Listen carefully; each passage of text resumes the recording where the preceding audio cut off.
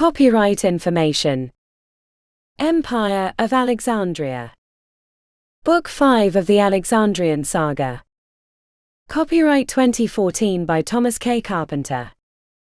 Published by Black Moon Books. Cover design copyright 2014 by Rachel J. Carpenter. This is a digitally narrated audiobook. Chapter 1. If you must break the law, do it to seize power, in all other cases observe it. Julius Caesar. Cold driving rain pounded the clay tiles of the domus, rattling the brass lampwork set into the marble pillars. The inner courtyard, a wide space that in drier times had seen bright adornments and heard the laughing cadence of Roman senators at work, and had even welcomed emperors to dine on sweet, sticky figs, was now deluged by the sudden storm. A growing pool formed on the tiles, and Dominitus watched his servants fight through the knee-high water to unplug the drain. Never had he seen so much water at once. If he were a godly man he might blame them, but he'd been in Rome far too long not to know that men and their ambitions were the real danger. A searing white brilliance, as if day had come tonight, burst over the house, and with it a teeth-shattering blast. Sitting in his favorite chair next to a smoky fireplace with a pile of warm blankets on his lap, Dominitus doubled over in pain, brought on by the vibration attacking his abscessed tooth at the back of his jaw. When the spots had faded from his sight and the throbbing pain in his jaw had reduced enough to allow him to breathe again, Dominitus sat back against his chair and shoved his arthritic hands deeper into the blankets. It was only then he noticed a shape standing in the shadows. "Is that you, Cultry?" he asked. The shadow turned into a man, wearing the style of a merchant, with a leather coin purse at his side and etched leather wrist guards, a fashion that had fallen to the common folk last autumn. He had an ordinary look, descended from conquered tribes, and a face that was easy to forget. Which in his profession was a boon rather than a curse. Dominitus cleared the phlegm from his throat in a series of coughing growls, which left him exhausted when he was finished. "You're a man of many talents, Cultry," said Dominitus. "How you reached my estate without getting a drop of rain on you is a mystery." "A humble practitioner of the arts never reveals his secrets," said Cultry. "Come sit," he said, patting the chair next to him. "This tired old man can hardly see across the room." Cultry moved into the light but no further. "I cannot stay long. There is much to do since the Alexandrians took the empire from us." Dominitus chuckled. "Is that how you see it? Can a jackal take a lion, no matter how fierce it is, if it's crawled inside the lion's belly?" Another crash of thunder interrupted them, this time far enough away that Dominitus could ignore the ache in his jaw.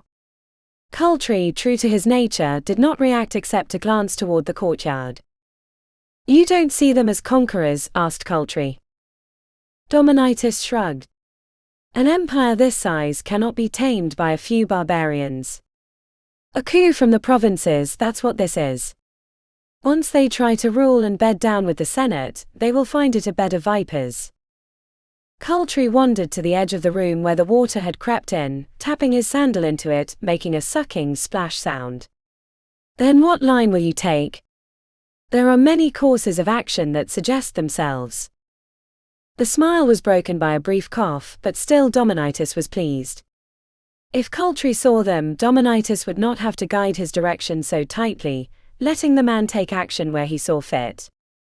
Especially in these chaotic times when no one knew who still held power. Too much is unknown to act too rashly.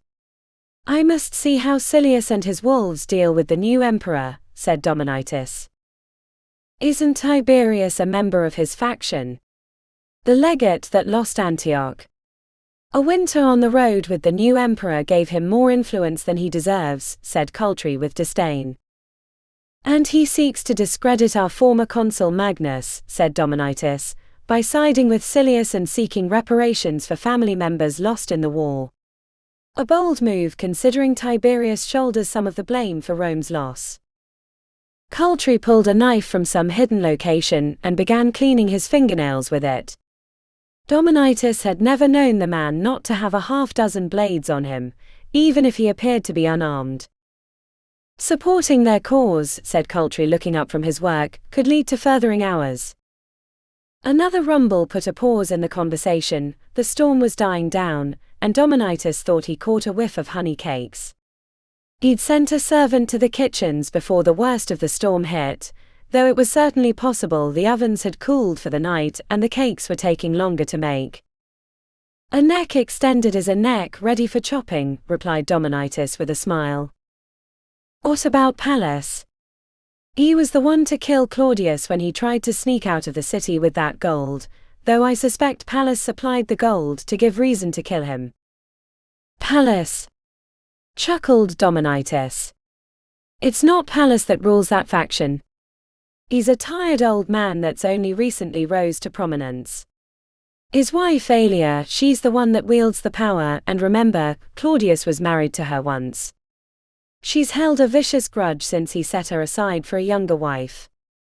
I'll remind myself of her long memory if I ever seek to cross her. Coultry crossed his arms across his stomach, and when he did, the knife that had been in his fist disappeared as if it had turned to smoke. I'd forgotten about that. Don't underestimate Aelia and her group, said Dominitus. What they lack in size and influence they make up for in cunning.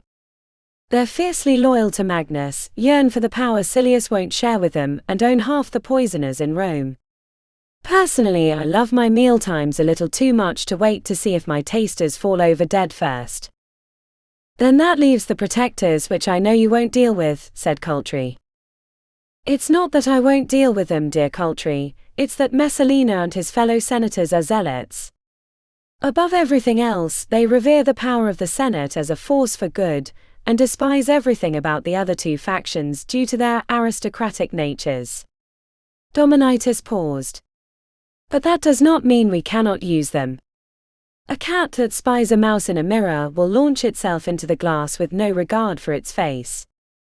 Coultry wrinkled his nose and knotted his brow, and then his lips screwed up in thought. Dominitus watched and waited. He had patience enough to let him work through it. The Alexandrians, then? I've heard Emperor Wardanas plans on leaving the inventor Heron in the city to rule in his stead, while he chases down Magnus. Would you trust yourself to those fools? Asked Coultry. Fools? I'm not sure. This Heron intrigues me.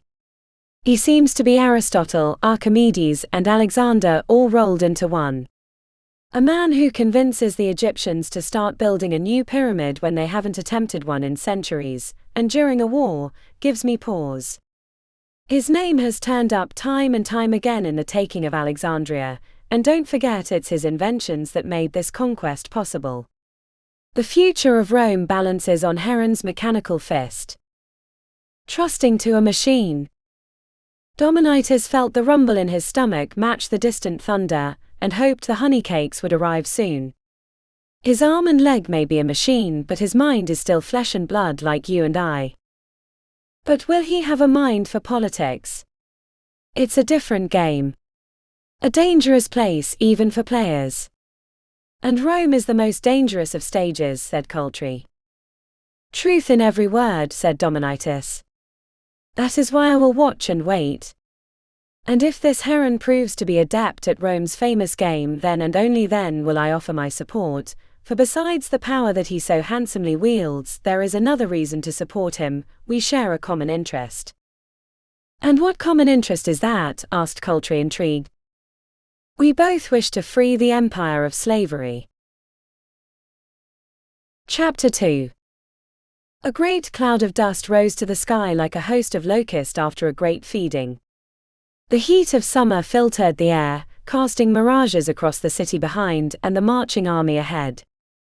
The russet mare shifted beneath Heron, and she placed a hand against the dusty neck, careful to use her flesh hand. The beast had already reared up twice from the whirring and clicking of her mechanical arm, eyes white with fright, making her regret not taking a steam chariot. Vestalis rode beside her, the flat stare of amusement lining his lips as his white stallion pranced. The golden breastplate he wore reflected the sun beneath his crimson epaulettes. I should have never let you talk me into riding a horse, said Heron. They don't like me and I can't say I blame them. I make more noise than a bucket of rats.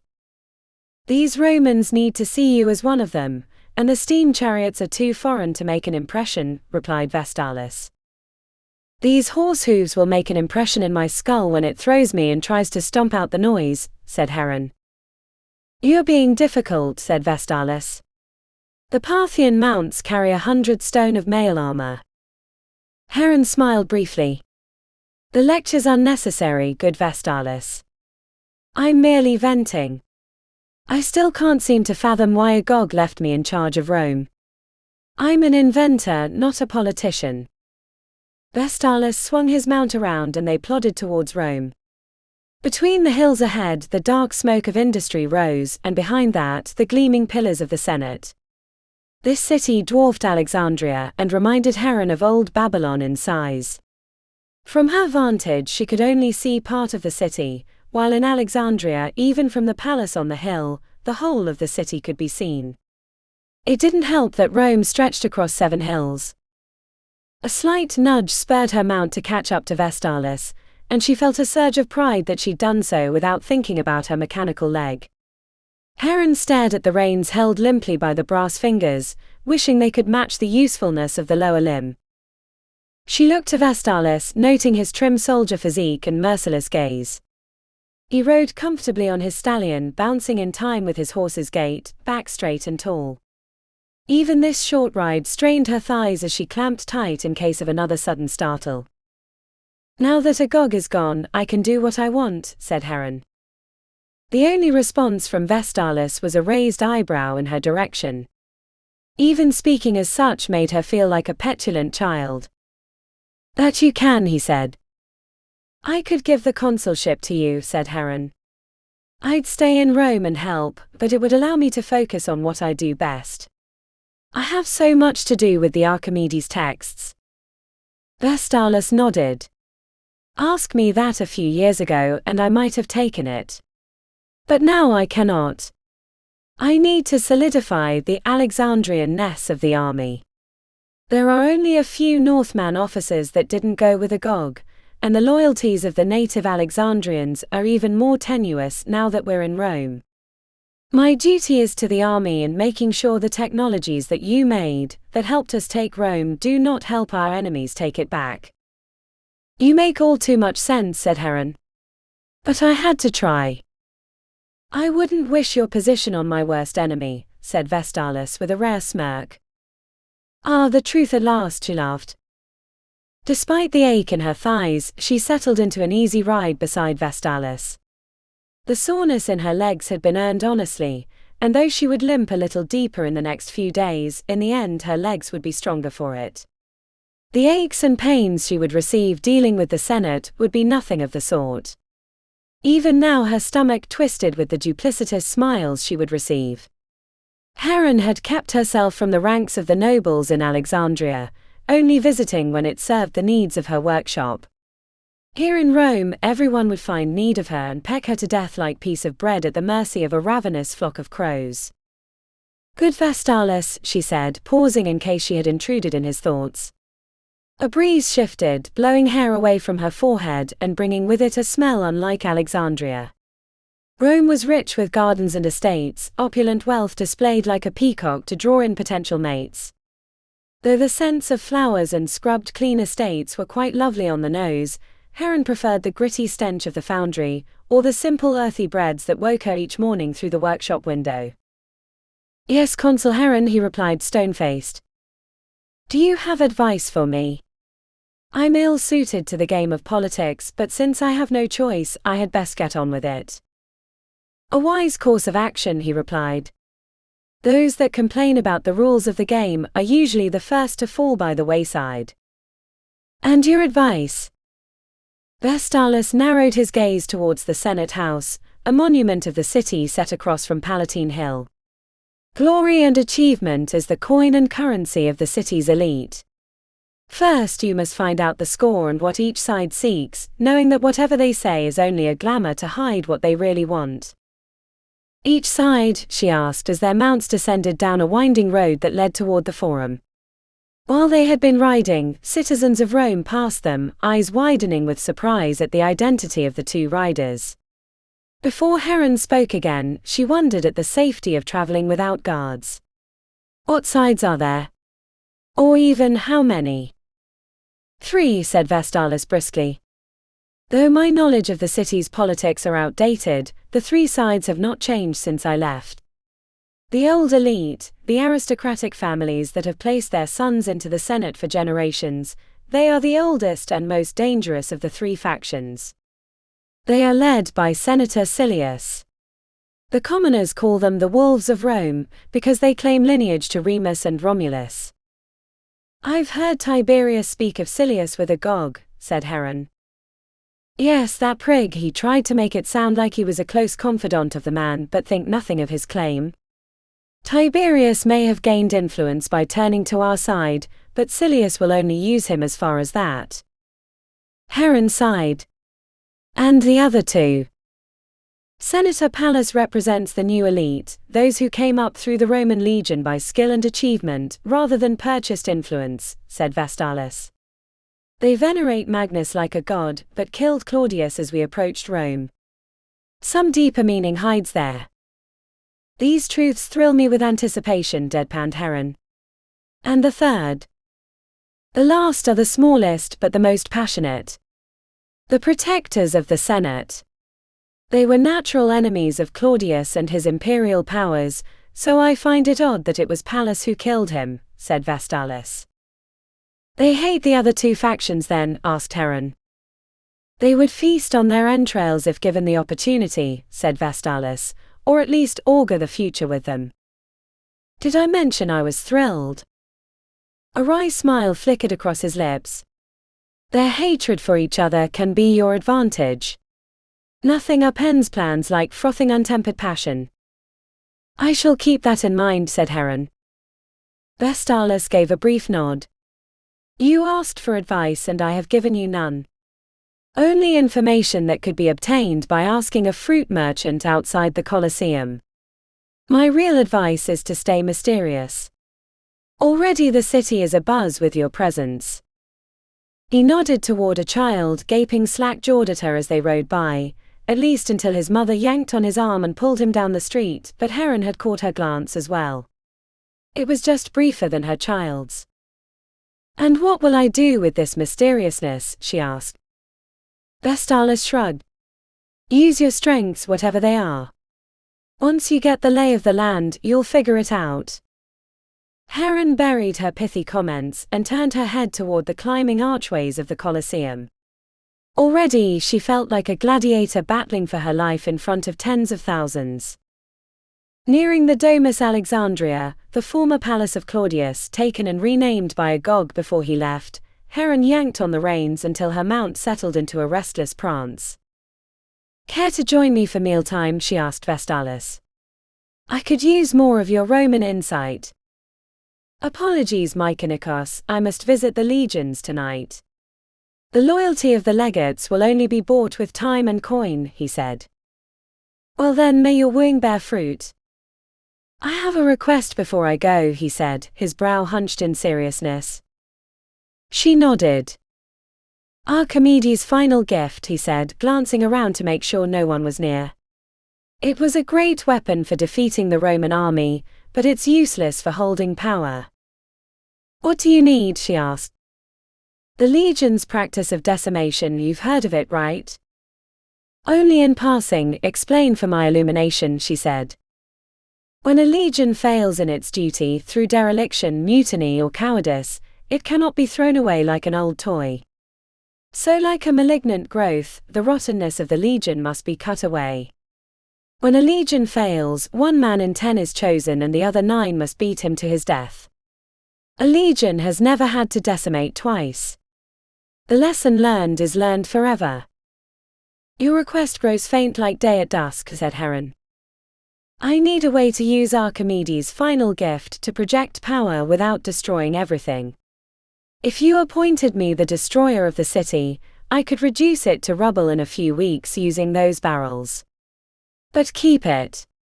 I cannot do that without some way to keep the legions in line and not give them the tools to overthrow us. Heron sighed. Good Vestalis, you don't ask very much, do you? Only what is necessary, he replied. I will think upon it, though I cannot promise anything, she said. The duty of the empire calls. Consul Heron Mykonikos, said Vestalis as he turned his mount to steer away. The empire is a grand machine, fit with great gears that turn on the axis of the earth. Take care not to get caught in its works. Chapter 3. The cinereous undergarment hitched up around Safaria's waist, so she tugged it back down discreetly with a stretch and a wiggle. She wasn't used to wearing the ochre stola, preferring the tunics she wore in the workshop, but this was Rome, and only common men wore tunics and prostitutes wore togas. Like Alexandria, the streets bustled with a tangible energy, men and women bumping into each other as they passed the stone-stacked buildings of the merchant district. Safaria had no particular destination in mind, letting the crowd and her whimsy carry her forward. But unlike Alexandria, the abundance of slaves surprised her. Not that Alexandrians did not have them, but it seemed there were 5 slaves to every citizen.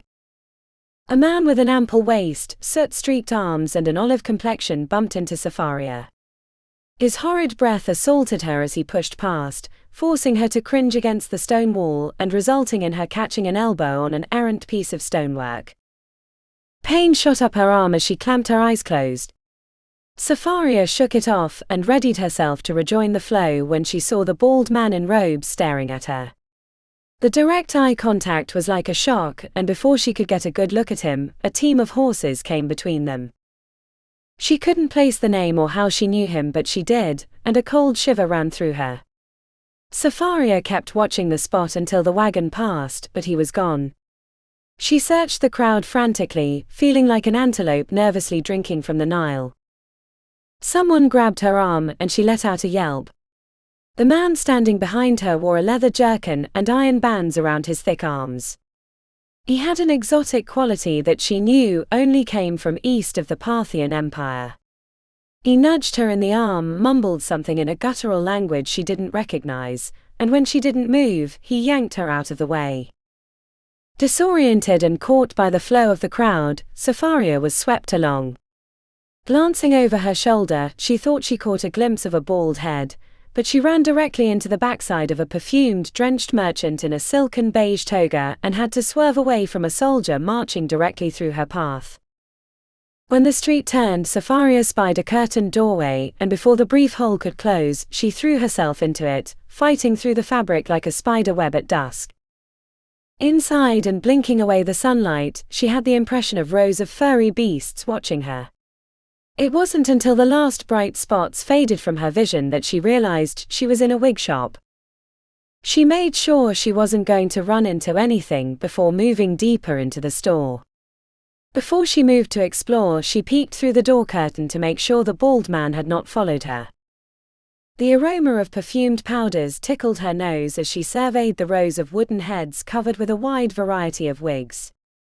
These shops weren't uncommon in Alexandria, but she'd never had reason or want to enter one, since they hadn't been the fashion while she was sequestered in the palace. Safaria ran her fingers along a particularly grand waterfall of blonde hair, feeling the silky strands beneath her fingertips. It looked fit for a queen, or at least a vain woman trying to emulate one. Or maybe, as she had read in the scrolls Heron had given her, a revered prostitute in the halls of Caligula. The hair felt real enough, and after the brief bit of terror in the street it felt soothing. So she kept touching the wigs, expecting the merchant to yell at her for dirtying his goods, but no rebuke came. A short black manly wig of hair, very Roman, very soldier-like, caught her eye. It was right on the other side of a short wall. A disguise like that could be useful. Twice she'd had to cut her hair for a disguise, once to escape the workshop and the other was during the hunt for the Archimedes text. She didn't know what Rome was going to be like, especially since her father was in charge of the city, while Agog was away chasing down Magnus, but it wouldn't hurt to be prepared.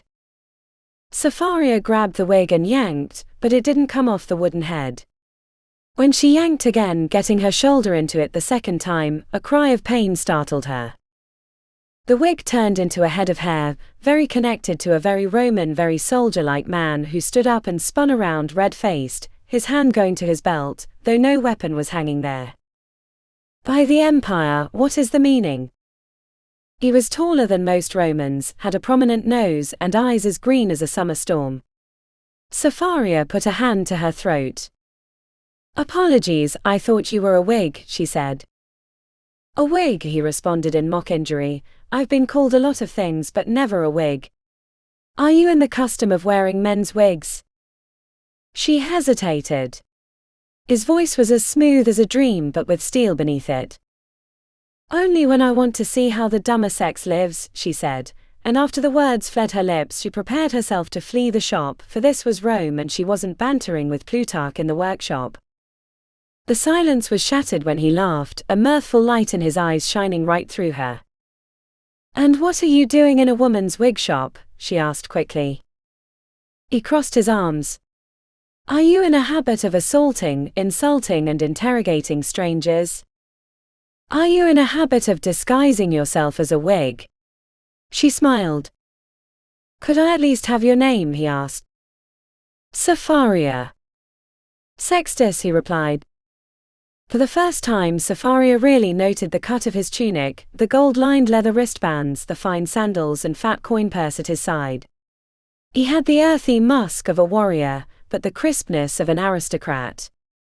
Sapharia noted that Sextus only gave his pronomen name, failing to add the agnomen or cognomen, which would have identified his family. Sextus, are you in the habit of disguising yourself as a Whig?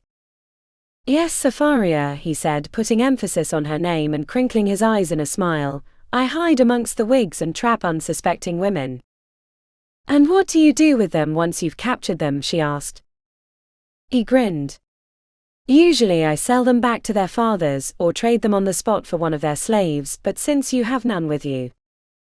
He let the words trail off and she could only guess at his implications.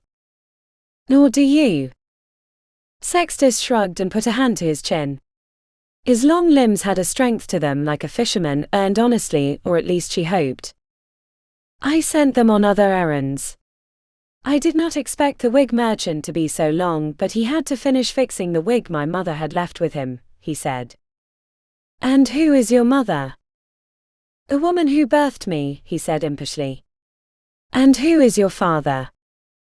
The person who raised me, she replied.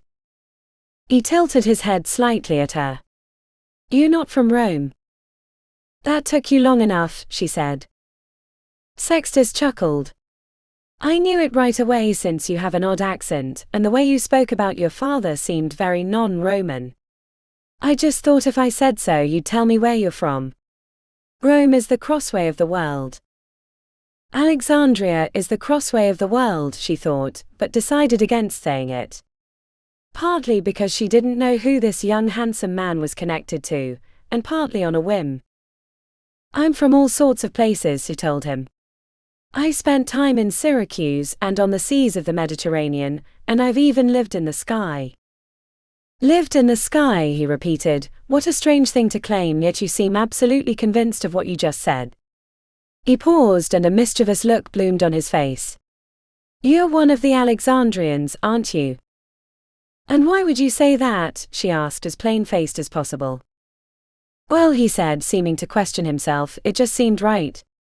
What with the Mykonikos and his mechanical limbs, the steam chariots, and other fantastical things. Magic, even. It just seemed like something an Alexandrian would say.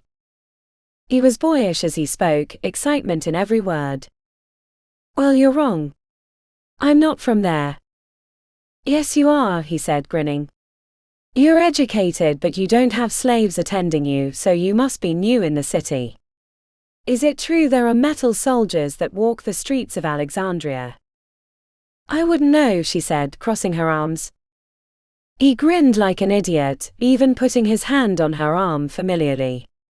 She shook it off. What about the steam chariot races? Sextus asked, undaunted. Will they bring them to the Circus Maximus? Surely they must, Rome would love those. I'm telling you I don't know, she said, shrinking upon herself. And have you ever met the inventor Heron? Mother says, well, I'd love to meet him. There must be metal soldiers in Alexandria if he has metal limbs.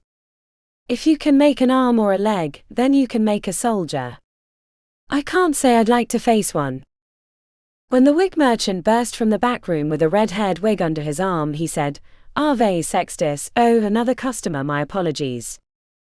Safaria used the distraction to rush from the cramped wig shop, pushing through the crimson curtain and getting immediately swept up in the crowded street. She thought she heard her name being called out from the shop. A colorfully dressed Nubian woman attended by a pair of Thracian slaves stepped on Safaria's foot, but she didn't care. Safaria let the crowd carry her as she stumbled along numbly. Then she shook off her malaise, remembering that it didn't matter. In a city the size of Rome, it was unlikely she would meet Sextus again.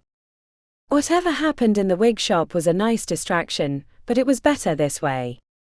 She was the consul's daughter, and until they returned to Alexandria, she had to be realistic about potential entanglements. Her dealings with Prince Vima and Ramses the Exile had taught her the price of her naivete. She wasn't going to make the same mistake again.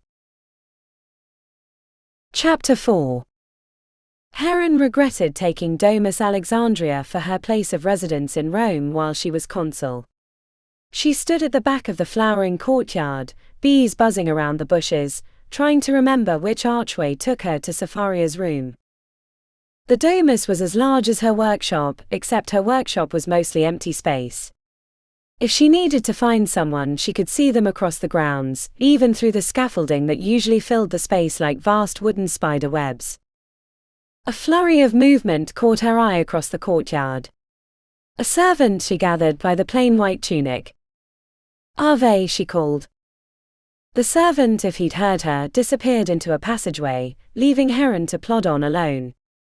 She circled the courtyard with the scrolls under her good arm, examining each archway in turn. The one carved with sea monsters, giant eel-like creatures that sprung from the waves with ship-sized fangs, led to the dining area. A little further on, a pair of archways confounded her. One was adorned with expertly painted soldiers wielding gladian scutums, the other had carvings of the great monuments of the empire. She'd been living in the domus for 3 months, but had never needed to find Safaria personally. A word to a servant brought her daughter to wherever she was, but today was different. She wanted to find her personally, if only to ease the disappointment. Heron closed her eyes, bringing the sounds of the city.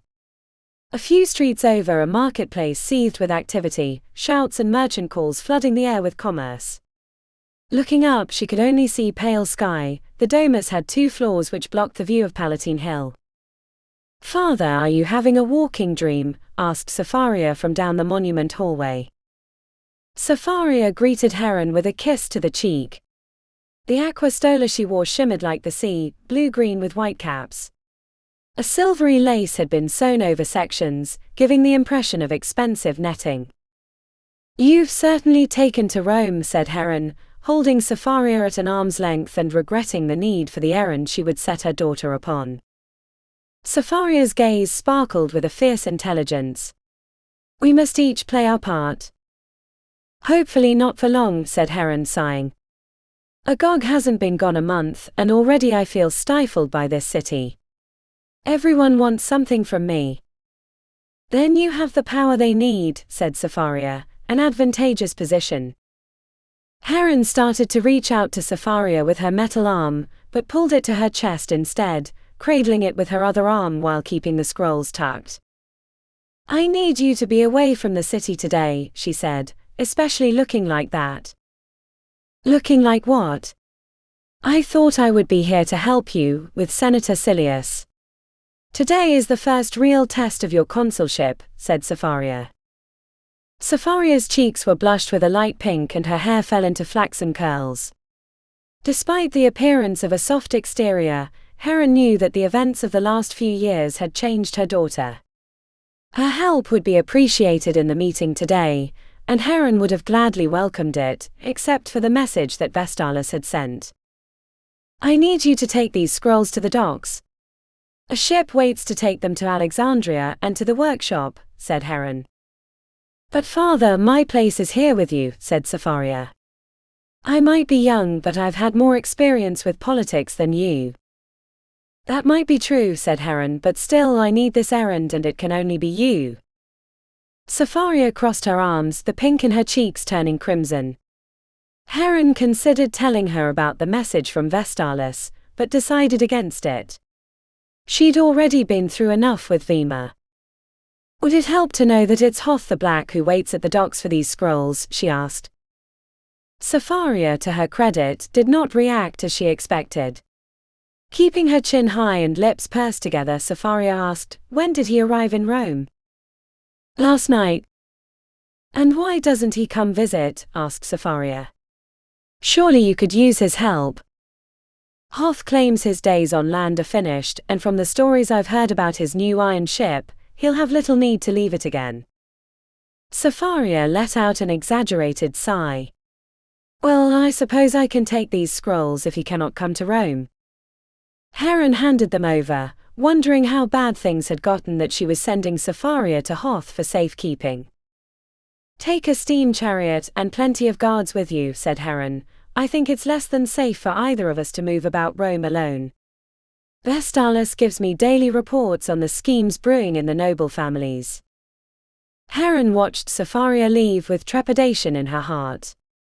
She wasn't sure if she was making the right choice. It might be advantageous to have her daughter by her side during the meetings with Silius, but the decision had been made, so Heron put it out of her mind. By the time early afternoon arrived, Heron was waiting in the map room. When Claudius had lived in the Domus, he'd spent hours in the room, poring over details of the empire. When Heron had first visited the map, she'd been surprised at the difference between it and the one at the palace in Alexandria. This one comically expanded the size of Rome and the lands around the city until it dwarfed other sections of the map, while the map in Alexandria was more geographically accurate. Heron wondered how much this warped view of the landscape had led to the Roman Empire's underestimation of Alexandria, which appeared only as a tiny dot on the map along the south edge of the sea. She hoped in turn they weren't overestimating the importance of Rome in keeping this new Alexandrian Empire, but there was little she could do now with Agog chasing Magnus across the north. Ave Consul Heron, said a strong voice from the entryway, may the Empire be eternal. Heron turned carefully, so not to unbalance and make a fool of herself upon first meeting. Despite leading what the populace called the Wolves of Rome, Senator Silius was often called the Lion of the Senate. His mane of grey hair and strong wide face held the countenance of the noble beast. The sash of purple which normally noted the position of a senator had been replaced with a wrap, turning his whole toga purple, except for the sleeves and a portion below the knees, a strong statement that bordered on imperial. His tan-jeweled hands were clasped in front. I trust you speak of the Alexandrian Empire, said Heron. Senator Silius inclined his head. As long as the rule of law and the office of the Senate still stands, then we speak of the same thing. We have no need of disturbing the Senate, its workings provide a useful engine to the new empire, she said. And what of this new empire? He scowled as he motioned toward her. Will you turn us to machines? Heron lifted her mechanical arm, flexing the fingers before gripping them into a powerful fist. My machines are here to serve us just as the wheel or catapult or aqueduct serves us now. Romans are not Alexandrians, countered Silius. We do not accept such strange devices in our midst easily. It would be a shame for the people to become spooked and rise up against your government. Heron smiled. Vestalis had warned that Silius and his allies had been holding secret meetings with prominent members of the plebs. Your concerns are appreciated but not necessary. Just last week I sent designs free of charge to the workshops of the city for some of the common machines that Alexandrians enjoy, like self-trimming lamps or wind-powered mills. Not all had the funds to make these machines, so we made lower interest loans available to facilitate their manufacture. Senator Silius shrugged dismissively. It matters not to me, I was only passing along a warning. Roman politics can be an infuriating endeavor, and I thought you might enjoy some inside information. Your generosity is appreciated, said Heron, trying hard to force her lips into a pleasant smile. How can I serve your needs? Silius coughed and waved her off. Oh no. My needs are few and easily taken care of. I come on behalf of those that cannot speak for themselves. This is the Republic, after all. Heron repressed a frown. And these needs? His shoulders slumped considerably, and he wandered to a chair to lean heavily upon it, with both hands gripping the ornate backing. This war was a terrible, terrible thing, he said. Of course, said Heron. War is always terrible. But this one was worse than ever before, whispered Silius before clearing his throat. When an army loses a fight, they usually have time to surrender once it's known they will not win. Heron crossed her arms. And your point? Silius stood and sighed with all the exaggeration of a theatre performance. Forgive my poor words here, I'm a man of peace, better known as a champion of the people, not an eloquent speaker like Cicero. Heron stifled her laughter. Even she knew Silius was more dangerous than swimming in a pool of vipers, and had never been even remotely called a champion of the people. Vestalis had told her that once a street merchant had been crucified for his donkey's dung fouling the edge of Silius's toga. Your weapons, terrible, terrible weapons. Though I was not there, I heard the stories. Your sorcery cast fire and earth into the midst of the legions, destroying them as simply as snapping your fingers. They had no time to surrender, only die. Are you getting to a point here? She asked. He leaned heavily on the chair. So many families lost firstborn sons in the war. And not just firstborns, seconds and thirds too. Almost 6 full legions were killed that day, nearly 30,000 men. An unheard of death toll in our time, or any time. Even Heron was not unmoved by the obscenely large number. Winning the war had come with a price, but it was a price she was willing to pay to put a stop to the Empire's slaving ways.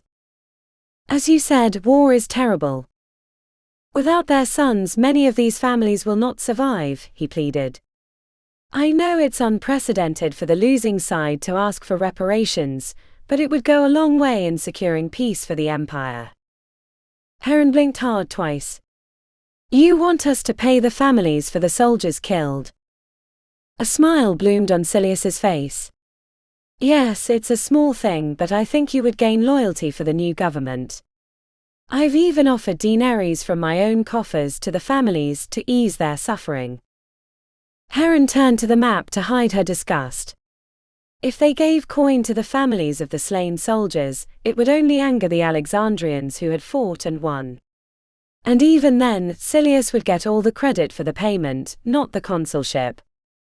While I sympathize with the fallen, the Empire is in a period of reorganization, and we're still fighting a war. At this time we cannot afford such a payment, however noble the purpose might be. Surely this new empire must be flush with coinage. Why, it is the talk of the city that you freed your house slaves and made them freemen. Why, if you can afford to pay them, can't you afford to pay the families? Apologies, but as I said before, we're still fighting a war. Please pass my condolences along to those families, but that's all we can offer at this moment. You want me to pass along condolences to 30,000 families? He asked. No, of course not, she said, sighing, feeling like a street vendor taking orders for roast bear. Can I help you with anything else? Nothing at this moment, he said, bowing, but before he turned to leave he raised his arms slightly, though there is one thing, a small thing. Heron raised an eyebrow. A small thing? Yes, a trifle barely worth mentioning. Then don't mention it, she replied, stone-faced. This lion of the Senate was nothing as she expected. Silius cleared his throat. There's a minor rule in the Senate, one that's lingered from centuries past, but as rules are, they're easier to implement but harder to eliminate. And you want my support on eliminating the rule? She asked. Well, it's more than your support. Since the powers of the dictatorship are in effect, and you are acting dictator while the emperor pursues the traitor Magnus, you could change the rule with the flick of a quill. What is this rule? She asked carefully. It's an old rule, one long since passed out of usefulness. I feel it is my duty to eliminate such waste in our laws, but others thwart me out of spite for my position. The law prescribes the paying of fines to the empire in bronze, a practice necessary 400 years ago before silver and gold were readily available. It puts a drag on the empire and costs it funds by its arbitrary nature. Heron had been expecting all manner of laws, but not this one. It could be that he would get some minor benefit out of it, and he was just testing the waters with her, but she couldn't see what. It seems a law that I might consider eliminating, she said. I would most appreciate it, said Silius. It would put me quite into your debt. I suppose. Silius bowed again. You'll find I can be a staunch ally. There's a group of senators whom I am a part of that wishes to be helpful. With the right favors, this new empire can enjoy our valuable support. And what are the right favors? The smile that rose to Silius's lips made Heron want to retch. Had she not been warned by Vestalis, this request would have shocked her. Now it only made her ill. I seem to be in between wives at the moment, he said, imploring her with open hands. Your daughter is of age and is said to be quite attractive. A binding of our two families would make this new empire quite strong. Heron took a deep breath and said the words she had been practicing all morning. Apologies, Senator Silius. It is my deepest regret that I cannot offer my daughter's hand to you. She is promised to Admiral Hoth and is boarding his vessel to return to Alexandria as we speak. Oh, I had not heard, he said, looking around feverishly. Well then I must be going. The duty of a senator calls. Of course. Before he left, Silius raised a hand in farewell. And I shall not forget that favor. Small things can have great effects. I am much appreciative. When the senator was gone, Heron slumped into a chair and whispered to herself, oh, why again did I agree to this? Chapter 5. The waiting was intolerable. The tight blue-green fabric shifted with each bump, drawing the silky stola across her taut nipples. Safaria held her arm over her chest as the steam chariot thundered through the streets, drawing stares and open-mouthed gapes. Safaria barely noticed them, faces mutely passing, the commoners and merchant classes picking their way through the streets. She held her nose against the sharp sulfur smell of the coal fire burning only a length away in the steam chamber. Azure mists passed across the round boiling pot like clouds in a crystal ball.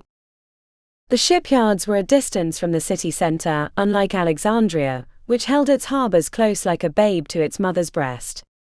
The western side seemed to be more industrious, less political, the opulent mansions replaced with sturdy workshops and tall stone warehouses. It had been half a year since she'd seen Hoth the Black. His starlight attentions during the trip to Syracuse had been a nice distraction from the monotony, but she wondered what kind of reception she would receive. Partially, she scolded herself for even agreeing to deliver the scrolls. Her place was in the domus for the discussion with Senator Silius. Next time she wouldn't let Heron talk her out of attending, but she wasn't worried. There were other meetings, other parties, and still she had not yet visited the forum. When the shipyards came into view, Safaria found that the massive iron ship waiting in the harbor defied her expectations. She'd heard tales of the pleasure barges of the pharaohs or the floating palace of Emperor Caligula, but neither stories did the ship Hoth the Black call Jormungandr justice.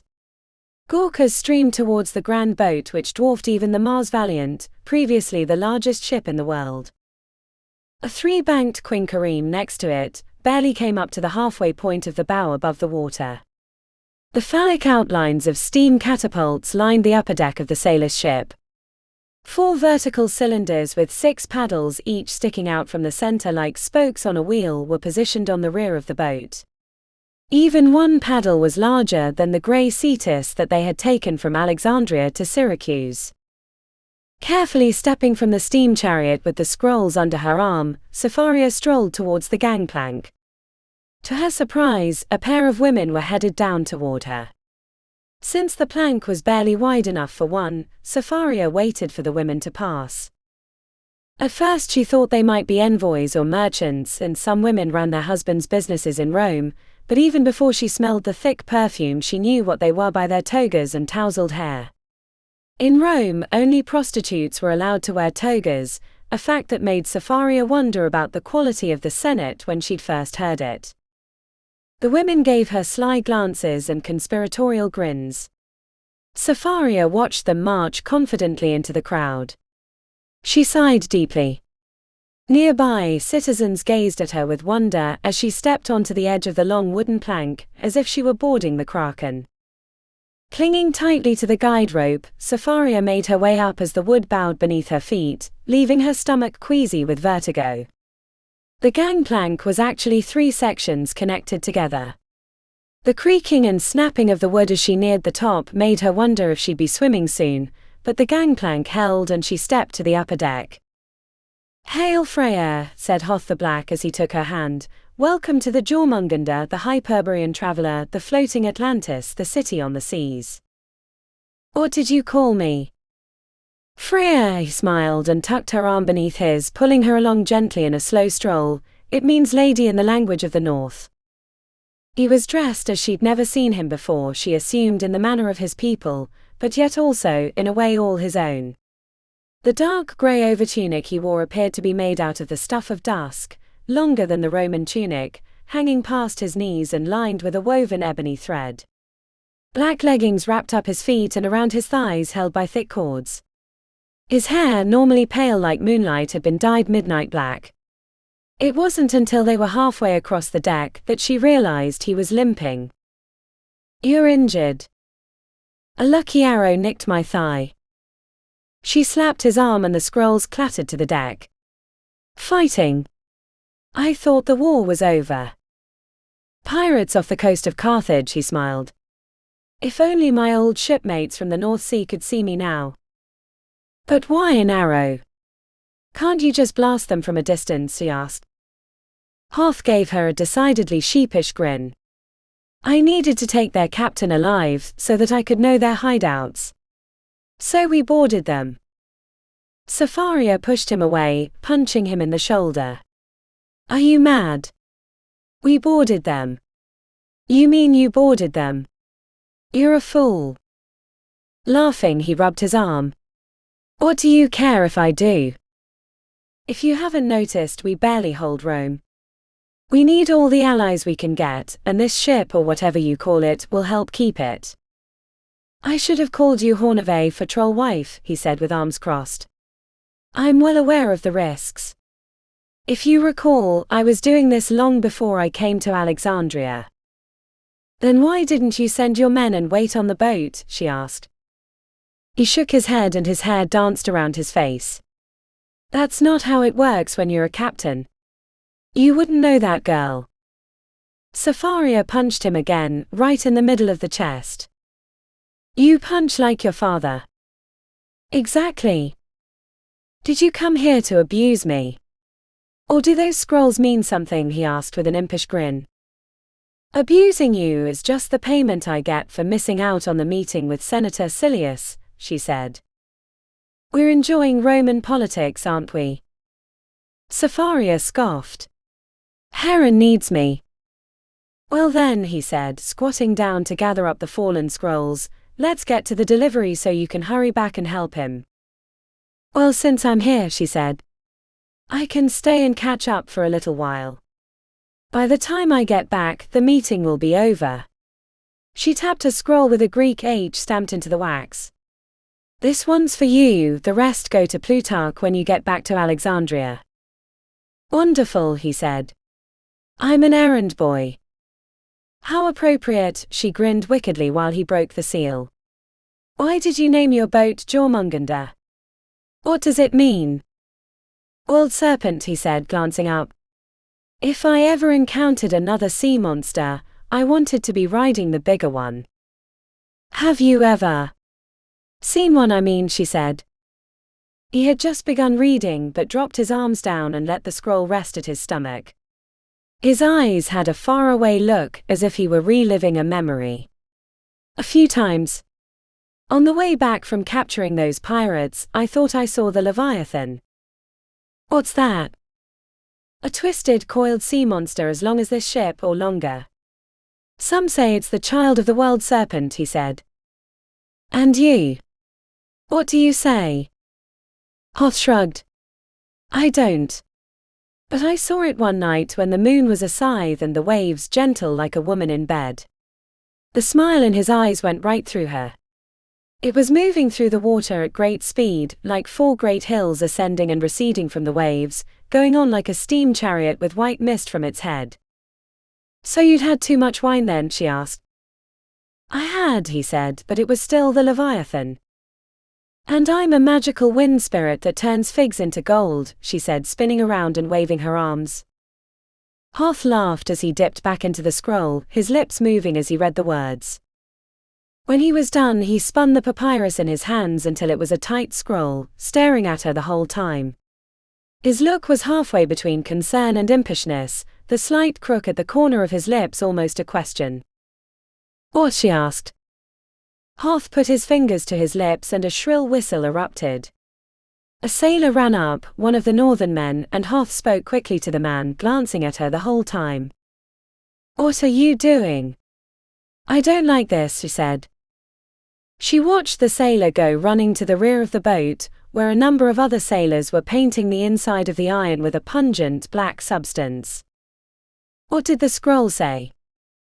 It was an instruction from your father, he said. I know that. What did it say? He tilted his head slightly. Your father is the consul of the empire, right? Of course. And my position is the admiral of the Alexandrian navy, which reports to the consul in Wadanas's absence, he asked. Yes, of course. What foolishness is this? When he frowned, she knew she wasn't going to like what he had to say. Then know that I am just following orders when I say that I've been instructed to take you back to Alexandria with me, he said, tight-lipped. Safaria turned to run back to the gangplank when she realized what the sailors were up to. The 6 men were pulling the heavy wooden plank onto the ship. There would be no leaving the Jormungandr now. Her face was as hot as a volcano when she turned to Hoth. He held his hands up. Apologies, it's the consul's command. I know you want to be at your father's side, but trust me, Heron explained his reasoning in the scroll. You don't want to be in Rome. Safaria marched up to Hoth and pushed him with both hands. You don't understand. My father needs me. Vestalis is busy with the army, you're hiding on this cursed boat, Agog is off chasing that old Roman general, and Jarngard is dead. There's no one left but me. I have to stay. You cannot take me. I have to, he said. My father disdains politics. They'll eat him alive. It doesn't matter how smart you are if you can't be coy and duplicitous, she argued. And you are. More than my father, she said, balling her hands into fists. Heron was building his pyramid or running off to old Babylon with you, when I had to deal with Ramses and Vima. And they'll underestimate me. Think I'm just a young girl who knows nothing of these things. They don't think that, he said.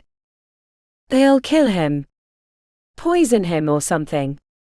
You can't leave him here to die. You might as well be sentencing him to death, Safaria pleaded. It can't be that bad, can it? She dug her fingernails into her palms. It can. I've read the histories. The leading cause of death for a senator is assassination, usually by poison, but it could be anything. They killed Caesar in the middle of the Senate. Hoth looked momentarily sympathetic, but then he glanced at the scroll. I can't. The orders and reasoning were clear. Then tell me the reason, she said. I can't do that either. They faced off for a while, matching stern looks, until Hoth finally shrugged and limped back toward his cabin. Safaria's hands unclenched and her arms hung loosely at her side. When the deck began to hum and black smoke puffed from the stacks at the rear of the iron ship, Safaria put her palms to her eyes and pressed until blue geometric shapes formed in the darkness. The sailors moved about the deck, ignoring her as she stood like a statue. They feared to meet her gaze. When the giant steam mechanicals that rested in the belly of the iron ship gave their full-throated roars, and the cylinders began a slow churning revolution, Safaria bit her lower lip and watched the Jormungandr pull away from the docks. Chapter 6. The hard bench wore a knot into her rear while the senators chatted on like a great host of magpies. The scents of their musks and perfumes were so thick Heron expected to see a light mist hovering through the great bowl of the Senate chamber. A senator was speaking. Heron had no idea what his name was, only that he'd been droning on for a while, ignoring the clattering going on despite his impassioned oratory. In the esteemed fashion accorded a member of the legates, it is our duty to make known that which is most important, the glory of the empire. Though changed, we still endure, and so I say. At the beginning of his speech, Heron recalled mention of a statue to be commissioned for Tiberius' role in brokering the peace plan, which she knew was a lie. Heron wasn't inclined enough to dispute the claim, deciding it would be more than appropriate to let the pigeons shit on his likeness. Bored, Heron practiced the articulation of her metal fingers, tapping each one against her palm in succession. When she'd first come to the Senate floor, she'd expected to be gawked at like a lion in a zoo, but most of the senators ignored her as they puffed up like peacocks, showing off their colorful togas and flashy rings while spouting annoyingly long oratories about the glory of the empire, with no mention of Alexandria in any speech. Heron dressed in the simple tunic she wore to the workshop each day, though this one was absent of ink marks or food stains, making her feel less than useful. She glanced to the far side of the bowl to where Silius and his side sat. The senator's regal mane of grey hair had been copiously brushed, and his toga barely had a scrap of white on it, a near traitorous choice of attire if he'd worn it while Claudius still ruled. The senator caught her looking and nodded, so she nodded back. The other two groups sat to either side of the wolves, neither one as large or as powerful as Silius's group.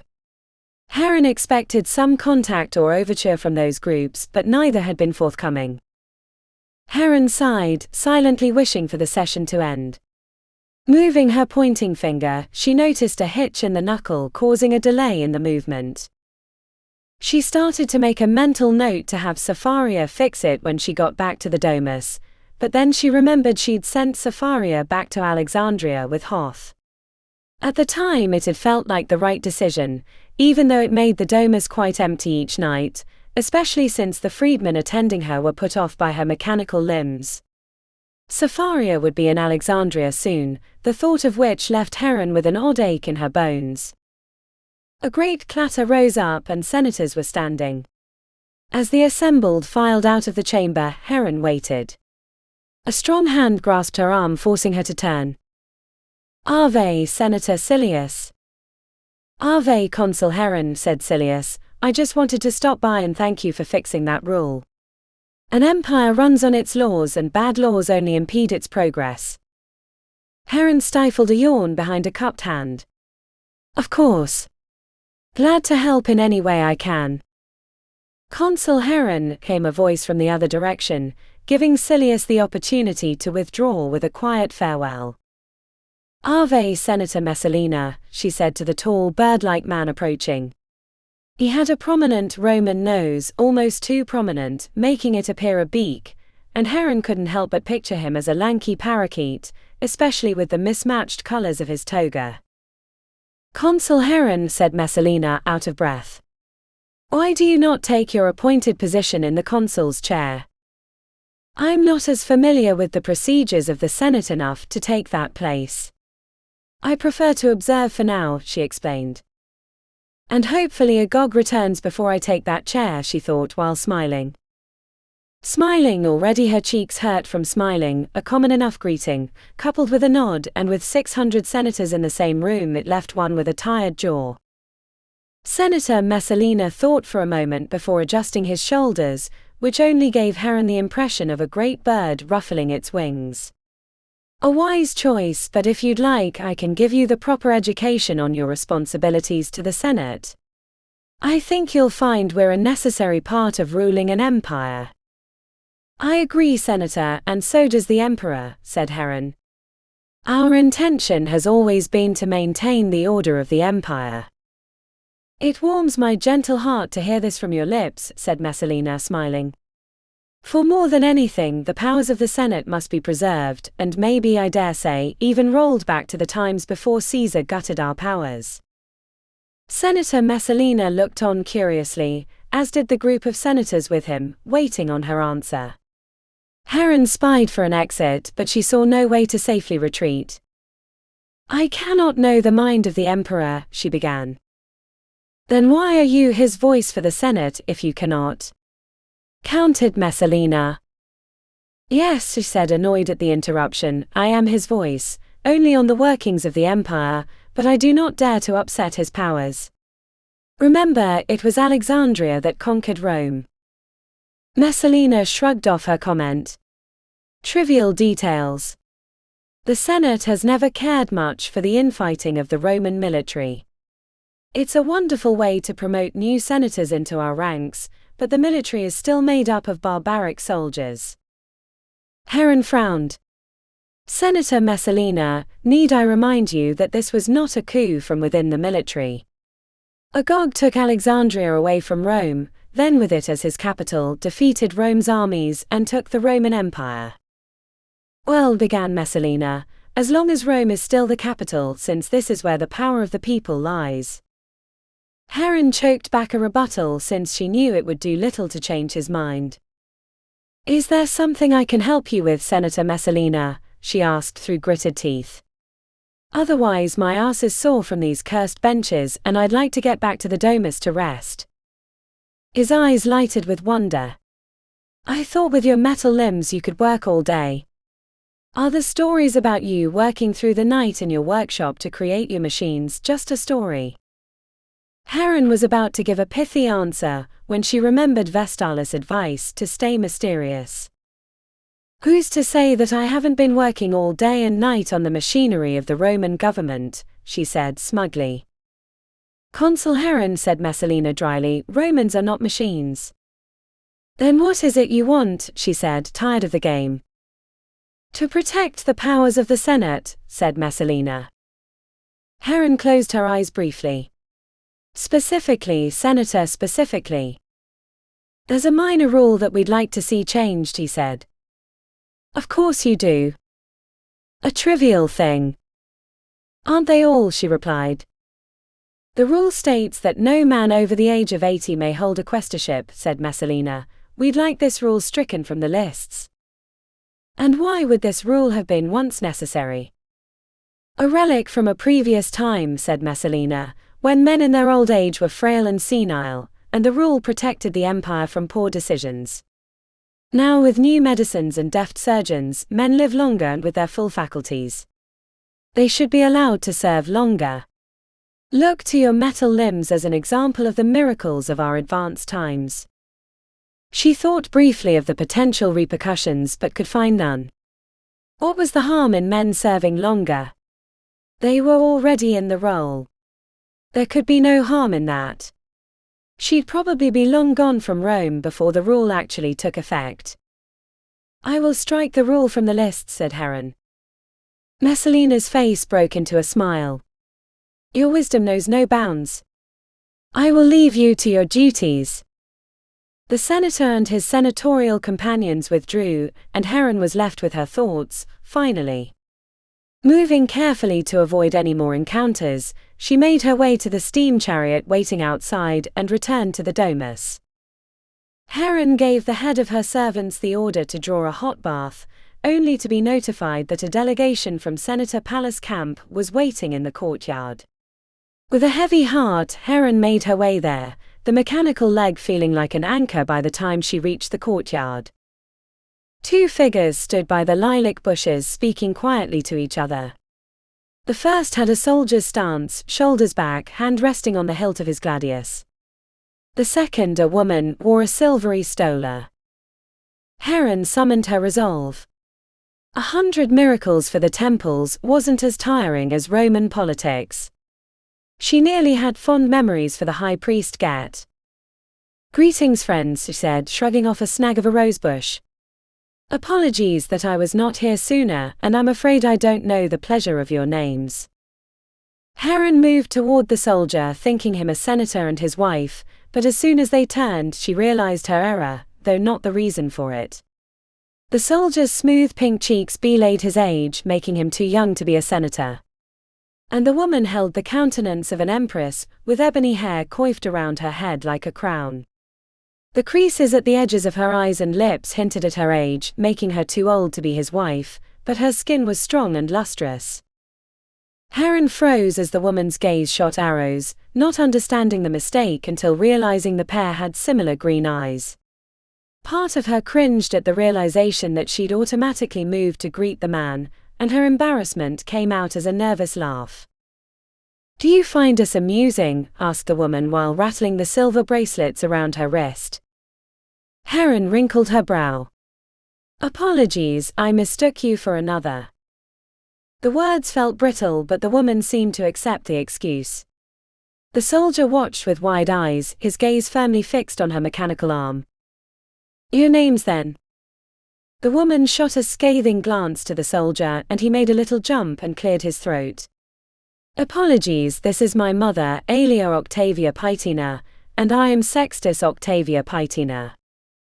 Even Heron, with her limited knowledge of Roman politics, knew it was unusual for a woman to give a nomen gentile and cognomen name. It was even more unusual that she'd been sent as the spokesperson for Senator Pallas, the person she'd expected to see in the courtyard. "Excuse me for my ignorance, but you are Senator Pallas' wife?" asked Heron. Aelia raised her chin high. "Does this bother you?" "No," said Heron, trying to remember where else she'd heard the woman's name. "Not in the least bit. I'm still unfamiliar with all the players in Rome." "You certainly had time for Senator Silius, helping him steal a large fortune from my family with that stricken law. I would say you know quite well who the players are, and you've decided which side you're going to back." Heron stammered for a moment. "Steal a large fortune? I'm afraid I don't understand." Aelia stepped closer, and a flood of old perfume nearly made Heron gag.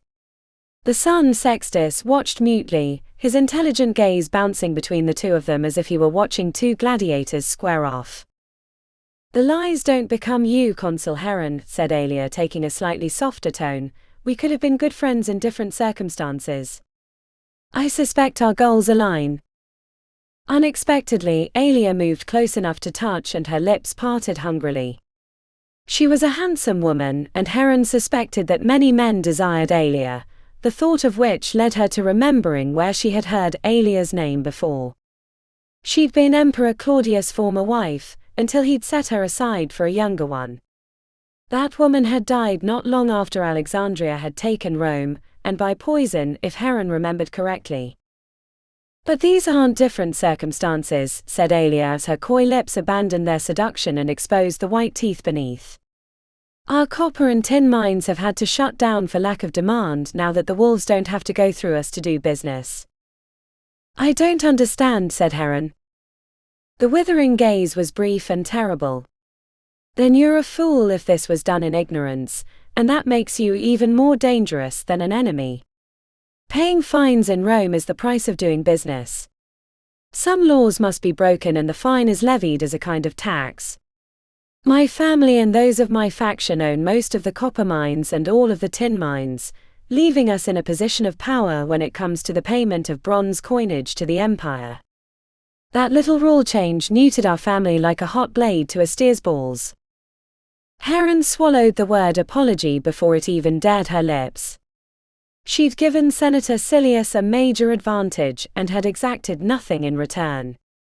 Aelia was right, she was a fool.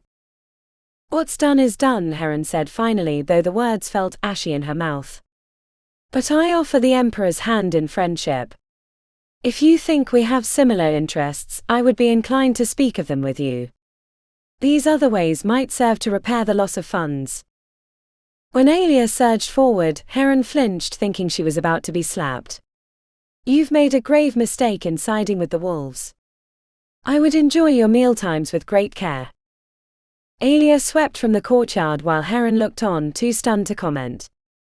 The son, Sextus, who Heron had nearly forgotten, gave a little nod with an almost apologetic expression before he left.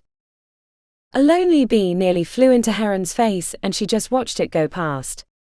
Slumping onto a stone bench, she tried to take a deep breath and cleanse the claustrophobic feeling suddenly invading her bones, but the fragrance of the flowering courtyard had been annihilated by the meeting with Alia. 6 months. Agog had sentenced her to 6 months in Rome. By the time he came back, the city would be in ruins from her ineptitude. It was no wonder she preferred machines over people. Until it broke, a machine did what it was designed to do. If only she could peer inside their heads and see the gears that drove them, then maybe she might stand a chance. 6 months. 6 more months in Rome. Chapter 7. The candlelight flickered with the opening of a distant door, but Heron scribbled on, determined to get the idea out of her head and onto the papyrus. After a practiced flip of the lid, she took a spoonful of the violet powder, and shuddered in its embrace. A plate of lark tongues waited nearby, long since cooled from the ovens.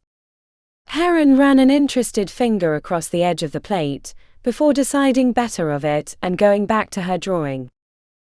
A heavy knock sounded from the doorway. Go away. I don't need food. I'm not going to eat it anyway. Feed it to the dogs like the others. Afraid of poison? Asked Vestalis. Heron whipped around, startled by the voice. It's you. Last I checked, said Vestalis before he took a sniff. How many days have you been in this room? Heron glanced to the table filled with barely touched plates of food. There had to be at least a dozen. I haven't the faintest idea. A week, said Vestalis, or so my spies tell me so. Surely you haven't been awake this whole time. A pile of finished scrolls was stacked just out of reach. She didn't remember working on them, but the stylistic H in the wax seals were unmistakable. I'm certain I caught a nap here or there, she said, feeling a hollowness in her bones. Vestalis raised an eyebrow, his jaw pulsing with thought. There is much talk in the Senate about your absence. Conclusions none beneficial are being drawn. I'm afraid it's probably best this way, she said. I can't make any political blunders from here, and I'm getting a lot of work done. Though she hadn't the foggiest idea of what she'd drawn. Without your presence as a representative of Alexandria, the various factions are starting to doubt our relevance, said Vestalis with only a slight scolding tone in his voice. It's better that they bicker with each other than to consider temporary alliances to remove the invaders. Then take my place, said Heron. It's clear I'm unfit for the job. Your concern is understandable. Rome is no easy stage to make your first steps upon. But I cannot take your place, or we will lose the gains I've made with the Legion. We have no choice but for you to continue.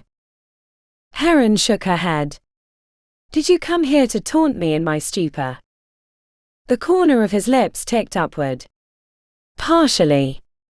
And partially to check on the invention I requested last month. He paused. And partially because we have another problem. Heron sighed. What is it? The barrels, he said, frowning. My spies tell me certain factions are growing interested in them. If they helped us take Rome from the Empire, why can't they help take it back from Alexandria? She drummed her fingers on the table. An excellent point. Where are we keeping them? In a warehouse at the edge of the city, he said. I have a garrison there, all loyal Alexandrians, but a garrison in a city this big is easy to overcome. Then we have to move them, she said, matching his frown. Or hide them somehow. I was thinking we needed to split them up, he said. Scatter them around the city in hidden locations that only we know about. Without guards? He nodded. It would only point an arrow to them. How will we move them? And where? She asked. I don't know, he said, that's why I came for help. She nodded again, the malaise lifting from her limbs. We'd need a reason to be moving around the city. And locations to hide them. Good idea, but too vague. We can't make a plan without details, said Vestalis. She glanced to the massive map on the wall. The city was a large place, there should be plenty of places to hide the barrels of spark powder. Could you help me put more light into the room? We need the map, she said. What a good idea, he said, grabbing a candle from a mahogany side table and sticking the wick into the one on the table. Before long the room was brighter, which had its downsides. The plates of old food looked quite pathetic in the light. She picked up one of the slippery lark tongues but decided against it, throwing the piece of meat back onto the cream terracotta plate. Heron stared at the map with Vestalis by her side. She tapped her lips while searching for inspiration. When I was making miracles for the temples, I had to hide the contents of my wagons, lest the believers get a whiff of our deceitfulness. We used grain wagons to mask our movement, even throwing bundles of grain on the tarped contents.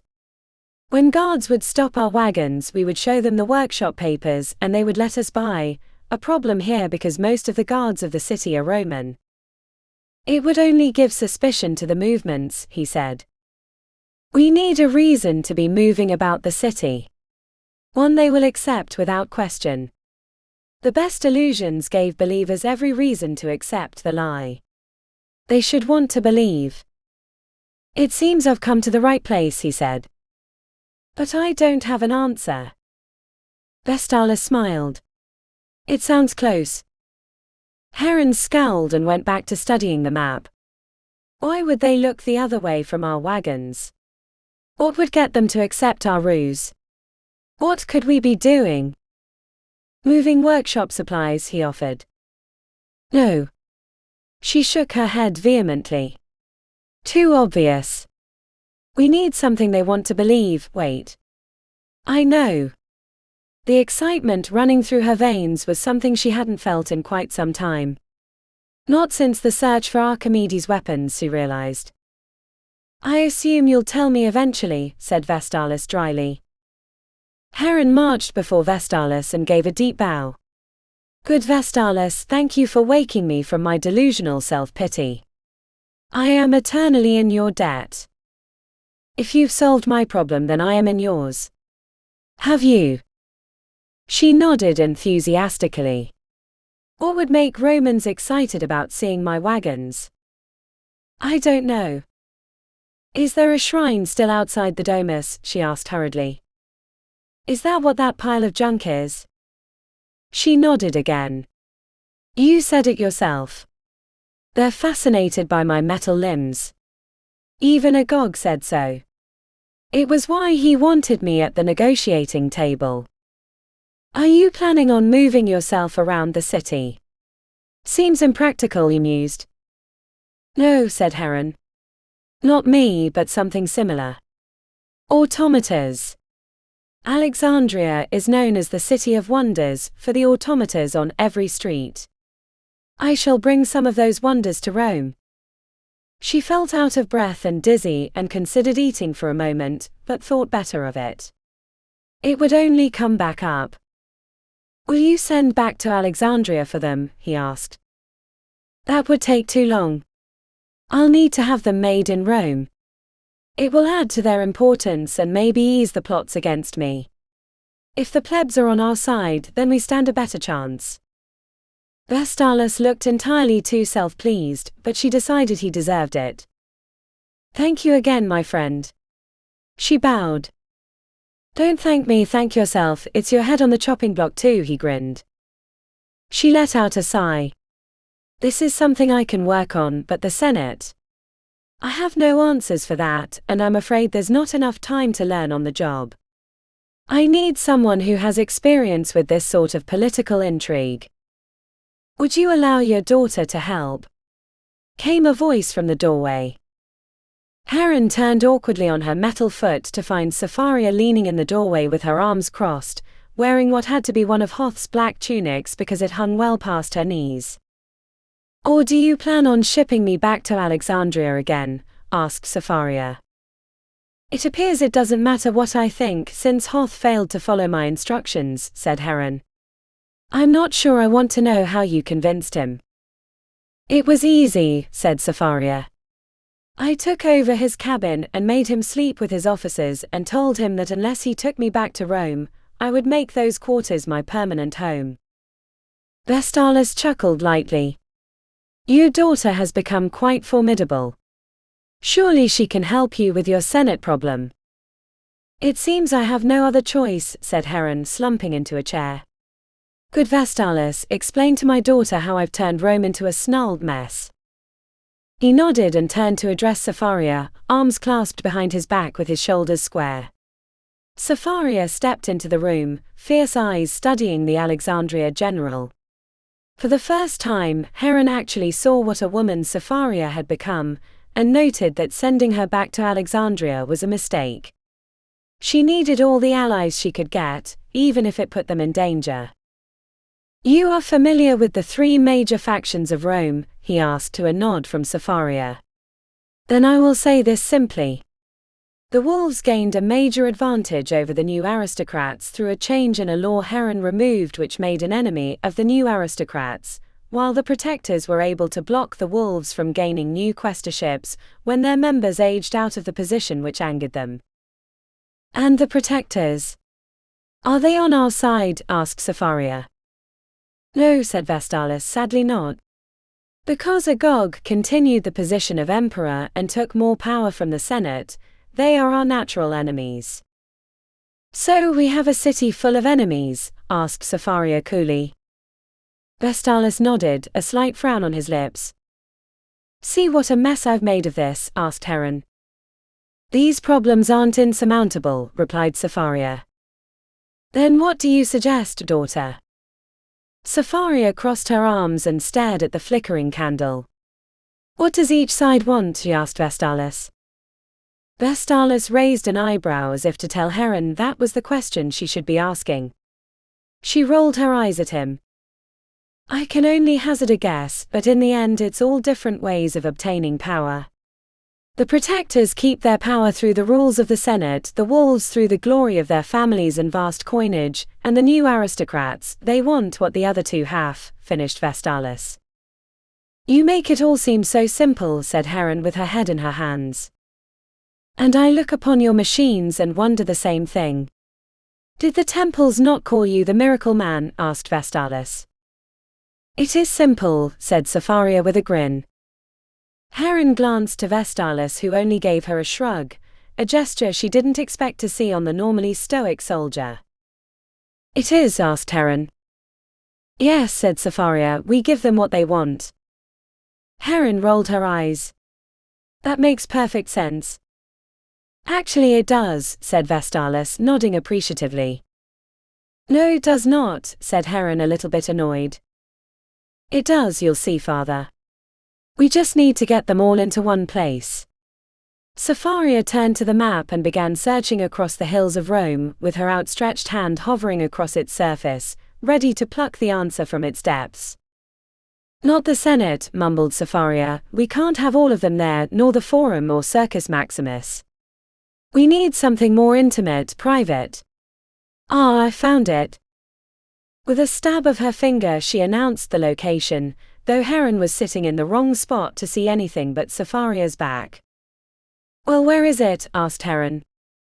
Here. You need to have a party and invite them all here. That way we can control how it happens. Heron shook her head. No. I won't. Not here, I can't escape them then. She looked to Vestalis for support, who only shrugged again. You wanted help, he said after a time. We must begin right away, said Sapharia, darting across the table to grab a scroll and quill.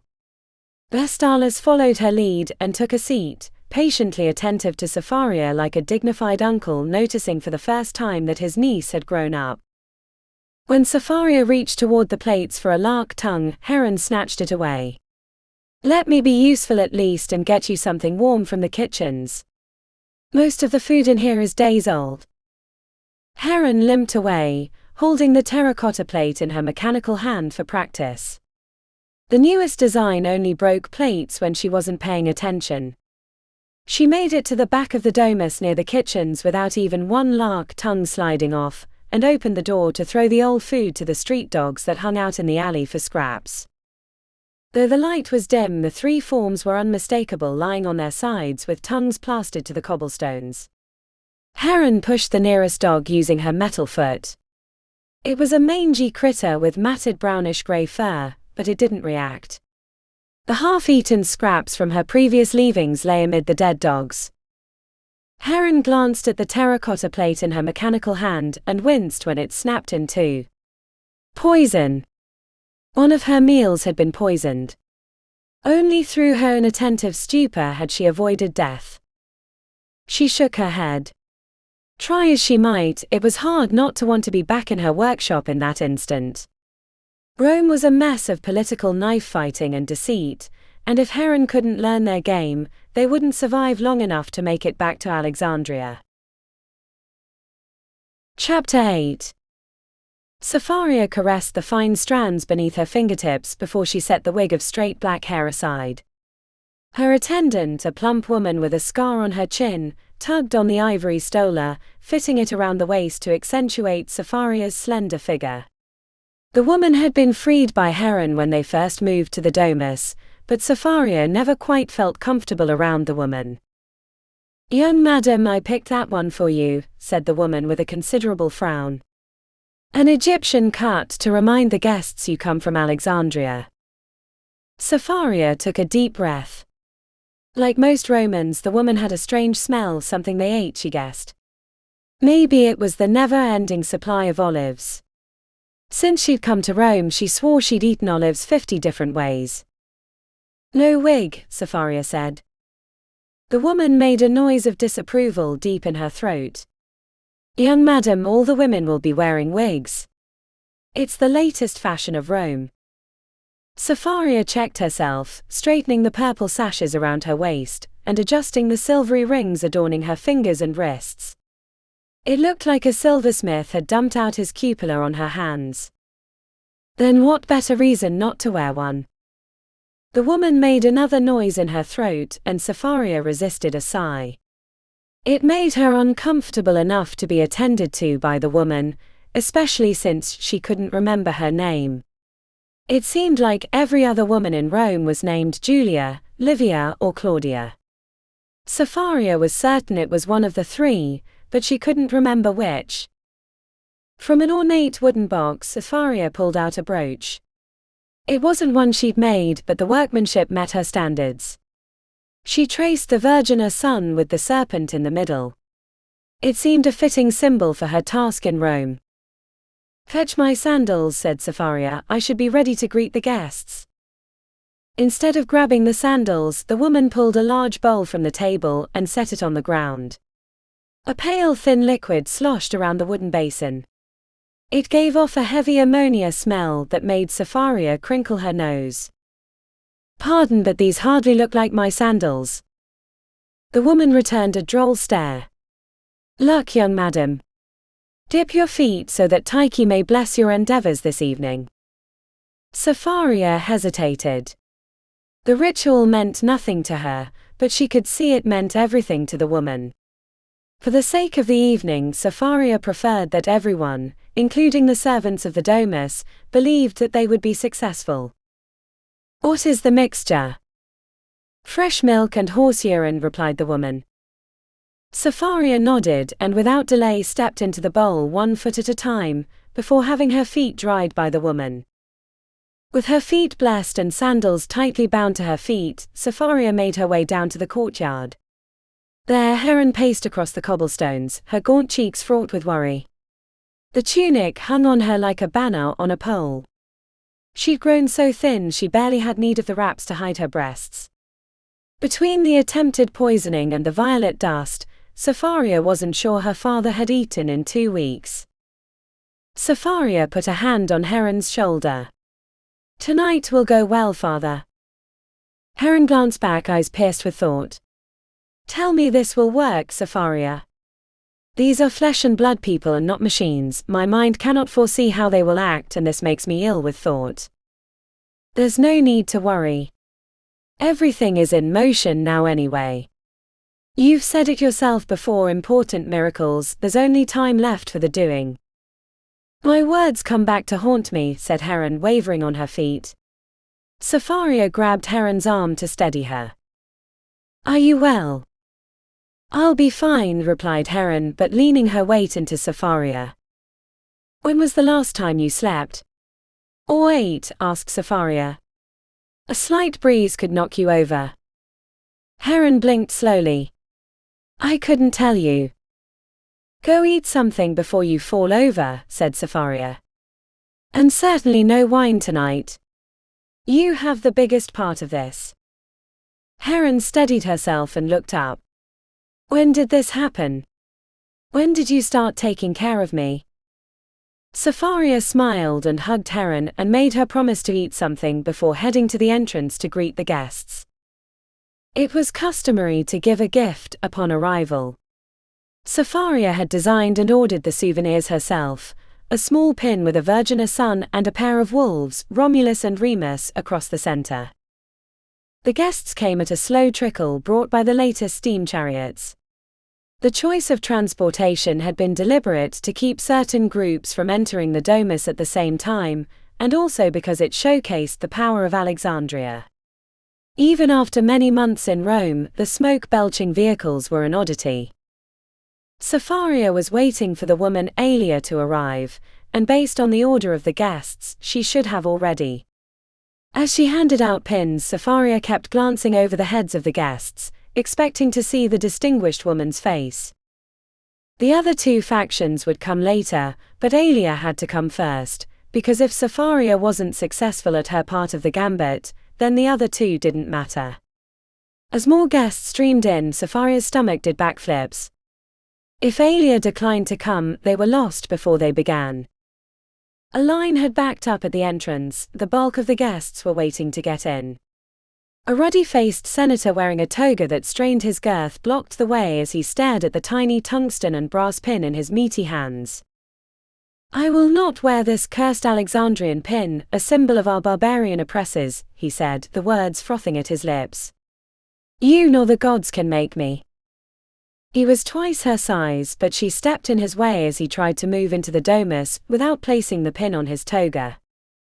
"Apologies, citizen, then I will not be able to let you into the party," said Sapharia. She knew his name, Senator Antonius. She'd memorized everyone that would be attending, but refused to say it. "Citizen.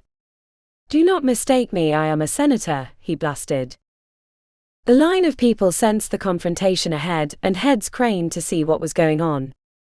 Sapharia felt a sea of eyes upon her. She swallowed her fear and spoke as calmly and as quietly as she could so the others behind could not hear. "You might have eaten a senator before you came, but you certainly cannot be one, acting so improperly as a guest of the ruling consul." The heavy-set senator's eyes went wide with rage, but before he could stammer out a response, Sapharia continued, "If you look over my shoulder to the alcove, you will see one of my barbarian friends waiting to make an example of someone." She waited for him to look, noting the press of people behind leaning forward in hopes to hear. As the senator's rage deflated and turned to concern, Sapharia continued, "If you would like to be that someone, try to pass by without that pin." The senator glanced behind him, clearly weighing the embarrassment of wearing the pin with being dragged from the party. To her relief, the senator turned to the crowd and with his double chin raised high said, "I wear this pin in protest," before marching into the domus, staying away from the alcove as best he could. Sapharia didn't have long to enjoy her relief when a servant notified her that the guest she'd been looking for was already in the domus, and in the map room no less, which was supposed to be reserved for Senator Silius. She gave the servant instructions, changing the meeting locations with the other factions. The map room was the most distinguished location of the domus, and Vestalis had suggested it as the best place to receive Silius, since he would be the most difficult part of the evening, but they would have to make do. Despite the urge to rush to the map room, Safaria took her time, also because the stola bound her thighs together so she could only make small steps. Now she understood why Roman women powdered themselves so liberally. It wasn't for the scent as much as the lubrication to keep her thighs from sticking together in the humid Roman air. Safaria paused at the swinging door and reminded herself that she had once wished to be involved with events like these. There was no point in having second thoughts now, as Heron said, there's only time left for the doing. A thrust of her palm against the swing door and she was inside. Safaria prepared to greet Aelia, instead finding a pair of brilliant green eyes staring back at her. The soldier from the wig shop was standing before the map with his arms crossed. "You. What are you doing here?" she asked, glancing around the room. "You can't be here, I have to meet an important guest now." She paused. "In this room?" His eyebrow went up playfully. "You're the consul's daughter. Here I thought you were just a soldier's daughter, or a what?" "Nothing," he laughed. "You need to leave now. As I said, I'm waiting for someone." She paused again. "How did you get in here?" "I greeted everyone that came through the door." "You're not wearing one of my pins." He was grinning, and behind that grin she could see him laughing in his head. He knew something that she didn't, which bothered her. She thought back to her preparation for this evening. All the lists of senators and their guests whirled through her head like a spinning aeolipile. She wished she had Heron's gift for recall, but Safaria's memory came with more sweat. "Sextus," she said, the name finally clicking into place. "Sextus Octavia Paetina, son of Senator Pallas Julius Paetina and Aelia Octavia Paetina.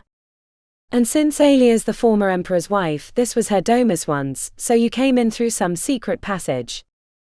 A soft clap from the doorway startled Safaria. Aelia stood there, looking resplendent in a flame-kissed saffron stola and red-haired wig, the same one Sextus had retrieved from the wig shop. She was a woman of grave beauty with a gaze cut by diamonds. "Not so secret, but I applaud your understanding," said Aelia. "How is it that you two have met?" "I mistook him for a wig," said Safaria. "A story for another time," said Aelia coldly. "Where is the consul? Will you be fetching him now that I am here? I'm willing to listen to this offer he wishes to make, though I scarcely doubt it will be of any interest." Safaria prepared the answer in her head, an explanation about the needs of the party and her father's role in it, but she could see by the piercing gaze of Aelia it would be woefully short. For all her preparation, Safaria had forgotten about one important piece. She herself had no position of power. The consul's daughter wasn't a title but a happenstance. Outside the room the sounds of the party echoed like a flock of geese. Aelia's flowery perfume was strong enough to crowd out most of the other smells of the room, except for the musky odor of Sextus that Safaria caught as she moved to the table to steady her nerves with a drink of honeyed wine. The wine was sweet and Safaria did her best not to let the shaking of her hand rattle the cup against the polished wood table, but it did, and the sound was as loud as a blacksmith at his forge. Safaria shared a smile with Sextus, who was quietly studying her. "My father has not received you because he does not need you," said Safaria, squaring herself to Aelia, who was studying the map. Aelia glanced over her shoulder and craned her neck sideways, appearing to be quite interested in something on the wall. "When I was the emperor's wife, I grew quite used to being ignored. Sometimes they would even forget that I was there in the room. While they laughed and planned their next conquest, I studied them, watching and learning, figuring out their weakness, ones they couldn't even admit to themselves, and when my opportunity came, I did not miss it." Aelia brought her gaze around. "How are you and your father any different?" The shaking of Safaria's hands calmed, and so too did her hurried breaths. Rather than anger, Safaria felt understanding, compassion even. Are you saying you're too proud to deal with another woman? Asked Sapphira. She knew she'd struck true when Aelia didn't answer right away. Sapphira continued through the opening, as I said, we don't need you, but we want to work with you. There have been missteps, mistakes even, and we greatly apologize for these, but if you cannot even listen to our offer, then I can summon a steam chariot to take you back to your domus. Then after a thought she added, and I wanted to be the one to meet with you because I hope to learn from you, but if we cannot be friends, I can learn from you as an enemy.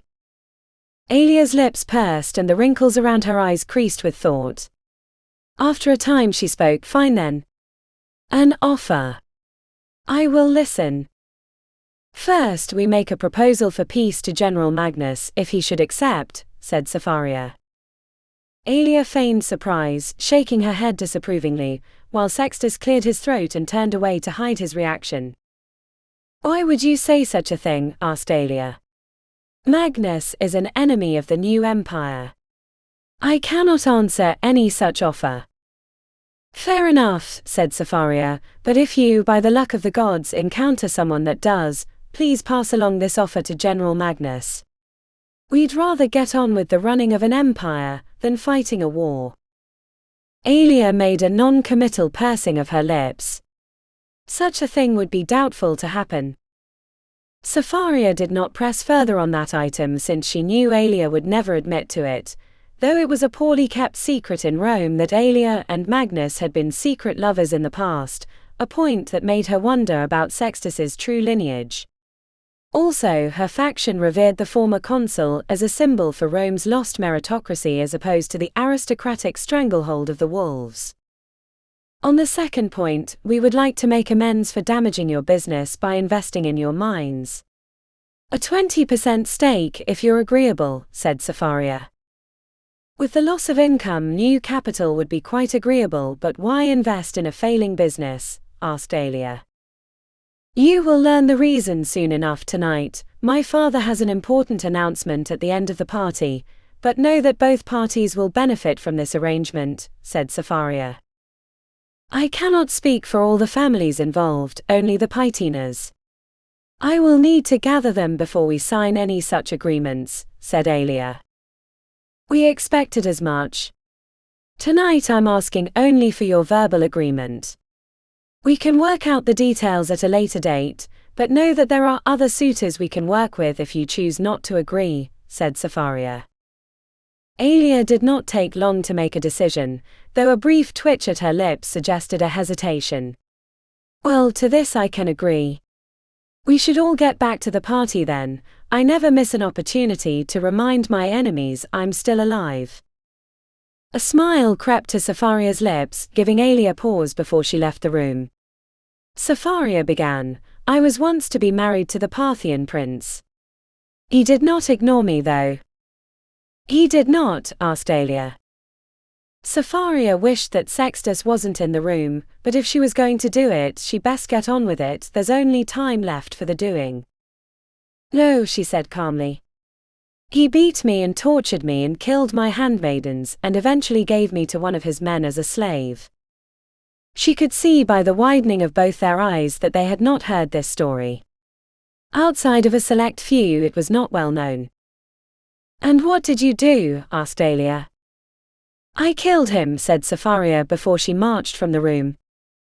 And try as hard as she might, she could not help but notice that while Aelia gave her a nod of approval, her son Sextus reacted in mute horror. Chapter 9.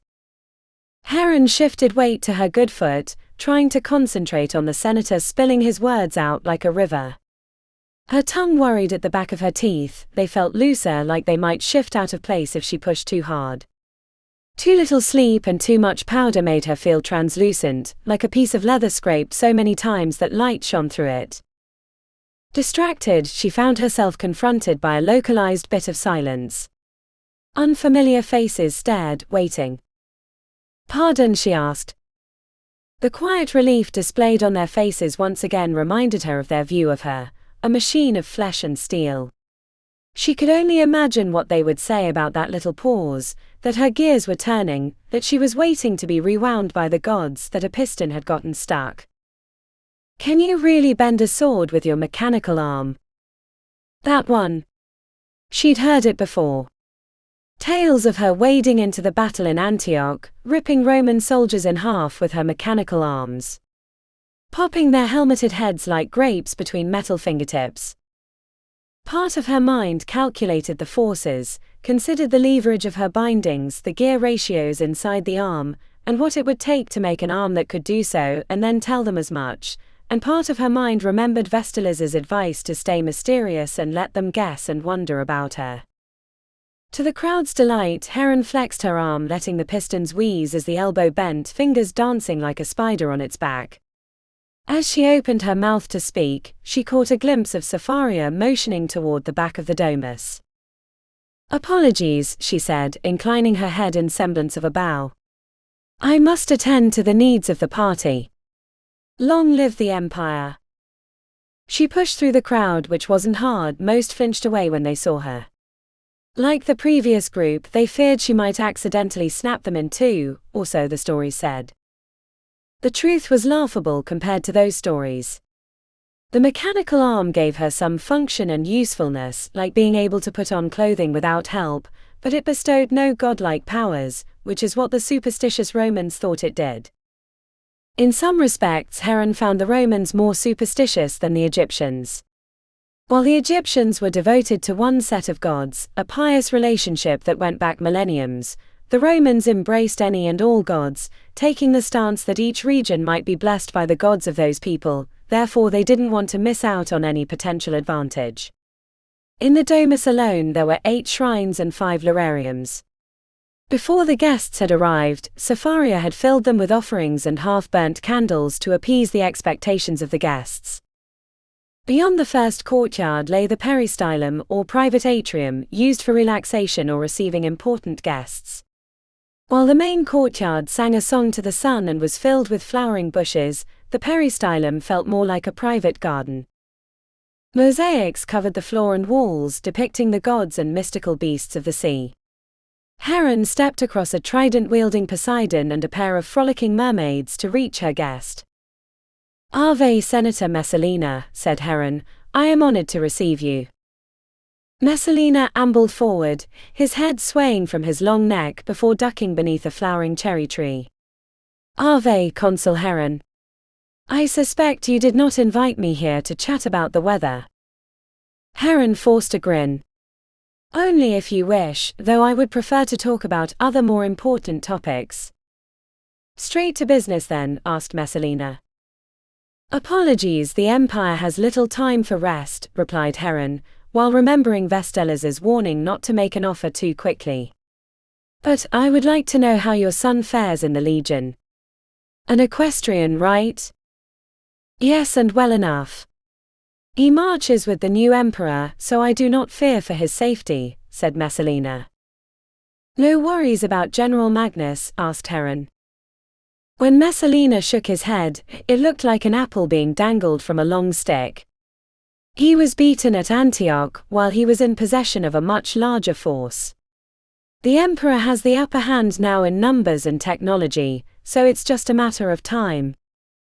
Still, his army has done some damage in Gaul, turning some to his side there and destroying the garrisons that refused," said Heron, carefully watching for Messalina's real thoughts, but to his credit, the senator gave a passionless shrug.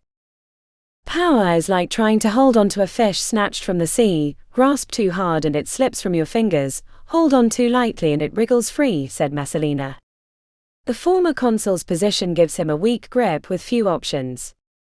It's only a matter of time before the fish escapes." "But he has turned some of the Gauls to his side," said Heron. "Only out of loyalty, since it was he who had quelled their rebellions and brokered the peace with Rome." Heron nodded appreciatively. "Wouldn't it be better to turn them to our side?" "Of course," said Messalina. "How would you do such a thing?" "Well," said Heron, trying to draw in his interest, "what is it that the Gauls want?" "Power. It's what everyone wants and what the Senate keeps balanced by not letting too much power reside in any one set of hands. Messalina paused, seeming to recognize the intent of his words. The emperor notwithstanding. Heron nodded. But the emperor does not want all the power. Only to change a few things in the empire. It's why he kept the Senate, because that body provides stability to the empire by giving the people its voice. Senator Messalina narrowed his gaze. What are you proposing? Another 100 Senate seats, split up amongst the provinces, and another 150 for Alexandria, said Heron. But that would nearly double the Senate. Exactly, said Heron. And in response, the emperor would give back some of his dictatorship powers. Let the people rule the empire. The wheels turned behind Messalina's eyes. She knew what he was thinking because it was why they'd made the offer. 250 new seats would diminish the wolves' influence while maintaining the power of the Senate. Heron spoke again while Messalina was in the throes of thought. Do we have your support? Your side can deliver enough votes to ensure its passage. In return, the emperor will return some of his powers. She handed him a scroll which he quickly unrolled and read, his lips moving as he did so. When he was done, he gave a solemn nod. I believe all this is agreeable, said Senator Messalina. Good then, she said. Then if we are done, my humblest apologies, for I must go attend to another matter. As she moved to the balcony to meet Senator Silius, she wondered how angry Agog would be once he found out what she'd given up in the name of politics. It would only serve him right for leaving her in this mess of a city. But Agog wasn't her biggest concern now, that would be Senator Silius. He was a prickly man in the best of circumstances, and already he would be put off by the less than honorific meeting location. Originally she'd planned to meet him in the map room, but Alia's appearance there changed that. When she reached the balcony, Senator Silius was leaning against the balcony, his noble mane of grey hair swept grandly to his shoulders. Surprisingly, he wore a more subdued toga of pristine white with a sash of purple, more appropriate for a senator. The click of her metal foot on the marble made her approach known. He tilted his head slightly to the left. What a vista this balcony provides, he said. All of Rome's great buildings lie in our view. Emperor Claudius had not necessarily been an extravagant spender, but his choice of domus was particularly inspired. It sat across from Palatine Hill and through the valley, the white stone of the Forum glimmered in the fading light. To her right, Circus Maximus made a crown of raised earth, while further still, the Senate building towered over the rest of the city. But Rome felt different than Alexandria. Rome was blinding white with marble and a sea of togas that filled the streets between. It was majestic and distinguished like the statues of Roman soldiers, all discipline and crisp lines with effortless deadly efficiency. Alexandria was messy and uneven, like a disheveled scholar with food stains on his tunic. While the streets were straight and orderly, the people traversing them were varied and unique. It wasn't uncommon to bump into a scholar of the great library lost in his thoughts, or a trader from the southern jungles in colorful silks. While Rome seemed inevitable with its legions and laws and roads, Alexandria was impossible with its lighthouse and great library and mechanical wonders. A city of great energy Rome is, said Heron, taking a place next to the senator.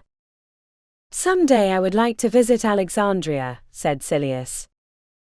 Surprised, Heron responded, I could have one of the iron boats take you there. You'd only be gone a month, giving you a few weeks to enjoy the city. Silius chucked. You'd like to be rid of me that easily. Maybe have one of your barbarian friends throw me into the sea on the way. She was going to protest, tell him that her answer was honest, that she truly wished to share the wonders of Alexandria with him, but then she remembered what kind of man Senator Silius was. I don't think a man of your resourcefulness gets removed that easily, she said. A battle avoided is better than the one fought. A lesson I wish I could have imparted to my son before he marched off to war with Consul Magnus. This was new to Heron. He wasn't at Antioch. The lines in Senator Silius's face deepened. Nay. My son died in the Britons when Consul Magnus sacrificed them for his victory and glory. Her relief was palpable. If his son had died at Antioch due to her weapons, she would have little reason to continue their discussion. Silius looked her in the eyes. I've heard rumors that you're pursuing peace with our former general. I dearly hope this is not true. The fact that he knew about their plans made the next steps more precarious. Vestalis had been quietly testing the waters with other senators, ones not affiliated with the wolves, but it seemed they were not quiet enough. It's a topic that cannot be avoided despite our intentions, she replied. He turned his back to the city and leaned on the iron railing. Have you considered my request for reparations again? It's why I asked you here, said Heron. I knew you'd come around. Without the support of my fellow senators, you're finding it quite difficult to get things done, aren't you? We're prepared to offer a bill on reparations, but one only valid while the Wadanas is the emperor, and only when the war with Consul Magnus is over, she said. He gave her an appraising glance before wandering away from the balcony to take a sip of wine. She knew what he was thinking, but only because Vestalis and Sapharia had planned the encounter. The bill would give him what he wanted, but not right now, which would make him more hesitant to disrupt the new empire. It would also make him more amicable should peace be offered to Magnus, though his earlier admission made her believe that he might oppose it for spite. The wolves and Consul Magnus had never gotten along. Mostly, they did not believe such a bill would come to fruition. The offer was merely to delay, since their other moves would only enrage him. We might be interested, said Silius. Interested or not, the bill will be brought up for discussion, whether or not you give it your blessing, she said. I see, he said, narrowing his gaze. He took 2 steps toward her and seemed ready to say something when Sapharia appeared. We're ready for your announcement, said Sapharia. The senator hadn't realized she was back in Rome, and he smiled at first when he saw her, but then he seemed to notice what she'd said. What announcement? He asked with a furrowed brow. You'll hear it along with the rest of Rome, said Heron as she walked past him and hooked her arm around Sapharia's. As they marched to the courtyard, Heron whispered, good timing. Reaching the courtyard, she found the attendant waiting. With Sapharia's help, she stepped onto a simple wooden box. Vestalis had wanted a grand stage draped in crimson and gold silks, but Sapharia thought it best to keep it simple. In front of the lilac bushes, a piece of cloth hid a painting. They'd hired an artist in secret and paid him extra to keep him from discussing his latest work, even though she didn't think anyone would understand it. A sea of faces regarded her. Heron wobbled slightly on the box but was able to stay mostly erect. She wished for her ivory cane for support. Ave and greetings, senators and citizens of the empire. She waited until their responses died down. As your consul and the voice of the new emperor, I bring you confidence that the empire will live as long as Rome stays its heart. She paused and looked to the many faces, smiling at some, nodding at others. Vestalis stood stoically in the back, with a group of select legates from the legion. While the delicacies of politics eluded Heron, the tools of oratory she held firmly in her grasp. Time in the great library arguing for the benefits of knowledge and practice rather than in theory gave her confidence to woo them with words. But the empire is vast and nearly endless. As wide as the seas and as immeasurable as the heavens. At its heart, the empire is ruled by laws, but laws cannot be enforced without a strong military, and a strong military cannot bring its arms to bear without good roads. If the empire is to expand, she paused and waited for the murmuring to subside, then the time for new roads must commence. But not simple roads of rock and mortar. With the marriage of Rome and Alexandria, we can lift our sights higher using new technologies devised in the Great Library, new materials, new methods, new ideas. So today I give you a new road for a new empire, one that will first connect Rome and Alexandria, and then the empire with the rest of the world. I give you the Iron Road." She gestured toward the painting and the tarp was pulled away, revealing a metal road with an elongated steam chariot racing along it. The artist only had her description to go on, so he made the chariot serpent-like with a tail extended into the distant hills, and the head reminded Heron of a gorgon. She stepped down while the assembled broke into ripe discussion. There had been applause, but not as much as she expected. Sapharia squeezed her good arm. "Well done, father. I think tonight has been a success." Heron opened her mouth to speak when a plainly dressed man interrupted them. "My patron would agree," said the man. "You've done quite well to reverse the damage you so crudely engineered before." Heron paused, but only because she recognized the man's voice, though she didn't know how. She glanced around for Vestalis, feeling vulnerable, and when she did not see him, looked back to take stock of the intruder. Matching his clothing, he had a plain look, simple tunic with but the smallest of flourishes, dirty brown hair, a face that could be Roman or a Gaul or even Greek. He appeared to be a man that one could bump into on the street, and not even notice. "And who are you?" asked Heron. He shrugged. "Who I am is unimportant. But if you must know, you can call me Juvenes. But you really should care about who pays me." "And who pays you, Juvenes?" "Senator Dominitus." She didn't know the name, but the way Sapharia's eyes flinched told her he was important. "And what does Senator Dominitus want?" Juvenes grinned, which made the man suddenly less plain and more dangerous. "He wants to meet you." Chapter 10. Senator Dominitus lived near the northern edge of the city on Quirinal Hill, overlooking the rest of the city from his high villa. Heron rode there on a steam chariot piloted by a loyal Alexandrian, with a small guard following on 2 matacores. The poisoning of her food had taught her not to trust anyone, as even Caesar had been killed by his fellow senators in broad daylight. Quirinal Hill overlooked the city's artisan district.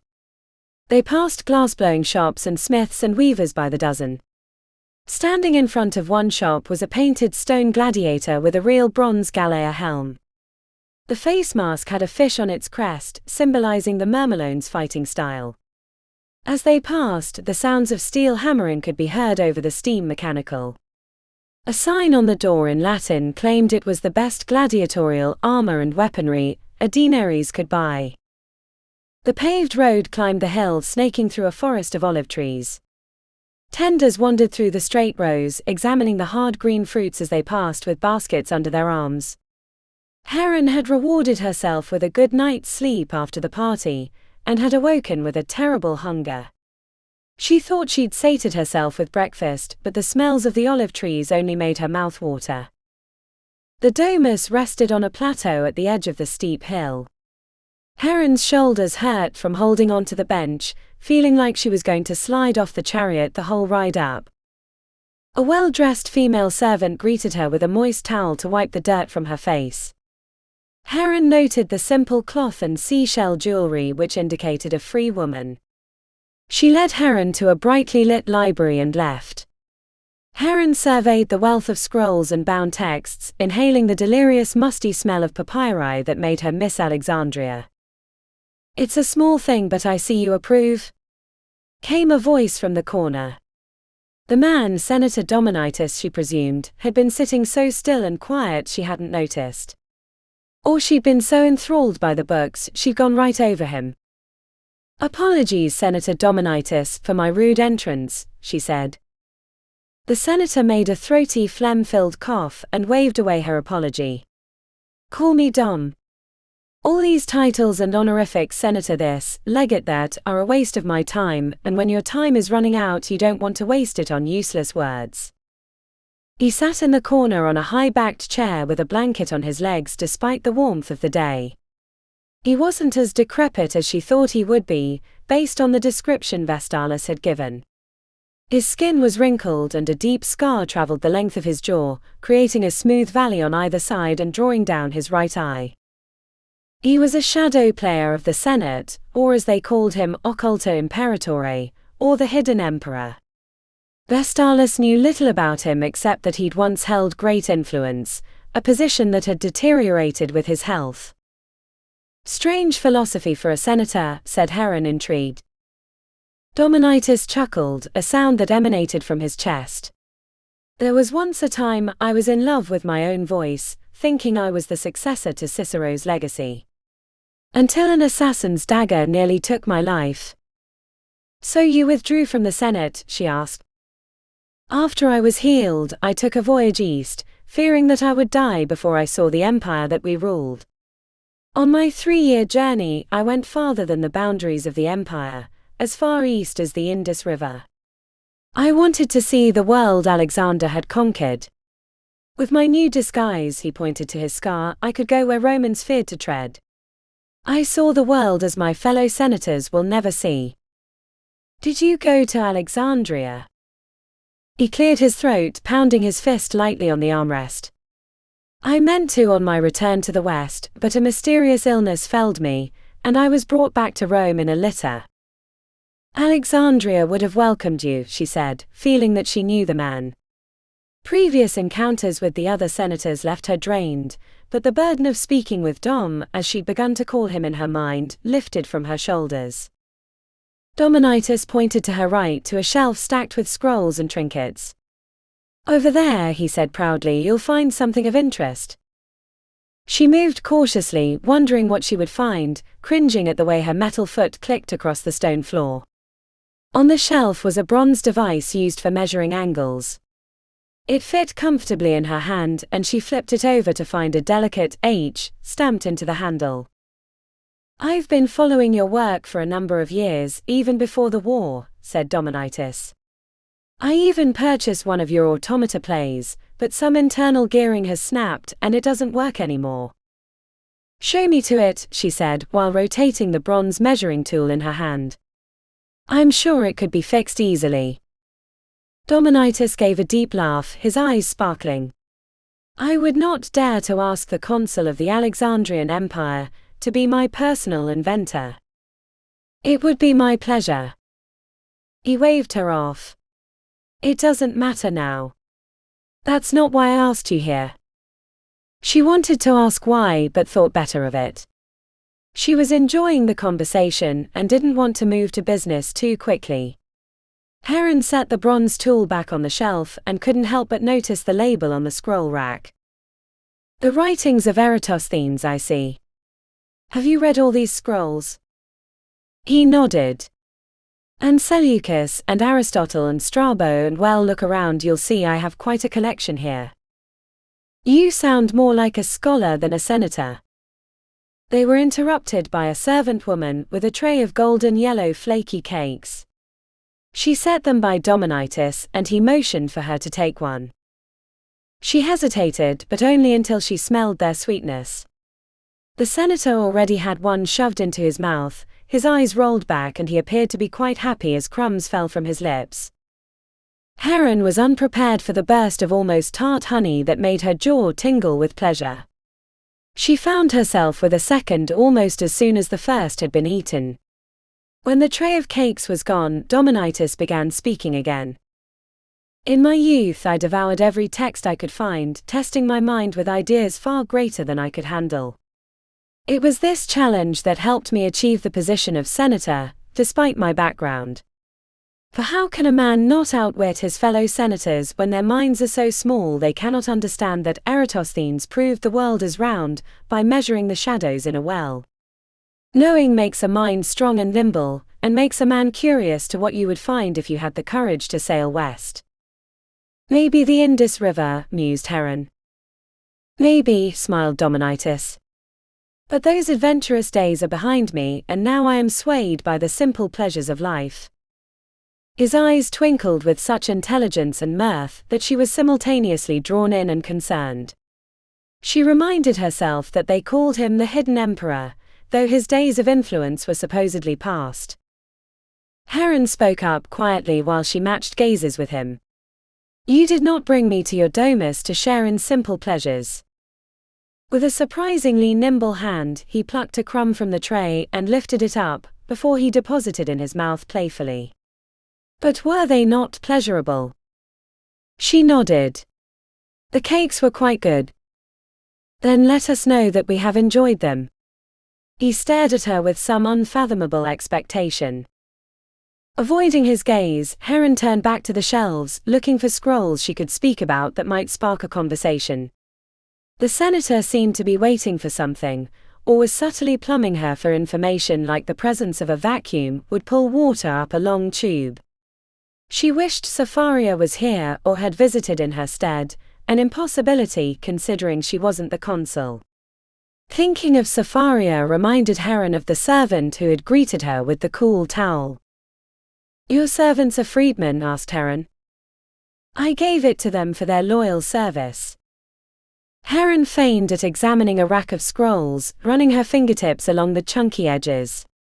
Is this common in Rome? Manumission.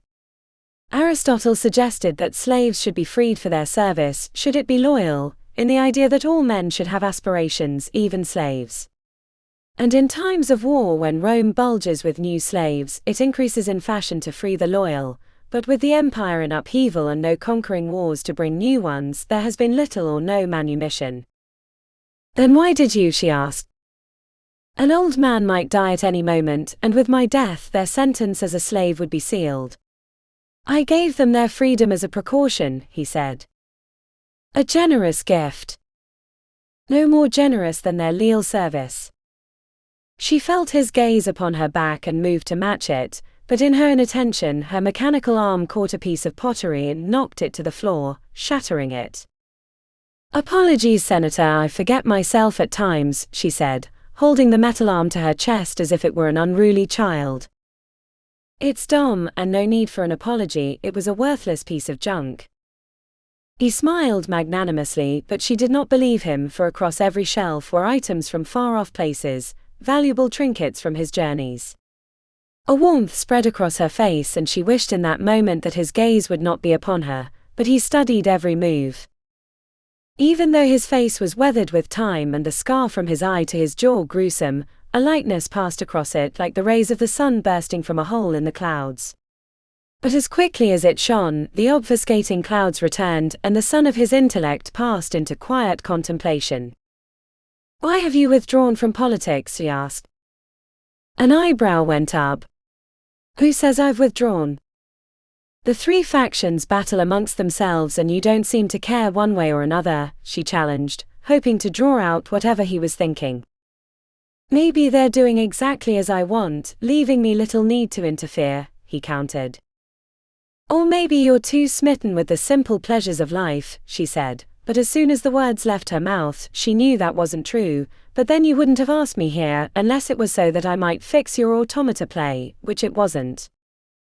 Senator Dominitis adjusted the blanket on his legs, straightening the edge and smoothing away the wrinkles. The dexterity you exhibited after your initial missteps was quite remarkable. I wondered if you might get gobbled up by our proverbial Cerberus at our gates to the underworld. Then are you Charon? The boat keeper on the River of Styx? She asked hopefully. His lips took on a playful cast, the wrinkles on his face deepening. As you said before, I'm just an old man in search of simple pleasures.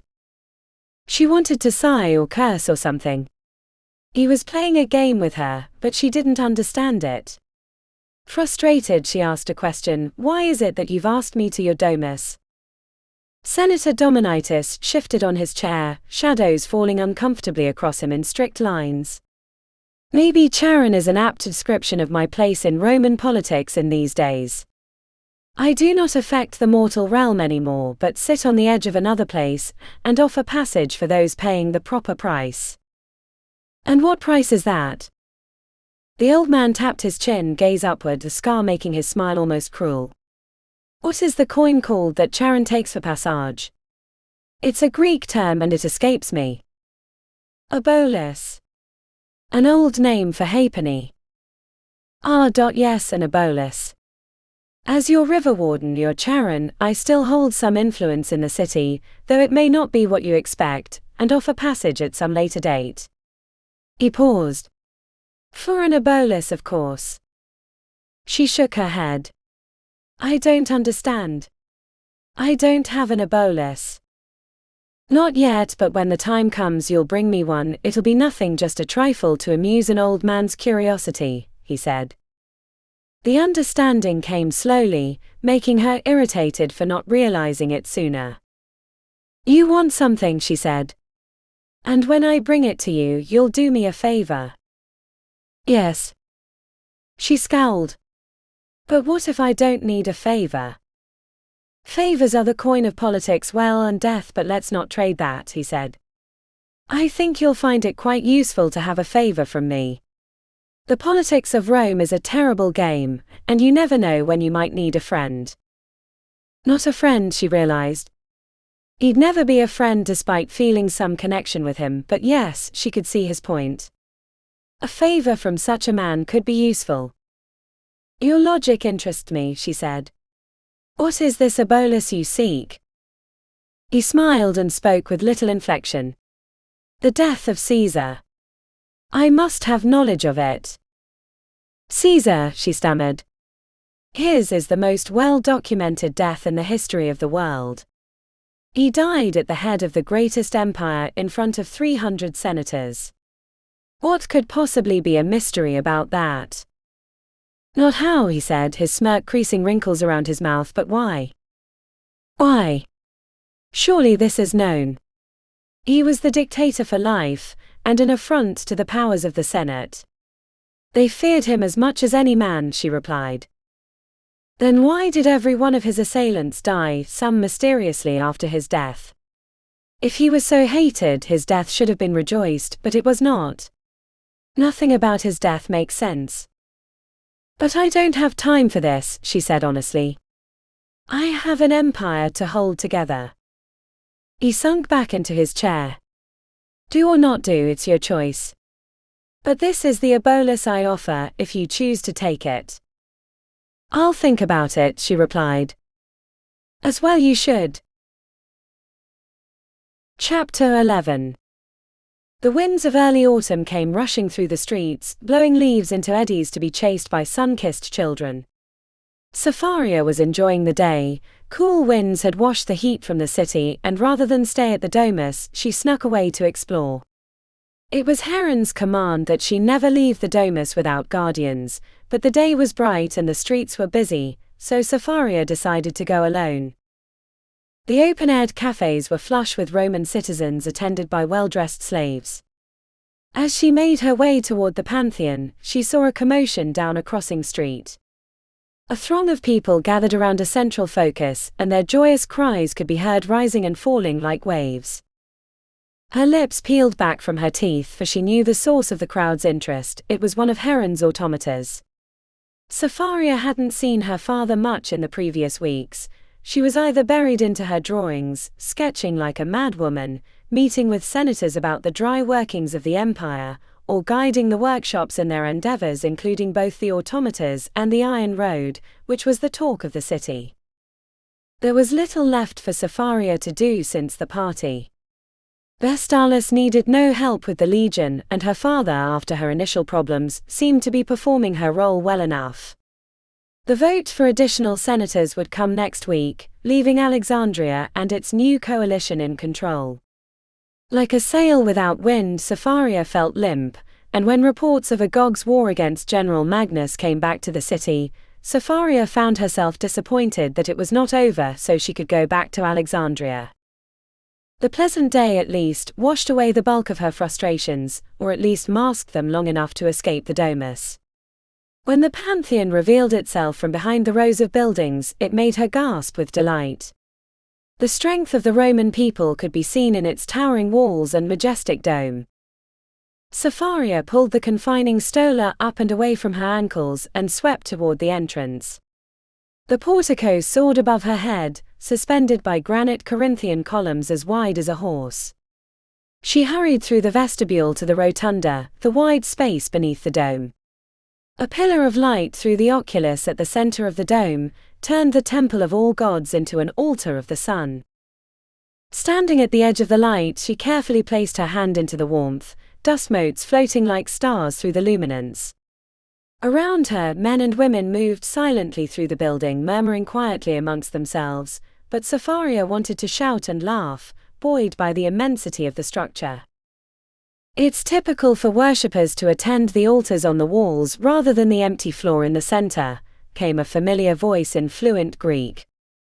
Slightly giddy, Sapphira whirled around to find Sextus Pythina strolling up to meet her, looking every bit like a soldier ready for battle, despite his toga and leather-pointed headdress held on by a chin strap. His green eyes flashed a smile and he gave her a little bow. "Ave Sextus," she said in greeting. "Ave Sapphira, daughter of Alexandria," he replied. Though he stood a pace from her, she felt a tangible energy between them, pulling her closer. "Do you come to the Pantheon often?" she asked. He made a turning hand motion and tilted his head slightly as if to say, "It depends. When I am called by duty." "Are you called by duty?" He hesitated to speak, glancing around once. "Yes, I'm supposed to be on my way somewhere else, but I saw you enter the Pantheon and wanted to speak to you." She narrowed her gaze. "You're wearing a strange hat and none of the artifices of a soldier. What is this other duty?" He cleared his throat and glanced around once more. "As Flamen." "A priest?" she asked, perplexed. "All Romans with ambition join the priesthood as well as the legion," he replied. She grinned wickedly. "Do you have ambition?" Sextus scowled. "Any sensible Roman does.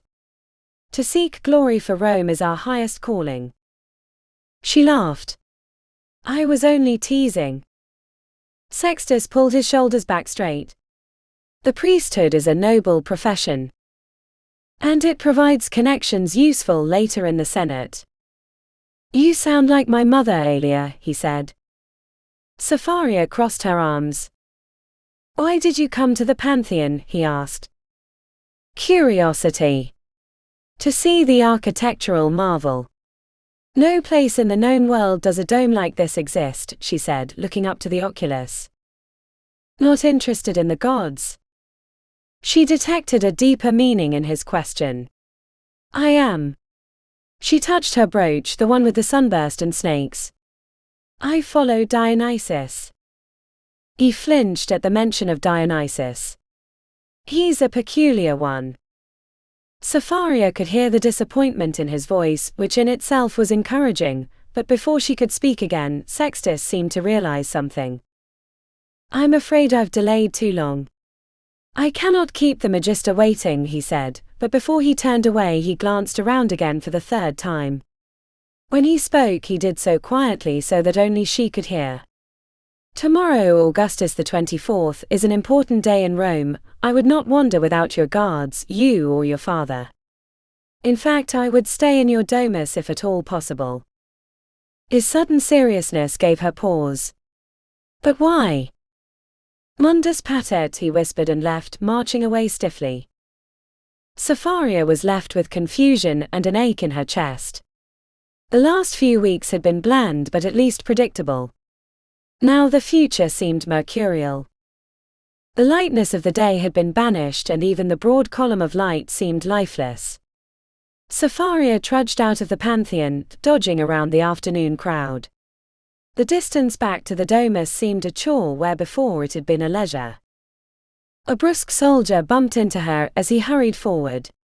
The tingle of being watched formed between her shoulder blades, and Sapphira did her best to dismiss it, owing the feeling to Sextus's sinister words. Mundus patet. Her Latin was decent enough that she had little trouble conversing with any citizen of Rome, including its highest born, but the phrase Sextus had uttered gave her pause.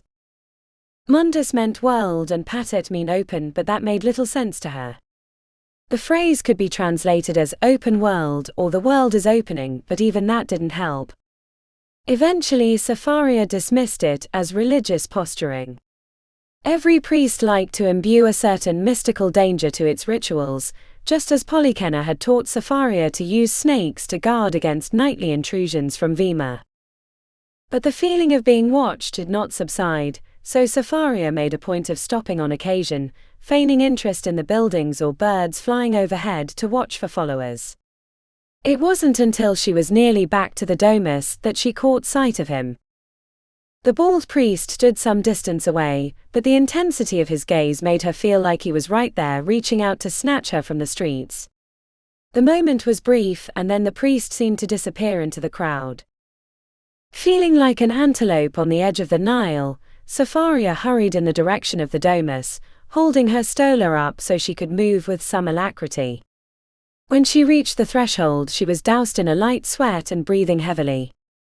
Behind her, the streets had lost their menacing quality, but the memory of the bald priest was stuck firmly in her mind. Sapphira found Livia, the servant whose name had eluded her, and requested a bath to be drawn. Livia gave her a scolding stare before marching in the direction of the bathhouse. The woman probably guessed that Sapphira had been away from the domus without guardianship, and she knew no amount of pleading would keep that knowledge from Heron, but any punishment from her father seemed minuscule compared to the implied danger of the bald priest. Chapter 13. The broken scaffolding cradled the automata's fallen arm like a nest, holding a baby bird. The foreman had called her into the workshop to review the wreckage, giving her time to compose herself. Wide, fearful eyes watched her approach the damaged automata. The fallen arm matched the one attached to her shoulder, except it was nearly 10 times the size. Dispersing the spark powder barrels around the city was taking too long. Each day brought new rumors about an assault on the warehouse where they were stored. Vestalis had tripled the guard, but they still didn't trust leaving them there. She'd instructed the workshops to build bigger automatas, larger than she typically constructed, except for the Cushte Colossus, but that one had been built in her personal workshop. The Romans were excellent builders, but she had no connection with them. They carried out their jobs efficiently and with great haste, but lacked the creativity of Punt or Plutarch for solving issues as they arose. Each day she was called to a different workshop to answer questions left unanswered by her drawings. "Sulla," she asked to a nod from the foreman. "What happened?" He appeared ready to shake out of his sandals. She could see him formulating his answer, most likely a deflection of responsibility or an excuse blaming the gods or something foolish like that. The Romans were more disciplined than the Egyptians, but just as superstitious. "There's no punishment for mistakes," she told him, knowing that emperors had hung or quartered makers for failing their architectural duties in Rome. He hesitated, mouth stuck half open, so she turned to the rest of the workshop and called out, "There will be no punishment for mistakes. My workshops in Alexandria are free to make mistakes and make them often. It's the only way to learn." The faces didn't change. "I blew my roof off when I invented the steam mechanical. It nearly killed me and my foreman." She saw a few mouths tick with a smile, but mostly they stayed silent. Sulla the foreman was still dancing on his sandals. "What?" "Speak," she commanded. Sulla muttered under his breath before clearing his throat and trying again. "Dimanes. The Day of the Dead. The workers, they try to pay attention, but their mind is on the dead. We should not be working." Knowing all eyes were on her, Heron resisted a scowl. She'd thought the holiday an excuse not to work and had given orders that all workshops should ignore it, using her powers as consul to override superstition, or so she thought. "The automatas I commissioned are behind schedule, and so is the Iron Road." "I thought you Romans were masters of all craft," she said, hoping to spark their pride, but as she turned in a slow circle, partially to take stock in all their faces, and partially because her metal leg made her unbalanced, she realized their unearthly concern couldn't be assailed. "Well then," she said, realizing that no good work would be done this day. "I will honor this Dimanes then. Take the rest of the day off to honor your dead." There was little joy in the reactions. The workers meandered away from their stations as if they were in a funeral procession. "Apologies," said Sulla the foreman. "I tried to make them work." Heron shook her head. No need for apology. The fault is mine. I forget myself in my haste to get things done. Not even the gods could meet the expectations I have for our progress. Sula made a hiss. You should not speak of the gods on a day like today. The dead will become jealous and punish you for it. She thanked him for his guidance and gave him leave. She was about to make her way back to the steam mechanical and her guards, when a pair of men came marching into the workshop. Senator Silius's mane of grey hair was unmistakable, and she'd spent far too long on the winter journey with Legate Tiberius not to recognize him, though he was dressed in more finery than she'd seen him before. He had a strong jaw and golden wrist guards that matched his gold-etched belt. Ave, Senator Silius and Legate Tiberius, she said. Do not dare give me that tone of greeting when you have been avoiding me since your announcement, said Senator Silius, his face flushed and his proud toga slightly disheveled. Tiberius stood by passively with a near impenetrable smirk. During the snow march across the mountains, she'd come to hate that twitch at the corner of his lips that signified how superior he thought he was. Whenever he spoke to Agog or Vestalis, he always regaled his accomplishments, even in defeat as he had at Antioch, owing it to Magnus' treachery rather than Agog's skill or his incompetence. In Heron's eyes, the only thing worse than a fool was a fool who thought he was a king. I dare because I am consul, said Heron, trying to keep her voice calm, and I have not been avoiding you but busy in the affairs of the empire. The Iron Road will benefit us all if you've been paying attention. I don't care about your Iron Road, he sputtered. 250 new seats in the Senate. This will obliterate my leadership of the Senate, a position I have upheld for nearly 2 decades. You cannot just take away the rights of our citizens. Taking away rights? I'm merely offering them to those not represented by your system. That is the point of the Republic, if I've heard correctly, she replied calmly. His face reddened a shade darker and his lips grew so thin they disappeared. I won't allow this to happen. I have the votes, Senator, she said, glancing across the room to her 2 guards, who were slowly moving in her direction, sensing the anger from the senator, but if he were to lash out with a hidden dagger, there would be nothing she could do about it. He pointed a finger in her face, daring her to flinch. She stared back unmoved while her guards crept closer, hands on their hilts. Tiberius sensed their approach and pulled his gladius halfway out of the scabbard, causing her guards to pause. They looked from her and back to the legate, clearly waiting for a command.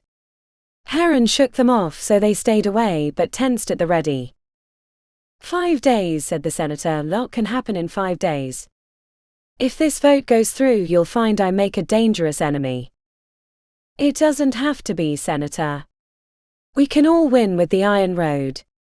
Imagine moving people and goods from Rome to Alexandria in a week rather than 3 months. Or Rome to Susa or further east. It'll make the empire the trade capital of the world, she said. You haven't the slightest idea of what you're doing by opposing me. How long I have labored for this empire. Your ignorance will be the end of you, he seethed. Heron almost reached out to close her metal hand around his throat but thought better of it. She was trying to improve the empire, not tear it apart. I hope you're not threatening me, she replied. I wouldn't dare, he said, baring his teeth before wheeling around and marching from the workshop. Tiberius gave her a smug bow and followed the senator out. When they had left the building, she let the breath she'd been holding out and leaned against the table. Take me back to the domus, she told her guards. This day has been a disaster. Settled on the steam chariot with one guard piloting the craft while the other watched from the arrow launcher, Heron ran through the vote count again. With the factions of Aelia and Messalina on her side, the wolves didn't have the votes to oppose her. And once Alexandria and the other provinces were added to the rolls, Silius and the wolves would be diminished to the point of irrelevance. There would be new problems, but by then Agog would be back in the city and she would be back in Alexandria. A maudlin ache for the city of wonders settled on her bones. Too long she'd been away. Too long since she'd seen Punt and Plutarch. The festival of Nyx would dominate the city soon as revelers donned masks and practiced their pranks on strangers. Heron had never participated, and honestly she'd never liked the festival much when she lived there, but she missed being annoyed by its frivolousness. Heron held onto the seat in the back of the chariot as it turned a corner, a little too fast for her taste. Her mind was on anything but the present when her guard took an arrow to the throat. She didn't see it hit, only his slumping and the death gurgle as he reached for her as if she could somehow fix it.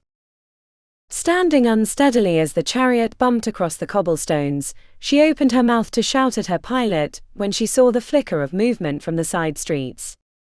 2 horse-drawn wagons charged into their path, blocking the way.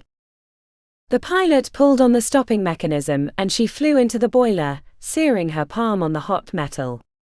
The chariot swerved to the side and Heron almost flew out, avoiding a face-first sprawl on the cobblestones by hooking her metal fingers on the steam piping. The street was narrow, and there was not enough room for the steam chariot to turn around without careful maneuvering. Men with pale white faces and wearing bronze and fur armor she didn't recognize came running towards them with swords drawn.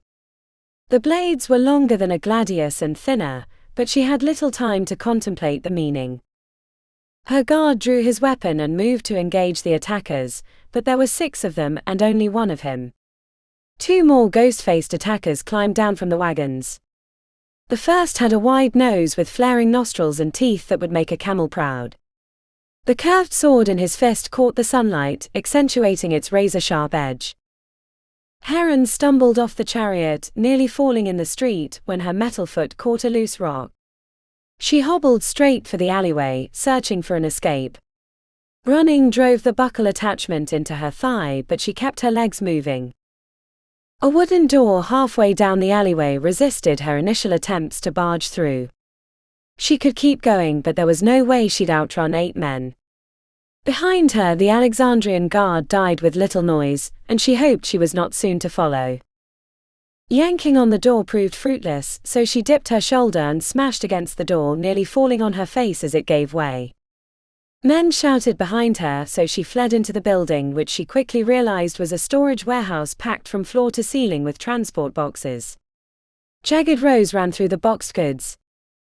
There was a second level, so Heron looked for a ladder or staircase, hoping she could hide amongst the boxes. Open windows let in faint light. Her eyes were not adjusted, but she kept running. Unfamiliar custom stamps marked the goods. The door behind her opened, turning it to a conflagration of whiteness. She darted down a side passage, finding a wooden ladder going up to the second level. Quietly as she could, she climbed, finding her metal limb unhelpful in making the ascent. Each step she had to maneuver the bottom of her foot squarely onto the rung or it would slip off. She kept expecting her pursuers to curl around the corner at any moment. Each breath sounded like a lion's roar in her ears. She flung herself over the top and rolled away from the edge as she heard footsteps. Lying on her back, she tried to determine if they'd seen her, or if someone was climbing the ladder to the second level, but her booming heartbeats overwhelmed everything else. When no one stuck their head over the edge, Heron crawled forward on her belly. The ghost-faced man with the curved sword stood below the ladder looking around. The bronze helm he wore was unfamiliar. More like a cap with chin straps than a protective helm. The whiteness of his face was clearly paint, as his olive skin could be seen on the back of his neck through the smears. Foot scuffs warned her on the approach of a second pursuer, and she slid away from the edge. "Have you seen him?" asked the man below in Latin. "He must have escaped," said the second. "Not likely," said the first. "There are only 2 doors and Levites came through the other, while I was the first on his trail. He's in here somewhere. We just need to look harder." "This was supposed to be a quick kill," said the second. "We should just leave. A little bit longer. Better to be seen than to fail. He's not a forgiving man." The second man wandered off, and Heron couldn't tell if the first was still at the base of the ladder, so she moved back to the edge. Creeping forward, she tried to see over without revealing herself. The bottom of the ladder was empty. Heron moved back and breathed a sigh of relief. If she could only stay hidden for a while longer, she might survive the assassination attempt. But there were no guarantees, so she started formulating a plan as a backup. On both sides, wooden shipping boxes were piled high. The ones on the left were stacked like blocks, while the other side sat in neat compartments, keeping each one separate. On her knees, Heron lifted the lid on the nearest box, hoping to find something useful. What she found was so unexpected she almost made a noise of surprise. Inside the box were dozens of self-trimming lamps, the ones she'd first tried to sell in Alexandria to fund the war, resting in a bed of old hay. Heron examined the box for the trader stamp, finding the outline of a wolf's head. The mystery of who'd ripped off her designs would have to wait until she was safely back in her domus, but the presence of her lamps bothered her. Heron pulled one out, finding it completely empty as expected, but with a dry wick stuck in the middle. A flint and steel cap hung from a sturdy chain. Quietly as she could manage, Heron stuffed the empty lamp with hay from the box. Once it was full, she pulled the wick out and squeezed the flint and steel cap to make a spark. The scraping of the steel across the flint was a windstorm in her ears. She cringed with each try, until on the third a spark flew out and nested in the hay like a bright red bird. With a hushed breath, she fueled the little spark until it turned to flame. Her distraction would quickly draw notice, so she had to act fast. Heron grabbed more hay, placing it carefully into the fuel compartment on the lamp as not to put out the flame, and then moved to the edge. When she saw none of the ghost-faced men in the aisle beneath her, Heron lobbed the flaming lamp onto the platform across from her. She quickly made a second lamp and started lighting it, when she heard a cry of alarm from the other direction. With a second lamp lit, Heron moved the other direction and, leaning her arm through a space between two boxes, she threw the second lamp onto the boxes below. Turning around to get a third lamp, she saw a ghostly face with wide flaring nostrils appear over the edge of the ladder. Contrasted by the white paint, his mouth was a cavernous grin. The curved sword in his fist clanged against the wood as he started pulling himself standing. She was trapped. Chapter 13. Safaria was sitting naked in her room, scraping the perfumed oil from her skin with the striggle, when she heard the strange sound from the courtyard. The afternoon breeze blew through the window, bringing the smells of sea air and the holly trees from the grove behind the domus, making her shiver until gooseflesh sprung from her skin. Livia, the servant woman, had offered to clean her, but as much as Safaria enjoyed certain rituals of Rome, she was not accustomed to personal grooming or the public bathhouses that were common to the city. The domus was empty since Heron had been called to the workshops, and many of the servants went home for the day. She froze when she heard the noise again, the bronze scraping tool halfway down her thigh still glistening in oil. She might have dismissed the noise as the wind knocking branches against the building had it not been for the warning from Sextus. She'd forgotten all about it until now, and hadn't really taken it seriously even when he'd said it. In Alexandria, she'd spent her whole life watching the temples make their every action to seem important, when their only desire was to squeeze coin from the masses. It was not so different for the nobles in Rome. Except it seemed the temples were a tool of the wealthy, rather than a leech on the people. She hadn't really considered the difference until now, poised naked in her room with nearly no one at the domus. Sextus's warning in that light carried a sinister weight, rather than the dismissal she'd given it when first heard. Mundus patet. The phrase still meant nothing to her, but it must have something to do with the unofficial holiday, the Day of the Dead. No one was forbidden from working, but most declined to do so for fear of upsetting their ancestors. With an ear to the wind, Safaria hastily finished scraping the oil from her skin and donned the saffron stola that was draped over the chair. She almost put on her tunic, the one she wore at the workshop in Alexandria, in case she had to move quickly, but decided against it. Livia had nearly fell dead from fright the first time she saw Safaria in the tunic, so she only wore it privately in her room. She kept the stola loose, so her ankles were not bound by the fabric. An onlooker would think she were a prostitute coming from her job by the disheveled nature of her clothing, but the ominous warning from Sextus made her wary. Creeping down the hallway sharpened her hearing, but not in the way she would have liked. All the sounds from outside the domus came rushing to her, the steady clatter of a wagon wheel across the cobblestones, a distant bell tolling a mournful tune, the growling of a steam mechanical passing through a nearby street, a lone bird cawing from the grove. Only her heartbeat overcame the outside noise, and together they muted everything between, leaving Sapphira blind about what was around the next corner. The courtyard at the center of the domus was large enough to hold a party, and filled with enough flowery bushes and small trees to hide a dozen men. Sapphira peered from around the corner, pressing her face against the cold marble archway. Staying flat against the wall, she watched for movement, expecting to see a flash of bronze or crimson through the bushes. Sapphira was so focused on the way before her, she didn't hear the person coming up from behind until the final foot scuff against the tile. "Good Sapphira," said Livia, "have the dead roosted in your mind and made you wander off?" Sapphira spun around, a squeak slipping from her lips. "By the gods, no." She glanced over her shoulder at the courtyard. "I thought I heard something and went to investigate." "You did hear something," said Livia with a disapproving purse to her lips. "You have visitors in the map room since Consul Heron is not here to greet them." "Visitors?" Livia gave her a droll look. "Yes, visitors. Are you sure the dead haven't addled your mind?" Sapphira almost replied until she saw the hint of a smile at Livia's lips. "I shall attend to them immediately." "Not until I've fixed your stola, good Sapphira," said Livia.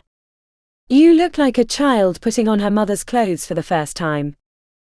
Livia didn't give her a chance to reply, pushing Sapphira's arms out of the way and tugging on the fabric until she felt like a mummy in a cocoon. "It's clothing," Sapphira gasped. "It's not supposed to be bonded to the skin." Livia smirked and pulled tighter. When she was done, she gave Sapphira an approving nod and sent her to the map room. There she found Vestalis waiting with a few handsome legates from the Legion. They were breathing heavily as if they'd just been running. The general gave her a worried glance, though he softened slightly when his eyes laid upon her. "Greetings, Consul Vestalis," said Sapphira. "Greetings, Sapphira. Are things well in the domus?" She glanced to the 3 Roman soldiers, and Vestalis nodded, giving permission to speak in front of them. "I thought I heard something earlier, but it's gone now." Vestalis frowned. "We chased 6 men from the domus upon our arrival. Strange men with white-painted faces and unfamiliar armor." One of the legates stepped up. "It was armor from the early days of Rome, when we were not yet an empire. I've seen it before in the museums. I assume they did not mean you well. Thank you for your protection. It seems your arrival was fortuitous. Maybe the gods watch over this domus," she said, adding the last part for a little superstitious benefit. "Where is Heron?" asked Vestalis. "Visiting workshops, but he's safe." He took 2 guards and a matacore. Even after she said it, she wasn't sure she believed her words, and Vestalis didn't either, by his deepening frown. "May I ask why you came to see my father?" Vestalis thought for a moment before speaking. These legates had once served under Magnus. Heron wanted to question them to learn more about the man. There was something else, but Vestalis wasn't saying. Sapphira guessed it had something to do with the tentative negotiations with Aelia to bring Magnus back to the Empire. She knew her father's thoughts. If she could end the war early, then she could return to Alexandria. An inviting prospect, given the events of the day. "We could go find him," offered Sapphira. Vestalis shook his head. "Rome is a big place. There's no way we'd find him. Better to wait here. I'm sure he'll arrive soon enough." "No," said Sapphira. "I know exactly where he is. He's been visiting the same workshop for the last 5 days." As soon as the words left her mouth, she knew her father was in danger. Vestalis ran from the room with the legates close behind. Safaria followed, and as soon as they reached the outside, she saw the twirl of black smoke on the horizon. "Fire," said Vestalis simply. "It's been too dry lately." "A fire could devastate the city," said the legate who had spoken before. When Vestalis looked to her, she knew what he was asking. "Yes," she nodded, "that's the way to the workshop." Chapter 14. As the ghost-faced attacker climbed onto the platform, Heron threw an unlit lamp at his face and he knocked it out of the air with his sword hand. There wasn't enough room for his curved blade to maneuver, so Heron stepped in close and grabbed him around the throat with her metal hand. The attacker put his weight forward, tripping her backwards into the boxes. She landed hard on her back, knocking the air from her lungs. The metal hand slipped from his throat and he tried to bring the sword around to cut her. Light flickered up from below. The fire had grown, spilling flame and smoke into the empty air. Worried shouts filled the warehouse. Her ghost-faced attacker had one hand on her face, gouging her nose and eyes with his fingers, while she flailed at his arms, using her metal limb like a hammer. She didn't have enough room to hit him with any force, so she grabbed the edge of the boxes and yanked down. At first nothing happened as the nearest box slipped out of her fingers, but she must have unbalanced them, because the pile fell on top of the both of them, slamming him on top of her, knocking the sword from his hand. A corner of a wooden box caught her near the temple, causing bursts of blues and violets in her vision. It seemed the weight of the world was on her as she struggled to stay conscious. Each gasp was like her lungs were made of iron. As she fought for each breath, she felt a wet warmth on her neck. Her attacker was slumped onto her, motionless, the buckle of his bronze helm cutting into her chin. Beneath the boxes there was little light, except the reflections of orange flickers. Heron strained to push the man off her. He was either dead or unconscious, and she wished he was neither. The floor beneath her grew warm, and the crackle of fire could be heard above her laboring heart. In a burst of energy, Heron thrashed against the weight like a wolverine caught in a trap. Her efforts barely moved the man or the boxes. Fear crept into her mind like a thief as she started to realize she might be burned alive. Like living tendrils, black smoke snaked through the holes between the boxes. The first cough was like a punch to the chest, the second cough a sledgehammer. Panic seized her limbs and she tried flailing again, but it only resulted in tired muscles. Being restrained only reminded her of the time beneath the Temple of Sobek. It took every bit of her will not to give in to the fear. With the floor growing uncomfortably warm and black choking smoke invading her space, Heron calmed herself and used the light from the hungry flames to see if she had a way out. To her right, she thought she might be able to squeeze out. Her arm had a finger length of room to maneuver.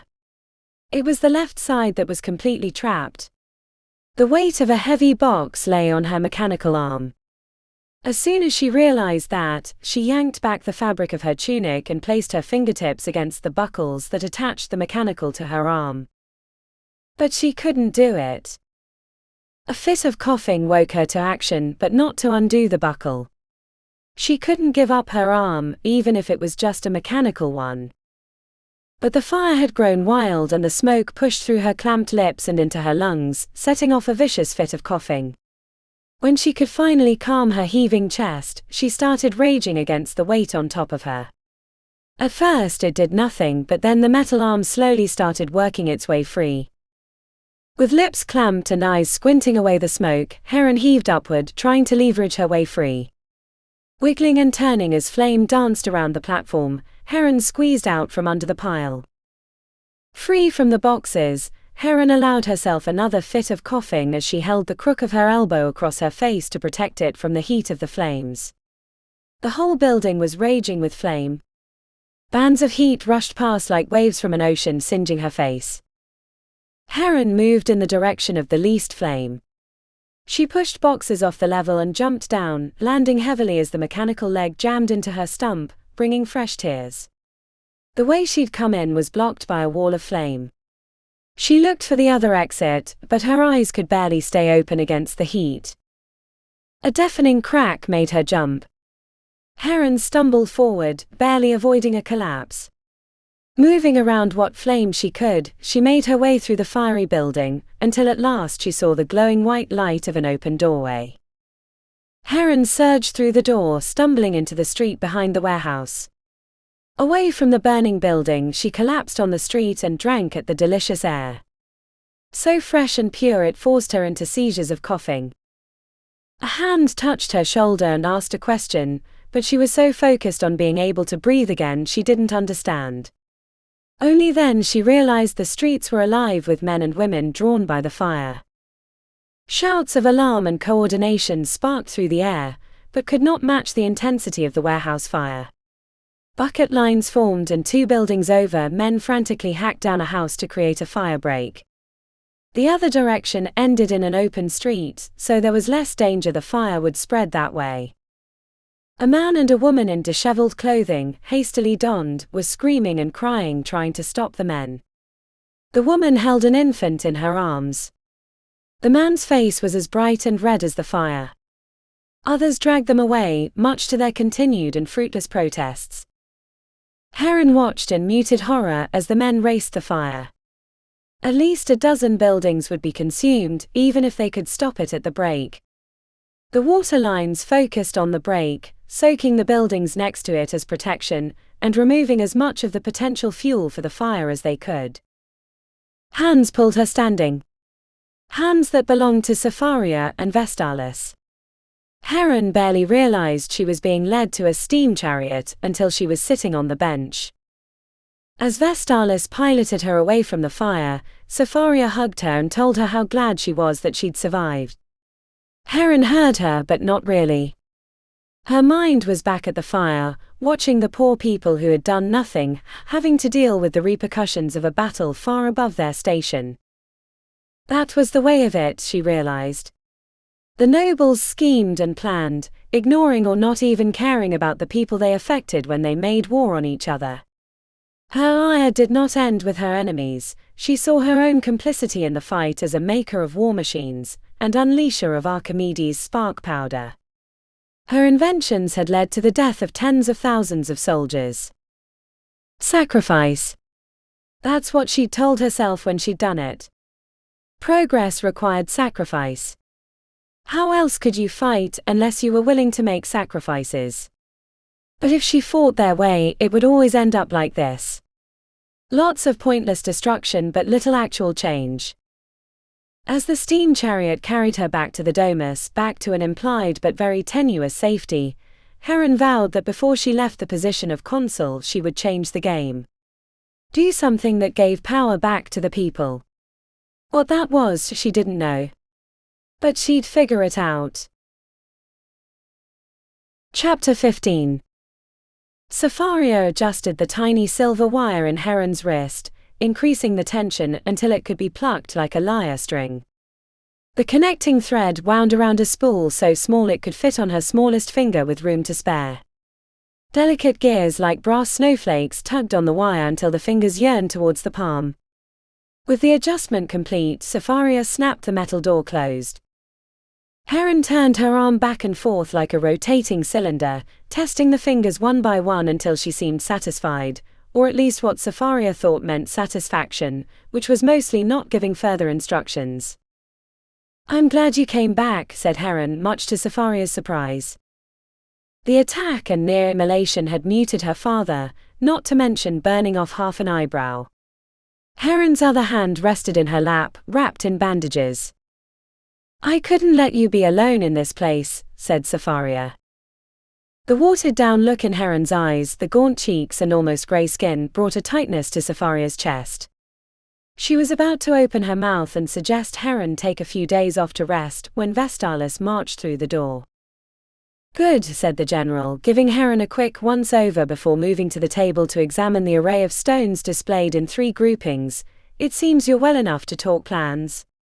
We only have 2 days left until the vote." "The vote will go as planned," said Sapphira, motioning towards the stones. "We have enough to pass." Vestalis's lips creased with disagreement while his hard grey eyes washed over her. "Things never go as planned when it comes to the Senate." He pointed to the smallest pile of stones. Those are the ones in flux. If all of those go against us, or if Messalina can't deliver his side as promised, we'll be lost. If we can't add the additional seats to shift the balance into our favor, we'll be forever blocked by Silius and his wolves. Sapharia shook her head. I still don't understand why Agog just can't add the seats. He is the emperor now, right? Only if he'd made it a part of the treaty when we first took Rome, said Vestalis. Once we agreed to keep the Senate, we agreed to follow their rules. And with the army out of the city, we can't afford to make enemies of everyone. Agog would surely take Rome back if they rebelled, but that would be little solace to our lifeless and probably headless bodies. The undecideds, said Heron, nodding towards the middle stones. A group of them want the contracts for the steam wagons that will ride on the Iron Road in exchange for their votes. Then give it to them, said Vestalis. 2 problems, said Heron, shaking her head wearily. 1. Those contracts are promised to some of Alia's friends. 2. Steam wagons that can ride on the Iron Road aren't yet designed, and I don't have the time to finish them. There's only so much of me to go around. Do we have other contracts to offer? Asked Sapharia. Nothing, said Heron. We need to give them something, said Vestalis. Does it have to do with the Iron Road? Sapharia smoothed an errant piece of hair away from her face. Doesn't one of those senators own a big quarry? Vestalis snapped his fingers. Do we need any constructions completed? Sapharia couldn't think of anything, so she slumped onto the chair and picked up one of the yes stones to roll across her palm. When she glanced up, she caught a strange twinkle in Heron's eye. Father, you have an idea? Heron nodded slowly. Do we have the funds to pay for another large project? No, but it matters not, said Vestalis. Once we have the votes, we can worry about the cost. This law means more than anything else. Temples, said Heron. We can build temples. The Romans love their gods, but unlike the Egyptians who seem beholden to them, these Romans expect the gods to work for them. We'll give the undecideds, and a few of our other weaker links, contracts on new temples built to honor this new empire. Coming from her father's lips, the idea seemed absurd. She knew Heron's view on the temples from their time making miracles in Alexandria. Sapharia might have thought Heron slightly mad from exhaustion, except for her completely sane and level gaze. But where? Asked Sapharia. Heron smirked with a private joke. We'll build great temples in Delos, Delphi, Dodona, Dium and Amphipolis, and rebuild the greatest of all temples to Athena in Rome. Bold plans but worthy of our goals, said Vestalis.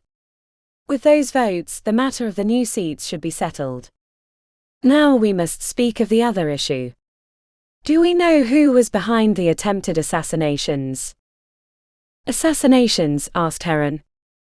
Sapharia shared a glance with Vestalis before shrugging. I didn't think to tell her.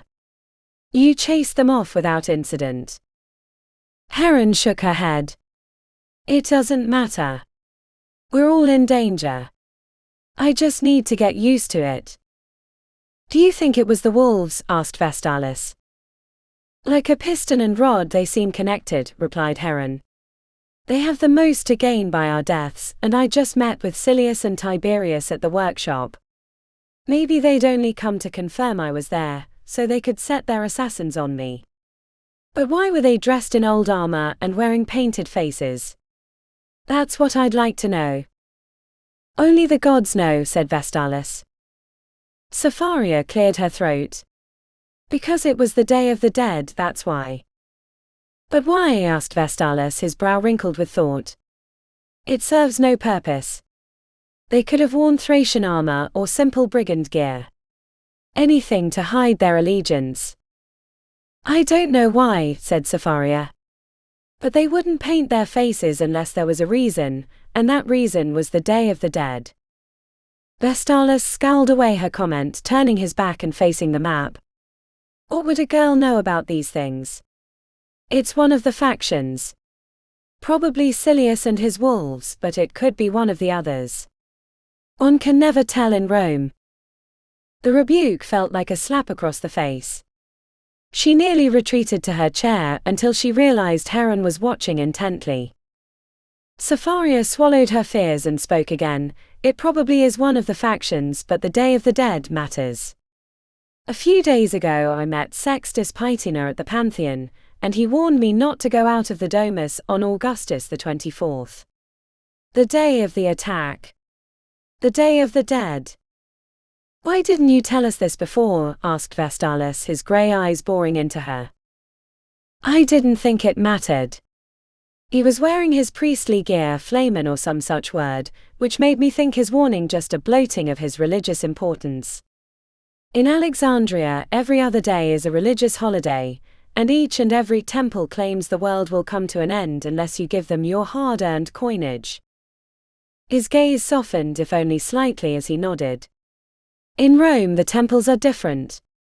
They're tools of the nobles, not a pantomimist dancing for profit. Were you a priest? Asked Heron suddenly. No, said Vestalis with his chin lifted. My father was not connected enough. I earned my place through the army and the glory of battle, and once I'd returned to Rome, my father sent for me in Alexandria to take over the business due to his illnesses. Heron looked to Cesaria. Could it be Aelia's side behind the attack? Cesaria clamped her lips tight. It was possible, but she didn't want to admit it. It very well could, said Vestalis. It could be that Aelia wanted you in the Domus so they could kill you here. That's why he warned you. But why? Asked Cesaria. Won't they profit from our plans? Heron shook her head. Once we set the plans in motion, we became irrelevant. Even the workshops could figure out how to make the steam wagons work, given enough time. And don't forget, we took a sizable stake in their mines. I'm sure they're not happy about that. Cesaria was trying to imagine Sextus's face, to remember if he'd been truly warning her, or sending her to her death. It seemed hard to believe the latter. Envisioning his face reminded her of the rest of the conversation. There was something else he said when he warned me about the Day of the Dead. Mundus patet. What does open the world mean? Both Cesaria and Heron looked to Vestalis. He seemed to consider the word, even mouthing it twice before frowning. Mundus patet. It means what you say it does, but I don't think that's what he meant. That's an older usage of the words, not common these days. It might be something I've heard once, but I can't recall where. It's been decades since I lived in Rome. It's not the city I remember. Just ask him, said Heron. Ask Sextus, she asked. Yes. Plan a meeting with him, make an excuse to the reason, but ask him. If it matters, he'll tell you, or if he's against us, he'll try to avoid it, said Heron. A wise course, said Vestalis. I'll see if I can learn anything else about the word. And the Day of the Dead. Good, said Heron, we all have work to do. Me most of all. Father, you should rest. You look terrible, said Cesaria. I've felt worse, and there's no time for idleness.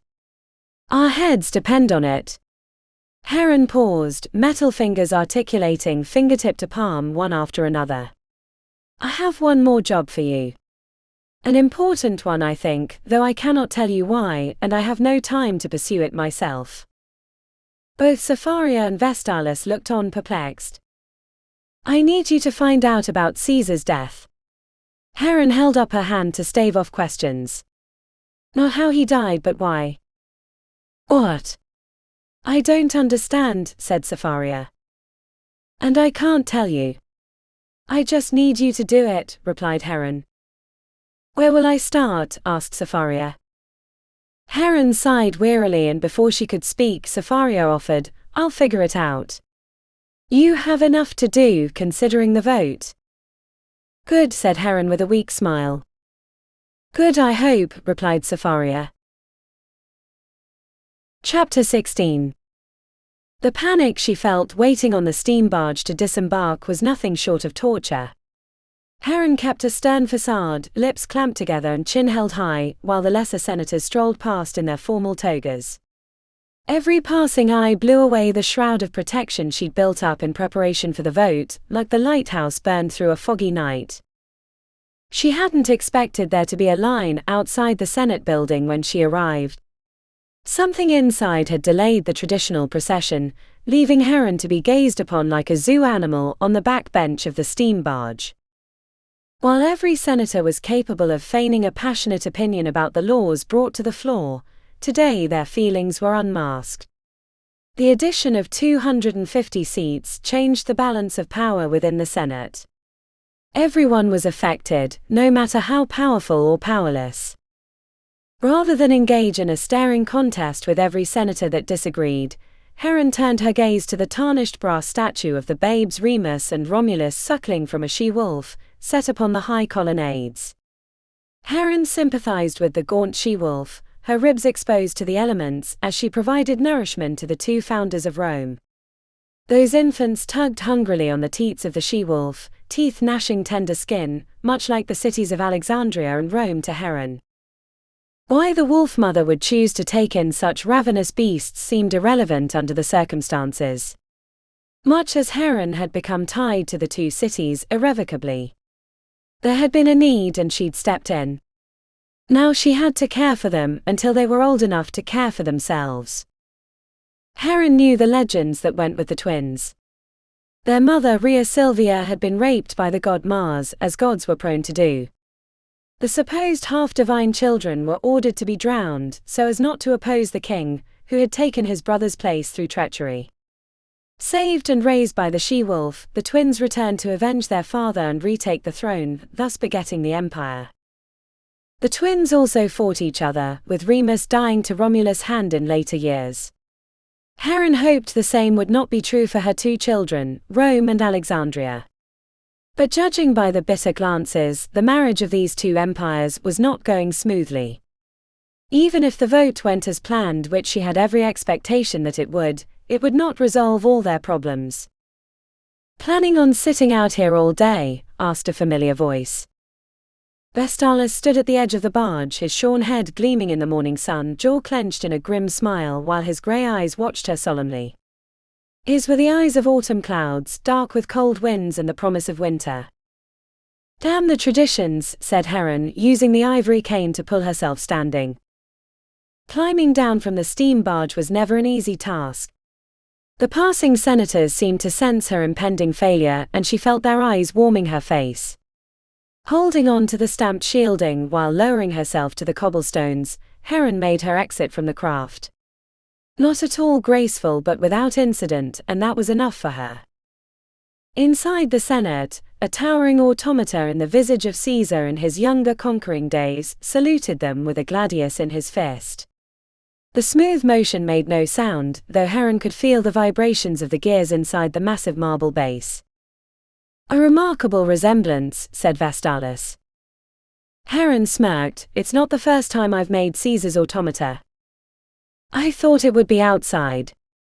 His voice dropped to a whisper. "How will we retrieve the barrels if it's in here?"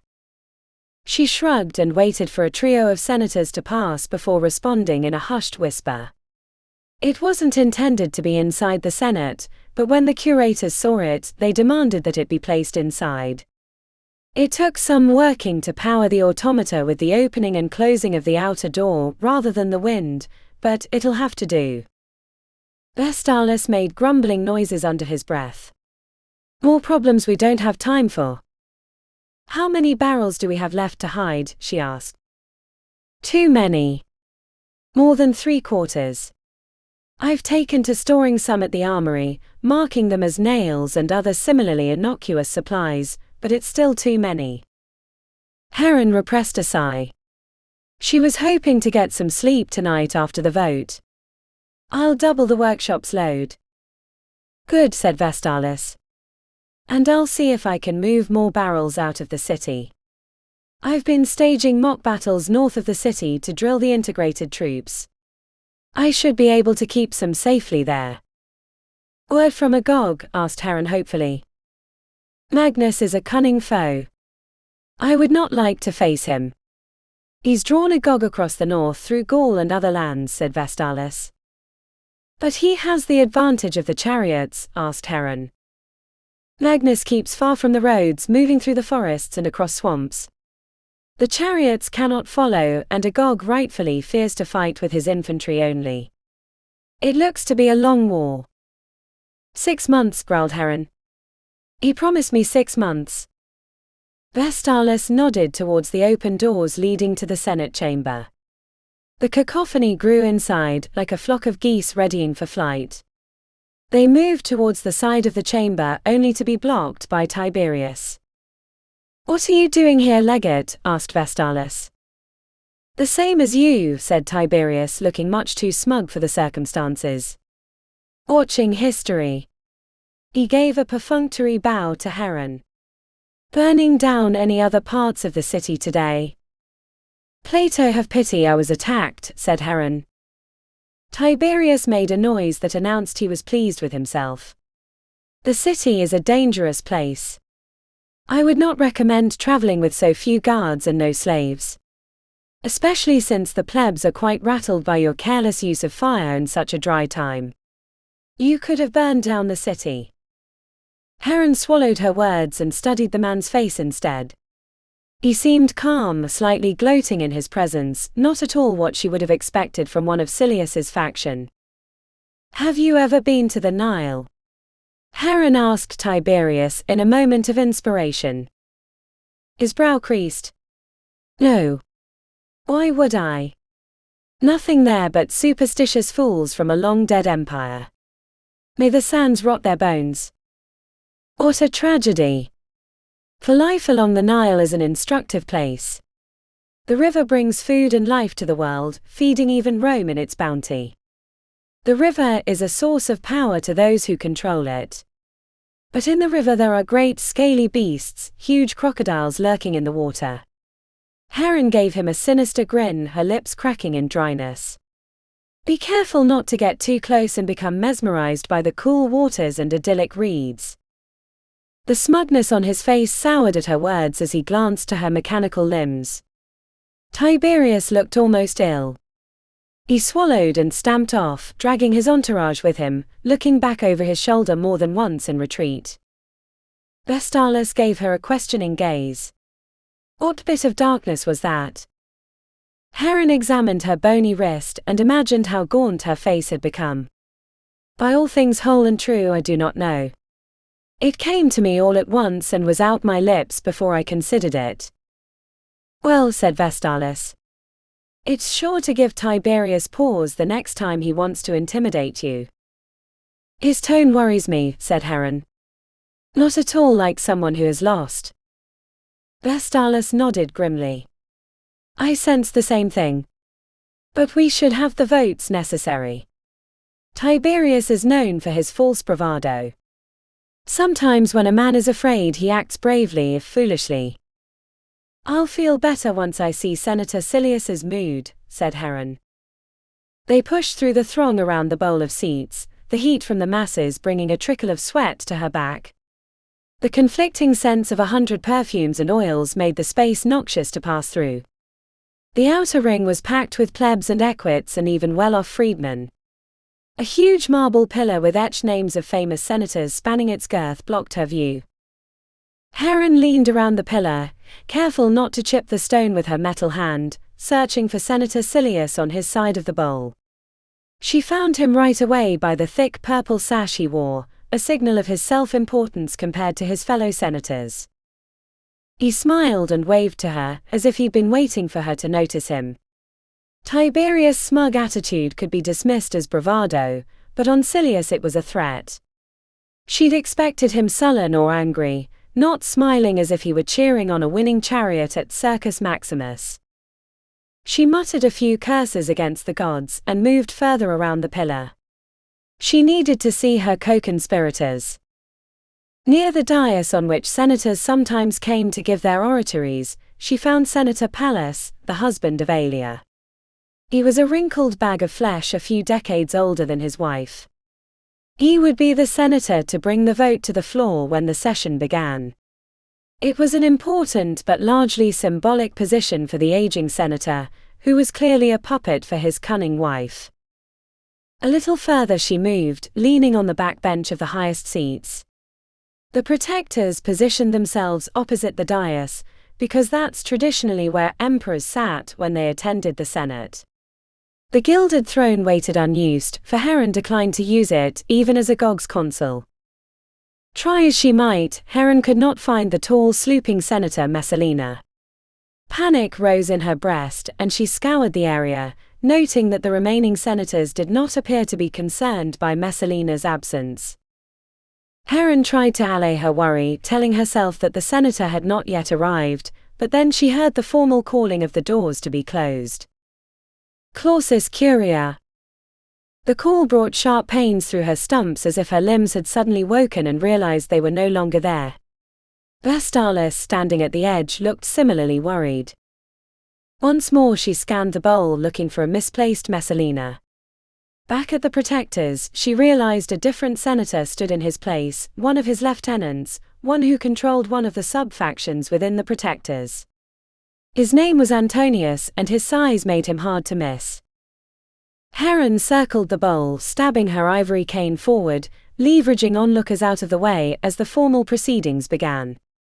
Senator Pallas would bring the vote to the floor almost immediately, so there was little time to spare if something was wrong. She grabbed one of the senators on the back bowl, digging her fingers into the bunched-up fabric on his shoulder, and whispered, "Where is Senator Messalina?" The senator at first appeared to be offended by the rough handling, until he saw who had him in grips. "Messalina." "Yes." The words seethed out of her lips, drawing stares from nearby. "Where is he?" The nameless senator glanced to his compatriots, nervously mumbling a nearly unintelligible apology. "Apologies. Why are you apologizing?" she asked, tugging so hard, he was nearly falling backwards over the bench. Other senators in the area were coldly watching her, and every one of their glances felt like betrayal. "He's dead." A shard of dread lodged itself in her breast. Upon the dais, Senator Pallas moved at a languid pace, carefully climbing up the steps to announce the vote. Senator Antonius, the one in Messalina's place, smiled at her with half-lidded eyes. He was a portly man with pink cheeks and thick fingers. When his lips peeled away from his teeth, exposing them in a grimace, Heron knew they had been betrayed. Heron lunged toward Vestalis. "We have to stop the vote. We've lost." She hobbled past Vestalis, but the distance was too great. Even the feeble Senator Pallas would make the dais before she got even halfway around the bowl. Heron moved to the backbench and cupped her hands around her lips. "Stop the vote." Her shout echoed through the chamber, which had been solemnly observing Senator Pallas, but once her words had pierced that silence, the whole floor erupted in shouts. Heron tried a second time, "Stop the vote," but her words were drowned out by the protectors and the wolves, all calling for the vote. The aged Senator Pallas moved to the front of the dais and pulled a papyrus from a pouch and began to read, oblivious to the mayhem in the chamber. His words were drowned out by cacophony, but it didn't matter. Once he began, there was no way for Heron to procedurally stop the vote. Not that they would hear her. When Senator Pallas wrapped up his speech, the vote was called for, and it didn't take long for the counting to be done. An overwhelming voice vote sealed the fate of the law. As Heron felt the strength go out of her limbs and she leaned heavily against the ivory cane, the Senate crier called out the fate of her bill. "The law does not pass." Chapter 17. Safaria fingered the edge of her stola with unease, the soft fabric doing nothing to reduce the tension wound into her bones. Ever since the fire and the lost vote, the Domus had felt besieged. Waiting outside the Museum of the Legion with a dozen Alexandrian guards in attendance, Safaria drew the disapproving stares of passing citizens. By way of courier messaging, Sextus had agreed to meet her at the museum. Before the vote, the meeting only had the purpose of information. Now they must use it as a banner to test if Aelia's winds still blew their way. An autumn zephyr ruffled the hem of her stola, bringing gooseflesh and shivers. She'd been waiting long enough that her guards, led by Donar, a broad-shouldered Northman with a mane of reddish hair and a bushy beard of the same color, avoided her gaze so not to further her embarrassment. It seemed the whole city knew the repercussions of the vote. Since that day a week ago, Vestalis had stationed dozens of loyal guards at the domus. Often when Safaria entered a new room, the men would hush their whispering. She knew they were talking about going back to Alexandria. Vestalis had admitted as much in their discussions afterwards, for they feared they would not be able to hold the city much longer without Agog's army.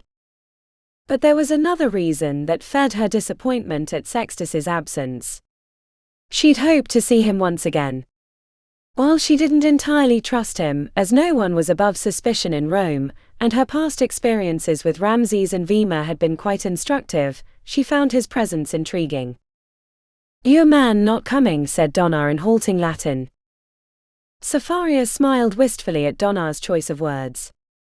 He'd used the possessive term reserved for a husband, rather than the generic term for a male. "I'm afraid you're right," said Safaria. "Let's go back to the domus. Heron won't welcome the news." A strong male voice sung out behind them. "Nor will Alia if she finds out that we didn't meet." As her guardians reached for their weapons, Safaria spun around to find Sextus standing at the entrance of the museum. With his lanky arms crossed over his chest, he smirked, the corners of his summer green eyes creased in humor. "I didn't take you for a sneak," called Safaria, raising a questioning eyebrow to Donar, who blushed as red as his beard. "How did you get past my guardians?" Sextus flashed a wicked grin. "Secrets, good Safaria, should be earned, not given freely." She gave him a playful scowl. "Or maybe you arrived well before us and had been waiting inside." "Ha!" he exclaimed. "You unmask me. A simple soldier loses to the guiles of a cunning woman every time." "Well then," she responded, the weights on her heart lifting. "Let us examine this museum with great leisure." As she moved to join him, her guard flowed with her until he frowned and she stopped. "I'd hoped we could walk alone." "It's a dangerous time in Rome." Sextus nodded while glancing at Donar. "The museum is safe enough at this time of the morning, and I will take responsibility for her safety." Donar grumbled, "I will stay with her." Sextus looked to her, conflicted. She could sense his reluctance and so made an offer of compromise. "What if the others stay outside, while Donar follows at a distance, so we can talk freely?" "Heron will not like," said Donar. "I won't tell if you don't," she said. Donar nodded, and Safaria moved to join Sextus. He put his arm out for her to take. She placed her fingertips along the inside of his wrist, caressing softly as they strolled across the marble floor. "A strange place for a meeting," said Sextus.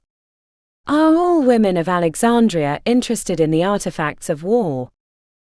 Safaria tried to ignore that his breath smelled of mint, but his words at this close distance set her cheeks and lips to tingling. "No. Only those that grew up in Heron's workshop. When I was a young girl, I would help Plutarch, the workshop foreman, fire the Carobalistras to test them." A surprised laugh slipped out of his lips. "And I thought my childhood odd. When I was a young man, my mother brought me to the Senate to listen to the oratories, and made me memorize the best lines." "Do you practice the art of oratory?" "Practice? Yes, but I'm no Cicero. I'm better at regurgitating old speeches than improvising during a debate. I'm afraid, much to my mother's dismay, that I'm a better soldier than a future senator." Distracted by his presence, Safaria hadn't realized they'd moved into a new room, until she was standing before the suit of armor. The gilded breastplate displayed twin griffins and a winged cherubic face, while the loincloth appeared to be golden fish scales over a crimson river. "The inscription says this was Caesar's armor when he crossed the Rubicon," said Sextus, leaning forward and squinting down. "He was quite the titanic figure in your history," said Safaria, hoping to draw out information. Most say that Caesar was the end of the Republic and the beginning of the Imperial Empire, said Sextus, frowning. Do you disapprove? His voice lowered in volume. The Republic had been lost a century before when a man required large amounts of coinage to become a senator. When only the rich can be a member of the Senate, the Republic is lost. But isn't your family wealthy? She asked, suggesting a new topic. Our fortunes only came in the last 50 years, when we discovered copper and tin mines on our ancestral lands. We are the new elite and the old guard resents us, said Sextus. Only this newfound wealth has allowed us to compete for influence.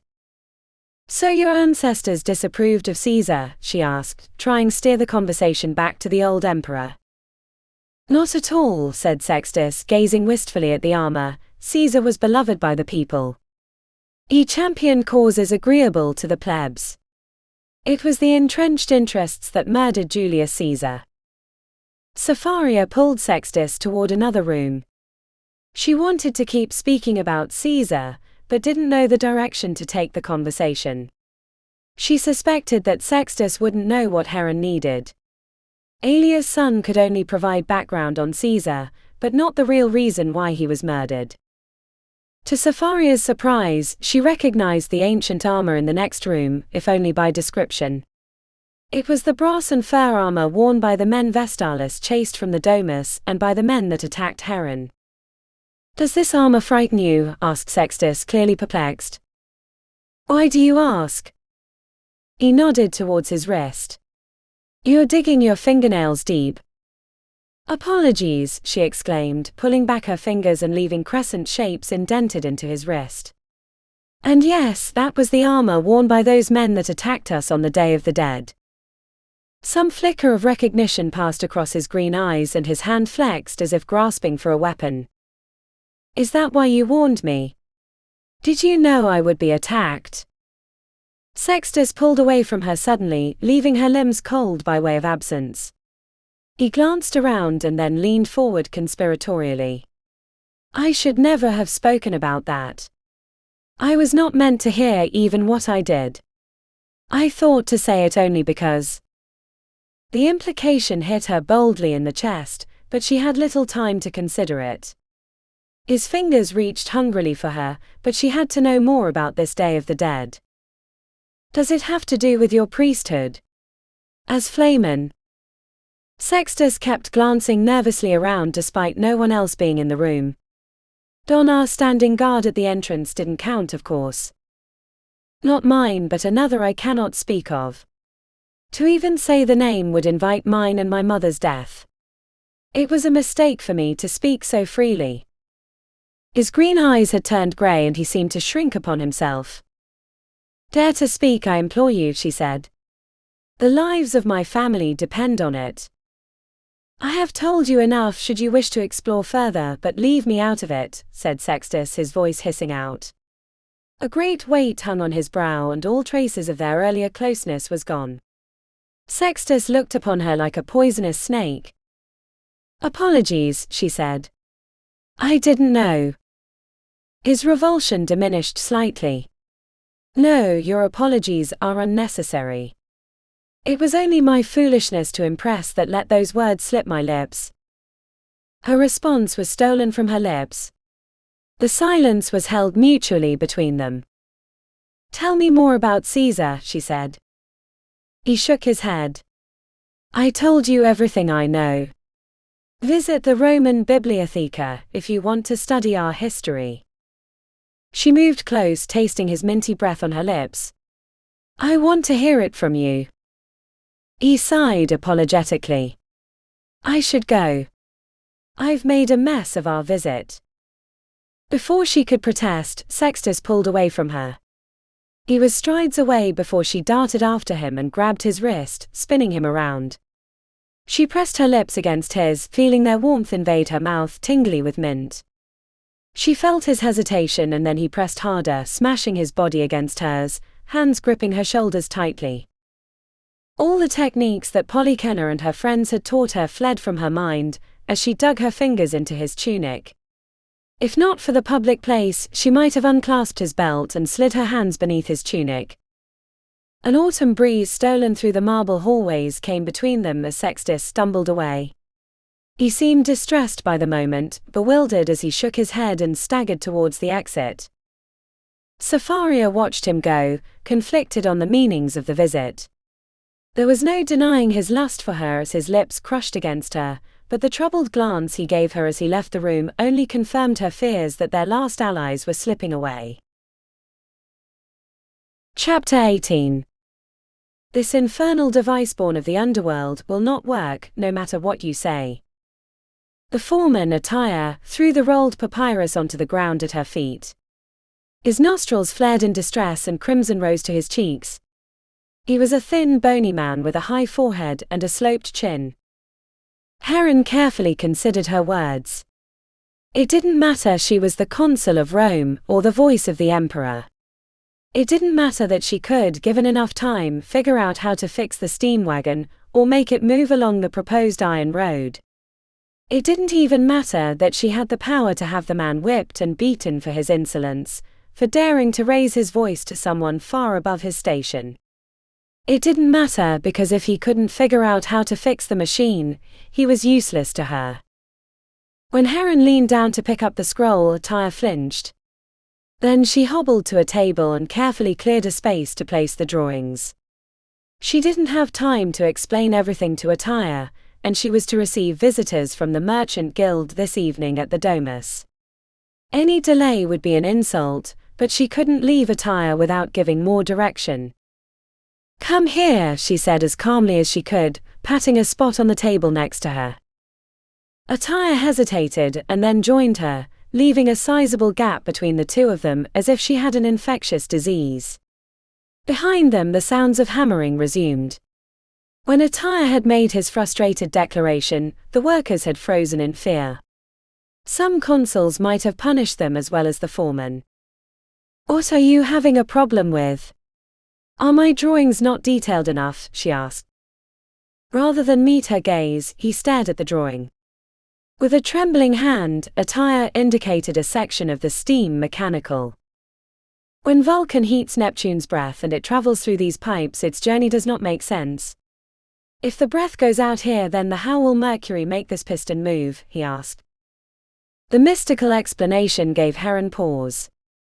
If she would have known Attire was superstitious, she would have given the drawings to a different workshop, but she'd been told he was the best in Rome and had built versions of her steam mechanical just from seeing a sketching of one.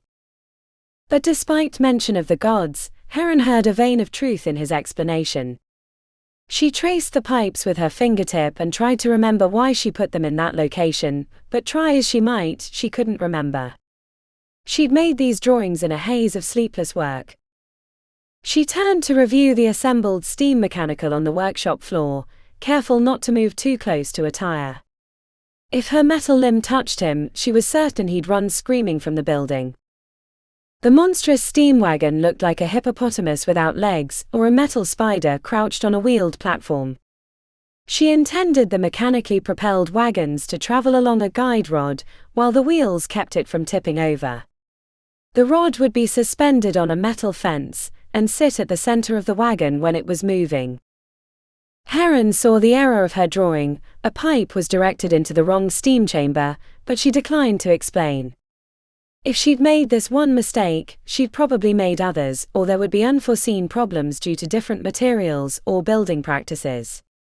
So rather than explain what to fix, she had to get him to understand what she was trying to do, otherwise she'd be called back to the workshop again and again. "I can see why you were recommended as the best workshop in Rome," said Heron. "A lesser foreman would have built the steam wagon to drawing, complete with my error." Attire recoiled with a look of horror, leaving Heron confused. She hadn't expected him to react in that manner. A compliment usually left a foreman beaming with pride. Heron restrained a sigh. It had been a long time since she'd had to speak in this manner.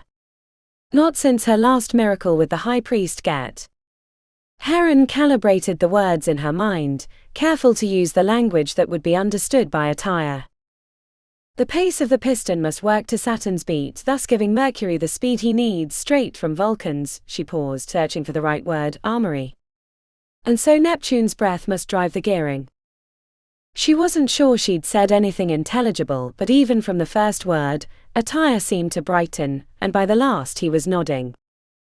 By Neptune's boots I understand, said Attire. The forced smile was held long enough for her to collect her ivory cane and leave the workshop, nodding to the workers as she hobbled out.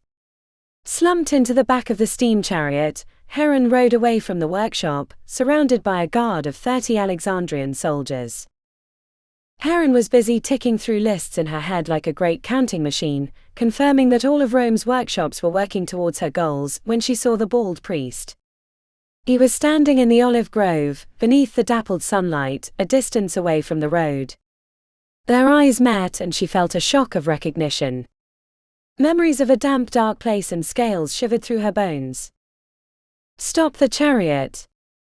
She had to scream it a second time before her pilot stopped the vehicle, skidding it to a halt on the road and almost causing the Mattercore behind to crash into her. With wide eyes her soldiers waited for direction, glancing around to make sure there were no threats incoming. Once the dust had settled, Heron had a horrible thought. That the bald priest had been a mirage. But when she remembered that the last time she'd seen him he'd had a head full of dark, listless hair, that he had to be real. He'd been waiting for her too. Stay here, she told the soldiers. I saw something I must attend to in the olive grove. But Vestalis gave us strict instructions to stay with you at all times, said their commander, an Egyptian with a strong jaw. You may follow at a distance but not too close. I think someone wants to speak to me and I'm afraid your presence would scare him away, she said. The commander looked boldly into the grove. Then let us retrieve him with force and you can speak to him at your leisure. Left without an answer, Heron stared at the grove, wondering why she did not give the command to retrieve Lysimachus, the priest of Sobek, the one who had taken her hand from her. She found herself staring at her brass arm, remembering that Lysimachus was also missing a hand. He won't speak that way, she replied, knowing it for truth. I should get moving before he decides to leave. Consul Heron, know that Vestalis has threatened me with decimation if I fail in protecting you, said the commander. And I'll have you fed to a Nile crocodile if you don't let me speak to this man alone. The venomous words came as a surprise to even Heron. A darkness cultivated by the months she spent in Lysimachus's temple. Warily the commander backed away, giving a disappointed bow. She mentally sighed, wishing she'd treated the man better. He was just trying to do his job, but she did not let herself linger long on these thoughts, for Lysimachus was a dangerous man. Dangerous enough that as she limped toward him using her ivory cane to navigate the uneven ground beneath the olive trees, she wondered why she did not just have him killed. But that was an easy answer. Killing him would acknowledge the darkness he'd stirred into her soul. And it would prove the argument Lysimachus made under the temple, that it was Sobek that made her and provided inspiration for her inventions. She caught a glimpse of his white robe between the gnarled trunks. Behind her, the soldiers waited at the edge of the road. If she went much further, they wouldn't be able to see her because of the curve of the hill. Resigned to follow Lysimachus, Heron pressed on. Deeper into the grove, the dusty rich scents of the trees created an otherworldly ether, as the twisted trunks with silvery green leaves and tart fruits beckoned her onward. Despite the afternoon sun, she walked in shadow, as this was an older grove, less tended, with wide canopies that connected the tops of the rows. His white robes moved between the trees ahead, tantalizingly near but yet far. She sensed her soldiers nearby, but not close enough to reach her before Lysimachus could if he turned and advanced on her. Heron pulled the blade halfway out of the cane as a comfort that she was not completely defenseless. The hill sloped upward and Heron followed, using the occasional flashes of white to follow. The distance she'd gone into the grove began to worry her, but not enough to make her turn around. Though if he left the grove, she would go back, which was soon as the hill ended in rough terrain, a rocky cliff that she couldn't climb without difficulty. Standing in an eerie calm at the base of the chalky stone wall, Heron looked around for her former torturer. The cliff bathed her in shadow, sending a shiver through her spine. When she could not find him, she pulled her blade. "You need not fear me," said a voice from above. Lysimachus stood on the edge of the cliff, arms hanging at his sides, with one ending in a stump. His calm demeanor bothered Heron, as if he felt completely in control of the situation. "Our history suggests otherwise, Alabarch." She held up her mechanical arm, but regretted it when a fevering grin appeared on his lips. "That man is long gone. Scrubbed from the earth by my master's former priests. And now you are left with a gift from Sobek. The crocodile god shines his light on you," said Lysimachus. "Your god did nothing. It was you who took my hand. Only a fool believes his destruction can create," she spat. Lysimachus bowed. "Apologies, O broken one. I know we two see things differently, but eventually you will come around to see the wisdom of Sobek." "What do you want?" asked Heron, growing annoyed. "My soldiers wait just beyond those trees.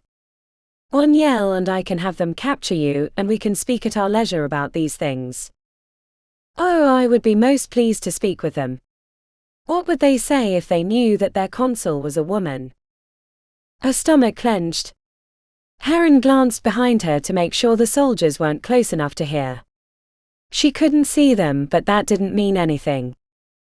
"Yes," said Lysimachus. "Your secret is safe with me. Man or woman, if Sobek has decided to make you his vessel, then I will not argue." "What do you want?" she asked, cringing at her own timid voice. In coming to confront Lysimachus, she'd hoped to silence the nightmares that woke her in the middle of the night sometimes, dreams of the pit beneath the temple of Sobek and the horrors inflicted on her there, but her heart made raucous drum beats in her chest. "The selfish me, the part that is still proud Lysimachus and not the humble priest of Sobek, wants to see you dead." He gave her a tooth-filled smile. "But my creator has other designs on you. Things he has told me in the darkness. He sent me to Rome to protect you, for while you live, Sobek's vision can come to pass." Heron grew angry at her own fear. "Tell me what you must and be gone with you. I grow tired of this game." Lysimachus chuckled. "Would you be so quick to rid of me if you knew I had twice stopped assassins from preying on your daughter?" "Curse you," she said. "Leave her alone." "I'm afraid I cannot. Sobek has plans for her too, you see. He tells me much in my dreams," said Lysimachus. "Your dreams mean nothing," responded Heron. "I can see you do not believe that. If you'd been listening, you would remember that he's been speaking to you for quite some time. Showing you the path on which he wishes you to tread, the path that will change the world. That is why he sent me to Rome, to protect you and your daughter, to creep amid the mud and snap off the limbs of those foolish enough to attack you. But I am only one man, and so I can only do so much, so I knew it was time we met so I can give you Sobek's wisdom revealed in the dark." Heron could not bring herself to speak, instead gripping the ivory cane tightly, the blade pointing limply at the earth. When Lysimachus spoke, his words fell upon her like ash. "Beware the dead, Mykonikos, Cerberus hunts you." Heron's forehead wore into a knot. "What does that mean?" she asked, looking up, but only pale fronds bobbed with the eddies of passage. Lysimachus was gone. Chapter 19. The wig fit snugly around the crown of her head, leaving a curtain of dark hair hanging at the edge of her vision. Safaria had picked a curly mop of hair, so it might hide her blonde tresses beneath. Without a polished mirror, Safaria did the best she could to fix the wig, so that she appeared to be a man of small stature. The tunic she wore was one from the workshop, and the stamped leather wrist guards were the latest fashion in Rome. With a carryall over her shoulder, Safaria moved to the courtyard of the Domus, where Heron was entertaining a large delegation from the Merchants' Guild. She needed to avoid the servants, especially Livia, who would surely recognize her in the disguise. Keeping an eye over her shoulder, Safaria bumped into a man coming around the other way. Apologies, Safaria muttered, trying to remember to keep her voice low. No need, said the merchant, a scowl hung on his lips, clearly intended for the meeting still going in the courtyard. This farce nears an end. He appeared to be thoroughly Roman, prominent nose, keen eyes and strong jaw. He might have been called handsome except for the purple blotch of skin that went from his right eye down to his neck. Can you relate the short of it? Asked Safaria. I had some difficulties with my meal earlier and missed most of the meeting. The merchant stared at her as if he were trying to figure out if she belonged. The moment before she thought she'd have to escape the man or be discovered as an imposter, his brow softened and he continued speaking. This metal man, he thinks we are gullible Alexandrians, ready to believe his miracles will help us. This iron road is nothing but a ploy to steal our business. I don't care how much faster these steam wagons might go on the iron road. If we don't have control over our caravans, we might as well be enslaved. Safaria opened her mouth to explain that the steam wagons would be designed to be used on the iron road and off, but then she remembered she wasn't supposed to know this, having come late. She glanced over the merchant's shoulder to see a sea of faces similarly cast in disagreement.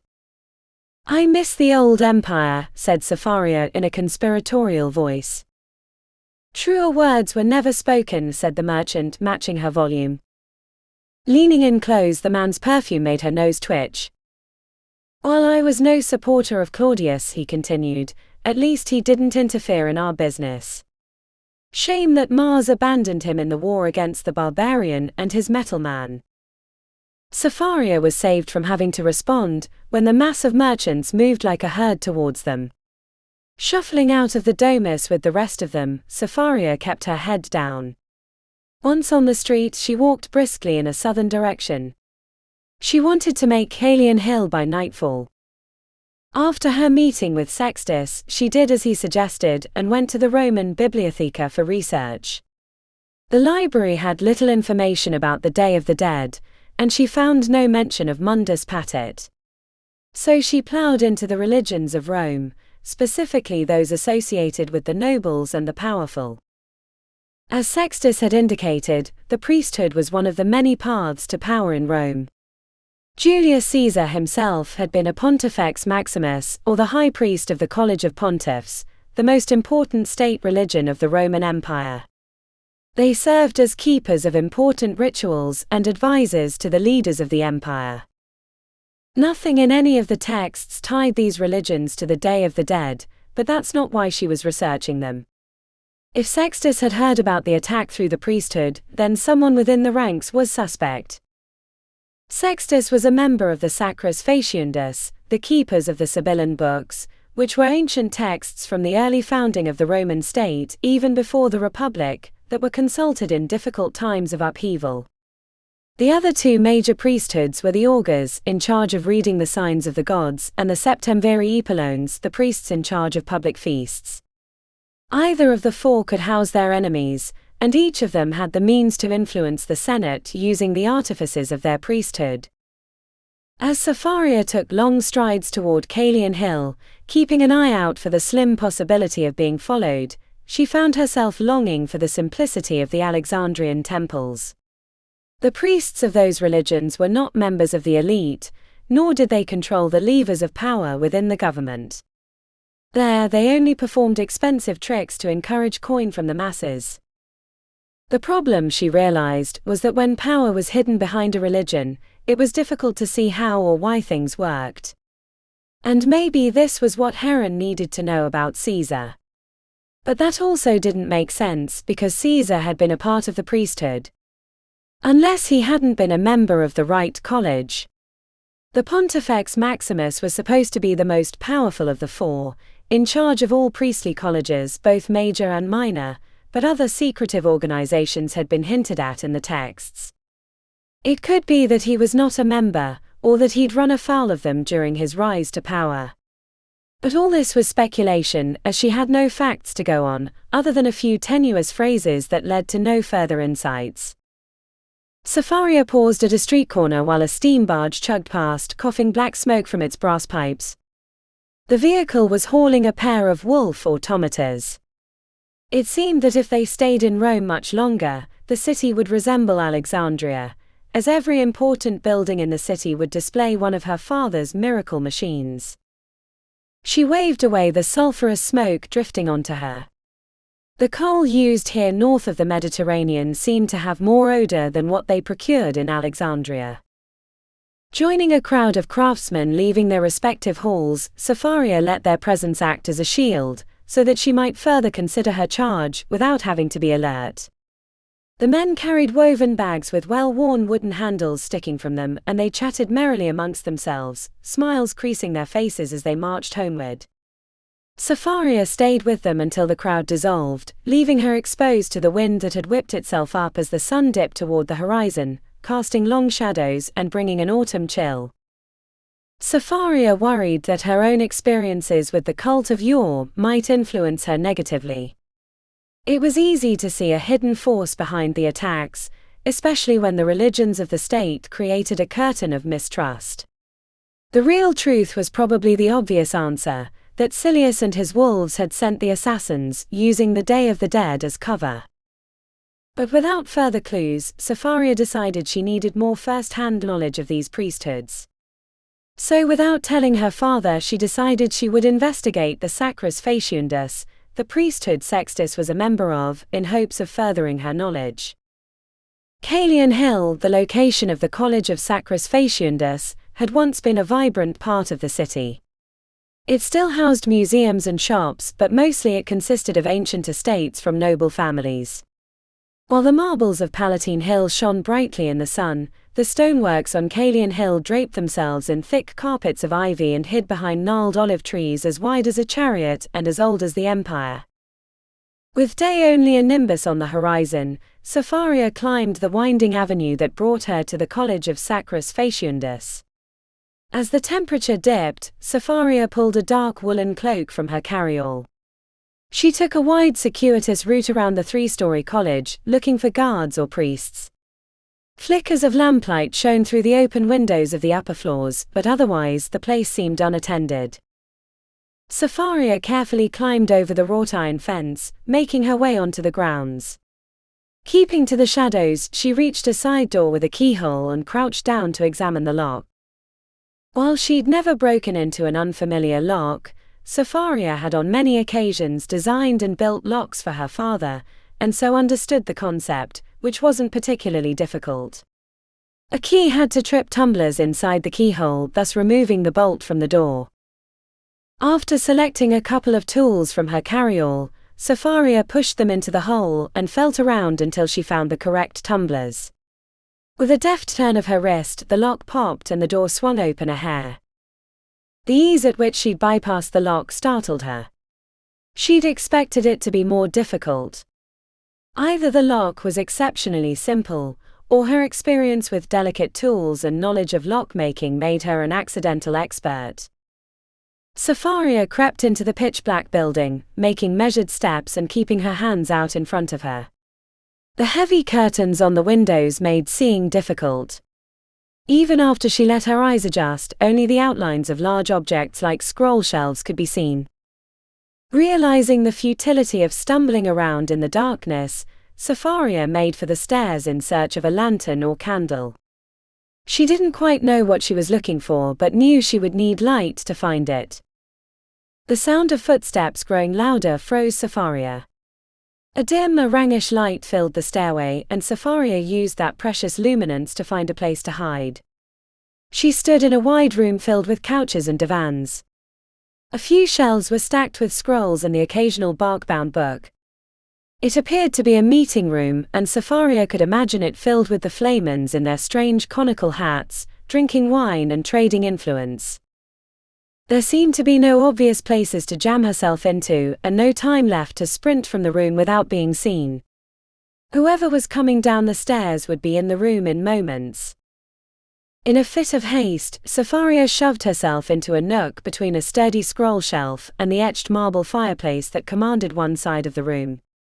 She pulled the cloak around her face and body, hiding as much as she could, minus a thin opening to see out.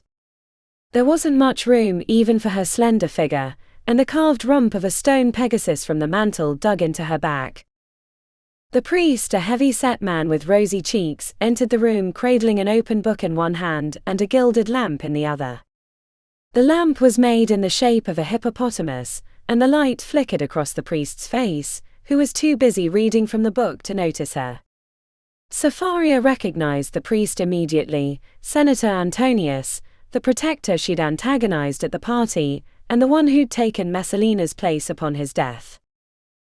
Antonius seemed enraptured by the text in his grip, lips moving rapidly but without sound. He glanced up once and upon seeing his location in the room, made for a shelf one over from Sapharia's hiding spot.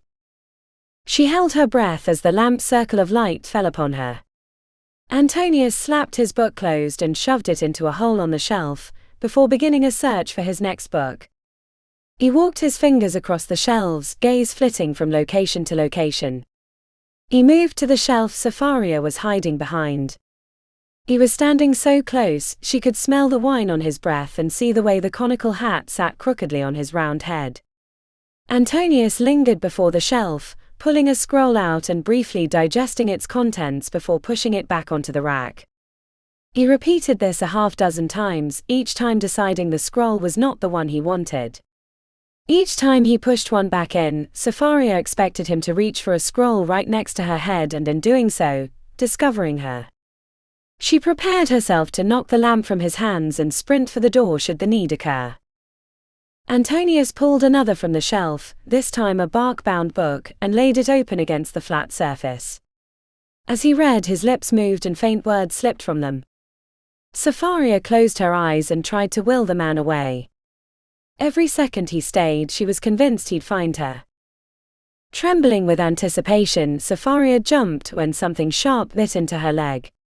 It was like a row of needles was pushing themselves into her calf. She choked on the curses she wanted to let loose.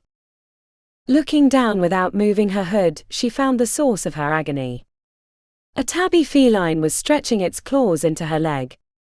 It released them and made a imroa noise before rubbing its side against Sapharia's leg in repeating circular motions.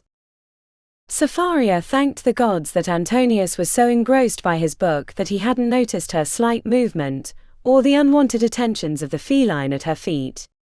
She wanted to kick the cat away, but she couldn't dare with the priest so close.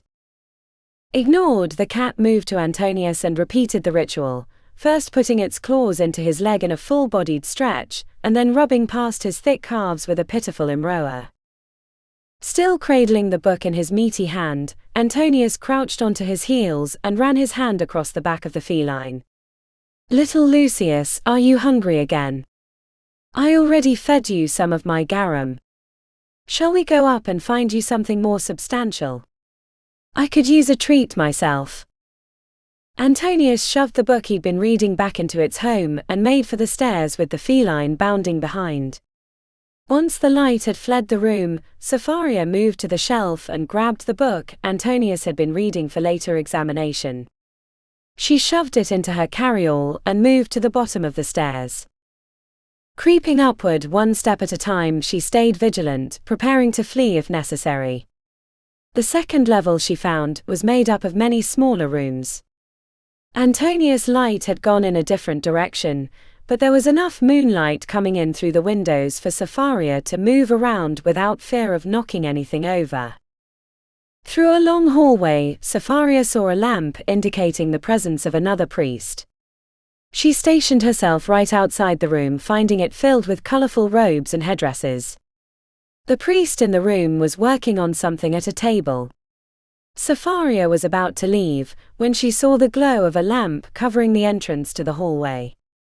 Trapped, Sapharia slipped into the room ahead and hid behind a shelf containing various sized scepters with what appeared to be fake jewels glued on. Antonius appeared in the room, munching on a piece of hard bread with a pungent substance smeared across it. "Ave Sextus, working late will certainly impress the high priest." "Ave Senator Antonius, while the crowd values glory and entertainment, the high priest values industriousness, though I suppose if I were better at these tasks I might have been done before evening," said Sextus. Sapharia shouldn't have been surprised to find Sextus at the college, given that he was a priest. and based on the exchange, it appeared he was new to the position. She stood on her toes to get a better view, but the shelves were positioned in a way that she could only see the back of Antonius' broad back. "What keeps you here this late?" asked Sextus. "A bit of reading," replied Antonius. "Though I'm afraid my eyes cannot take another word. I think I'll take my leave and retire to my estate." "May your sleep be restful," said Sextus.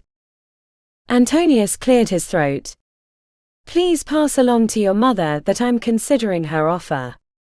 It's hard to turn down considering the circumstances, though I feel I'd be giving up too much."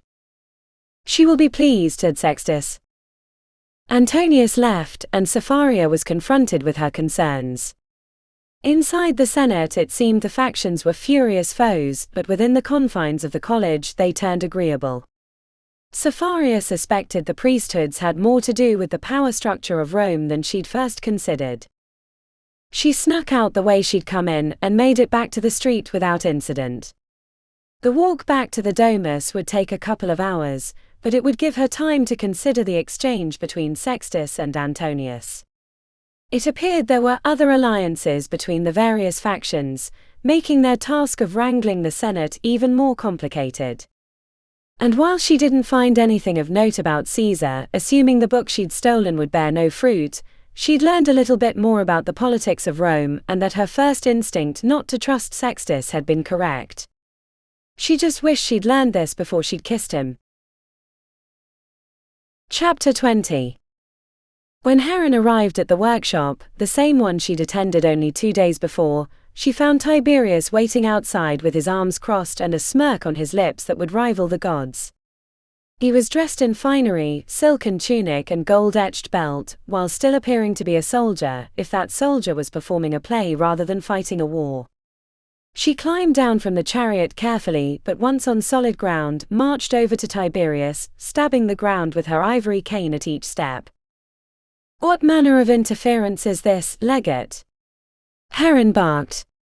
It would be so easy to reach out and choke him with her mechanical hand. "Apologies, Consul Heron. The needs of the Empire dictate a change in direction for this humble workshop," said Tiberius. "Change in direction? What do you speak of?" she asked while craning her head to find Attire the foreman. There was no sign of him, nor the steam mechanical to be used on the iron road that had been in the middle of construction the last time she'd visited.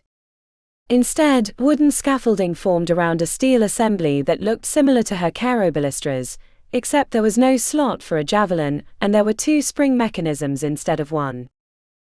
This workshop was given contracts by the Senate for equipment to help with the war effort versus the traitor Magnus, said Tiberius. "But I need them to be working on the iron road. And I already have contracts with the workshop. How can this supersede them?" "Apologies," he said without a trace of regret, "but the Senate laws dictate that contracts may be voided in a time of war, prioritizing the war effort over useless and vain constructs like the iron road or these silly automatas that you're placing all over Rome." Heron leaned heavily on her cane. She'd been outmaneuvered by Silius once again. This change would weaken the few allies she had left, if she even had those allies from the start. "I assume the lion's share of the contracts for raw materials will go to Silius," said Heron. "Oh no," said Tiberius, relishing his role as spokesman. "Silius is a generous man and has spread this wealth around. He wants everyone to benefit from the war effort, rather than just a few families. The barb was meant for her and the way they'd distributed the contracts to Aelia's supporters. Some had gone to those within the protectors, but she thought the concessions for keeping Roman laws would have swayed them more. Either Antonius was a more fervorous spokesman than the rest of his faction, or she underestimated the lure of wealth. Probably both. "I assume there were votes on these new contracts," she said, regretting her frequent absence from the Senate. "Of course," said Tiberius, holding a wounded hand to his heart. "We wouldn't dare pass rules without consulting the representatives of the people. And we were rewarded for our patience, as the bills passed almost unanimously." Heron stared at the legate in his silken tunic and gold-etched belt. Her nose caught a hint of his perfume, a sickening sweet scent, and she almost swore he had a bit of rouge on his cheeks. He was exactly the type of soldier the commoners of Rome cheered, assuming they did not get too close. She looked to her own shabby tunic smeared with ink stains along the hem. Then she moved her gaze to the dingy mechanical hand, marked with scars from bumping unceremoniously into everything she passed. Even as she balanced herself standing, the knee joint wheezed and clicked like an old man stumbling up a tower. Despite their initial curiosity, she knew that she was everything the people wouldn't love. Even the barbarian Agog, a foreigner, would draw more adoration from the people of Rome, because they admired his warrior ways. While she was a trick and a miracle made flesh, illusions did not rule empires. If they were somehow overthrown, Heron could imagine the people choosing Tiberius as emperor rather than Silius, because he was too old, and he preferred to rule from behind the scenes. "How did Senator Pallas vote?" she asked eventually. "Don't worry, Consul Heron, you have a few loyal dogs left in your kennel." Though it's certainly possible Senator Pallas just got confused. He'll soon rival the stars in age. Pretty soon that wife of his will have to find a new husband, maybe even one quite younger and with many more prospects. Despite the fact that Tiberius was completely unarmed and she had a guard of 20 Alexandrian soldiers and 2 matacores behind her, Heron felt completely neutralized. She knew that even if she pulled her hidden blade and tried to shove it into his heart, he would somehow survive or turn the blade on her, and claim appropriately that it was self-defense. "Good Tiberius," she said after much thought, "give my apologies to Senator Silius when you see him next, which I assume will be soon by the tugging of that leash on your neck." Tiberius gave her a cold smile. "And what shall I apologize for on your behalf?" "For being as stubborn as Athena. As I have learned in the workshop, each failure is not a failure but only instructs us to the possible solution." "And what if your failure ends in death?" he asked. "Then may Rome burn to the ground." Chapter 22. Tiberius lounged in his personal bath, gazing upon the painting he'd commissioned after returning from Rome. As steam curled around his glistening body, he tilted his head, admiring the way the artist had added the symbols of Venus and Mars to his likeness. In the tree on the hill, a lone sparrow indicating Venus' favor looked on, while a wolf for Mars sat at his sandaled feet. While the public baths provided him with an opportunity to interact with the lesser peoples of the city and listen to their trials and foibles, Tiberius enjoyed quiet solitude almost as much. His bathhouse was tiled from floor to ceiling, paying homage to the god Neptune. At the bottom of the wide bath, a mosaic depicted the watery god riding a pair of hippocamps across an emerald sea. He let his lips caress the goblet, spilling ripe honeyed wine into his waiting mouth. He'd been saving the vintage for a special occasion, and this one seemed special enough. Everything Senator Silius said would happen had happened. The Alexandrians were all but neutralized, and with the instructions he'd just given to his favorite problem solver, their enemies would be wiped from the stage, being the poor players they were. And though Silius had never promised it directly, Tiberius thought there might be a considerable reward for his part in the game, especially this last bit that kept Silius's hands clean. Maybe even a chance to replace Claudius as the emperor, and he only thought of Claudius as the last emperor, because he did not consider the barbarian Agog to be a credible successor. And with the inventions of the traitor Heron, the Roman Empire would be reborn. They would find no enemies worthy enough to defy them, especially with the Parthians still in turmoil from the loss of their young king. With the spark powder and steam chariots, the Roman Empire would stretch as far east as the Indus River, as far south as the Kushites, and as far north as the barbarians. He, Tiberius the Great, would rule an empire larger than anything even Alexander the Macedonian had conceived. Tiberius drained the goblet and called out to the slave girl who should have been waiting by his bath, ready to refill his cup. "Quinalia. Attend me, girl. I need more drink and your mouth," he said, sitting up and cupping his hand around his hardening cock. Before he could call out a second time, a rope slipped around his neck and was pulled tight. His goblet clattered to the tile, bouncing and spinning, making a raucous noise that should have brought his slaves running.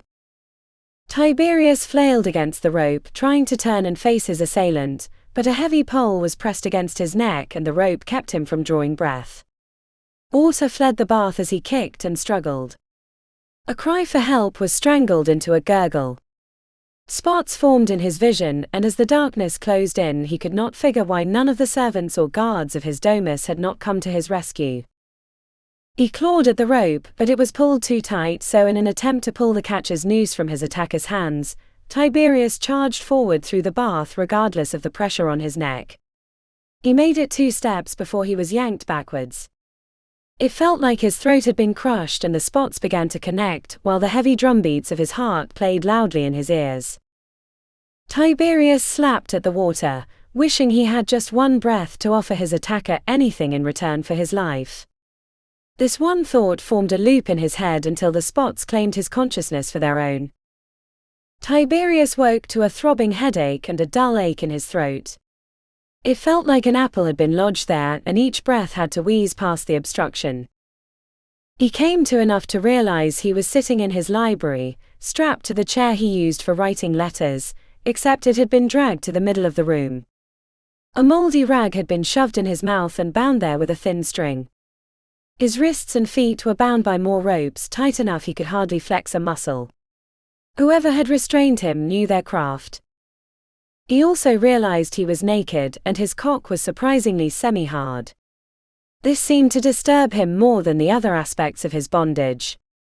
He'd never been shy about his body in the baths, but felt helpless, and his cock seemed ready to embarrass him when he needed to be ready to negotiate his release. For that had to be the reason he had not been murdered while unconscious. An assassin would have killed him already, but as a ransom he was worth a hefty sum.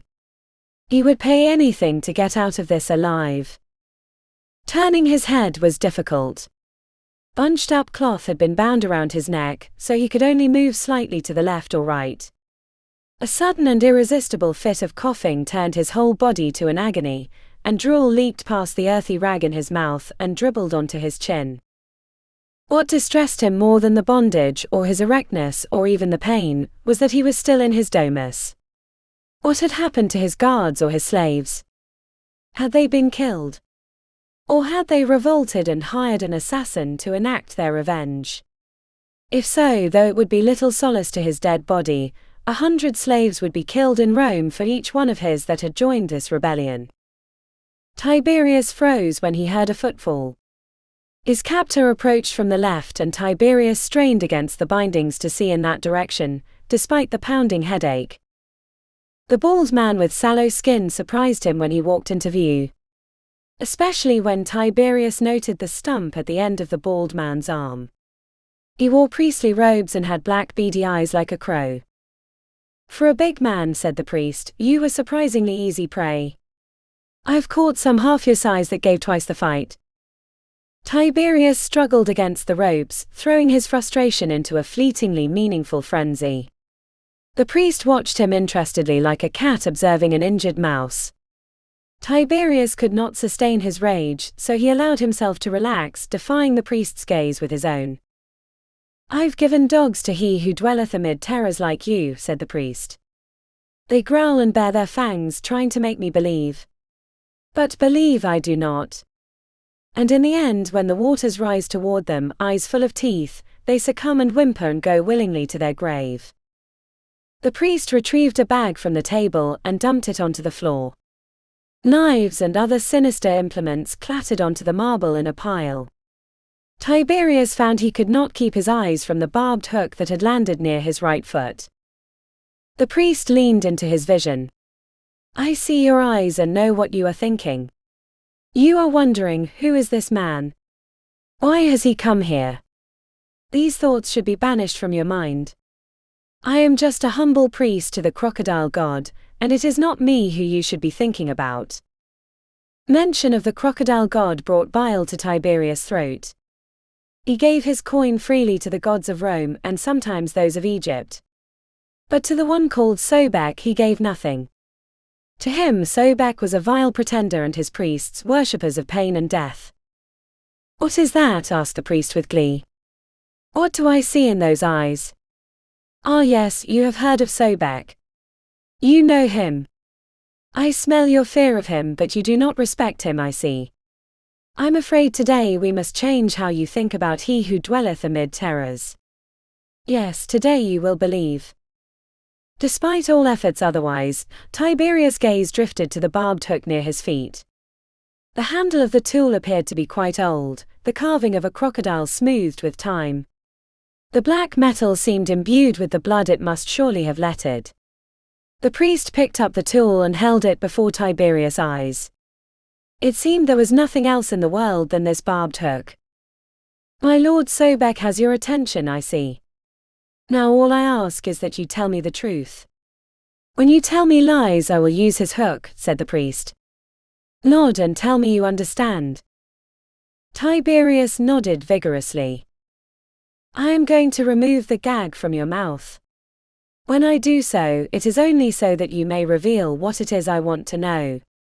If you say anything else, I will use the hook." "Nod again." Tiberius nodded. "Well then," said the priest and released the string holding the restraint with one deft pull of the knot. Then he tugged the cloth from Tiberius' mouth, and he gagged as the cloth tickled the back of his throat, unraveling on its way out. The priest let him cough a few times, and before the priest could speak, Tiberius wheezed out, "I'll pay you anything, give you anything, just." The rag was stuffed back in, and the hook was held before his eyes. The priest let him watch as he moved the tip to his chest right above the nipple, and pushed it into the skin. Like a bolt of lightning had passed through him, Tiberius tensed and strained against the ropes, screaming muffled prayers to the gods until the priest removed the hook. When it was out, it glistened with dark fluid. Warm blood ran down his chest and into his pubic hair.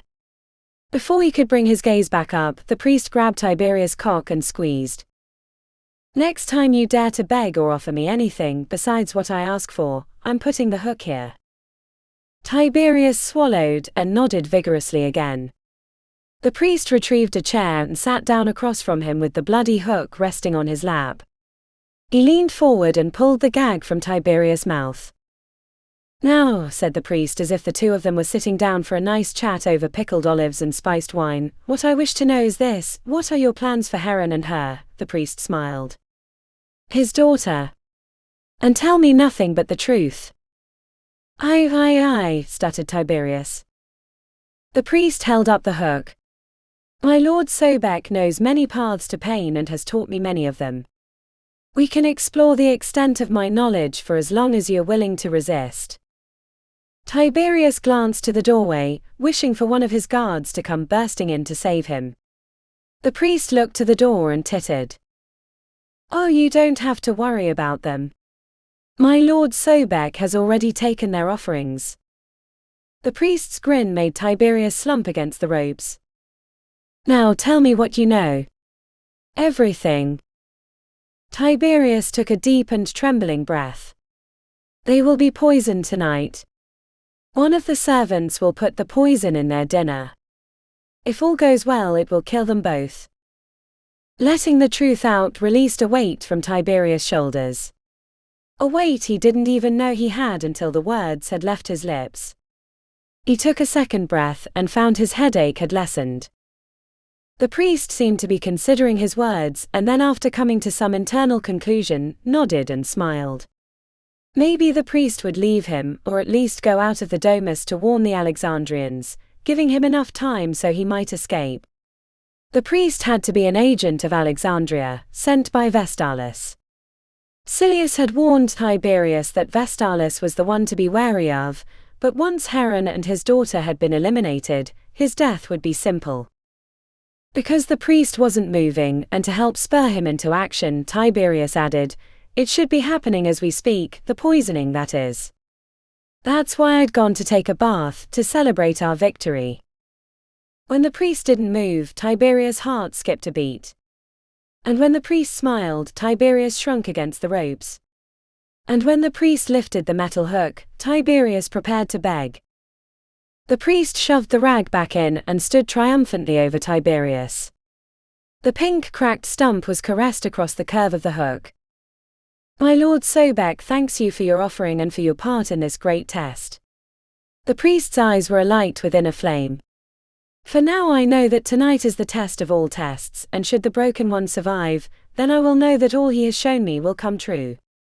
That a new empire, not Roman and not Alexandrian, will rise up and cover the world. An empire devoted to my Lord Sobek. The priest set the hook against the tender flesh above Tiberius' other nipple. But first we must finish with your offering. He pushed the hook in. Chapter 22. I don't think they're going to come, said Sapharia, looking out from the entrance of the domus. The street was empty except for a merchant on his wagon passing by, snapping his reins and calling softly to his lead mount. The leaves had fallen from the olive trees along the street, and she could smell the fires burning near the forum for the festival of Ceres. Heron replied from the atrium. If Aelia doesn't come, then we'll know we're friendless. Sapharia thought about Sextus's lips pressed against hers and grew warm, the feeling starting in her chest and traveling to her face. All this despite what she'd heard on the night in the Sacras College. She took a deep breath before joining Heron.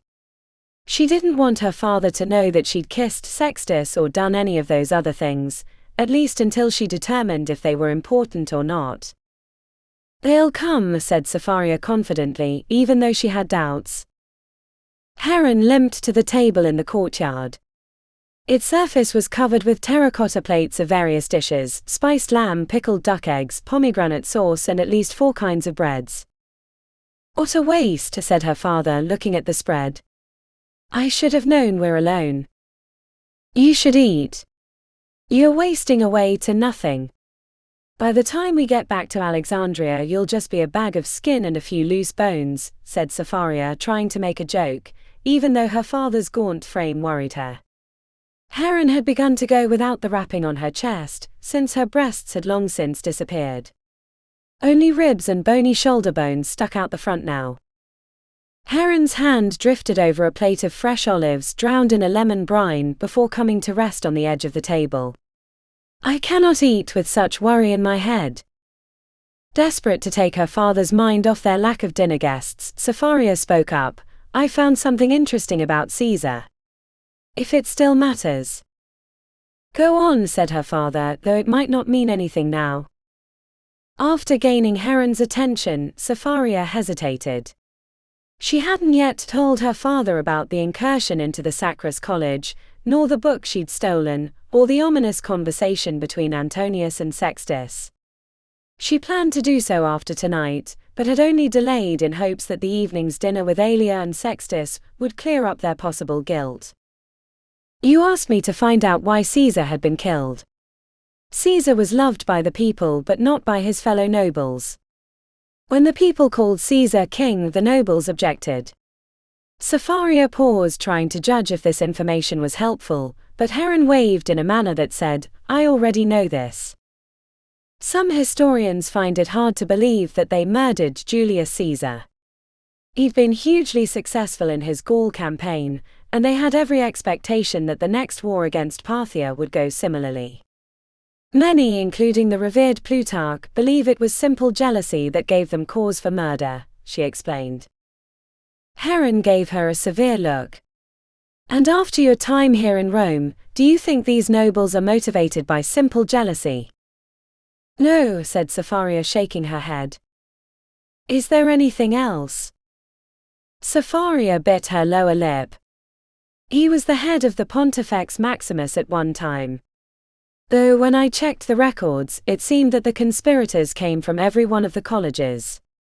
She thought about explaining her idea of a secret cult within the colleges but decided against it, since nothing in the book or her research seemed to indicate it. In the intervening silence, Livia entered with a silver platter covered with bowls for dipping breads. She set the tray down, gave Sapharia a sour look, and exited the room. There was one thing I found in this book which Sapharia let the words die in her mouth when the sounds of footfalls on the marble alerted them. Led by one of the guards, Aelia appeared, dressed in a sapphire blue stola with her hair bound by a golden net. Sextus entered behind his mother, dressed in a soldier's tunic and wearing a gladius at his side, and behind him Senator Pallas hobbled in last when he should have been first. When Sextus smiled at her, she didn't respond.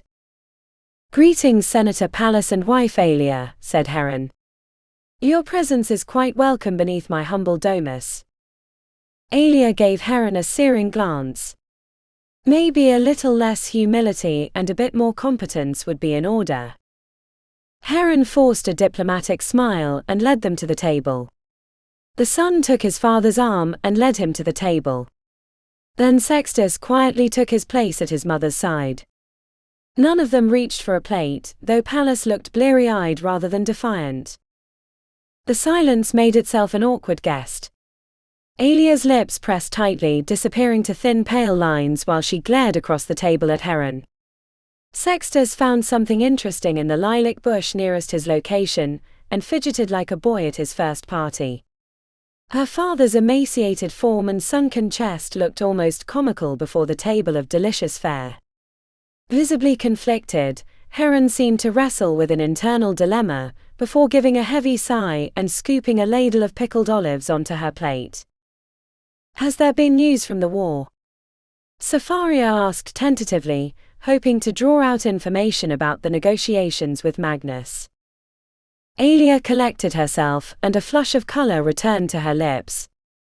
"I have heard through sources that the former consul Magnus might be interested in having discussions."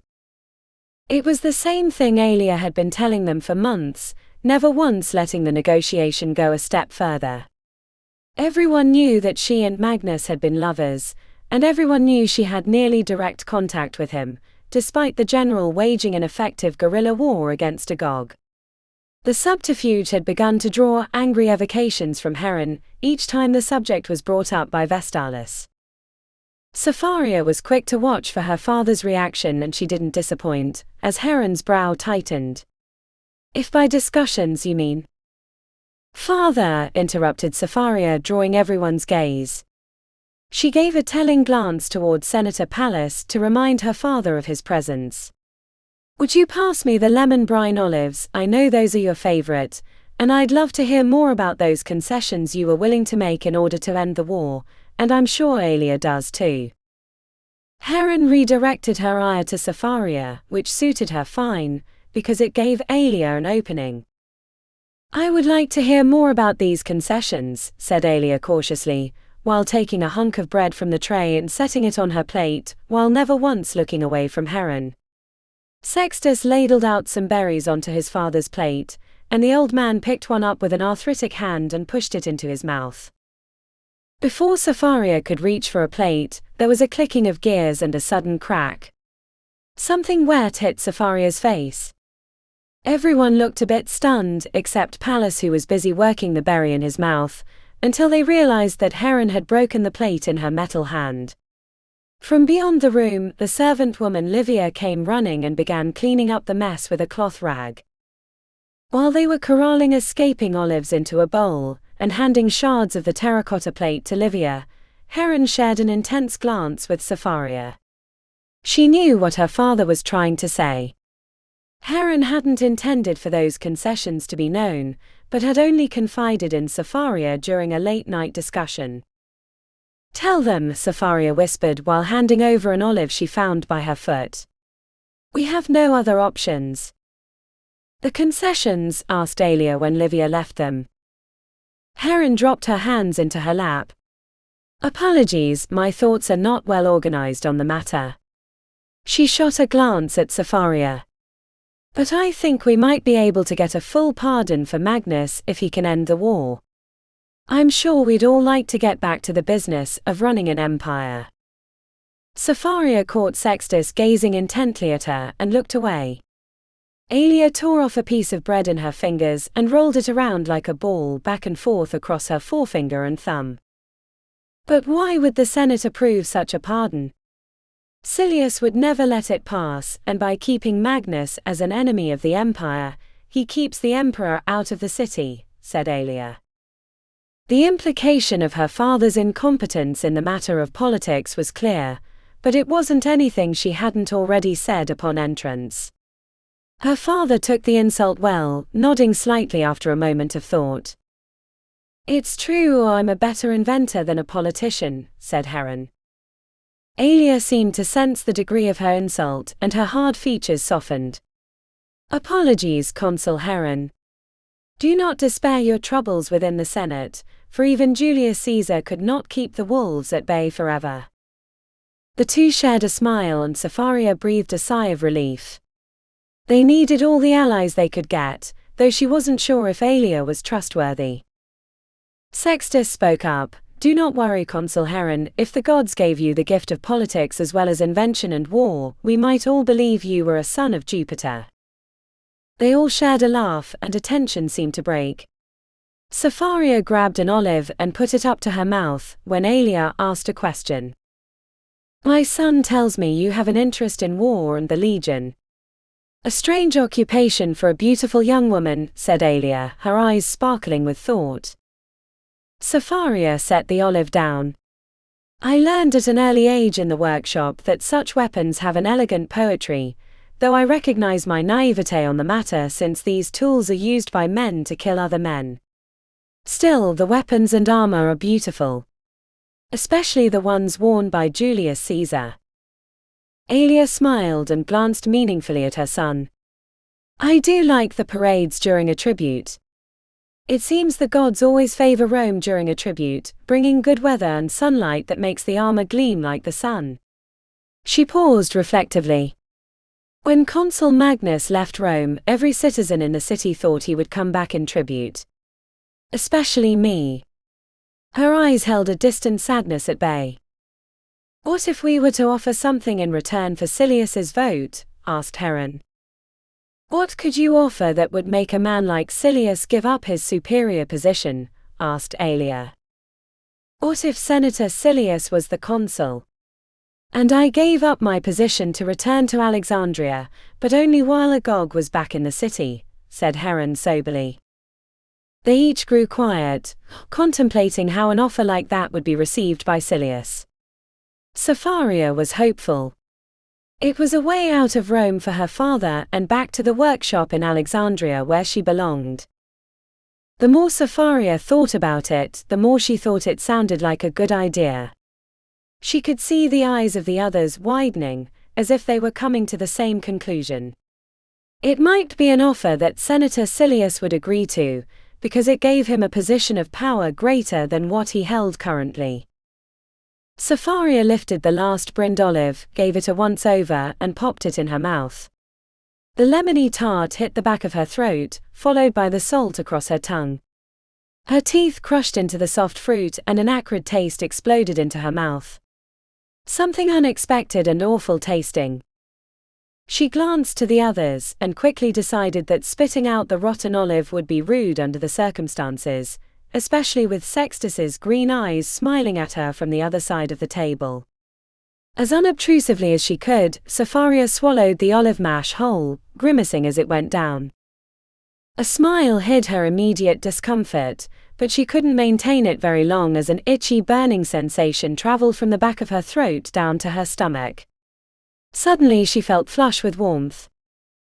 Sapphira opened her mouth to speak, and the faintest breath of air across her throat turned it to burning agony. Her distressed gurgle brought the table's attention. Sextus stood, reaching for his gladius with one hand and reaching out for her with the other. "She's poisoned." Hands held her and the ceiling swam overhead. As the fire spread from her throat to her chest and down her limbs, she realized that someone was shouting. Lying on the ground, Sapphira witnessed a fleeing Alia, dragging her son behind like an uncooperative wagon. Tears pooled in Sapphira's eyes from the pain that, like hot knives, went sliding across her forearms and thighs and down to the arches in her feet until her toes were curled in rictus. She felt flayed by whips and doused in lava. It went on and on, growing like a forest fire until even her fingernails screamed. And then it didn't. Chapter 23. Dominitus gazed across the hillsides of Rome from the graying stone outbuilding. The building stood on the edge of his olive grove, catching the breezes that flowed across the city. The building had once been used by his workers to store their equipment during the picking season, but now he let the fruits rot in the soil or be eaten by the big black birds that frequented his domus. He'd converted the building into a sitting area, though he wished he could stand as much as it ached his knees. The old senator pulled the blanket around his shoulders tighter, for the breath of winter could be felt in the whispering winds like a thread of ice. Already his bones ached with the anticipation of cooler times, and if it weren't for the pressing needs in Rome, he might plan a winter in Catania on the coast near Syracuse, relaxing in the warm winds that blew across the Mediterranean, and enjoying the company of the fine dark-skinned women who would feed him salty figs and laugh at his horrible stories. A footfall sounded on the stone and Dominitus smiled. That insignificant noise had been made only so he wouldn't be startled. "Ave Cultri," said Dominitus. "Can you see the inner workings of the empire from here?" asked Cultri. "I expected you in your courtyard, enjoying your mealtime surrounded by beauty rather than hiding out in this, how should I say, glorified shithouse." "Do you know what this building is?" asked Dominitus.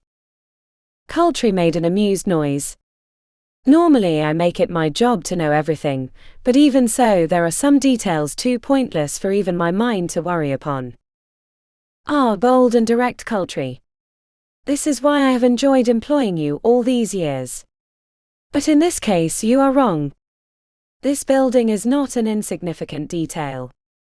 In places much like this, slave revolts have been planned. Minor revolts that led to the murder of their owners, and major ones that led to wide-scale wars, if you know your history." "And what does this have to do with the current situation?" asked Cultri, still standing at the entrance to the building. Dominitus tugged on a strand of ivy escaped from the wall until its tendrils broke from the worn stone. He could pull the whole vine away, but it would only grow back. Dominitus let the ivy dangle and went back to staring at the city spread out before him. "While most slaves meekly serve their masters," began Dominitus, "many thirst for freedom. In times of war, slaves are plentiful, and the freeing of those who have served for many years through manumission releases the tension that might otherwise build up. It has been many years since we've seen new slaves in Rome. The Britain campaign, while eventually victorious, provided no new slaves to replace those who ached to be free. And even if it had, the fleet was destroyed so they couldn't be transported south. And now with the Alexandrians in charge and no victory slaves brought forth, the slaves with ambition are beginning to grumble and plot." "How do you know this?" asked Cultri. "Because I am a student of history. During the last two major slave rebellions, not including the one led by Spartacus, which was a different sort of revolt, they occurred after long periods of no manumission. This empire requires a steady stream of human flesh to keep operating. And now the machine is dry. So this is why you freed your slaves?" "Not in a fit of generosity," said Cultri, clearly amused at the revelation. "When have you ever known me to be generous?" asked Dominitus. "Apologies," laughed Cultri. "But now I see your interest in the Mykonikos. Machines that might free the need for slaves might release the tension. Your eyes are clear now." "Yes," said Cultri, "but now this Heron is neutralized. Silius has all but buried the man, and has at least buried the daughter. My sources tell me that Heron has not left the domus in a week. Silius rules unchecked." Dominitus gazed across the city, his weakened vision turning the distant buildings to pale smudges, but he imagined the domus that contained Heron, saw the man sitting in the dark, contemplating his options. He knew the feeling because he had once been there after his wife and son had been poisoned while he was speaking on the Senate floor. He wept in his room for weeks, and only when he reappeared in Roman life did the assassin try to finish the job that the poison couldn't do. Dominitus ran a wavering fingertip across the scar that marred his once handsome face. "Silius is an idiot who can't see the bigger picture at hand," said Dominitus. "He's waging a war in the shadow of a volcano. We need the miracle man. But he won't leave his domus." "He's still grieving," said Cultri. He's not grieving, said Dominitus. The girl did not die, and he sits at her bedside praying to the gods that she might awake. She lives. How? Asked Coltree incredulously. I know the poison they used, and it does not fail in its task. Dominitus shrugged. It was some remedy from the north that saved her, though her fate is not completely known. She may still die, or if she eventually lives, might be so damaged from the poison that she might wish it. Still, Dominitus wished he'd had this remedy for his wife and son when they were poisoned, and had been there to administer it. Then what task do you need me for? Asked Coltree. Heron needs a nudge in the right direction, said Dominitus. Coltree chuckled lightly. I specialize in nudges. Carefully, Coltree. Carefully. Silius cannot see my hand in this. It is much too early to alert him to my presence. He thinks me all but dead, said Dominitus. How can he not? Even I expect to find you dead in your chair upon each visit, said Coltree. I feel much better than I look these days, said Dominitus. You must feel terrible then, replied Coltree. Dominitus let out a small laugh. Bold, Coltree. How you amuse me. But the time for amusement is over. Now is the time for nudging, and if that goes well, a little more. But remember, good Coltree, we grapple on the edge of a cliff, and one misstep will be the death of us all. There's a scroll on the table with no seal. It's for you, explaining my instructions. In the future, do not come to my domus unless called, but I expect things will move quickly and there won't be time for that. And remember, if we're not bold in our plans, we might see the end of the empire, Roman or Alexandrian. Chapter 24. Heron threaded the copper wire through the hole in the folded piece of leather. Her mechanical hand clamped onto the tan material, and the other pushed through while holding the excess wire in her teeth. This was her third try. The first two had resulted in cursing and scrambling under Sapharia's bed to find the fallen wire. This was work better suited for Sapharia, making a harness that would keep her daughter's head up, but obviously she couldn't make it. Heron had lived her life sleepless, but never like this. Before, her mind whirled like the stars above, creating machines that eventually made their way to ink-stained papyrus. This sleeplessness was like trying to hold a heavy rock over her daughter's head without dropping it. The longer she held it, the heavier it got. A gurgling noise alerted Heron to the danger. She dropped the harness and carefully pushed Sapharia's head back onto the pillow, and then wiped the drool from her cracked lips. The rolled cloth that had kept Sapharia's head straight had slipped. Heron repositioned it before returning to the harness, which lay in pieces at her feet. Not feeling at all ready for a fourth attempt to finish the harness, Heron grabbed the bowl from the table and pulled the rag out. She squeezed the rag with one hand until it was only mostly damp and then held it over Sapharia's mouth, patiently letting droplets make their way to the bottom tip and then release into her waiting mouth. Heron had seen baby birds in the Great Library, raised by scholars in an attempt to learn about them. The young birds yawed eagerly at the damp cloths, desperate for water. Heron wished that Sapharia would make some effort toward the rag in the same way the birds had. Instead, she lay there, face sunken from no food for a week with only water to sustain. The pair of them would become skeletons before long. But while Sapharia lived, Heron needed to keep her strength, so she grabbed a hunk of bread from a nearby tray and shoved it into her mouth, chewing it like an automata without a trace of enjoyment. At least she did not have to worry about poison. There were only Northmen in the domus now, not even Alexandrians who could be corrupted. The quality of food had suffered, but when had she ever cared about that? After the poisoning, Vestalis had interrogated the servants, and not long after, the body of the woman Livia hung on the crosstrees near the forum. Heron felt little solace from the swift justice. The woman had only been acting on behalf of someone else, the identity of that someone she didn't reveal because she did not know, and had only taken coin for the deed.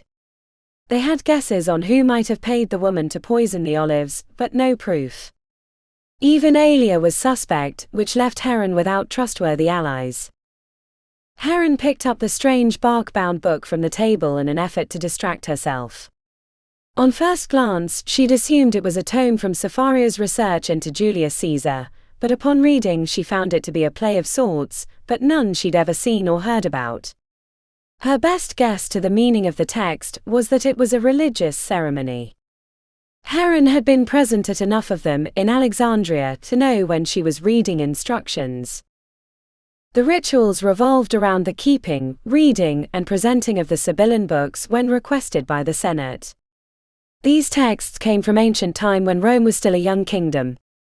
The rituals told little about the Sibylline books themselves, only giving the context of when they could be read, by whom, and the assorted gestures and words that had to be enacted before an interpretation could be uttered. Why this book mattered to the investigation of Julius Caesar's death was a mystery to Heron, as much as the mystery of the death itself. It still puzzled Heron as to why Senator Dominitus would make such a request. At the time it seemed innocuous, but now, after dealing with the other members of the Senate for the last few months, she saw sinister motives within everything. But they needed allies, so being choosy in their current circumstance seemed self-defeating. The bigger question was, could Dominitus deliver with credible help? In all her dealings with the Senate, his name had not been uttered once, leaving Heron to conclude that the hidden emperor was long past holding the reins of influence. As Heron sped through the text a second time, she noted a section that mentioned the mundus serialis, or world of Ceres. It wasn't the same as mundus patet, but she'd seen no other mention that came close. Ceres was the goddess of agriculture and fertility, which were both important to a fledgling empire. The mention of Ceres only came once in the book, and Heron could not make sense of any connection with Caesar. Or maybe the book was not about the investigation into Caesar, but Cepharia was trying to figure out who had tried to kill them. Her daughter had mentioned that she found something interesting in a book, and that had followed a discussion of Caesar and the religious colleges of Rome. Could it be that Cepharia believed they had something to do with his death? Caesar had been the head of the Pontifex Maximus, which oversaw the others. If he was its leader, how could he not be privy to its mysteries? It might even help if Heron knew where the book had come from, and her frustrations only deepened as she considered what Lysimachus had told her. At the time she'd pushed his warning from her mind as the ravings of a lunatic, but now the words echoed resolutely in her mind, haunting her thoughts. "Beware the dead, Cerberus hunts you." It was not the first time she'd heard mention of Cerberus, but the source of that memory was faded and dim. She'd remember if she'd read it, but hearing did not stick it into her memory the way reading did. And that assumed it had some real meaning. She was chasing will-o'-wisps in the fog. She worried it might have something to do with Tiberius' death. While she had no love of the man, that his slaves would turn on him so mercilessly and leave his body in such a mutilated state surprised her.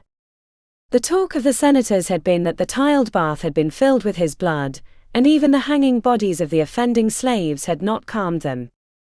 But it was probably unrelated, and her thoughts cleaved to Senator Dominitus and his request. None of it made sense, either because she was exhausted and couldn't think rationally any longer, or because it really wasn't connected. For all she knew, she was wasting her time trying to garner the help of a man with no influence, and listening to the warnings of a priest who had taken her hand and tried to feed her to a Nile crocodile. Heron closed the book, running her fingers across the bark covering, taking solace in the rough texture, for her mind was as tangled as a knot. She would read longer, but her bladder had other intentions, so after fixing Cepharia's head upon the pillow, Heron made her way from the room in a limping trot. She might have missed the folded parchment on the floor had she not been watching where she placed her mechanical foot, so not to slip on the smooth marble flooring. Using the wall to steady herself, Heron picked up the note and examined the outside of the chunky parchment. There were no markings or identifications that clued her to the author, so she unfolded it, expecting it to be a message from Vestalis or Aelia. To her surprise, it was neither. There wasn't much writing at all, except for one line written neatly in a tight Latin script. Even if she didn't know the language, she could have read it with ease. That was because it was an address for a place at the edge of Rome's border on a hill noted as Monte del Pisce, and directly to the right of it was the name of a god, Ceres. She didn't know the meaning of the address, but she had the suspicion she should visit the location soon. Chapter 25. Heron hugged the cloak around her shoulders, keeping the heavy cotton fabric draped over her arm. With a corner tucked into her metal fist, she smoothed the wrinkles away from the blanket across her thighs. "You fidget more than a Thracian boy on Children's Day," grumbled Vestalis from the spot next to her on the bench. The stern soldier snapped the reins, spurring the pair of nut-brown workhorses forward. A cloak hid his face, but she sensed his thinly pursed lips that would be pale as milk. "You might have grown a beard to hide your well-known jaw, but I cannot make my limbs simply disappear. I travel nowhere in Rome without bringing heavy stairs," she seethed. A portion of his hood dipped away as he turned his head toward her. There was an unexpected softness in his gaze that felt like pity to her. "Apologies. I meant no insult. You're worried about your daughter." Heron blew a breath out her nose. "No, the apology should be mine.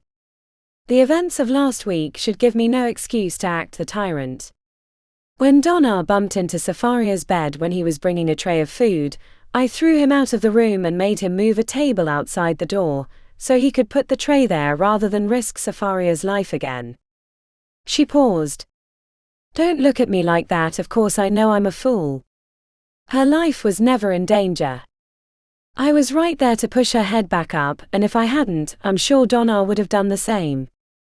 Still he slunk away from her room like a great wolfhound with his tail between his legs. They rode in silence a while longer, except for the bumpety bump of the merchant wagon across the cobblestones. The clay pots in back, though packed around with loose straw, sometimes clicked as the lids loosened and snapped back on. Inside each pot was a pinkish paste called garum, a fermented fish sauce that was eaten with most meals in Rome.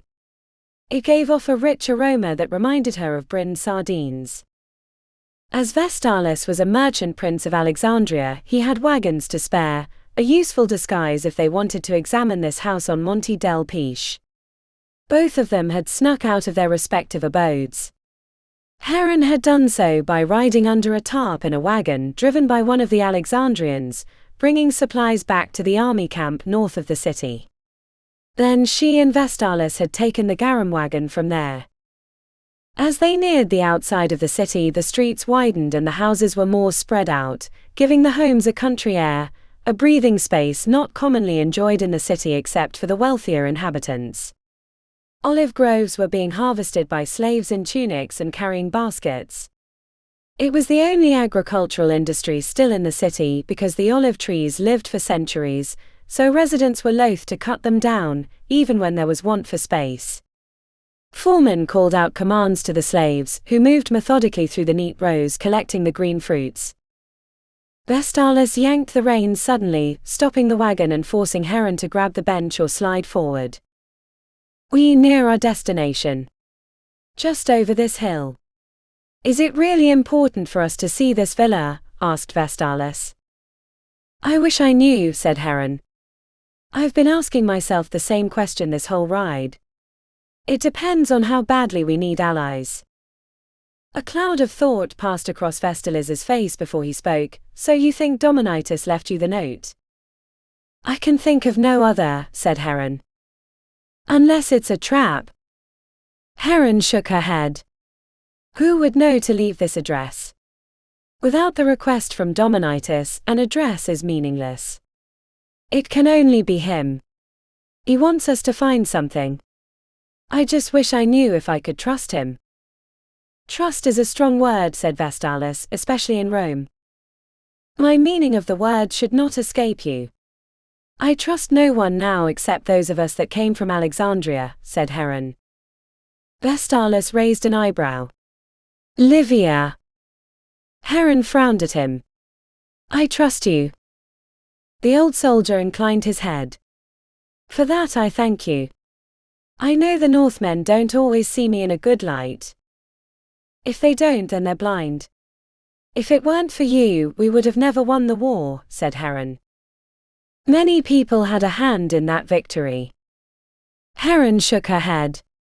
And all of us would be dead if we'd lost each other's trust. This doesn't solve the mystery of Dominitis. Heron sighed. I wish we knew more about it. I cannot help, said Vestalis. I've been too long from Rome, and when I was here I was never privy to his machinations. Heron looked away toward the olive grove. A small boy followed behind a pregnant woman, carrying a basket for her to drop plucked olives into. Heron bit her lower lip and considered the options going forward. What's your decision? Asked Vestalis. We cannot trust Dominitis. She paused and Vestalis tilted his head curiously. But for now it seems our paths align. He's using us in some way, but I'm willing to let it go if it gains us an upper hand against Silius. Vestalis grunted and snapped the reins. The wagon lurched forward and he drove it a ways until they came upon a small estate surrounded by iron fencing. Vestalis had arranged for the building to be available as a destination, so they would have a reason to be in the area. The residents of the estate had been given a generous allowance of denaries to vacation in the south. As Heron struggled down from the wagon, she regretted not bringing her ivory cane, especially as she spied the uneven ground they would have to traverse to gain a closer vantage point on the Peace estate that lay on the other side of an olive grove. Vestalis led the way, moving methodically through the trees, his sandaled feet crunching the fallen dead leaves. He paused occasionally to let her catch up, and she could sense his impatience by his thinly disguised scowl. The trees grew in width as they passed, until the pair of them were surrounded by twisted sentinels as wide as 3 men around. The larger olive trees looked like thick sailing ropes knotted and entwined. The pale greenish leaves were falling as the wind shuttled through the trees. A particularly massive olive tree marked the edge of the estate, its trunk a grotesque mass that almost looked as if it had absorbed human bodies into the wood. Vestalis seemed unmoved by the impressions and leaned his hand against a section that had the shape of a screaming woman, as he gazed across the field to the building on the hillside. Heron shook away her impressions and concentrated on the Monte del Pesce. It was a grand villa unlike the structures in the city, 3 stories tall and arranged in a circle with parapets spread evenly on 3 sides. Nearly obscured by the lengthening shadows and next to a stable, carriages and steam chariots waited. At least one steam chariot leaked black smoke into the sky. That's the steam chariot of Senator Antonius, noted Vestalis. I'd know by the crimson banners he flies. Do you see Silius or Aelia? Or Senator Pallas, she asked. Anyone else who might make this visit worth our time? I can't tell from this distance. Vestalis glanced to the sky, judging the angle of the sun with a slight tilt to his head. But it should be dark soon. We could move closer if it's important. It is. Maybe the gods will smile on us and we'll see who haunts this villa without having to risk discovery, said Vestalis. Heron smirked. Despite all I've done for the gods in their temples, I doubt they will be smiling on us anytime soon. The wait was interminable. By the time the shadows had stretched across the field, grasping at the stone house that was the object of their interest, Heron's knee ached like a piece of steel being bent on a hot forge. At best she felt tired, like a well-used saw worn down to the nubs, at worst a tip of a dull stick jabbed into a hornet's nest repeatedly. This whole business of ruling Rome was a waste of time. Her inventions created progress, moved things forward. Roman politics made as much sense to her as requesting to take Sisyphus's place, rolling that boulder up the hill. But yet here she was, staring at a villa on the outskirts of Rome on the instructions of a folded piece of parchment left beneath her door, only because it offered some way out, back to Alexandria. Heron was about to call the whole thing off when Vestalis spoke. I think it's dark enough. She nodded and they moved across the field, keeping their profiles low. Halfway across, a bright flame erupted in the field behind the villa. A bonfire grew to a fiery rage. They hesitated in the weeds, crouching behind tangled bushes. Shapes moved before the fire. Nearer the villa, they were able to make out men in togas with colorful masks wandering around. Heron stayed Vestalis from moving closer by squeezing his arm. Every short while, one of the masked men grabbed a stalk of wheat and threw it onto the bonfire, creating a conflagration of sparks like a bucket of fireflies being thrown into the air. They weren't close enough to hear over the crackling wood, but the men grouped together, clearly chatting and waiting for something to happen. Eventually that something happened when from the darkness behind the house, a woman was led out by two masked men. With her eyes adjusted to the dark, Heron could tell the masks were ornate and distinctly male. The woman wore no mask and she moved sluggishly as if she'd been drugged. Her hands were bound before her. A priest appeared from the far side of the fire and greeted the woman. He wore a toga and a mask, same as the others, but also wore the conical hat that marked him as a flayman. He took her arm and began leading her around the bonfire. The priest had made one revolution when Heron heard a crunch of dead grass behind her. She froze, turning slowly and looking out of the corner of her eye. Vestalis had heard it as well, and when they made eye contact, he nodded towards her metal arm. Even from a distance it glowed reflected light from the bonfire, so she cradled it against her chest and kept turning. Behind them by only a few lengths stood 4 soldiers clearly on patrol. They didn't wear the livery of the Empire, but the cut of their breastplates and the way they carried their swords marked them as a personal guard. The 4 soldiers had paused to watch the events near the bonfire, until one of them mumbled, "We should move on," in Latin. When the soldiers were gone, Heron turned her attention back to the ritual. The slight breeze shifted toward them and suddenly the voices of the men could be heard above the crackling. At first she couldn't make out the individual words, but then she could hear clearly. He who plows offers his sacrifice. He who prepares the earth offers his sacrifice. He who plants seeds offers his sacrifice. At the speaking of each phrase, one of the men stepped forward with a stalk of grain, laid it gently on the woman and then tossed it into the fire. He who traces the first plowing offers his sacrifice. He who harrows offers his sacrifice. He who digs offers his sacrifice. The woman seemed unmoved by the attention, head bobbing lazily to the side. He who weeds offers his sacrifice. He who carries the grain offers his sacrifice. A cool touch startled Heron. It was Vestalis, nodding back toward their wagon. She shook her head, determined to see the rest of it, hoping they would unmask themselves. He who stores the grain offers his sacrifice. Vestalis tugged insistently on her arm, a look of concern weighing his brow. He who distributes the grain offers his sacrifice. As familiar as Heron was with rituals and offerings, she was unprepared for what happened next. Normally, the end of such offerings would signal a time for revel and drink. In Alexandria, religion had been a carnival of competing attractions, with each priesthood trying to outperform the others. If the believers did not enjoy the experience, their gods would shrivel and die from lack of coin. The priest's voice carried loudly, and as he turned his head to face the woman toward the fire, she could see a mane of hair flowing from the back of the mask. He began walking forward with measured steps and the woman went with him, stumbling like a newborn foal. To dear, we offer this woman so we might bring the empire back under Rome's guidance. She found herself standing even before she'd realized it. This was her empire, born on the back of her machines. How could she let this woman be sacrificed by a bunch of power-hungry old men? Wasn't she the consul of the Alexandrian Empire?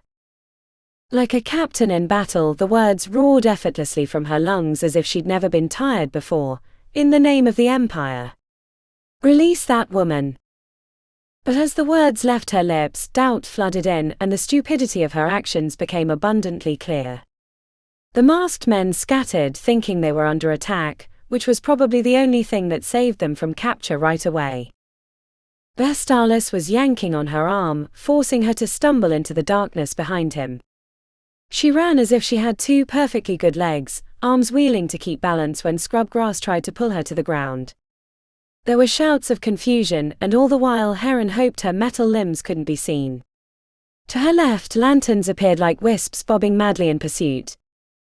The field, which had seemed a short distance across while they crept, now appeared infinite in the darkness. With only the darkest blank spot ahead to mark their destination, they ran. Vestalis could have easily outdistanced her, but he stayed within sight, constantly and silently urging her on. When at last they reached the olive grove, Vestalis cried out in pain. Heron found him on his knees, an arrow sticking from his side. Lanterns converged on their location, so she helped him up and they limped to the wagon, remembering that they'd unhooked the horses when they'd arrived. Heron was able to help Vestalis onto one of the horses. He was an accomplished rider, but wounded he could barely sit and leaned heavily to one side. Using the fence to climb on, Heron made the spot ahead of Vestalis and using the reins turned the beast toward the road. Soldiers appeared out of the darkness and Heron kicked one in the face with her metal foot. The horse galloped past two men who tried to grab the reins and at each bounce Vestalis moaned in her ear. After a brief moment of panic they burst past the soldiers and flew down the road. Heron kept at a frantic pace until they were sufficiently away that she felt safe enough to check on Vestalis. "Are you well?" she asked, fearing the worst. "It passed through my ribs," grimaced Vestalis, "but I bleed too much. Get me to the Alexandrian camp." "I'm a fool," said Heron, wiping the sweat from her eyes. "I should have never thought to stop them. They'll kill that woman with or without us, and now you're going to die." "I won't die unless we stay on this road unmoving," said Vestalis through gritted teeth. We move," she said, kicking the horse's sides. "Gently," cried the old soldier, "gently." The pair rode through the streets, making their way north to the Alexandrian camp. They reached it without incident, Heron enduring the penance of Vestalis's strong grip digging into her side the whole ride. When they pulled him carefully off her mount, she let out a tortured breath, knowing that whatever pain she'd endured was only a small fraction of his. Sitting alone as broad-shouldered Northmen carried Vestalis to the physician's tent, Heron wondered how much more pain she would inflict on her friends before this whole thing was over. Chapter 26. Heron's arm wheeled in a circle, 20 revolutions, tightening the gear until it shrieked. All around her the sounds of industry rang, hammer blows, saw yawns, the grunt of effort. A single bead of sweat hung from her nose, tickling it until she wiped it free by shoving her face into the crook of her good arm. It might have been any workshop in Alexandria or Rome, but it wasn't. Heron stood in the transformed courtyard of the Alexandrian domus. Well-tended trees had been ripped out, bushes hacked to kindling and used to heat the kiln, hastily erected near the marble colonnades. Trapped by Sapharia's illness, Heron had brought the work home, employing the soldiers stationed at the domus as her workers. She looked up from her work to see Donar about to smash a row of pipes with a hammer. "Donar. Not there. I said to tap them into place, not smash them. They're brass pipes for carrying steam, not heads to be broken open." The broad shoulders of the Northman slumped and he tugged at his mane of reddish hair in frustration. Heron left the project she was working on. "There." She pointed to the base of the pipe. "This pipe has to seat tightly or the steam mechanical will never run on the iron road. And use a wooden hammer, not an iron one, less chance of damaging anything." "Can I remind you that I'm a soldier, not a worker, Consul Heron," said Donar. She raised her chin. "And I'm an inventor, not a ruler, yet here I am. These times whip about us with furious winds and we can either be impeded by them or hang sheets and catch sail." Admonished, Donar reluctantly nodded and leaned back over his work, comically so, for his shoulders had to hunch so he could tap delicately on the pipes. Heron spied a second accident in the making and made a stiff-legged limp over, ignoring the ache in her hip. A dark-skinned Egyptian soldier was tugging fruitlessly on a wrench. "Twist the bar this way." She rotated her hands like a farmer turning his butter churn. The soldier scowled and moved his hands the opposite direction. No. Not that way. This way. She repeated the gesture, but still he went the wrong way, his jaw pulsing with frustration. He looked ready to snap the bar right off the side of the platform, which would only set her further back. She closed her eyes and tried to remember what Plutarch would do. He always moved effortlessly through her workshop, saying just the right things at the right time. He had a gift for tailoring his message to each worker, which was not her gift at all. She knew her occasional outbursts had their purpose to motivate, but not without Plutarch's guiding hand. When she opened her eyes, the Egyptian soldier was still staring at her. What could she say to him to get him to understand? She glanced around at the haphazard work. Her idea had been to bring the work to the domus, so she could oversee it, while not being too far away from Sapharia. Any major problems could be fixed later by real workers, but if the soldiers destroyed the equipment, they'd be further behind. But she needed the steam mechanical for the iron road to work. Without it, she'd have little to offer reluctant senators in the way of business. The Egyptian soldier frowned, sensing her indecision. The raucous noise around her sounded nothing like a workshop. It had more in common with children beating each other with sticks and reeds than actual work in a workshop. She was about to send them all back to their other duties, when she noticed the ankh on the soldier's neck. One more try to get him to understand wouldn't hurt, would it? The pipe needs to go in this direction. She moved her hands again, and he moved the wrong way. She closed her eyes momentarily, remembering that the Egyptians were typically superstitious. You need to think of it like a drum for Anubis. His eyes brightened at the mention of his god. Right hand must always be going down like it's beating a drum for Anubis when you want to tighten. If you want to loosen, then the left hand must move down and beat the drum. He nodded and moved his hands the correct direction. When she was certain the soldier knew his task, she moved to another who was struggling to build a small scaffolding. It took a bit longer than the others. The task was something she'd forgotten over the years how to do. And the instruction didn't end there. She moved from place to place in the courtyard, hauling her metal leg along, guiding the soldiers in tasks they'd never performed before. It was barely managed chaos, and by the time she'd made it back to her project, she was drenched from sweat, which made the fake genitalia chafe along the inside of her thighs. She wiped her forehead and muttered, "If ever I should return to Alexandria, I shall double Plutarch's pay. How he deals with this day in and day out, I shall never know." A sing-song voice from behind startled her. "No need to wait until Alexandria, you can pay me double starting today." Heron shook her head, daring not to turn, fearing that she'd gone mad in her exhaustion or had been drugged. Heron checked to make sure her metal arm was still attached. If it were a dream, it would be flesh and blood. A deeper rumbling voice followed the first. "And what about the blacksmith? Doesn't he deserve double too?" "It couldn't be," she whispered, still facing away. None of the soldiers had startled, so maybe these voices were just her imagination. "Of course, double of a pittance is really not that much," said the first voice. "Nektam would pay us 5 times more if we were to work for him." A grumbling laughter followed. "Or 10 times. But then we wouldn't get the pleasure of getting yelled at for our slowness." The first voice tittered. "Or have to create items that, while seemingly functional on the papyrus, can no more exist in the real world, as the sun can sprout wings and fly into my pocket." "Have I gone mad?" she asked. "Gone mad?" countered the first voice. "Or always been mad? But that may be what drew us to your workshop." Heron couldn't take it any longer and spun around, nearly toppling in her haste.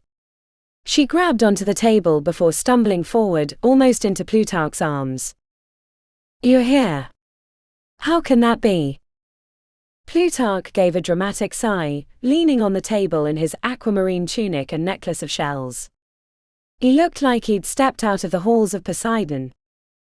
"I seem to recall a month at sea, which I thought would be dreadful, but on Hoth's Jormungandr the journey was almost pleasant. Of course, if you say that it's not possible, then I suppose it was a dream and we really rode on a ship of air, which I suppose is possible since Hoth told us about your adventure. Plutarch, she exclaimed, and had to restrain herself from throwing her arms around him, both for the impression it might give the soldiers and so she didn't wound him. I for one did not enjoy the ship and hope that your metal road works by the time I return to Alexandria, grumbled Punt. I spent far too much time feeding the fish from the railing. With you two here that might happen, she beamed. But how? Or should I say why? A month-long journey. Whose doing was this? Vestalis, said Plutarch. He sent for us months ago. It seems the need in Rome is greater than Alexandria. Heron paused, putting an incredulous hand to her forehead. There's so much to tell you. Plutarch waved her off. No need. We met with Vestalis in the camp first, and he explained the situation in Rome. Though his description did not quite relay the severity that you would use these soldiers as craftsmen. Plutarch tilted his head. In the name of the gods, what are you building? Still slightly delirious from the shock, Heron gazed upon the efforts of her soldiers. While it held a passable shape as a steam wagon, it was clear that the construction as a whole would never work. Pipes snaked upward without direction like whiskers on an old man. Wheels were off-center and listed drunkenly to the side. The steam chamber had holes and gaps and dents like a boulder after it had rolled down a mountain. Heron chuckled. Be kind to them, their efforts are my doing. Plutarch glanced curiously at the drawings on her table and the pieces of armor she'd been working with. Gears and pistons connected the sections between the overlapping metal sheets. And what is this? Are you still trying to make metal soldiers that can fight? He asked. Did you solve the problem of a steam mechanical small enough to power it? No, she said. But I had a different idea recently when I nearly got Vestalis killed. Quietly Punt spoke up, how is Safaria? A heavy mood overtook them like ink dumped into bright waters. She lives yet, said Heron. She has strength in her but does not wake. Sometimes she speaks as if someone is right there, though her voice is changed from the poison. We should visit her, said Plutarch, to nods from the bald blacksmith. My heart sings that you have come, said Heron, holding her hand across her chest. It seemed you were having all the fun, laughed Plutarch. Heron responded with a maudlin smile. I should warn you. We're in grave danger here. Rome is against us, and I am a feckless politician. We should have burned the place to the ground when we took it, rather than ruling it. No different than it's ever been, said Punt. We'd rather die by your side than feel helpless from across the sea. Plutarch gave a solemn nod of agreement. Let's hope it doesn't come to that. Plutarch raised an eyebrow. What of this work? Shall we put an end to it? Heron watched a soldier trying to figure out which end of a wrench he needed to use on a gearing. Agreed. The work for the iron road can return to the workshop. I assume Vestalis has a place for you. They nodded.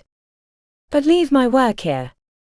I need something to occupy my time while I wait for Safaria to awake. They left her after gripping forearms, and Heron felt a great heaviness lifted away. These were terrible times, and still she had no idea how they would counter the stratagems of Senator Silius, but at least she would do so with her friends. Now she just needed allies, and without the needs of the workshops to delay her, she could resume the investigation into Caesar's death. It seemed this dance upon the stage of Rome was twofold. One, the actors said their lines, marking the play with bold declarations and promises, the other, a shadow of the first, but the truth obscured behind those twice-meaning words hidden within the artifices of power. If they were going to escape alive, and keep their fledgling empire from being absorbed by these shadowy puppeteers, she needed to understand who they were really fighting against. Heron ripped a section of papyrus away from her drawings and quickly scribbled out a note. She needed a lesson in Roman politics, and she needed one quick.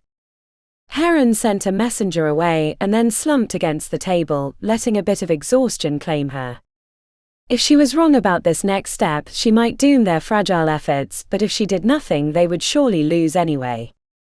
Heron just hoped the note she sent wouldn't get her killed. Chapter 27. Heron felt the fraud within the forest of marble colonnades outside the Senate House, despite being empty of its charges, since it was a festival day for the goddess Minerva. Her tunic was fresh and clean and smelling of faint lemon. She'd bothered to acquire the stamped leather wrist guards that were the fashion and a belt marked with faint hammers, a subtle nod to the god Vulcan. Yet by all their rules, she should not be here among them, as women were forbidden from holding office and were little more than property. She placed a hand on the cool stone that had captured the evening's chill.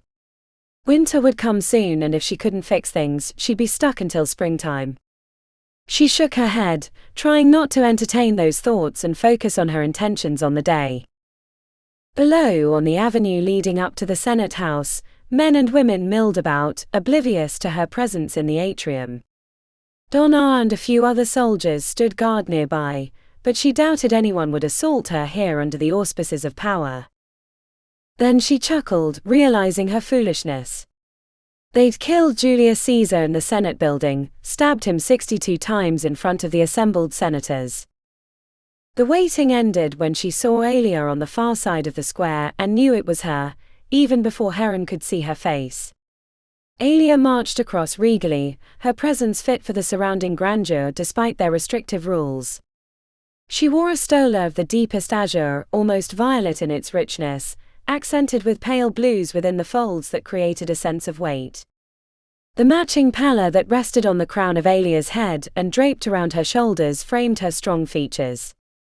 By the time Alia reached her, Heron felt that she should be the one climbing the marble steps to greet Alia, not the other way around. "Ave, Alia Octavia," said Heron, pressing her lips against Alia's cheek in greeting. The woman smelled of lavender. The questioning glance was brief as they pulled away. "Ave, Consul Heron. I came at your request." Judging by Alia's dress and makeup, she'd guessed to the purpose of the visit. Heron planned to let her wonder for a while and extended her good arm and led them on a stroll into the Senate. Alia wrapped her fingers around Heron's wrist and began massaging the soft flesh on the inside subtly, like a cat flexing its paws. "Do they hurt you?" asked Alia. Heron startled. "What?" "Your limbs. The missing ones. Do they hurt you?" Heron replied after glancing at her arm and flexing the fingers, creating a brief symphony of gears and pistons. "Sometimes, especially when I'm not wearing these." She held her arm up. "When I wear them, it helps me forget that they're gone." Alia leaned in close, her lips parting slightly. Did the crocodile take any other parts? It was a valid question, one that Heron didn't mind answering, but she didn't want to have to start lying to Alia yet. "Nothing that I needed." Heron kept her expression neutral. "But I didn't ask you here to discuss my old wounds." "Your note implied an important request." Alia's gaze searched her own. The senator's wife was trying to figure out what it was, but Heron didn't think her guesses would strike true. "I do," said Heron, "but not yet. First, I would like a lesson on the politics of Rome." They stood beneath the shadow of Caesar's automata, the one she'd designed and that hid barrels of spark powder in its base. "I don't want to end up like him." Alia raised an eyebrow. "You would ask a woman for advice on games that men play?" "I would," said Heron, trying to repress a smile. It was clear Alia didn't trust the request, but she seemed to come to the conclusion that to refuse to answer would be more rude than offering advice. This behavior might have seemed odd given Alia's forceful demands during previous encounters, but then Alia had been speaking on behalf of her husband, a senator of the empire.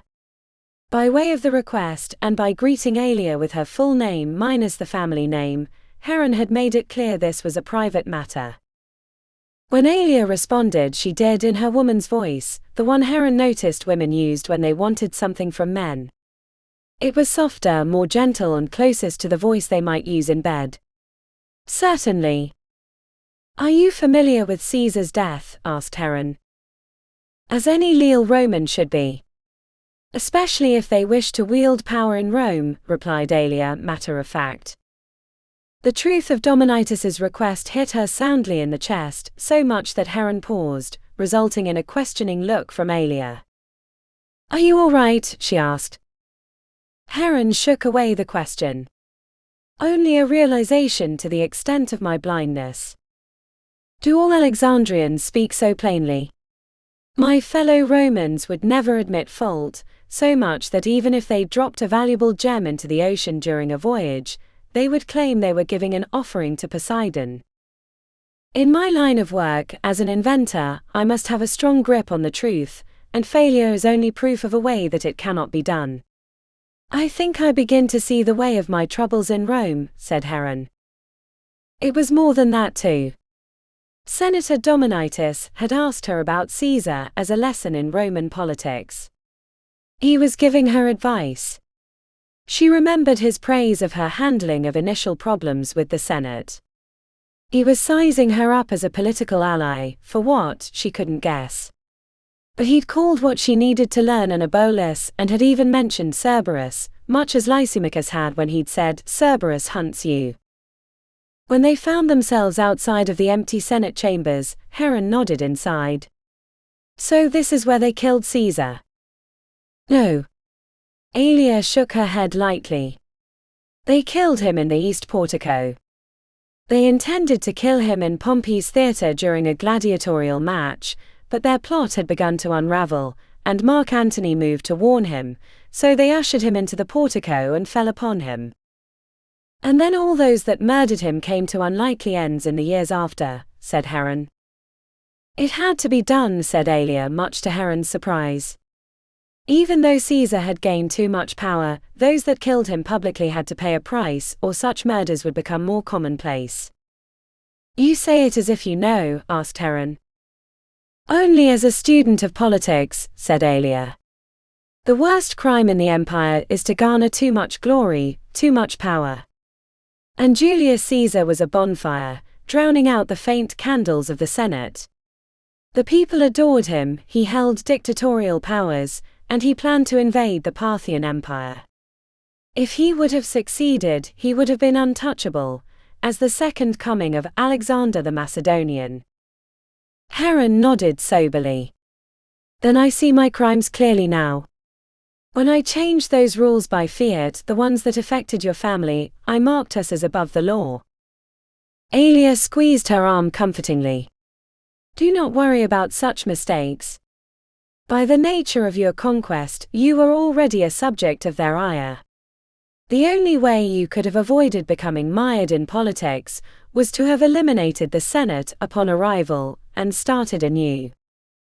"A mistake too far past," said Heron. Aelia leaned in conspiratorially. "It's never too late." Her lustrous brown eyes sparkled with intrigue. Even while she was offering lessons in politics, she was practicing the craft. "Even if Agog wished it, he would have to be back in Rome and the war with Magnus over," said Heron. "That is attainable," she replied. They treaded on dangerous ground. If a plot like this was to reach the ears of the Senate, it would cause a riot and plunge the empire into an internal war. Heron chose her words carefully, speaking under her breath. "Theoretically, if such a thing happened, how would the empire be managed?" "The Senate provides the mechanism on which the empire runs," said Heron. Aelia frowned, like a teacher disappointed in a previous star pupil. "The purpose of the Senate is to acquire wealth and power for the senators. The magistrates of the empire make it run, the Senate just siphons off what it wants." Heron paused, reeling from the insight. "But the people would revolt. They love their republic." "Then reform another that includes the additional seats you want. You can allow certain senators to keep their seats, ones more amicable to your cause, and find reasons to exclude others. As long as the people see a resemblance to the previous Senate, they'll be satisfied." Despite her nimble mind, Heron found the whole thing hard to grasp, only because it seemed so fundamentally self-serving and dishonest. But can we do such a thing? Aelia shrugged. You won the war. You beat Rome on the battlefield. I would think it's your right. Your words persuade me, said Heron reluctantly. And would they persuade the Northman? Asked Aelia. If I presented it, I think it would. He listens to my counsel, though in this I fear he shouldn't, said Heron. Caution is admirable, said Aelia, but boldness is necessary. Would your husband be agreeable? Aelia smiled. If I told him so. He takes my advice without complaint. She was about to say more but paused, seeming to catch herself. How odd.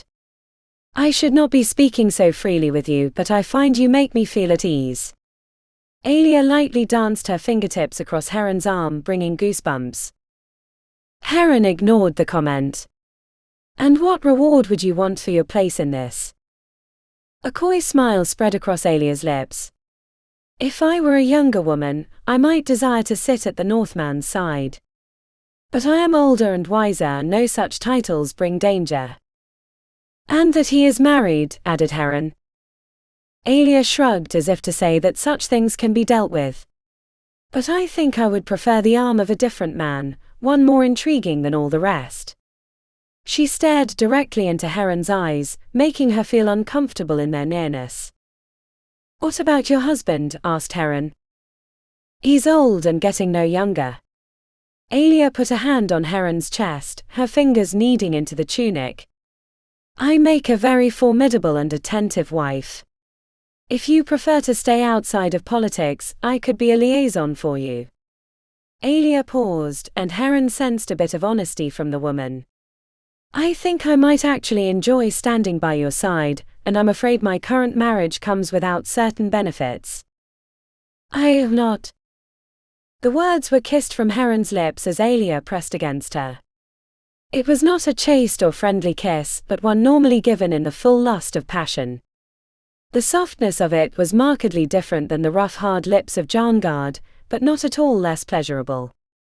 Heron felt her knees weaken and could do little about it, until Aelia pulled her closer, keeping her upright. The kiss went on for a while until Heron remembered where they stood, right at the threshold of the Senate chambers, and though currently empty, a page or attendant could wander through at any moment. Heron pulled away, feeling delirious from the attention. Aelia looked positively wanton and ready to press against Heron anew. Her lips were parted eagerly and her tongue wetted her teeth. I cannot. She had no time to get the words out when Aelia pulled her close, their lips clashing and tongues tangling. Heron let herself succumb for only a moment before coming up for air. It would not work, she got out quickly. Aelia looked on, concerned. The crocodile did it. She nodded downward. No. Heron shook her head. But. What? Asked Aelia. I have to admit. My interest was purely political at first, but your kiss was remarkable. So different than I've enjoyed before. Heron could sense a growing understanding, so she pulled away from Aelia. Our plans, we should continue them, but this I'm afraid it wouldn't work. Aelia looked on, despondent. Could we not be as paramours? My husband does not attend to my needs. I will write to Agog if you will contact Magnus. If they both agree, we can make plans for the rest. And we should do so quickly before winter sets in and strands the armies in the north, said Heron, slowly backing away. Aelia's brow was wrinkled with thought. Are you not inclined toward women? No, it could not be, your kiss was not unmet. I felt your passion. Heron limped away with Aelia in pursuit. By letter we should converse. So no one can know our plans. When Aelia stopped in her tracks, fingertips held to her lips, there was a bright beacon of understanding on her face. Heron stood a few paces away, waiting for the accusation. I know, whispered Aelia, her eyes both searching for further confirmation and widening in comprehension. I understand. She seemed enraptured by the truth while Heron felt reduced. You cannot, pleaded Heron. They would kill me. Aelia stared back with an unreadable expression. Heron prepared to lean on their shared womanhood when Donna came running into the Senate building, cutting the debate in two. Heron spun around, teetering on weak legs. "A message has come," said Donna out of breath, his cheeks rosy with the effort of sprinting up dozens of steps matching his bright beard.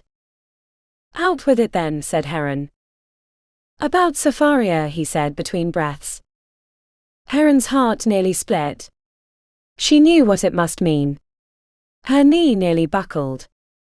"She's awake." Chapter 28. Safaria knew it was a dream by the iron rods connected to her arms and legs. She stood atop the pyramid once again, surveying the whole world as it curved away from her in the distance. Even from a great height, the colors of the landscape below were vivid, vibrant greens flashing yellows, scintillating blues. It seemed the fire of life burned brightly in every tree and field and stream. The city, Alexandria, churned with industry, great tendrils of black smoke tickling the clouds, gears as large as buildings turning, driving some great machine beneath its soil. She dreamed of this land in the past, and the iron serpents that undulated into the distance took on more shape than before, so much that she could see the clouds of steam burst from the pistons driving the wheels. Each rotation hissed out the puff of mist, leaving a haze around the iron road like a necropolis at midnight. She reached out toward the steam mechanical, like a child might pick up a toy, but found her reach restricted by the iron rod connected to her wrist held with a rust-tinged manacle. Glancing over her shoulder, she saw a man with no hair and desolate eyes, controlling the other ends of the iron rods like a puppeteer. Vestalis appeared on the platform, merciless grey eyes making stern accusations as he approached. Safaria tried to speak, but her lips were bound by clamps that she hadn't noticed before. She tried to put her arms up to tell him not to move closer, but her arms disobeyed. A knife found its way into her hand and her arm lurched forward, pushed by the iron rod, driving it. "The priest," she blurted out as she shot up straight in bed. "What?" says the voice beside her. Safaria turned to find a pair of wide green eyes brimming full with worry. "Sextus." He smiled, which created a tiny dimple on his left cheek, a detail she'd never noticed before. "I'm sorry it's taken me so long to visit since you've woken, but things have been moving quickly lately." Seeing him reminded her of something, but she couldn't remember what. She hid her confusion behind a clearing cough, which only made her grimace due to the pain. "Is your throat not healed?" he asked somewhat tenderly. "Better than when I first woke. I was sure my throat was choked with sand when I tried to ask for water. The physician thinks my voice will always be deeper now," she lamented. Another emotion passed across Sextus's face, far too quickly for her to capture, or she was still too tired to notice such things. At least she didn't want to sleep all the time like she did when she first woke. She could almost imagine a walk down the hall in a few days. "It sounds pleasant," said Sextus, but his heart didn't seem into it. In fact, he looked on with an expression of concern tugging the corner of his lips. Something had happened to cause him to doubt her, but what she couldn't think of. "Has Magnus agreed to the terms?" asked Safaria, hoping to change the way he was looking at her. It bordered on disgust. "Yes." He nodded solemnly. Both he and Agog are hurrying back to Rome, secretly of course. The plan is to announce the change in the government on November the 8th, right when they arrive. "And what day is today?" she asked sheepishly. "The 27th of October. Time is as short as Mercury's breath now. The whole thing has to be choreographed, so Silius and his side doesn't know it's coming. If we surprise them and have a replacement government ready, then the people won't revolt," he explained. "I've slept through everything," she said, staring at her hands. "Not slept," he replied. "You nearly died." On that mention, the image of Aelia and Sextus fleeing the domus came back to her in full. He must have sensed her sudden change because he started looking around the room. "I have to know something," said Sextus. He seemed hesitant to speak, and his jaw yawned a little as he stared at the wall. Are you like your He shook his head, the words seemed too difficult to speak. I should go. He got up and she reached out towards his back. He paused at the doorway, his green eyes full of dark clouds. What? She asked. I don't know, he said. The things my mother told me. Are they true? Is what true? She asked. He frowned slightly and left, leaving her filled with questions. She slammed her hand into the bed, feeling dizzy for the effort. None of it made sense. She felt like she was supposed to be questioning him, not the other way around, but she couldn't remember what for. The weeks before the poisoning seemed to have been wiped out, like an ink spill spreading across papyrus, wicking through the chunky grains until she could remember nothing. And what had Aelia told him? Nothing Safaria could remember. She vaguely remembered the dinner conversation, only that they had spoken, nothing of the content. It felt like a serpent had crept into her head and swallowed her memories whole. Safaria put her head in her hands and willed her memories to return. It seemed like something was important, something that she'd been ready to tell Heron. If it had to do with Sextus or Aelia, she wasn't sure, but it felt that way, only because his nearness had triggered that feeling. Safaria kneaded her hands into the blankets with frustration, hoping that whatever it was she was forgetting wasn't important. Chapter 29. Senator Julius was a stick-thin, frail old man with skin like old papyrus. He teetered on his knobby knees like a couple of stilts, and his disheveled toga seemed more bathrobe than formal attire. He stared intently at the brass pipes of the steam mechanical while Heron looked on. Plutarch, who'd been standing next to the senator, cleared his throat to catch his attention. Senator Julius, apologies for my disagreement, but the pipes do not inhale the breath of babes to run, nor do they carry dragons in their bellies that breathe that black smoke. It's simple coal, you see, that's burned, and the puffs of smoke are water turned to steam like a pot boiling. The effeminate foreman gave a warm but helpless smile, while the senator sucked at his teeth and squinted at the steam mechanical like a venomous snake. If the outcome of this meeting wasn't so serious, Heron might have laughed, but the future of the empire depended on finding enough senators to support the reformation of the Senate, all the while not letting them know what was going to happen.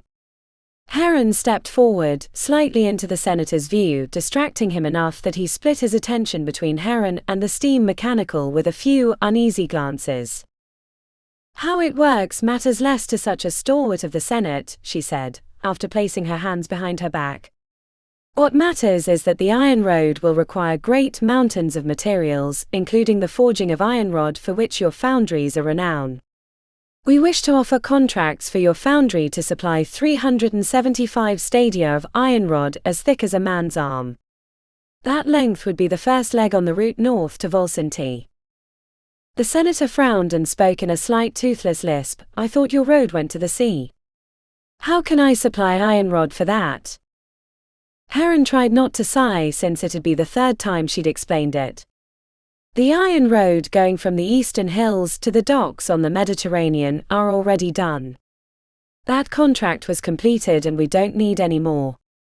What we need is iron rod, 375 stadia worth, for the road north to Volsinti. Volsinti? Yes. The wrinkles on the senator's face deepened. Not the sea. Volsinti, said Heron, hoping the repetition would sink in. Over the senator's shoulder, Plutarch was turning a light shade of crimson as he held back laughter. The senator nodded appreciatively and sucked on his teeth some more. When he ran a shaking hand through his wispy grey hair, it left half of it sticking straight up. He turned to Heron and smiled, showing all the remaining teeth left. Explain again why you need this, the iron for the route to the sea. Heron bit the inside of her lip rather than scream. Maybe it would be best if Plutarch took you on a tour of the workshop. He can show you the small-scale iron road that demonstrates how the steam coach will move from sea to city and back. His wide eyes and head shaking were quickly curtained behind a generous smile as the senator turned to Plutarch. The senator began wobbling in the wrong direction. Plutarch looked helpless as he tried to corral the senator in the right direction, much to Heron's amusement. "This way, Senator. This way, this way." Plutarch's voice rose with each word until it floated across the ceiling. "Senator, watch out for the nails. Senator. Senator." With the senator mercifully removed from her presence, Heron turned only to find Alia standing near the wooden timber that held up the roof. She wore a stola the color of lemon, looking like a bright flower within the soot-dusted workshop. In her gaze, Heron caught the thread of worry before it was banished behind a formal nod. This had been the way of it since that day at the Senate. "Don't worry about Senator Julius," said Alia. "Much like the god Dionysus, he acts the fool on purpose. I've seen him slice a man wide open with his sharpened wit. He knows what you have to offer, he's just hoping to extract a bit more before he leaves your workshop." Heron glanced in their direction. "As long as he doesn't guess why. How does your half of the list fare?" She made a sound, half a laugh with a hint of exhaustion. "Well enough, these senators are like pigs at the trough. Pile enough rubbish for them to eat, and they won't notice you're lining them up for the slaughter." "That reminds me," said Heron.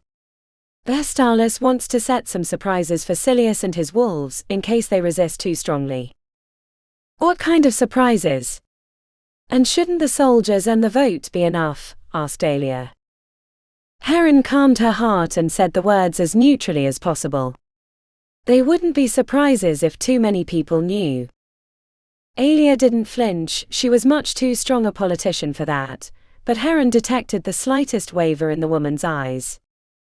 "You still don't trust me," said Alia. "I never said that, but the more people that know a secret, the more those secrets can be lost. Even my own workers didn't know the most important tricks of my temple miracles," said Heron, looking around to make sure the two of them were alone. "And you know the most important secret already, at least to me. If I don't trust you now, then there's no point in going through with the rest of it." Alia was a stern and beautiful woman. She tilted her head, exposing a long and lean neck, much like a queen might do before passing a sentence. "Why do you go on like that? In their world?" The implication was cold steel across Heron's heart. "I had no choice if I wanted to practice my trade." She paused, trying to carefully choose her words, but in the end not caring enough to censor herself.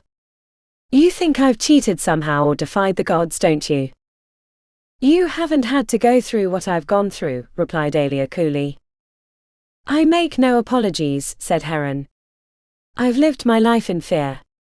Fear of discovery. Fear that my inventions would become heretical if it were found out. Fear they would burn my writings and erase my name from history." "So much pride that you believe you're their equal," said Alia. Heron tried to make a fist with her flesh hand, but the accusation had stung her like 1,000 bees and she reeled with pain, stretching her fingers. "How can you say that? I thought you, of all people, would understand. Of course we're their equal. And in some respects the greater. If the gods wanted it to be different, it would be so now," said Alia with a wounded, sharp gaze.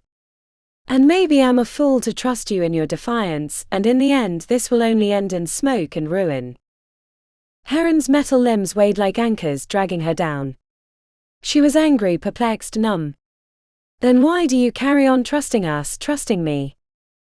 Alia looked to the ceiling, as if she were acknowledging the gods. In that moment Heron thought she saw the real Alia, the one beneath the fineries, the gold bracelets and silken stolas. It was an Alia older than her appearance suggested, aged by her responsibilities and burdens. "Hope." Alia shook her head lightly, grimacing with sadness. "Foolishness. When I kissed you, I thought I would seduce you. I seduced myself, but then the truth, and I went back to my villa and my servants attended me, and all the while I was thinking. They asked what was wrong more than once. I don't know if I gave them an answer. I could not decide if I were mad at you for tricking me, mad at myself for not seeing it sooner, or mad at the both of us for having to live under these circumstances. How do you survive it? All at once, Heron thought to move close to Alia and take her in her arms and comfort her. It seemed like what she would do, what she in the place of a man should do. But was that her? She'd never questioned herself like that before, at least not in a long time. Maybe she had at the beginning, when she was first learning to move among them, to ape their tendencies, their speech patterns. It wasn't too hard, and it never felt uncomfortable, but it was always full of fear. Fear of being caught. "I do what I can," said Heron. "Are you still on our side?" Alia smiled, and not a politician's smile, but one that went all the way to the little wrinkles around her eyes. "I am, along with my son and wrinkly old bag of bones for a husband." She paused. "It is a shame you weren't really a man. We'd make a formidable team." "You'd quickly become annoyed by my devotion to my work," replied Heron. "It doesn't matter now. We have too much work ahead of us. Even after the government is reformed, there will be much to do," said Alia. Heron nodded but did not say what was on her mind. As soon as Agog was back in the city, and Silius and his wolves dealt with, she would be on a ship back to Alexandria. She'd sent messages to Hoth to be ready for her on November 8th, the day Rome would be remade. Once Agog arrived, there wouldn't be anything he could say that would keep her in Rome. She'd done her duty, given him 6 months and more, and survived the cesspool of politics that Rome was. She deserved to go home. Chapter 30. It seemed the gods had blessed the day with balmy salt-scented breezes west from the sea, unnaturally warm on the eve of winter. Sapharia moved gingerly to the window and stretched her neck. It had been a long time since she'd felt the urge to get up and move. Most days she just wanted to sleep away the aching muscles and scratchy coughs that plagued her. The morning had an air of false peacefulness. The domus made its home on Palatine Hill, and beneath her window the white stone buildings battled with each other for space. In Alexandria, the criss-crossing streets left travelers at ease as they moved deliberately through the city, knowing they could easily find their destination. The buildings of Rome, though starkly beautiful with their heavenly colonnades and thundering arches, bone-white in their coloring, seemed ill at ease with their compatriots, jammed together like a crowd gathered for an execution. The question that perched in her mind like a raven in a high tree was if she should return to Alexandria with Heron tomorrow, after the Reformation was complete. Home had its benefits. She could return to the workshop and throw herself back into making jewelry and delicate gears for Heron. She could even attend the palace with Polykenna and play at politics from time to time. But the summer green eyes of Sextus had a window to her soul. During the long hours in bed between the fits of raw coughing, she imagined his body against hers. But these desires were like Icarus trying to catch the sun. If she stayed and Heron left, then beyond simple attraction, Sextus would have little need to see her, and she would plummet to the earth. Sapharia knew all too well that Alia would want to match him with a woman of considerable influence. She was not one to waste the fruit of her loins on love. Not that Sapharia had any delusions that it was love. Her childhood illusions had been shattered with Vima. Love was a myth, just like the stories. But stories were nice to hear once in a while, and that's what Sextus represented, a story she'd like to hear, even if it were only for a little while. With the walls of her room closing in, she wrapped a comfortable stola around her body, noting the way her ribs stuck out from the weeks without food. With her throat still raw from the poison, she'd found it hard to eat enough to regain the weight she'd lost. She found Heron alone in the demolished courtyard. Piles of dirt from the upended bushes still sat on the cobblestones. Dead leaves crunched underfoot. Her father hunched over the drawing table, ink-smeared tunic hanging like a curtain over her body. Like a pair of ghosts they'd become. The area gave the impression of a necropolis to Sapharia, with its chthonic smells. Sapharia stood silently to the side, waiting for Heron to notice her. And when she did, it was with a warm smile.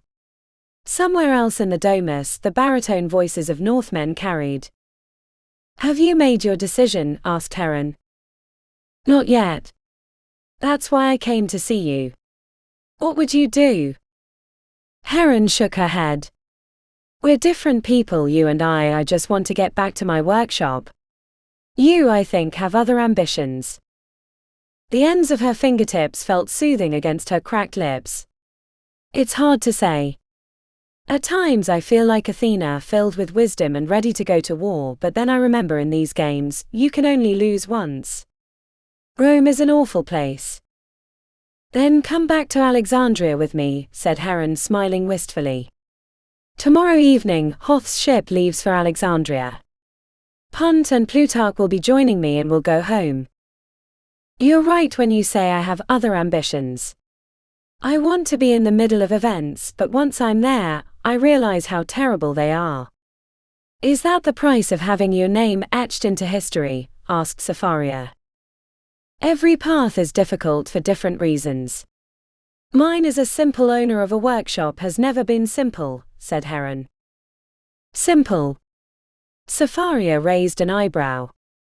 You're right, it's never been simple. But I feel like we're on the edge of a calmer time. With Rome conquered and you free to practice your trade in Alexandria, there will be no intrigue, no secret plots. Heron laughed. You really are made for this. I just want to be done with it, and you want more. I'm a fool for thinking so, I think, said Sapphira. The quiet filled in between them, and beyond the domus the sounds of the street trickled in, a wagon clattering across the cobblestones, men shouting greetings to one another, the distant sounds of steam mechanicals echoing off the buildings. Will it really be calmer after tomorrow? Asked Sapphira. Heron looked uneasy for a moment, before she took a sip of water from a cup. Both Agog and Magnus wait outside the city with their retinues, ready to arrive at the Senate at the appointed moment. We have enough senators ready to reform the government, though they themselves do not know our plans. The first leg of the Iron Road from the city to the sea, though untested, waits ready to transform the empire. And finally, Vestalis has prepared our loyal Alexandrian troops to ensure this all goes smoothly. Won't their presence in the city alert Silius to the danger? Asked Sapphira. Maybe, though it'd be too late, even if they figure something was happening, said Heron. By the time I move to the Senate floor to announce the Reformation, they will have no more power. But as a precaution, Vestalis disguised his non-Northmen troops as merchants so they can get near the Senate without alerting Silius. If you see men in grey tunics with crimson edgings, know they are Vestalis's soldiers. A different question formed in her mind, one she had not considered for a while. And what of the quest for Julius Caesar and the why of his death? I recall that I was researching that before I was poisoned. Does it still matter? Heron looked distracted for a moment, rearranging the quill and inkpot on the table. It might, and I mean to find out tonight. Why was he murdered? Asked Sapphira, feeling an itch in the back of her mind that something about this was important. He grew too powerful, took too much glory from the others in Rome, said Heron simply. A lesson we failed when we first took the city. I recall. The words trailed from Sapphira's lips, that phrase mundus patet. Open the world. Did you ever find out what it meant? It still bothers me that I do not know. Nothing, said Heron, shaking her head lightly. Sapphira recalled that she'd heard it from Sextus, and that it had something to do with the priesthood. Heron frowned. Or have I? My mind has been too weighed down by our plans to remember. It has to do with Ceres, the goddess of agriculture. I witnessed a ritual, one involving Ceres, or so I think. Silius was there, and Antonius, and some others. I never heard her name, but the man who sent me there made mention of Ceres. It seemed her father was quite distracted, so Sapphira sounded out her thoughts. I cannot think of why Ceres would be important. The goddess of agriculture would be necessary, except Rome cannot even feed itself anymore. It gets its grain from Egypt. Probably it means nothing. These Romans use gods for power, not the other way around like in Alexandria. "I've noted the same thing," said Heron, glancing up. "And I would say it interests me further, but it does not. I am sick of battling these gods over the affairs of men. It seems that they are made real by our actions. But yet if I ignore them, I do so at my own peril, since others are ruled by them." "Only another day," Sepharia comforted her father. "Only another day, and we can return to the simpler gods of Alexandria." Heron's face went soft, hopeful. "You'll return to Alexandria?" Sepharia searched her thoughts. "Yes, it seems that's my truest desire, that I would speak it unbidden." "I am much pleased, daughter," smiled Heron. "November the 8th, said Sepharia, and when she did, a slight jolt went through her. "The day we shall return." The piston on Heron's leg wheezed awake as she stood. Heron looked down at her ink-spattered tunic. "All this talk has reminded me that I have one more task before our plans are set. One more ally to confirm before the momentous day. I shall put on less dreadful attire and take a steam chariot away." "Bring a sizable guard with you," reminded Sepharia. "Better to be safe with so little time left." "I will," said her father, as she hobbled from the room, brass arm glinting in the morning light. Sepharia, feeling tired for the effort, returned to her room after grabbing the hunk of hard bread left on Heron's table. Breaking sections of crust away and slipping them into her mouth, she let her saliva soften the bread before attempting to swallow. When she reached her room and plopped onto the bed, Sepharia was struck by a nagging remembrance. She glanced to the table, expecting some memory to come rushing back, annoyed triply that it stayed just beyond her grasp, when at last it came to her like a coin spotted in a fountain. At first she paused, reeling with remembrance, and then she looked frantically around the room. She'd been awake in her room for weeks and she had not noticed it all this time, but she desired to look upon it and reconnect with those memories that would not come back to her, knowing that if she could, she might discover if she knew anything that might put their return to Alexandria in jeopardy. "Where is that book?" she whispered. Chapter 31. The wind rattled the dying leaves like bones. Her steam chariot voiced its power mutedly, the surrounding olive groves seeming to take offense by its presence and annihilating its normally throaty roar. As they climbed Quirinal Hill, Heron looked backwards into the city.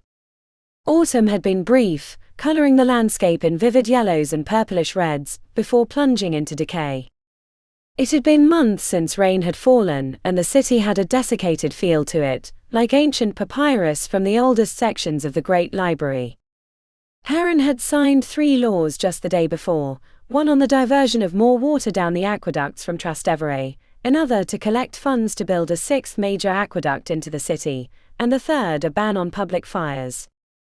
And though she could not see it now since it flowed behind Palatine Hill, the Tiber River had become a brackish, polluted stream as herders to the north took their livestock to the water since their ponds had dried up. It was a noxious flow even in the best of times. Now the physician halls were filled with those ill from taking their drink from the Tiber. The steam chariot rattled to a stop, and the same servant girl with the wet towel greeted her upon arrival. The soothing cloth was a luxury, to wipe the dust from her face and clean the corners of her eyes of the gunk that had collected there. The air was alive with dust from the farmers gathering their crops east of the city. Upon entering the domus, her nose immediately caught the scent of fire and alarm bells went off in her head, until she remembered his fireplace. Standing right inside, having come from the courtyard, her backside felt cool while her front was warm. "The warrior of the Senate returns," said Dominitis, his voice carrying through the dimly lit room. Heron stepped further into the room and blinked hard to clear the light from her vision. Senator Dominitis sat on a simple wood chair before the fireplace, warming his hands on the crackling fire. The flickering flame cast shadows across his wrinkled face. He smiled at her, and she could see what a handsome man he'd been at a younger time. He motioned her over, and she moved to join him on a chair set near him, facing the fire. Had he been waiting for her? A scuffed foot from the corner made her turn her head, but she saw nothing and dismissed it as her imagination. The closer they got to the fruition of their plans, the more she worried. Expecting me? She asked, standing next to the chair, feeling the warm wood beneath her hand. The mechanical arm she let hang at her side, she'd damaged enough of his personal effects on the previous visit. Always, he said, staring at her arm. The firelight reflected in his eyes. Such beautiful workmanship. Have you ever figured out how to make a mechanical man? She shook her head. Not yet. And it might be beyond my talents. He would have to be as big as a house to contain all the parts one finds necessary. Shame, he said, his lips curling and his wrinkles gathering shadows. It would be a boon to the world to have such servants. So close to the end, she did not take solace in his like-minded thinking. Maybe in Alexandria she could reconsider the problem, but not now. I worry that some folk cannot live without having people beneath them. Rather than use these mechanical servants to make their lives better, they'd use them to lord over the others, said Heron. And this surprises you? Asked Dominitus with an eyebrow arched. No, I suppose it does not. Dominitus cleared his throat. Yet you seem disappointed. I have not fully embraced my cynicism, it seems, replied Heron. But in all my time making miracles for the temples, I saw this truth over and over. So some men are meant to be lorded over, want to be lorded over? Dominitus asked in a way that made her feel like the question was a test.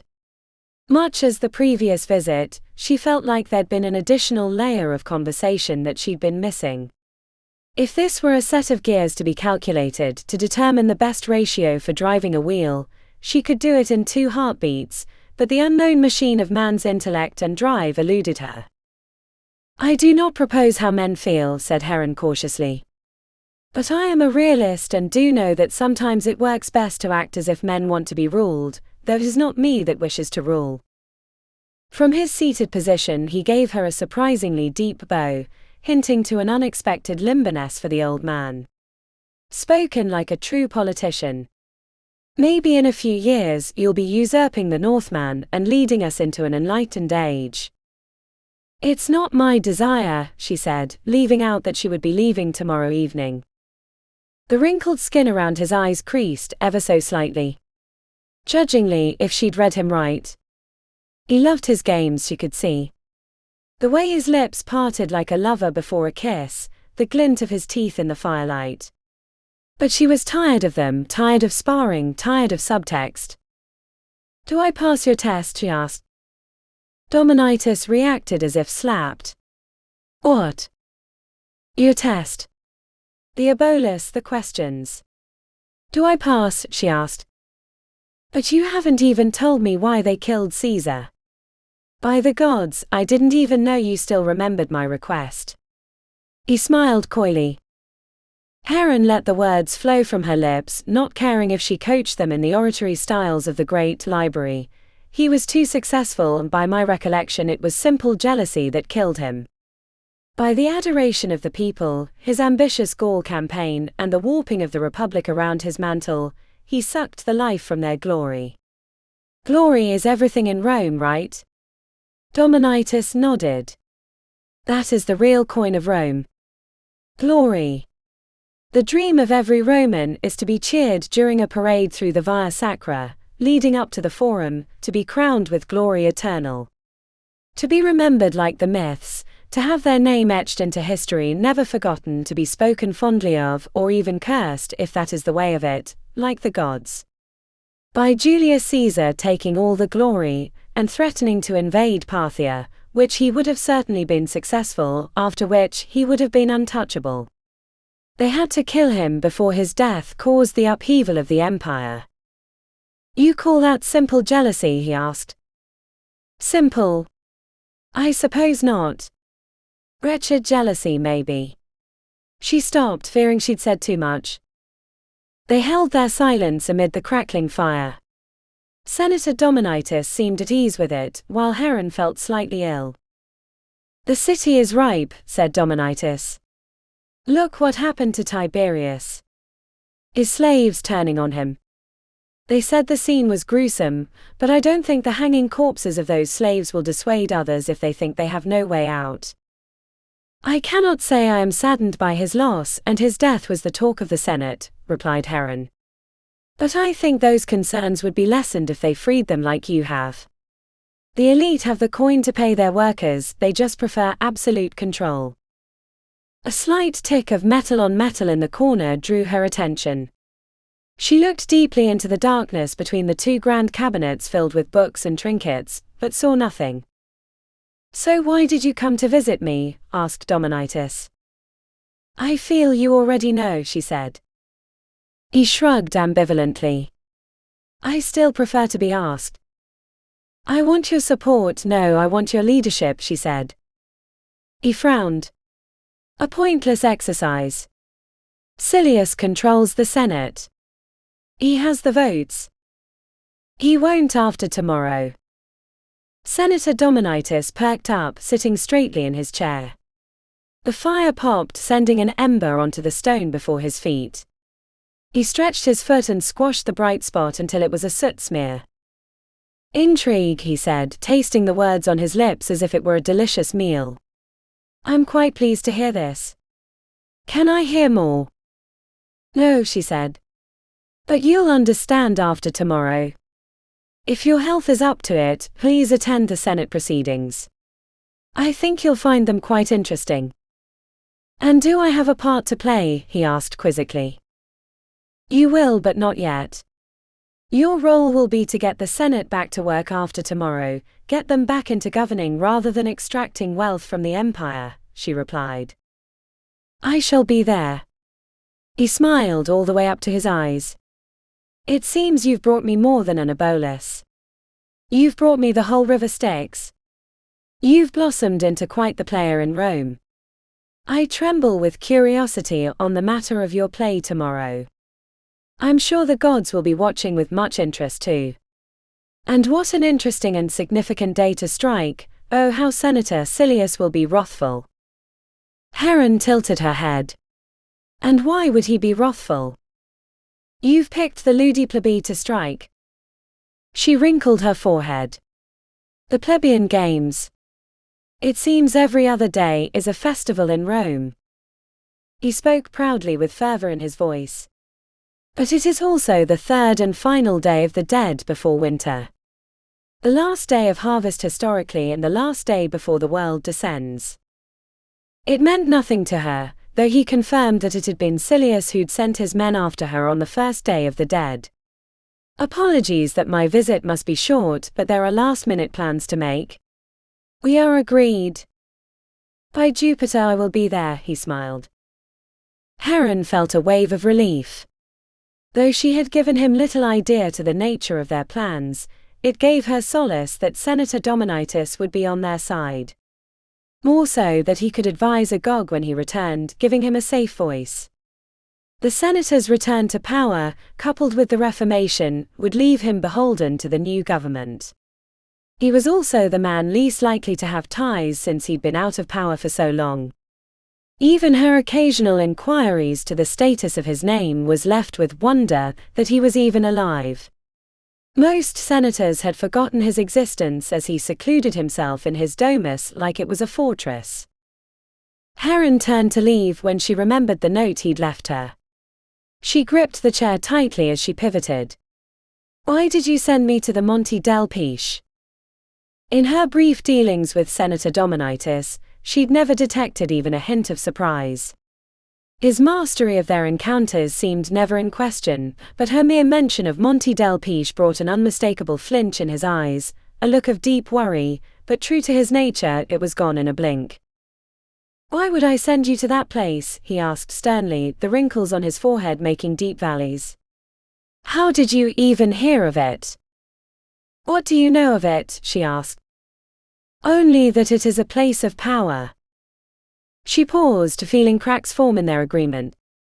A place you were once a member of? He nodded. Did you witness anything? She shrugged. A ritual with a woman, Senator Antonius, possibly Senator Silius, the others we couldn't see. Can you tell me of it? They wore masks, he asked, and after she nodded her head, he stared into his wrinkled hands. Did they see you? No, she lied, feeling that it was important to do so. Can you tell me of this place? It will not matter after tomorrow. And you did not send me there, she asked. He shook his head with great exaggeration, and she believed him wholeheartedly. I would not risk your life to do so. She wanted to stay and ask him more questions, but she could see by his gaze that to do so would damage their agreement. There were other threads that this revelation brought to light, but she had no time to think about them. It doesn't matter, she said, moving toward the courtyard. At least not after tomorrow. He nodded solemnly, and as she turned, she thought she caught a glimpse of something in between the cabinets. Maybe a person, or maybe just a trick of the light. She dismissed the thought quickly, for she had other concerns: the Senate, the reformation of the Republic, the moving of their troops into place, and now it seemed, the identity of who had sent her to the Monte del Pesce. Chapter 32. The conspirator hides in her domus. The voice startled Safaria, and she grabbed the dull knife that she used to pry wax seals from letters. She spun, brandishing the flimsy blade with both hands, ready to defend herself from the intruder. Sextus Pythina leaned in the doorway with a thumb hooked into his gold leaf-adorned leather belt. A mercurial grin formed on his lips as he eyed the weapon in her trembling hands. A vicious arm-cleaving weapon, that one, said Sextus. Safaria threw the letter opener at him, and it bounced harmlessly off his chest. You should not startle me like that. I was busy. She picked up a lemon stola and began folding it, glaring over the fabric as if it were a field of battle. He whistled softly and glanced around the room. I see, it's true, you're preparing for a long journey. The return to Alexandria, I assume. The traveling chest was stuffed full with silken stolas and delicate pallas. A smaller box of jewelry lay on the bed, gold glinting in the afternoon sun streaming through the window. Her tools had been packed away already, along with Heron's equipment, sent to the ship ahead of them.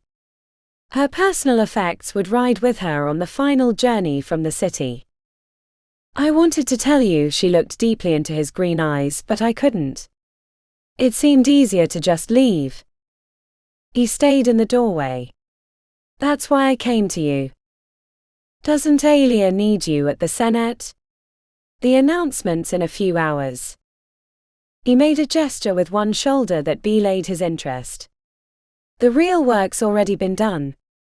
There'd be nothing to do, and I'd prefer to have my farewells. Safaria finished folding the lemon stola into a neat square and tucked it into the box. She was glad she'd packed the tunics earlier, since Sextus would wonder why she owned such garments. Once she was on the iron boat, she would change into her normal attire, but for now she wanted to honor Rome with a cream stola with crimson accents. Then have your farewell, she taunted. He marched up to her and gently took her wrist in his calloused hand. She gave him a petulant frown. You Romans say farewell oddly. He appeared confused and dropped her wrist. She could still feel the warmth of his hand, even after it was away. Sextus backed up one step. Apologies. Ha, she laughed and stepped up close. The farewell I wanted was this. She pressed herself against him, biting his lower lip and sucking on it. When he let out a whimpering moan, she removed her teeth from his lip. Where did you learn such things? She could have told him it was with Hoth the Black, but she didn't think that would help the mood. Alexandrian women are taught such practices at an early age. Lies. You just want me to visit you in Alexandria, he said. It's crossed my mind. He smiled wistfully. You never know if the gods might find reason to bring us together, but my duty to the Empire will grow after today. Once Magnus is pardoned, I will join his retinue, and will be sent out to quell the minor rebellions in the Empire. Half of them started by him, said Safaria. He nodded. Making our success nearly assured. And giving you marks for glory. It's the first of many steps towards a place in the Senate, he replied. Like your priesthood, she said. It was only a playful barb, but when he flinched, she remembered the book she'd taken from the Sacris Faciundus. The book, you took it back, didn't you? How did you come to possess it? His face grew gravely serious, and she decided to confess since she was leaving. I stole it from your priestly college. But why? He asked, visibly hurt. Because you would not tell me about the mundus patet, or why those men attacked us on the Day of the Dead, she said. He flinched at the phrase and glanced worriedly toward the open window. I told you our lives would be in danger if I mentioned where I heard it. She hit him in the chest with an open palm. So you would let me die rather than break a vow? What kind of friends are you and your mother? He shook his head. Leave her out of this, she knows nothing of it. He appeared to want to say more but could only gnash his teeth. I'm leaving Rome. You can spare just one drop of your secrets, otherwise I will remember you the villain. By the gods, it doesn't matter since we know who our enemies are, he said forcibly. But if it matters to you, I overheard Senator Antonius one night late at the college, speaking to another man about how things would be different after the Day of the Dead in Rome. And if I wanted to let you die, I would have said nothing. I only refused to tell you where I heard it afterwards, and in the middle of that very public museum. The name sparked a memory, like a bubble from the depth bursting on the surface. I remember when I was in the Sacris. She glared at him accusingly. I heard you conspiring with him and your mother. Sextus's forehead wrinkled with confusion. I do not know what you speak of, and if you should, be careful of making false accusation, especially when you should not have been there. Sapharia searched her memory, then spit the words back at him. Please pass along to your mother that I'm considering her offer. It's hard to turn down considering the circumstances, though I feel I'd be giving up too much. He frowned with remembrance. If I recall, she continued, you said she will be pleased. Sextus tilted his head, and Sapharia couldn't understand why he wasn't either outraged or in full denial. When he started laughing, she felt unnerved. Yes, he said, I remember that conversation. He grinned, looking into her eyes. We were talking about a horse. My mother wanted to purchase a horse from Senator Antonius for the chariot races. In the end, the deal couldn't be consummated, since she'd heard about a bit of lameness. Not long after, the horse broke its leg on the Circus Maximus and had to be killed. A nice bit of luck for the Paetina family. A horse? She asked, relieved. Yes, a horse, he responded. She took a deep breath. If there'd been some truth to it, what she thought she'd heard, then they couldn't trust the Paetina family, and she'd have to race to the Senate and stop Heron from going through with it. After having the soldiers at the Domus deal with Sextus, of course, which would have been difficult considering their previous flirtations. She smiled at his bright green eyes and thanked the gods old and new that it hadn't come to that. The relief took the edge off her nervousness, and she placed her fingertips against his arm, letting them drag down playfully with just a hint of fingernail. The luck of the gods must be on our side, said Sapharia. Had I not been poisoned, I would have revealed that overheard conversation to Heron, and today would be an entirely different day. He gently brushed the hair away from her shoulder. But the poisoning did wonders for your voice, though I scarcely believed it could be improved. Do not jest, she said, digging her nails into his arm. I do not lie. Your voice has a quality now that I might expect from the goddess Minerva, deep with authority while still warm and delightful. Like honey poured over steel, said Sextus. She let her tongue touch the tip of her teeth. I think I am done speaking now. By what? She kissed the words from his lips, pushing him against the wall. He pulled her in and hungrily returned her kisses. She slid her hand across his bare thigh, trailing upward until it traced the edge of his groin.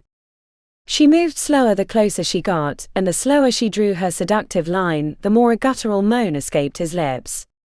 When she cupped him, he gasped and thrust against her, his fingers digging into her stola, trying desperately to unravel it. She toyed with him, letting his desire build. She wanted him to remember her for a long time.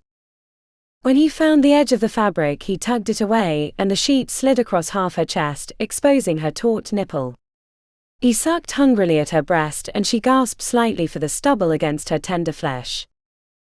She pawed at the door, trying to close it to hide their tryst, when she heard the scream. At first, she thought it might have been her imagination, but then she heard it again. Not a woman's scream, but a yell of pain, of death. The world went cold, and she pushed him away. "What? Why?" he asked, clearly enraptured by her attentions. "Listen," she whispered. The clash of steel below carried to their level. There was no mistaking it. Safaria tugged her stola back over her shoulder, and together the two of them crept toward the balcony that overlooked the courtyard.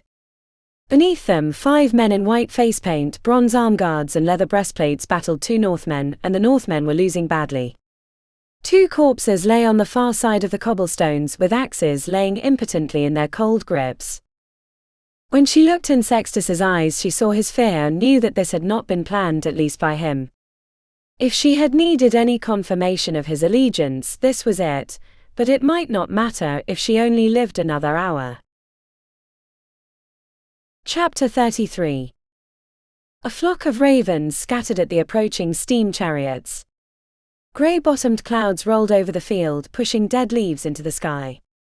Titus Vestalis gave the signal, a lean muscled arm held skyward, bringing the 10 steam chariots to a halt.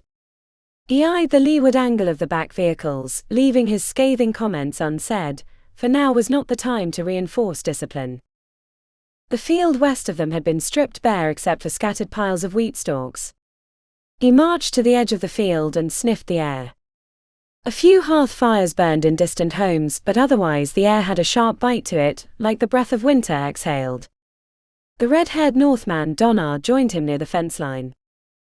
"Where's Magnus?" asked Donnar. "He should be here." The big man surveyed the fields in searching patterns, lips partially hidden by the scraggly beard but cast in a frown. "Do you sense it?" asked Vestalis, feeling an itch crawl down his spine. Donnar tugged at his bushy red beard. "I don't like it." "Neither do I." "This is the farm where we were to meet," said Vestalis. "But even before we got here, after we left camp, something felt wrong." Donnar grunted. "You're a hard man, Vestalis. A kind of man who'd thrive in the north. I never thought you one for gut feelings." "A gut feeling's just your experience telling you the truth without words. Just have to reason out why it feels that way," said Vestalis.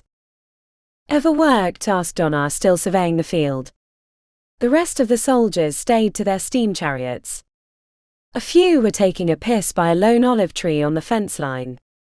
It was old enough to look like 3 trees twisted together. "A few times," said Vestalis. "Once on a campaign, I got sent out to find a rebellious group of Thracians that had slaughtered a messenger on the road back to Rome. It was only supposed to be a half-dozen of them, but Consul Odry wanted the messenger avenged and the roads to be kept clear. On the way, we came upon an old woman trying to get her horses and wagon out of the mud. The wagon wheels had sunk deep and she was whipping the poor beasts and screaming at them in a tongue I'd never heard before. She was halfway pretty, and not terribly old either. There were 20 of us on horseback, and we'd been riding for 2 days. A few of the men offered to use their mounts to pull her free, but I declined, on account of the suspicion I had upon finding her. In fact, I kept the men back and we watched her struggle while I tried to work out what I found wrong." "What had you seen?" asked Donnar. "Was it the woman that gave them away?" Vestalis gave a curt shake of the head. "Not the woman. It was the horses. They weren't farm horses, but the sleek, fast-traveling mounts the Thracians preferred when they rode." Donnar grunted in appreciation. "And the Thracians? Where were they hiding?" The stubble on his jaw felt soothing to rub.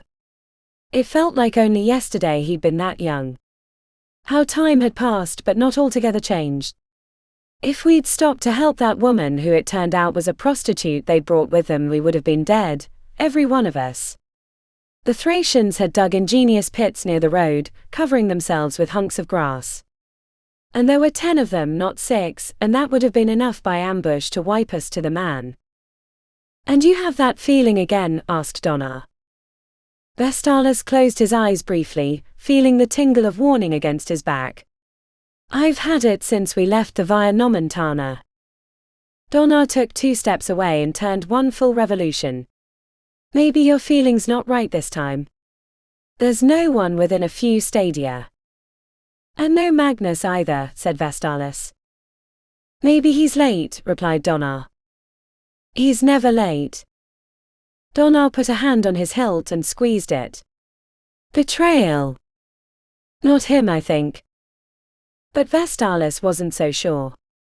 Magnus had signed the agreement with Agog, but it wouldn't be the first time an agreement had been broken, especially when there was a huge advantage to be gained. "Shouldn't there be farmers gathering crops?" asked Vestalis. The red-bearded Donna fruitlessly swiped the hair from his face, blown there by the wind, and unsuccessful growled at it. "You're right. We haven't seen a soul in a single field since we left the Via Nomentana." Vestalis climbed over the fence and started walking across the harvested field.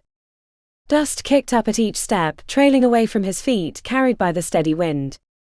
The piles of wheat stalks reached higher than his head. There were at least 20 of them scattered. Vestalis looked to the field and then back at his men milling about the steam chariots. They were disciplined enough not to wander off, but they were hardly attentive. The Northmen were fearsome fighters, but not at all disciplined like the Legion. If it weren't for Heron's weapons, they would have long ago been put to the sword by Rome. He walked back to Donna, who was still rubbing his beard. "Maybe I'm imagining things," said Vestalis. One of the men gave a shout, and 3 of them were pointing in the opposite direction, toward a place 2 fields over. Vestalis didn't see it at first, but then he saw the glint of weapons lying in the dirt. There were at least 3 bodies, or at least from this distance what appeared to be bodies. Vestalis gave the order to investigate, but they did so together, all 10 steam chariots with men at the arrow launchers. He massaged the hilt of his gladius the whole way over. There were more than just 3 bodies. At least 20 men had perished in a pitched battle. "Is it Magnus' men?" asked Donna. The dead man nearest held a black shield with a crimson eagle. "That's the Black Legion, the legion he filled with his best soldiers. It was their bravery and skill that helped him cut his way out of Antioch and flee into the mountains." "Is Magnus here?" Vestalis walked among the bodies until he found him, or at least what had been Consul Magnus. They'd cut his head from his body. Though it'd been a long time, he knew the man enough to recognize his face. "It wasn't treachery, at least by him," said Vestalis. "Died with a sword in his hand at least." "It's all any of us can ask for," replied Donna. "But no sign of his attackers. They must have taken the bodies." Vestalis pointed to the ground. "You can see the trampled grass and hobnail boot marks. Whoever did this brought at least 30 men."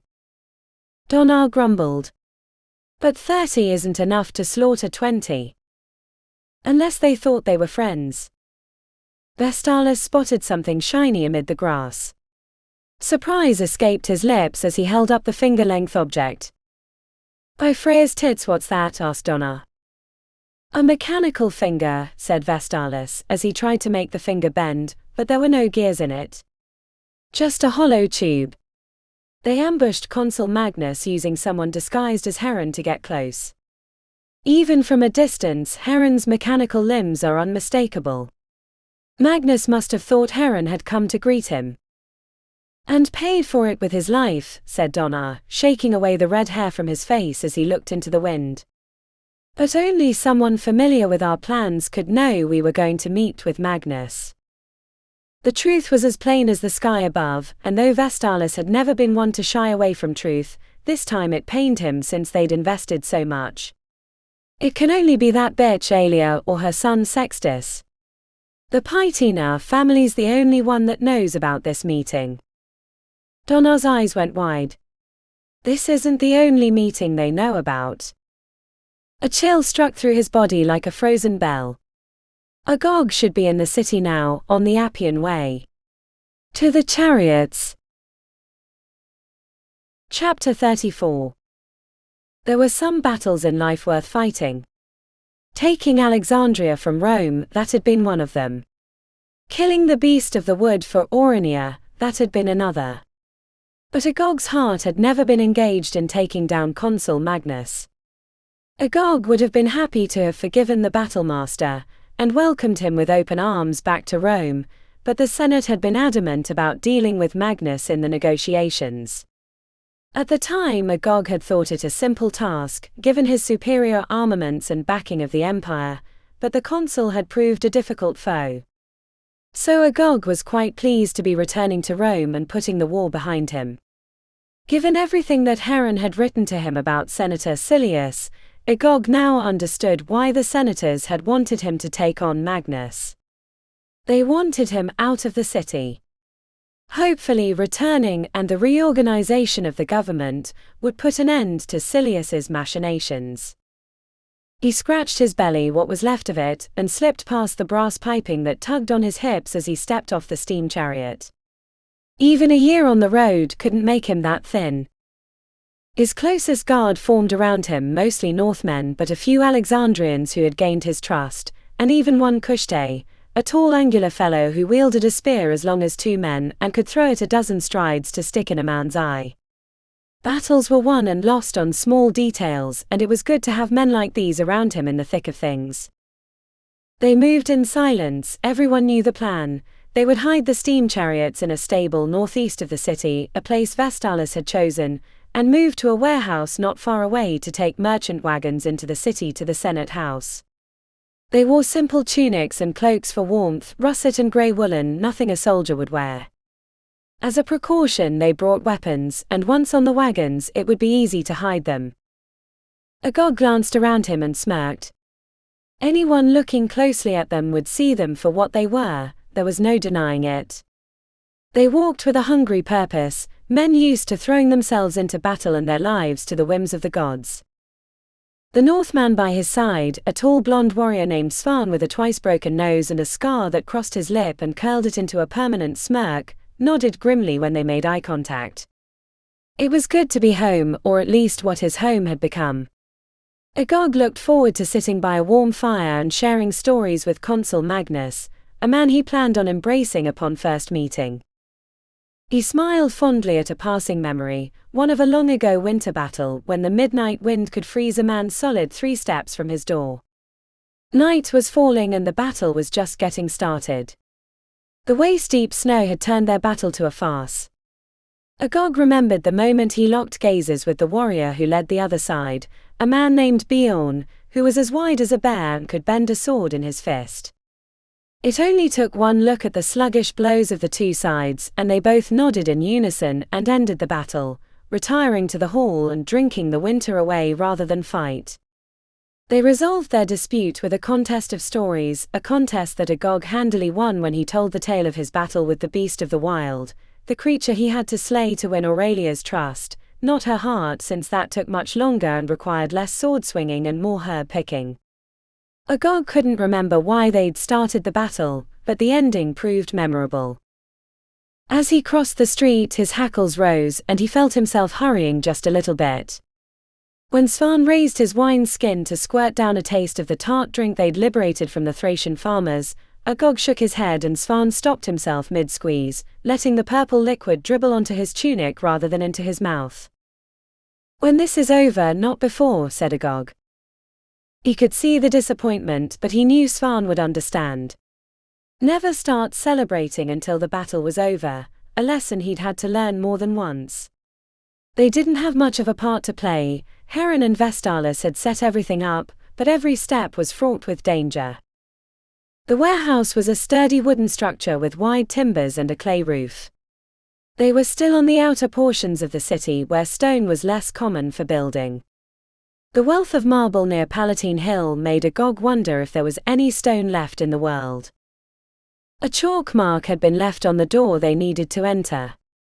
A circle with 2 lines hanging beneath it, a rough translation of Yggdrasil. He touched his fingers to the chalk, smearing the trailing end of one line before pushing open the door. The sun was not too bright outside, but his vision took a few moments to adjust. A hallway stretched out before him, and he checked to make sure his guard was with him before he forged forward. Ahead and inside the warehouse there would be 3 wagons waiting for them, with tarps in the back to hide the extra men. He took a deep breath and stepped forward before Svan put a hand on his shoulder to stop him. One of the men from Alexandria, a slight, almost child-sized man named Izzet, who'd proved to be an invaluable scout, pointed back the way behind them. 3 streets down, standing in the middle of the street, was a priest in white robes, the kind he was used to seeing in Alexandria. He was bald and standing as still as death. If the others hadn't seen him, Agog might have thought a mirage. At least until he noticed the priest was missing a hand. "Should we send one of the boys to bring him in?" asked Svan. Agog frowned. "It's like he was looking for us. Won't take but a few seconds with a knife between his legs to get him to spill his secrets." "Nothing loosens a man's tongue like having his seeds threatened," said Svan, much to the amusement of the companions. Izzet started moving down the street when Agog called him off. "I know him," said Agog. "I think." "Friend of Heron's?" asked Svan. "No," said Agog. "The worst kind of man, if I'm right." Svan looked ready to send Izzet. "Then let's pay him a visit." "No." It was all he said, and the men were disciplined enough not to disobey him. It just didn't make sense that Lysimachus would reveal himself to them, unless it was a trap.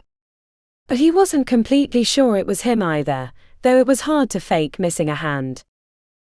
He flexed his shoulders, letting the huge sword on his back shift into a more comfortable position. Why would Lysimachus set a trap? Or even could he? There were no temples to Sobek in Rome, that was for sure. Lysimachus raised his handless arm and pointed the other way, jabbing his stump twice in that direction. An indication to go that way. It didn't feel like a trap at all. It almost felt like a warning, but why would that man, the one who tortured and maimed Heron, want to warn them? And what was he warning them from? Agog looked back down the hallway. They really needed to get moving. Heron's announcement would come soon, and he needed to be there to ensure the changeover happened smoothly. Lysimachus indicated the other direction again, and then turned his back and started walking away. In Agog's eyes it was the worst ambush ever, but he still couldn't bring himself to give the command. "We need to go," Agog told his guard. "Heron and the Senate awaits. It's going to be a new day in Rome." A few of them looked disappointed. They were always up for a fight, especially with overwhelming odds, but they came along quietly enough. Lysimachus was on his mind the whole way down the hall. He worried at it like a bear trying to get into a hornet's nest, and each time he tried to make sense of it, he got a sharp sting of worry. Inside the warehouse, the 3 wagons hitched up to 3 pairs of draft horses waited for them, just as the note had told them. The men shared smiles and started moving toward the wagons, ready to make the final journey home. A huge tarp hung over the exit to the building to keep the cold out. Lining the walls were packing boxes, goods that had come from far-off places like Indus or Kushte, or wherever Vestalis was doing business these days. Agog took the lead wagon, testing the reins, feeling the warm leather in his hands, almost like someone had just handed it to him. The horses snorted and stomped, ready to go. The one directly in front of him took a crap on the stone floor, but that would be a mess for someone else to clean up. He was the emperor after all. As the men were situated in the back or at the lead, Izzet moved to the tarp and readied to open the way. There were cries of alarm and weapons pulled from their sheaths in silent anticipation before Agog could look up. On the other side of the tarp, 4 matacores were pointed at them, and at this close range, they'd be easier to hit than grapes in a mash barrel. The soldiers on the other side of them didn't appear friendly at all, and Agog didn't guess these were Vestalis's men. "Stand down, men, stand down," Agog told them. As Agog stared across the short space at the wall of arrows pointed at them, he couldn't help but wonder if Lysimachus had truly been warning them. But he didn't think he was going to get to find out anytime soon. Chapter 35. Leaning heavily on her ivory cane, Heron looked out the window of the Senate House, searching for signs of Agog, while behind her, inside the Senate chamber, they gathered and their voices rumbled like war drums. She tried to swallow away her heartbeat, but it took residence in her eyes, in the back of her throat, in her fingertips. It wasn't the art of oration that concerned her. She'd spoken in the great library numerous times, lecturing on the physics of air, or how to construct a gear train, or on the importance of parabolas. She knew and practiced the tricks of speaking, the inflections, counterpoints, how to turn another's argument against them. But in the great library, and in the matters of scientific thought, she was their superior. It was rare, if ever, that she was surprised with a clever thought or an answer to a problem she hadn't already solved. When she spoke on a subject, she already knew the answers, and no one could dispute the figures she used to construct them. In this game of politics, there were no proofs, no calculations to confirm reasoning, no treatise on the underlying math. If there was a calculation, it was only as simple as alive or dead, powerful or powerless, ally or enemy. What she was about to do felt like drawing water from the Nile with nothing but a cracked bucket in hand. One might feel completely safe, no sign of crocodiles as far as the eye can see, only to realize there's one lurking steps away as soon as your feet sink into the mud. "He'll be here," said Alia from behind. Alia and her husband Pallas walked into the room, a side area off the main chamber. The old senator shuffled forward with feet always touching the marble, arm draped around Alia's, more like a daughter leading her father than husband and wife. He wore the traditional toga of the Senate, in a deep crimson that bordered on purple with golden edgings, while she was wearing a modest stola the color of eggshells with only a simple silver necklace as adornment. It seemed she thought prudence more important on the eve of upheaval. "I would prefer to see him with my own eyes before we begin," said Heron, digging a fingernail into her palm. "But either way we must." Senator Pallas sucked on his teeth and looked at her with age-addled eyes. The right one had a slight haze to it like morning fog. "Apologies, I must prepare my role in this." "You'll be ready to offer the new government charter when I'm finished?" asked Heron. "Always ready I am," he replied. Alia gave him a patronizing smile. "Don't forget to wait until Heron's finished and the soldiers have helped enforce order." Pallas gave them a toothy grin. "I won't disappoint you, my beautiful wife." Alia kissed him on the cheek and patted his hand. He gave a perfunctory bow and shuffled out of the room. "He wouldn't remember his toga if the servants didn't put it on him," sighed Alia, as she brushed a strand of hair from her shoulder. "I feel more nervous than a scribe at his first lecture," said Heron. Alia strode toward Heron, long deliberate steps like a queen walking to her throne.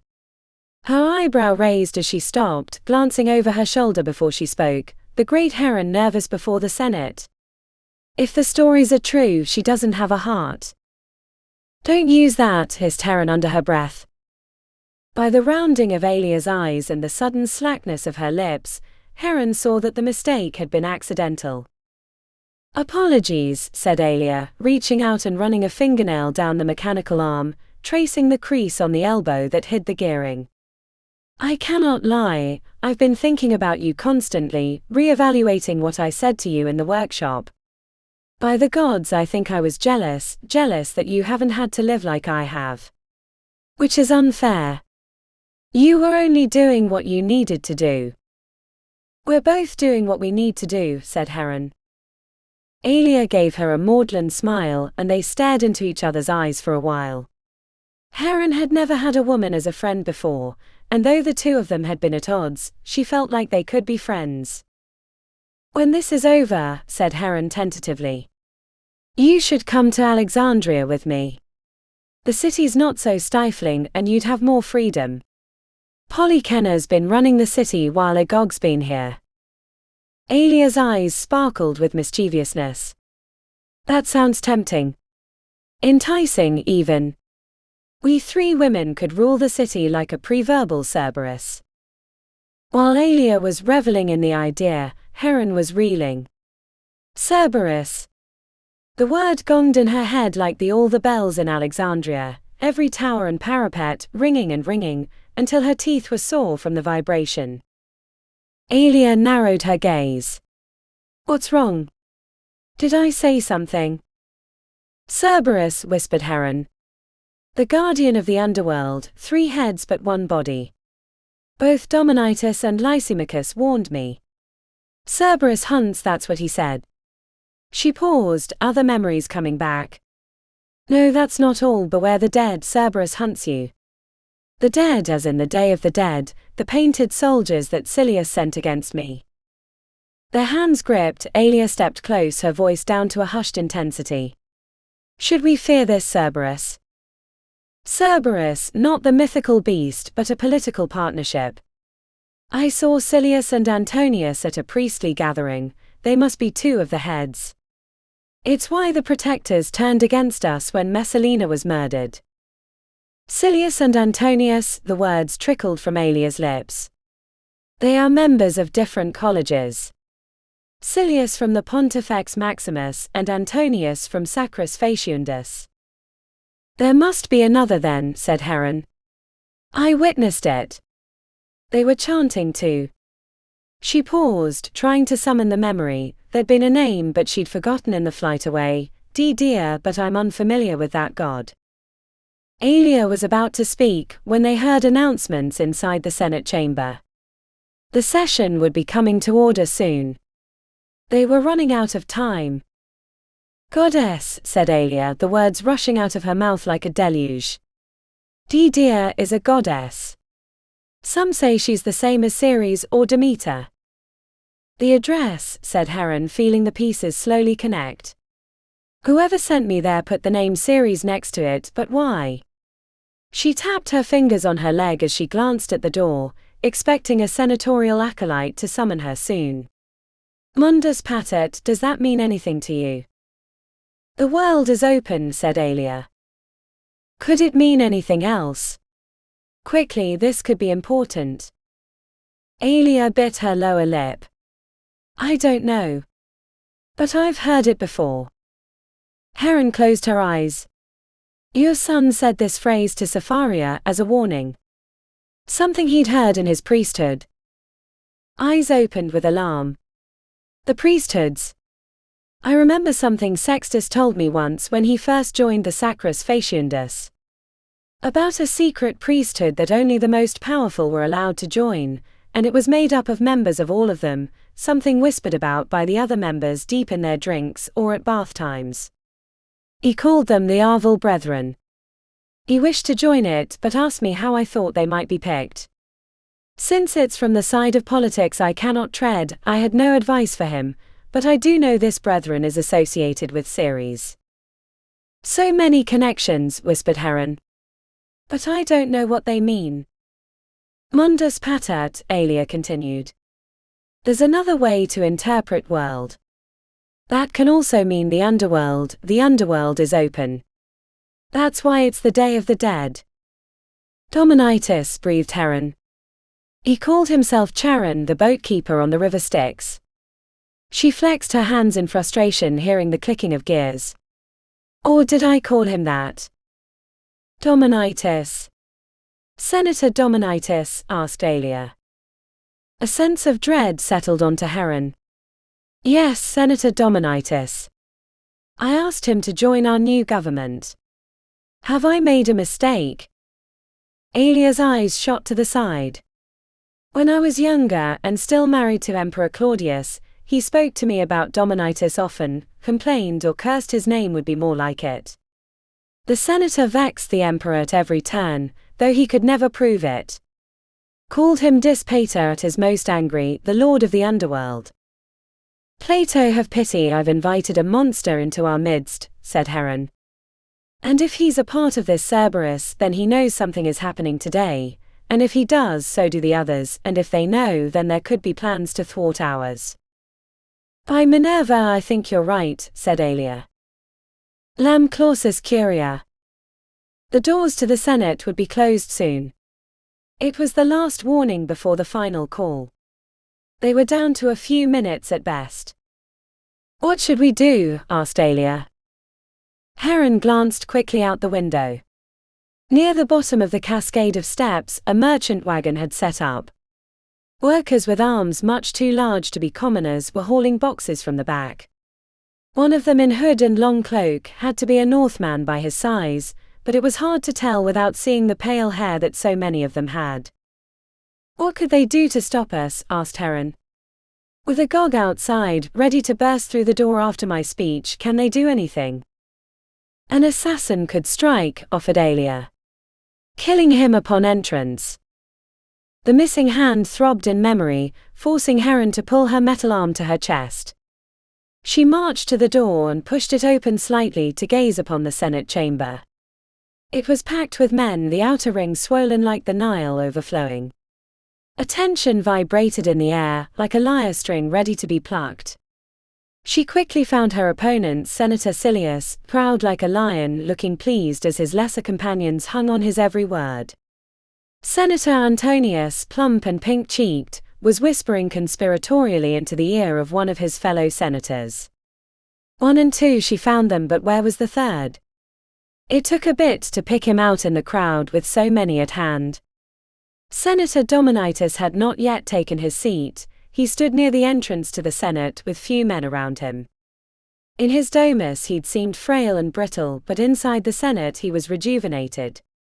He spoke quietly with one of his men, making short nods and glances, clearly giving direction. "I see them," hissed Alia. "They plot."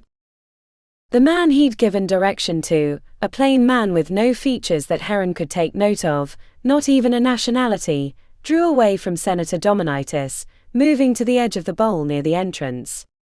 With directions given, Senator Dominitus began the journey to his seat. Heron noted the way the other senators gave him a wide berth, his reputation still standing. "Get the Senate guard, have them remove that man from the chamber before we begin. If they cannot kill Agog, then we are safe." Alia squeezed Heron's hand, kissed her on the cheek, and hurried into the chamber. Alia quickly commanded a group of guards, and though at first they seemed hesitant, once they looked to Heron and she gave them a nod, they moved to intercept the assassin. Heron split her attention between the door wardens and the advancing guard. If they got the man out of the room before the doors closed, Senator Dominitus would never know he was neutralized, since his position in the bowl left him with his back to the door. It wasn't far from Senator Silius either, who when he saw Dominitus gave him the slightest of bows. The 3 Senate guards approached the assassin from behind, locked their arms around his, and marched him from the room over his protests, which were lost amid the cacophony of chattering. Heron let a sigh of relief escape her lips. A moment later, the call for the door closing rang out, silencing the Senate chamber so suddenly it was as if the whole of them had fallen dead. Clausus Curia. The doors clanged shut, the echo hanging over the assembled like a cloud. The silence could not hold against so many, and murmuring began in earnest, while sandals whisked against the marble on the outer ring. As the call to order was cried out, a lump formed in her throat like a peach pit. The only thing she could hear was a heartbeat, boom boom boom. It reverberated even in her tongue, and on the pink flesh of her stumps, down to the tender skin on the back of her knees. She'd nearly forgotten her part in the play, until the whole chamber turned towards her like a field of sunflowers. She began the slow walk to the dais, stabbing the ivory cane with a trembling hand. Every other step clanged against the marble like a blacksmith hammering swords. The grinding clicks of her arms swaying at each step followed her almost musically. When she reached the dais, the eyes of the whole empire were upon her. Her words, when spoken, would reach out and touch every one of them, from Parthia to the Britons to Alexandria and beyond. The world was a machine, and she stood at the controls, ready to throw the lever, letting the gears spin out her plans until that shining city of wonders stood like the beacon she hoped it would. The speech she prepared vaporized upon the heat of all their gazes. Her careful arguments that would slowly ascend until they became a towering pyramid seemed too gaudy, too garish for the moment. Part of her knew keenly how these words, however spoken, would be remembered in history. She leaned on the cane, raised her chin, and summoned a resolve that had served her well in the workshop. Friends, countrymen, senators, the empire has ended. Let a new empire reign. The words had little time to sink in when a ferocious banging thundered into the chamber, startling them to turn towards it. A fist soundly struck the door in 3 heavy blows. Boom! Boom! Boom! Before she or anyone else could do anything to stop it, the inner warden slammed the lock open, and the heavy door began to swing. Chapter 36. The death scream of the man in the courtyard assaulted Safaria's ears until she clamped her hands over them. She couldn't tell if it were one of the attackers or the Northmen, but by his scream she could almost picture the way the sword had entered his chest, piercing his lungs and filling his balling with bloody gurgles. Sextus leaned into the hall, his gladius still in the scabbard.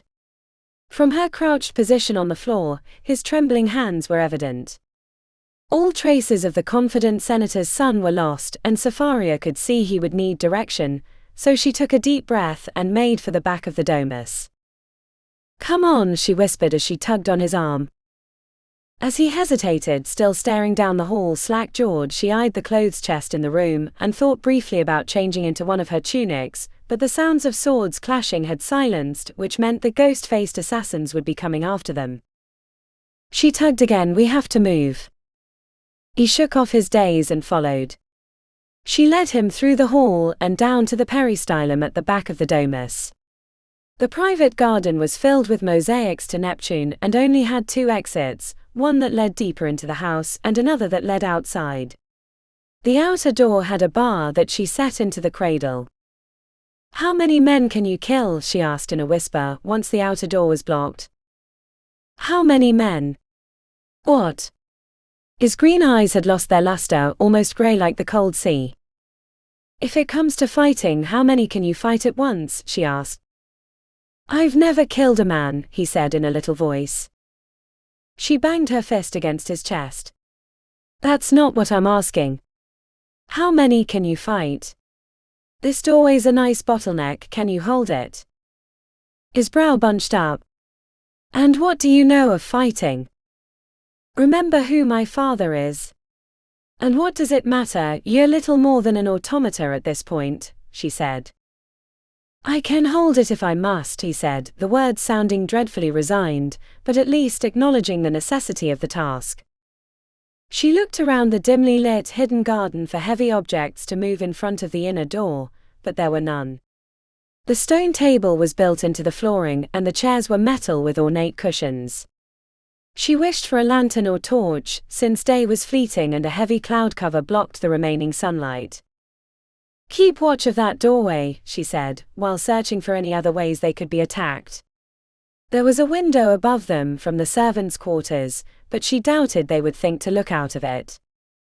"Why don't we escape out the back?" he asked. "We don't know how many are in the domus. We could very well walk right into their arms, giving up our defensible position," she responded. "But they could climb over the walls." He nodded. "Above them." "True. But there are metal spikes up there and I can always throw a chair at them when they try to come over," she said, shrugging. "But honestly, I think our best bet is to survive as long as possible, give time for the others to rescue us. Unless you're up to fighting 5 men at once." "By Jupiter, no, I've never fought even one except in training," said Sextus. "You might get your chance today," she said. He glanced back, frowning. "Easy for you to say, you've never killed anyone." Her palms grew sweaty with remembrance. "I have twice. Much preferable to being killed." He looked at her strangely, and Safaria could sense what they had between them was changed. He focused his attention down the hallway, gripping his sword as he leaned against the doorframe.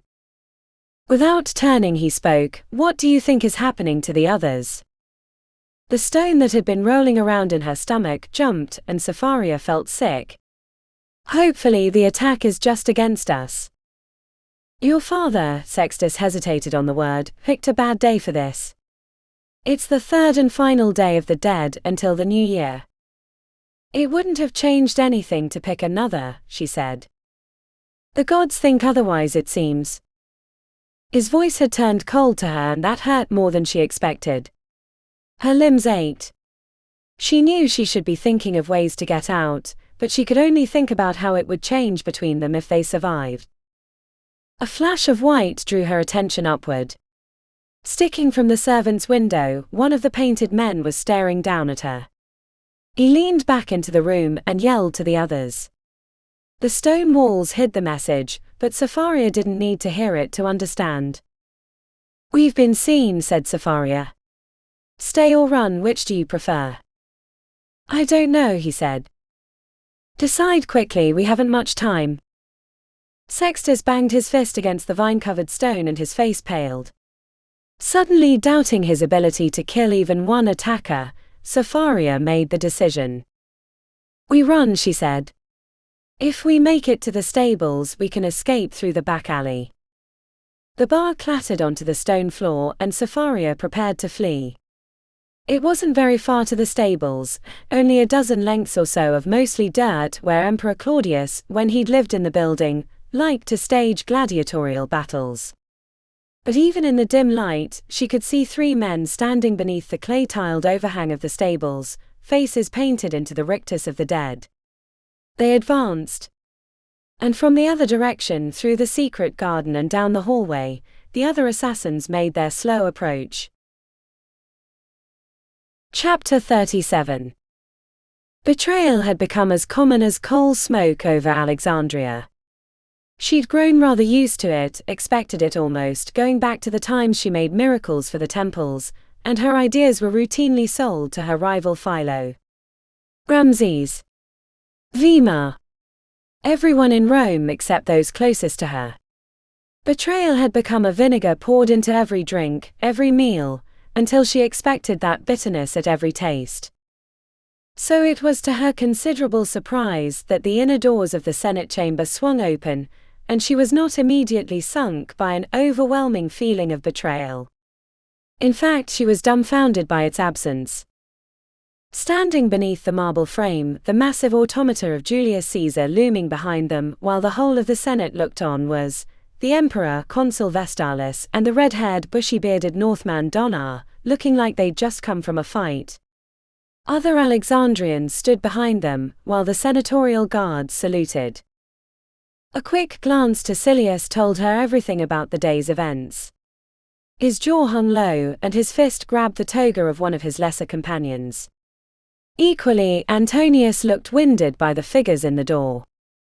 Only Senator Dominitus appeared unaffected, almost pleased by the events, which only confused Heron further. Concerned there were other plots grinding through the darkness, Heron slammed her cane onto the dais, the awful snap of it breaking, bringing the attention back to her.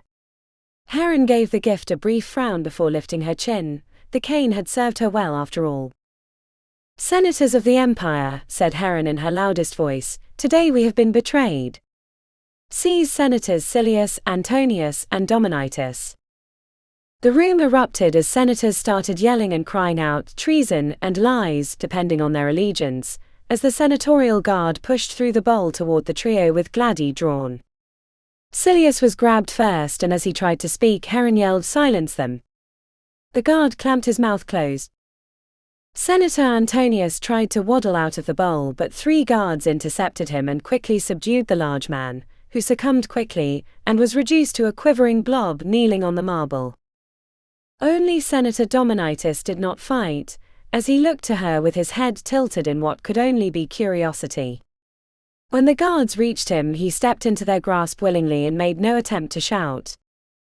"Good senators! Good senators! Lend me your silence," she shouted. "Good senators! Please!" The jostling crowd absorbed her shouts like the sea absorbed the rain. She was about to try again when there was such a volume of noise bellowing into the chamber, the shouts were ripped from the air, blown away like dust from a greater wind. "Silence," said Agog, and when he was done the Senate had been reduced to a low murmur like a spinning coin on its final rotations. "Many of you Romans," began Agog, believe I am just a barbarian, too war-hungry and dim-witted like a trained bear ready to dance. Believe that to your peril. I left the care of the empire to the Senate, only to learn that it believes itself above the people. He paused, menacing the senators from the edge of the bowl. No longer. Today we begin again, this time in a way befitting an empire, and without the troublemakers who have plagued us like locusts. He paused again, giving the crowd a good long glare while a dissenting voice cried out, "But the empire!" "Empire!" he shouted back, while a group of senators jostled, clearly not wanting to be the one identified as who'd spoken. "It became my empire when I took it, and by the laws of force, it's mine to do with what I want. Remember, I could have had the lot of you killed, but I choose mercy instead, in hopes that the good of the empire could continue." He stomped his foot, and a senator along the top row of the bowl nearly toppled over backwards trying to get away. Only the pressing hands of the senators behind him kept him from going over the bench. Heron suspected they only helped him to keep one more person between them and Agog. With one fluid motion, Agog pulled the great sword from his back and jammed it downward, exploding stone from the tip. Senators in the front cried out, and the whole bowl shuffled backwards. "I cede the floor to Consul Heron, who will explain the changes I have already approved," said Agog. A sea of bloodshot eyes turned to her. As a group they seemed either only barely subdued, like a rabid dog on the end of a frayed rope, or completely frightened and would collapse at the flick of a finger. She hoped it was the latter. "Good senators, do not be afraid. For most of you, today will be just like any other day." She paused and let the "for most of you" line sink in. "When we took this empire, we intended for the Republic to continue, as it serves the people and the empire simultaneously. It seems a small group of senators led by these three men," she gestured with her brass arm, "thought the empire was only in existence to enrich their coin purses and continue their hegemony." The area vacated by Antonius murmured in approval.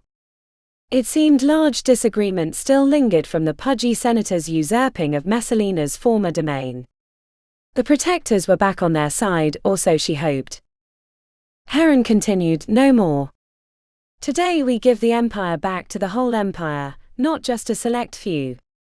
Today we will reform the government, with laws mostly the same as before, expanding the number of Senate seats so representation can reach all ends of the empire, and removing the special protections a select few use to their unearned benefit." Her heart was a cannon in her chest, and she felt dizzy, as if she stood on a mountainside and looked over the gnarled edge at a golden landscape spread out before her. Some of the bloodshot gazes seemed introspective, not as many as she'd liked, but enough to give them a promising start.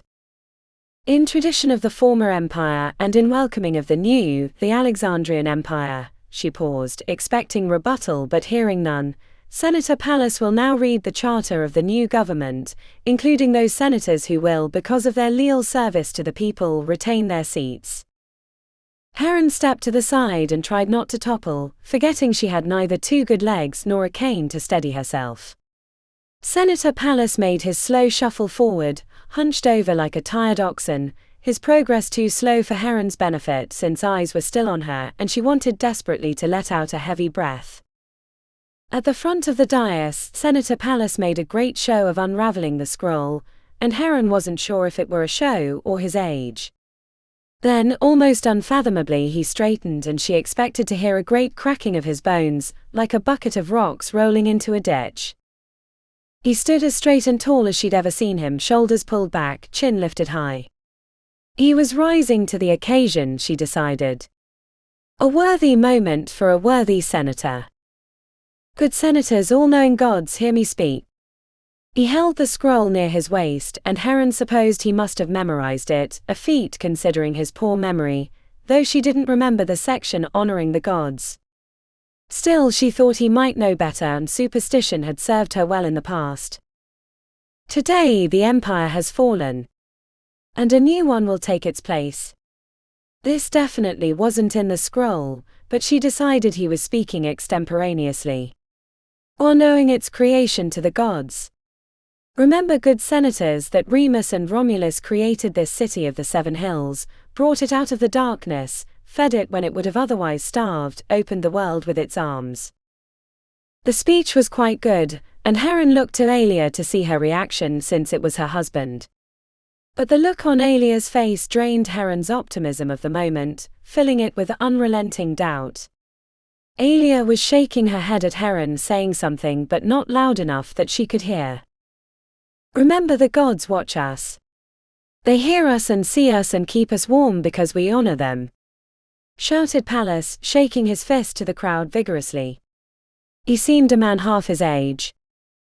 Heron looked to Aelia to determine what was wrong.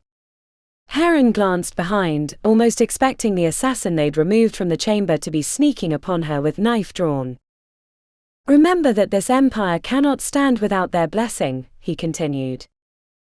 Heron looked about, and then to Agog, who seemed to be coming to some conclusion. Vestalis as well, since the both of them were looking around the Senate chamber. Pallas was only 2 steps away.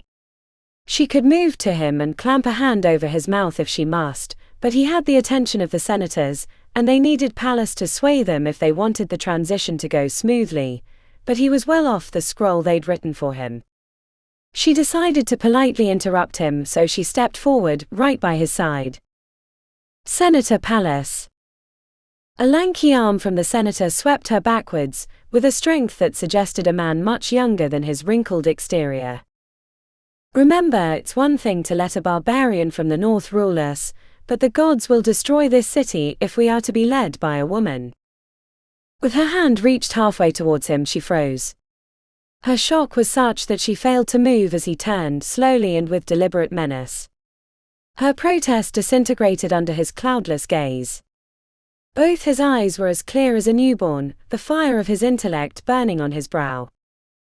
Beware the ills of the feminine. He grabbed the bottom of her tunic and lifted it up, and producing a short blade, cut the strap from her leg, leaving the wooden genitalia to slide down the other side. Warm blood ran down her thigh where his blade had touched skin.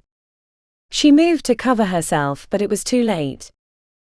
The chamber erupted like a volcano. Senators rushed the dais, and she was quickly overwhelmed by clawing, punching, grabbing hands. The sounds of swordplay rung out from the sides. Agog battled a group of guards, his sword swinging in wide arcs, blood spilling freely. As a fist connected with her jaw, Heron swiped her hand across, feeling the heavy crunch as her mechanical arm knocked teeth from a senator's mouth. Her victory was short-lived, as she was pummeled into a ball on the dais. In the back of her mind, as she was kicked and punched, she realized her mistake. The third head of Cerberus hadn't been Senator Dominitus. It was Senator Pallas, Aelia's husband.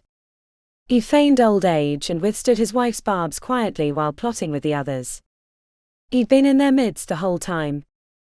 Someone stepped on her ankle and she was afraid it was going to break, when heavy hands pulled her from the pile. The punches still rained down on her face and chest, but she was gradually dragged away until at last the attacks ceased.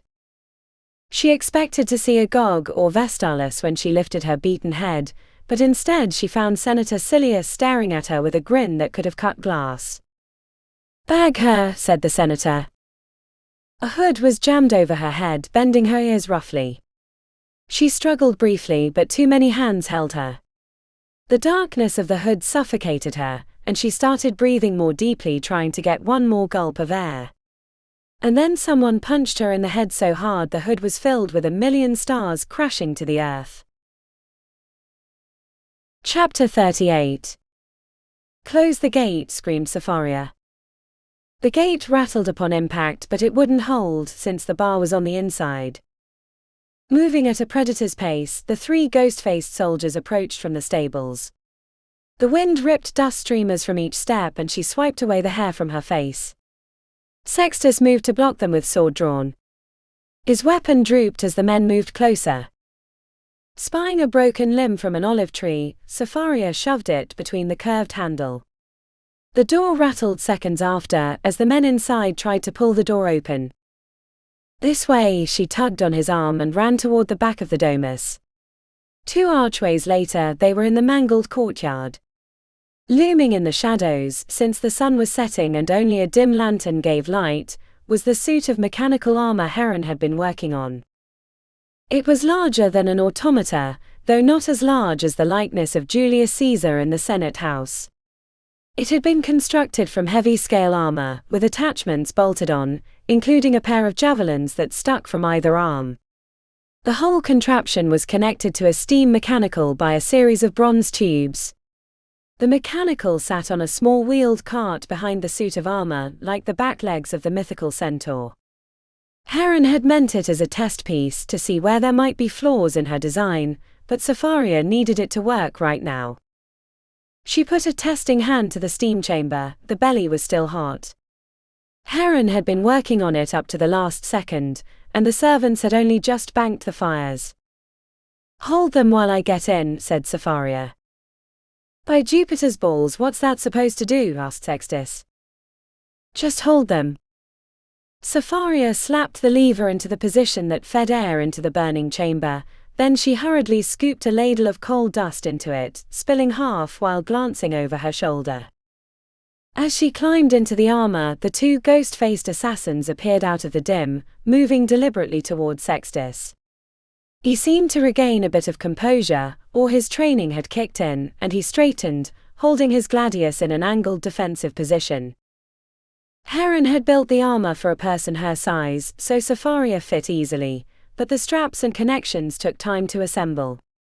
As the assassins neared Sextus, she realized the presence of the mechanical armor was keeping them from attacking as they eyed it suspiciously. Safaria just hoped it kept them at bay long enough for the steam mechanical to gain power. Right now it was just a useless piece of armor that could only move through her muscle power. The arm guards sat in a cradle, and they might be light enough to move if she had the strength to wield them, but the legs would have to wait until the mechanical gave them power. The attackers, seeing that the strange armor hadn't moved yet, advanced on Sextus. The third man appeared at the edge of the courtyard, having let the others out of the secret garden. The first, his face hidden by the white paint, lunged forward with his sword, but Sextus beat him back, the smack of metal on metal echoing loudly in her armor. The second assassin timed his strike, hitting as Sextus blocked, but Sextus jumped away. He seemed competent enough, but she knew he wouldn't stand a chance when the others arrived.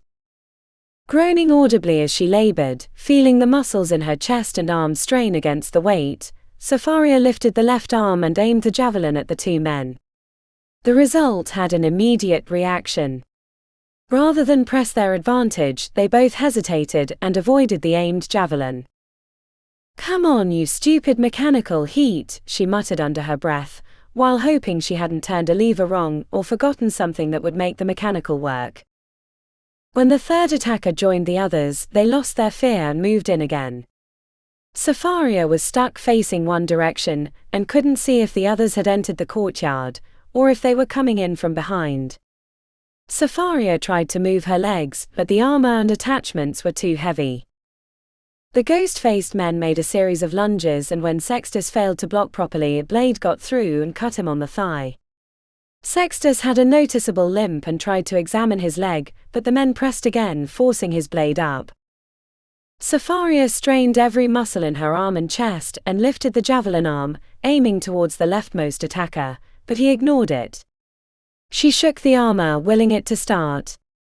She felt foolish for climbing inside, deciding she should have run rather than to try to fight.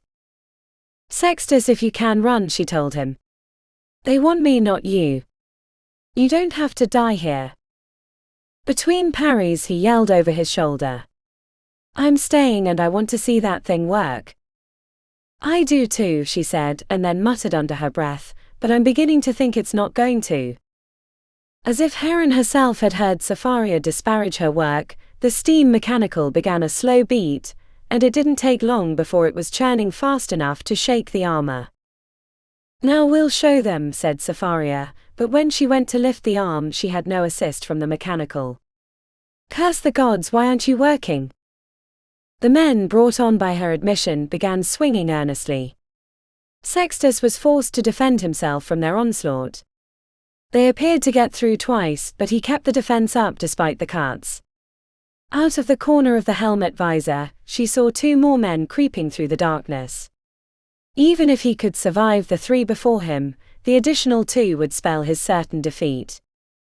Stuck inside the armor, Safaria searched around, trying to find a lever or switch that she'd forgotten, something that would let the steam power reach the mechanical limbs so she could help Sextus. Right now it was only serving to restrain her until Sextus fell. She craned her head left and right, up and down, searching until she saw it at her left hip, a lever in the down position. Safaria snaked her hand out of the arm guard and engaged the lever. She felt the surge in the armor as the arms and legs lifted like a boat at high tide. Moving her arm still felt clunky and it over-traveled at each adjustment, but it moved with enough alacrity to get the ghost-faced men's notice. As the 4th and 5th attackers joined the fight, Safaria decided to even the odds. With a careful aim at the unsuspecting 5th man, she pulled the lever in her hand grip, and the javelin flew from her fist.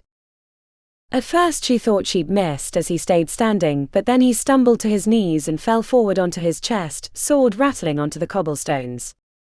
It seemed the javelin had gone right through him. The threat of the second javelin was enough to force the attackers to move as she swung the arm around. Enough that Sextus got in a few attacking swipes. Nothing dramatic, but enough to create some space. Feeling the urge to move, Safaria leaned her hip and upper thigh into a forward walk. She'd watched Heron use the mechanical armor the day before, so she had an idea. The whole structure surged forward, and on the second step, she had to jam the metal foot down to keep from ramming into Sextus's back. To my side. Sextus moved to the right of her, keeping the mechanical armor to his back. The ghost-faced men didn't know what to make of her, and one of them stepped forward to stick his blade into the unprotected portion of the chest. Safaria reacted, swiping her right arm to the left, smacking the heavy metal fist into the man's head, crumpling him to the ground. When one of the attackers appeared stunned by his companion's death, Safaria aimed the other javelin and pulled the lever.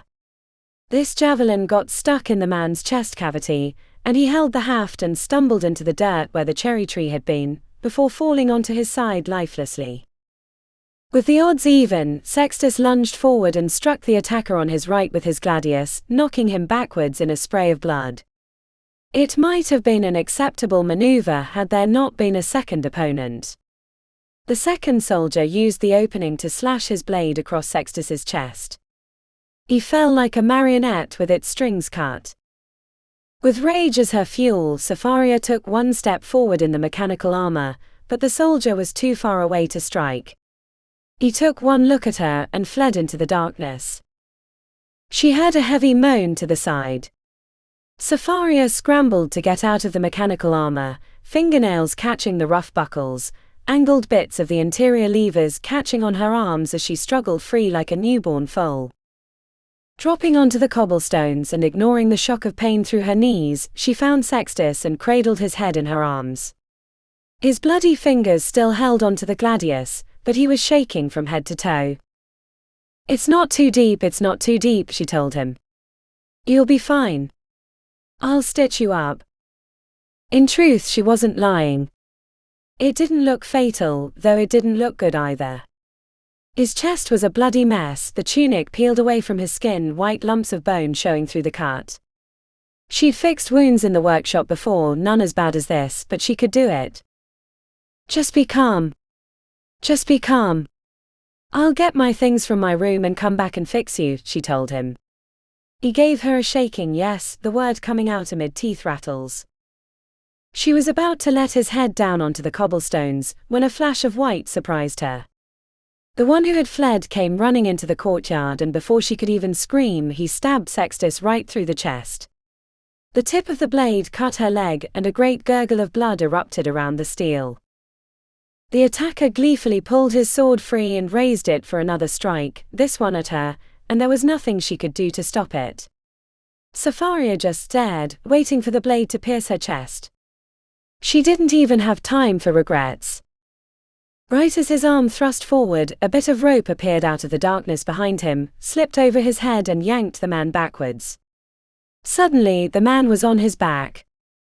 Like a crocodile out of the Nile, the bald priest, wearing dark robes and carrying a catcher's noose, appeared and knelt next to the man, slipping a knife into his neck.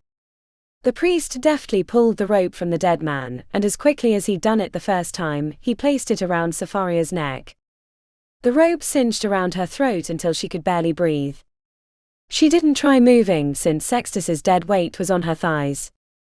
Trying to grasp the staff from which the rope was ejected proved futile and only earned her a rope burn as the priest pivoted to the side. From behind, the bald priest let his warm fetid breath spill against her neck. "I've got you now."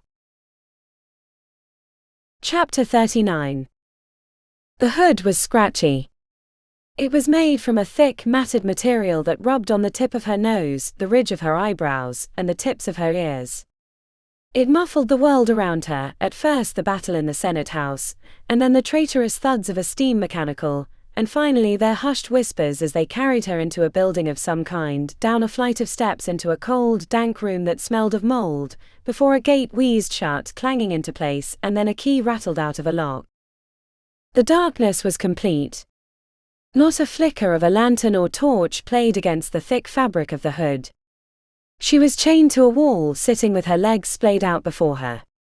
The chain was short and kept her arms, both flesh and mechanical, in a raised position. Heron shook her head, trying to get the annoying hood from rubbing her nose. She strained against the chains, hoping to pull it away, and then realized her stupidity and leaned her face forward towards her hands, tugging a space for her nose. She felt around the bottom of the hood, but it was tied tightly in the back, and she didn't feel like rubbing her neck raw just to get it off. Besides, it gave her something to think about. Thinking about the hood was better than thinking about what might happen next.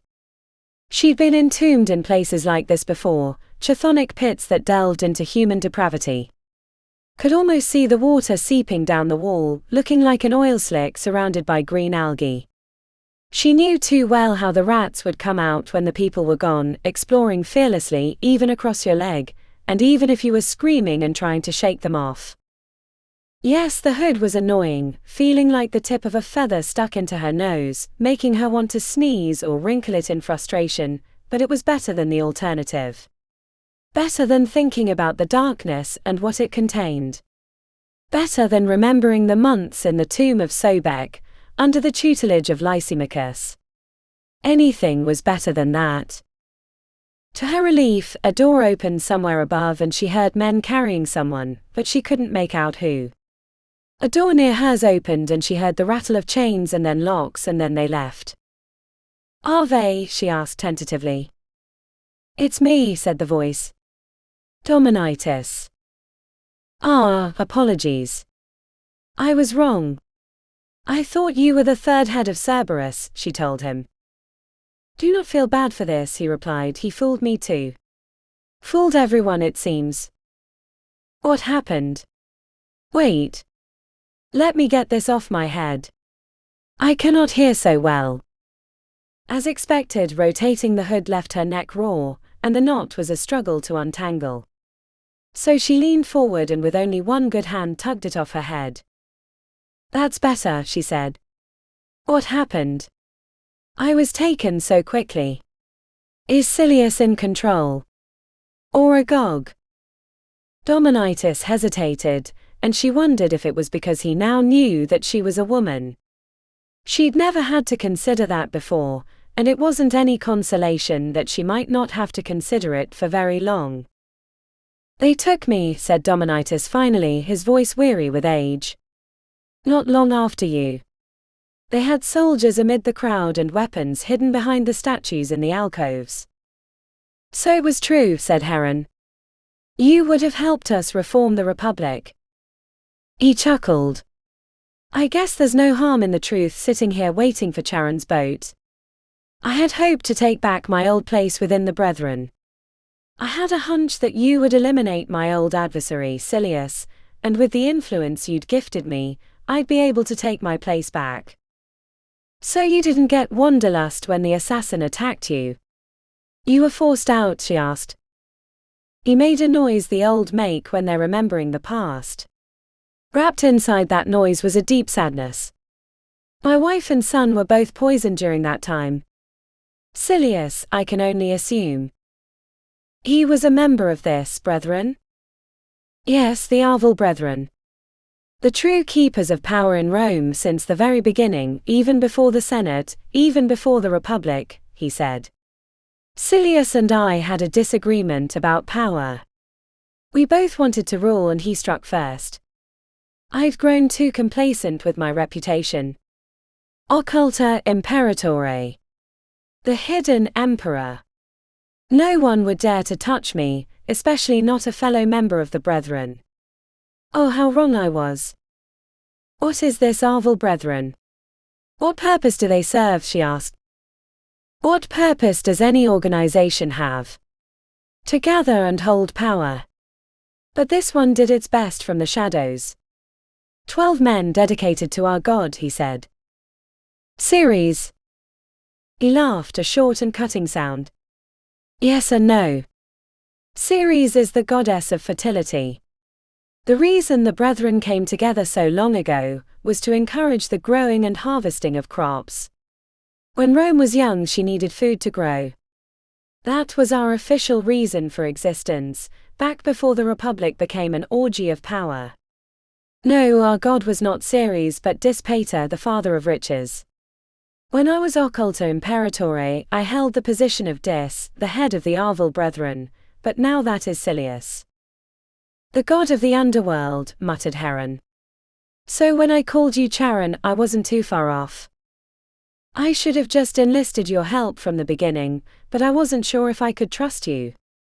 It seems I was wrong, and now that mistake will cost me my life, though at least it comes after a long and comfortable existence, he said.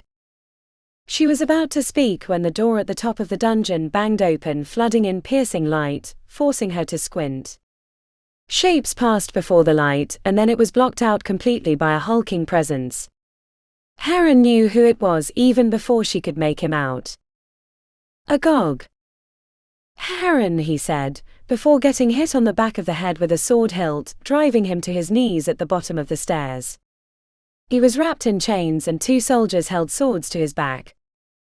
No talking unless I give permission, said the man with the key.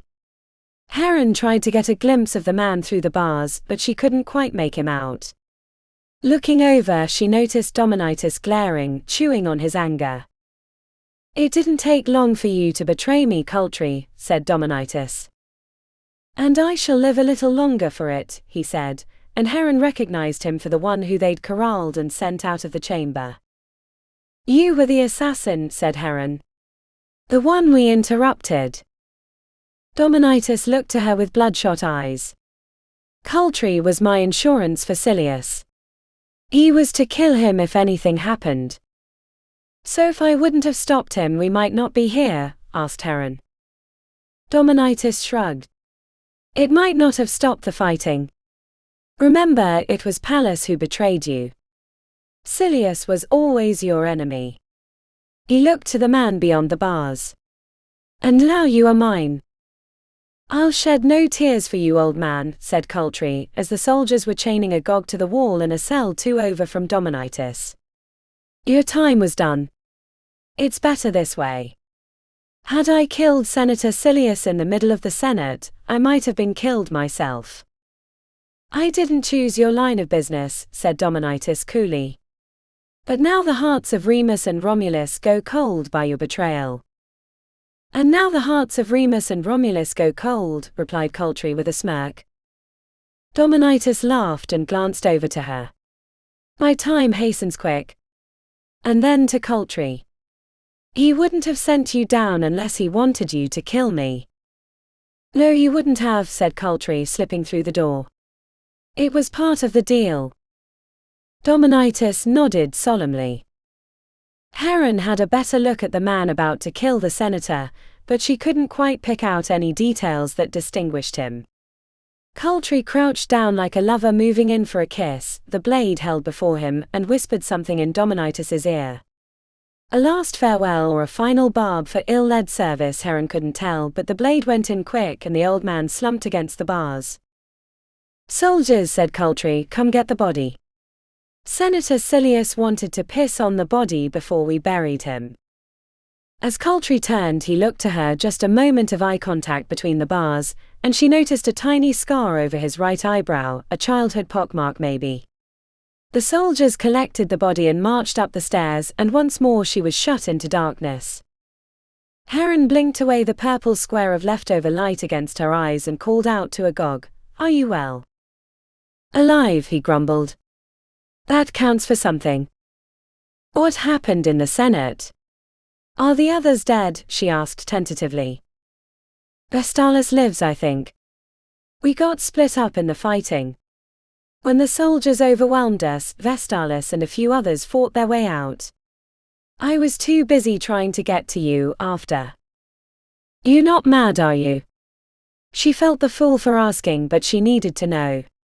They'd been through so much together. "Mad? No. Surprised? Yes. And maybe a little disappointed you never told me." He paused. "It was you and Jangard then? That's what was between you?" "Yes. I could never figure it out. I didn't think he was like Plutarch. Just thought he'd bonded with you while building the pyramid," said Agog. "Bonded?" laughed Heron. "That'd be one way to put it." Agog joined her laughter, and for a moment the stone echoed with the pair of them. This was a place unused to laughter, and the sopping walls tried to swallow it, but they kept laughing until it hurt. Heron bent down to wipe the tears from her eyes. "Aurinia would have liked you," said Agog suddenly. Heron smiled. "I would have liked to meet her." "Maybe you will soon," said Agog. "Seems no maybe about it," she said quietly. Whatever brief warmth she enjoyed was gone, and the cold stone leached at her, leaving her with the slightest of shivers. At least the chamber beneath the Temple of Sobek had been warm. "Any regrets?" she asked. "Regrets? No, I'm not a man for regrets. I had my chance and now it's gone. But I think the historians will remember us." Heron grunted lightly. "Historians are fools. Only the winners get to decide the truth." Agog made a non-committal noise. "I didn't do this to have my name splashed over a few moldy papyri." "I know. There is one thing I wish, though, not a regret but a desire," he said, his voice strong and true. "Our time is short, don't keep me waiting," she said. "When the war was over and things settled, I'd hoped to take one of Hoth's iron boats back north, see the lands one more time." His voice grew quieter. "I'd hoped to take you and Safaria as well. You've been through so much with us. Show you the snow-covered mountains, the great mead halls, maybe Aurinia's walking hut if I could find it. Though it probably wandered off after she died." "You're a strange barbarian," she said. He chuckled.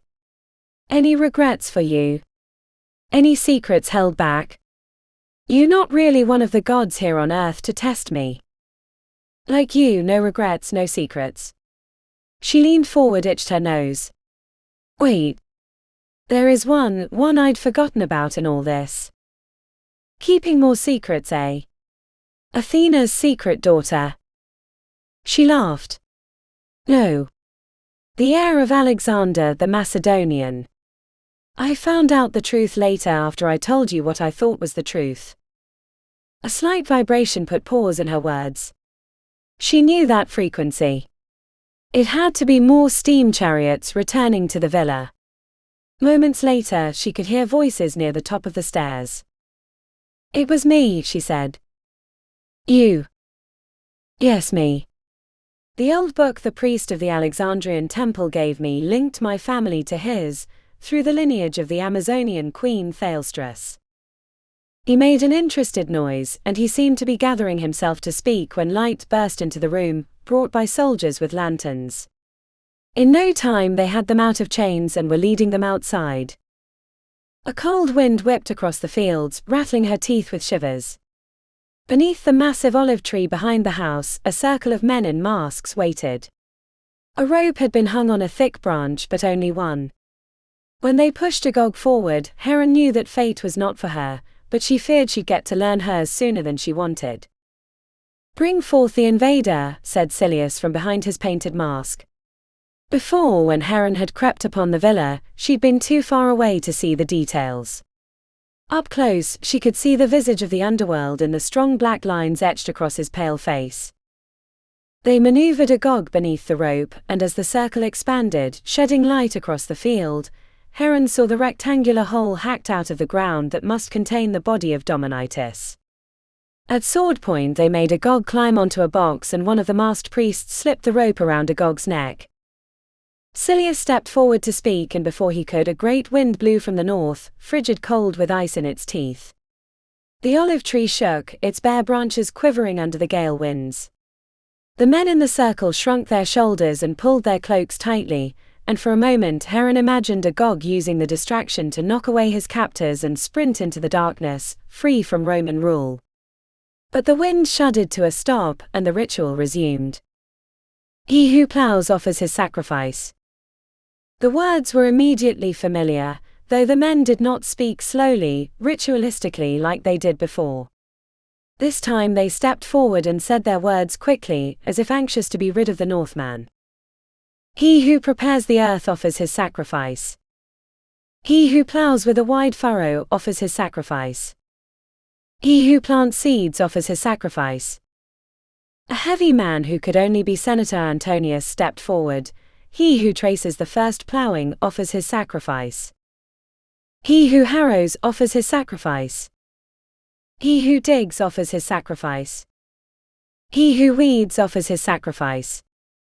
He who reaps offers his sacrifice. He who carries the grain offers his sacrifice," said Pallas, standing strong. "He who stores the grain offers his sacrifice. He who distributes the grain offers his sacrifice," said Silius, who swung his hand in a downward motion. Agog was faced toward Heron, and she kept her gaze on him as the soldier moved behind him. Agog gave her a nod, and she nodded back before the soldier kicked the box from beneath his feet. He strained against the ropes, his face bright crimson, his feet kicking wildly. A heavy push made her stumble forward, and she fell to her knees.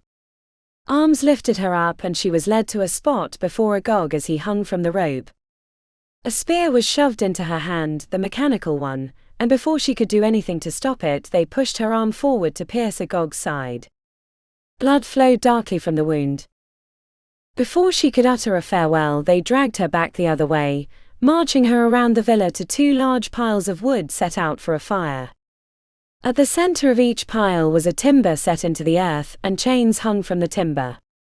The nearest pile was unoccupied, but the further one held a limp shape, hanging against the chain. Aelia straightened slightly as Heron came into view, but then she slumped back down onto the wood. The mask of Pater was suddenly in her face, bloodshot eyes leering out from behind the painted porcelain. Rough hands grabbed her sides, and a vial of liquid was poured down her throat. Heron coughed and spit, trying to get it out, but she swallowed some of it. "You'll regret that," said Silius. But not for long. A gust of wind blew his cloak around the both of them. Tusk-like clouds streaked against the sky. This barbarian invasion is almost put to rest, and the Roman Empire will resume its place in the world, and with the gifts of your inventions, Mykonikos. Iron road, iron ship soon will be racing through the sky. What a world you've left us." He glanced over his shoulder. "Chain her." It took some maneuvering by the soldiers to get her onto the pile of wood. She felt like the timbers beneath her feet were about to shift. The manacle bound her wrist, but not too tightly. Her metal arm was stuck fast with no gap between iron and brass. Silius stood before her and raised his arms. "To Pater, father of riches, we offer the sacrifice of these two women to bring back the glory of Rome, to spread its wisdom across the earth." The first masked priest stepped forward. "He who prepares the earth offers his sacrifice," and then he threw a bundle of grain on the pile. As the second masked priest moved forward, a trio of soldiers at each pile thrust torches into the wood. The flames were stretched long by the wind and caught at the dry wood quickly, sending sparks and smoke away from the fire. "Plows with a wide furrow offers his." Her stomach gurgled and she shook her head, feeling the first tendrils of the drug they'd given her creep into her vision. Part of her wanted to succumb, to let the drug carry her away, so she could avoid the worst of the pain, but part of her wanted those last precious thoughts before she was consumed. Glancing over her shoulder, she saw Alia limp against the chains, even as the flames licked around her feet. Her fire was catching faster. As each priest stepped forward, Heron felt her heart double its pace. Between the in-breaths of the wind, smoke rose into her face, and she was soon squinting it away. Flames licked around her, crackling and shifting the wood beneath her feet as it was consumed. Heron coughed, spitting away the smoke and fear. At her feet, the flames whirled in the wind like a dervish hypnotically. The world thudded in her ears, and no longer could she hear the priests chanting away her life. Her good foot rested on a log, but it was slowly sliding down as flames curled around it. Sparks danced across her legs and she bit her tongue, crying out. The heat was becoming unbearable. Above the din of fire, a womanly scream pierced the night, shredding the tentative hold the drug had on her. To her right, the bonfire consumed Alia, Stola and hair aflame, wrapping the woman in a cloak of bright crimson, her funeral garb. Heron took one last breath, before the smoke would burn her out from the inside and she would follow Alia into the flame. And through the haze of heat and darkness, she saw embers in the distance and felt a vibration in her wrist. Around the circle, the masked men turned outward, facing toward some unknown threat. Whatever threat it was too late. A patient murmuring beneath her feet grew to a snarl. A gust of wind swirled sparks around her in a maelstrom. Her tunic caught fire along her hip, and an ember caught in the dimple of her shoulder blade, searing itself into her skin. In her last moments, she saw shapes moving rapidly towards them in the darkness. Soldiers moved with swords drawn. The masked priests moved away from the bonfire and toward the villa. And then the sky ignited in white fire, 1,000 bright lions roaring an inferno from their mouths, heat and wind wrapping around them all, knocking the priests and soldiers to their knees, while thick embers escaped from the bonfire and tumbled across the field, setting it alight. Chapter 40. The drug held her in its mute embrace. Heron felt no pain, no fear as the battle raged around her. Dying was not as terrible as she thought it would be. By some gift of the drug, she felt no flame where moments before it felt like her skin was dry papyrus ready to curl into a char. The air was as bright as daylight. Somehow the fire had escaped by the wind, or whatever that roaring had been. A line of flame raced away to the west, headed toward the little villa Vestalis and her had taken brief shelter in when they'd come to spy on Silius, and if it escaped beyond that, Rome. Though it wouldn't matter much longer, Heron worried about the fire. Rome was as dry as the scroll rooms of the Great Library. There hadn't been rain in months and the Tiber was a muddy brown stream. She craned her head to see it moving other directions. The field to the north rippled with oranges and reds, like a sidewinder snake flowing across the remnants of the harvest. It was when she turned her head the other way that she realized something was wrong. The place where the villa had once stood was mostly empty.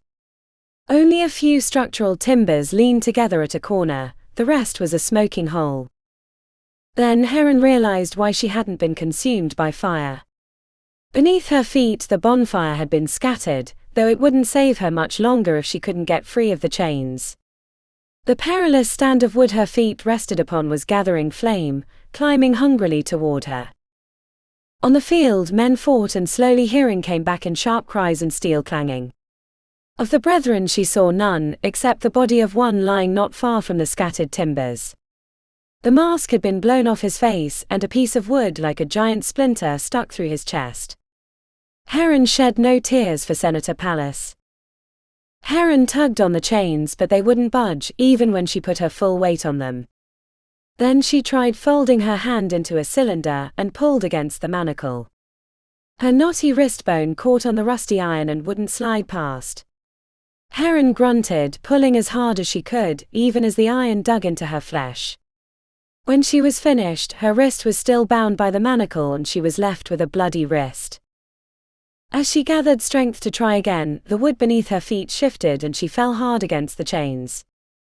Now she struggled, held in the air by her wrist as the fire, fed by the wind, climbed like quick red vines. Rotating her wrist to spread the blood, Heron pulled again, hoping to use her blood as a lubricant. She strained and it felt like her hand was going to pop off at the wrist, and then it was free. Heron hung from the chains by her mechanical arm, held there by the straps and harness that went around her shoulder. Fingers coated with blood, she shoved her hand under the tunic to work at the buckles that held her in place. The fire burned around her, and as she swung, flames seared her legs, but she stayed focused on the latches, having to wipe her wet fingers on her leg more than once. The last buckle came free and she was released from her limb, falling into the burning wood, her knee landing in a pile of embers. She rolled away into the dirt, screaming as it burned her, saved from the worst because the leg that had gone deeper into the fire was the metal one. With her tunic put out, Heron crouched in the dirt and surveyed her surroundings. The battle had moved, steam chariots glinted in the firelight. Across the field she could hear the echoes of their shouts, Vestalis and for Rome and for the north. The battle wasn't the worst of her problems. Fire raged unchecked in multiple directions. She guessed that Vestalis had blown up the villa with a barrel of spark powder, which had saved her when it scattered the wood beneath her feet. But it had also scattered the flames, and with both sides engaged in battle, there'd be no one to fight the fires, especially with the winds gusting heavily towards the sea. But she didn't want to linger long. In pockets of darkness between the flames she saw men moving, soldiers from both sides. She needed to get away. Crouching low as her mechanical leg would allow, Heron moved towards the stables behind the house. Each step bent her burnt knee and she grimaced away the pain. If she could find a horse or other means of transport, she'd ride back to the Domus and get Safaria.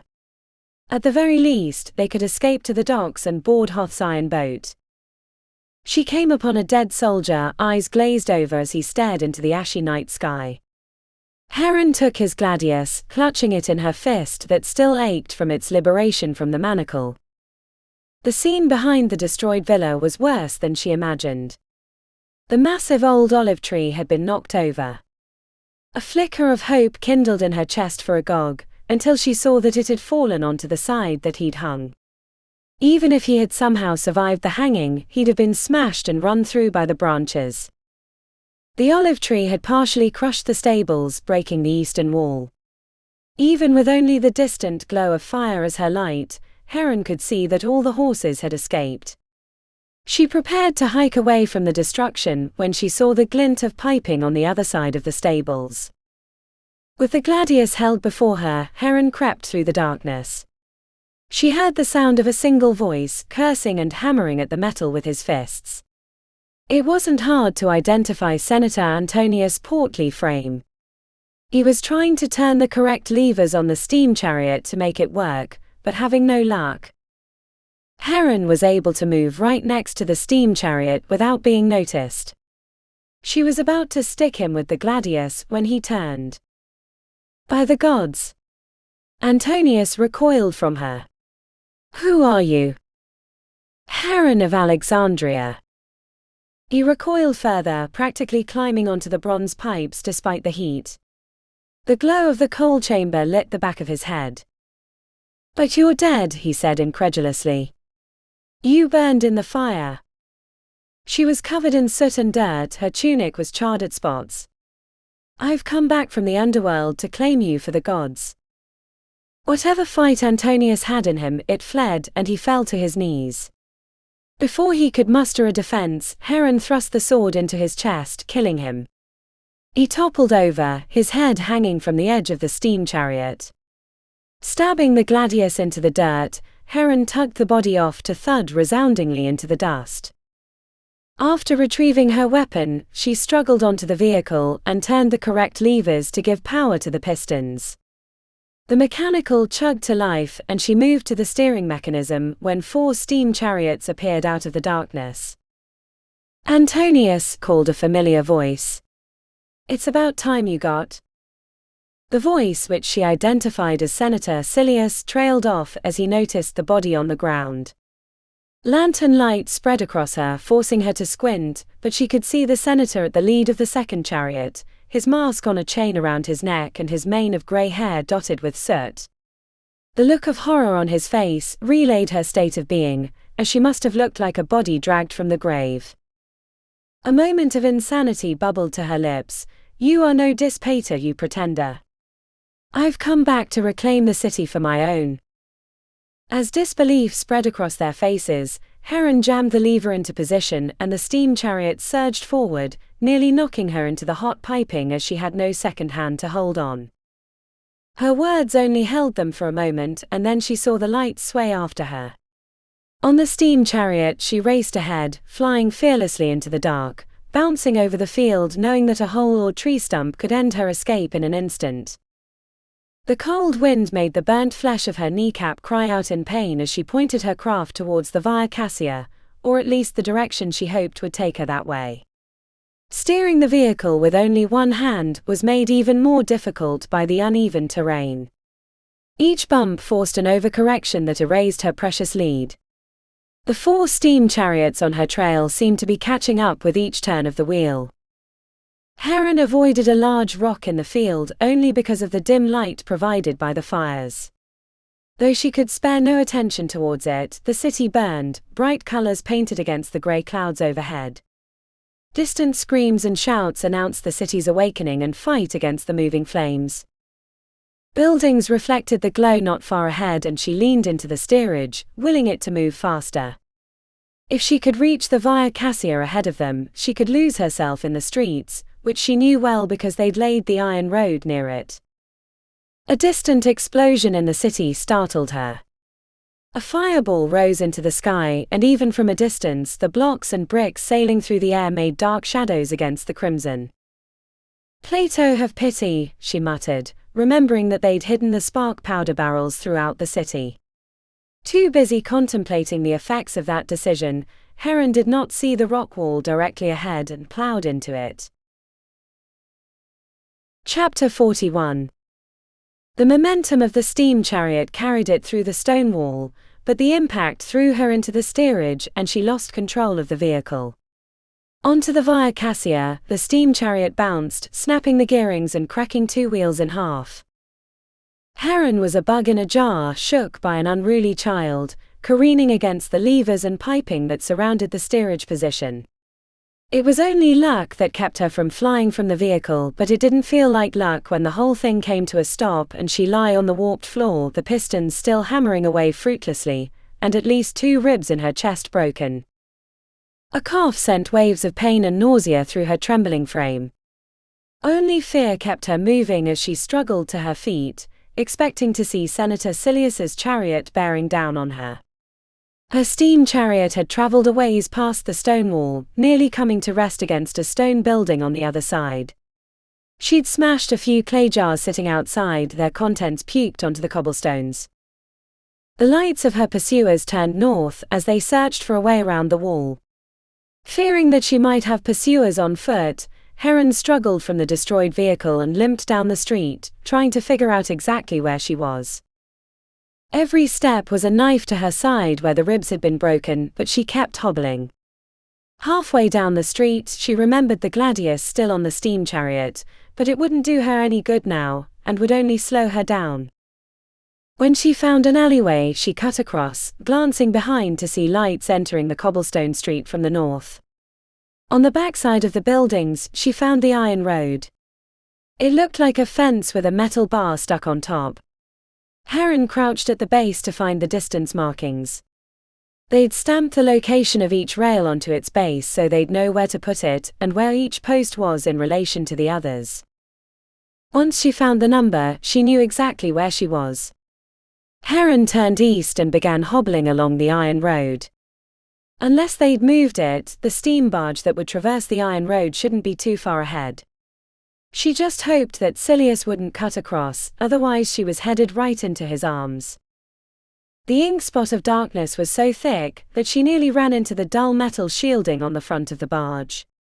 After climbing on, she paused to listen, hearing the pursuing steam chariots racing down the Via Cassia past her.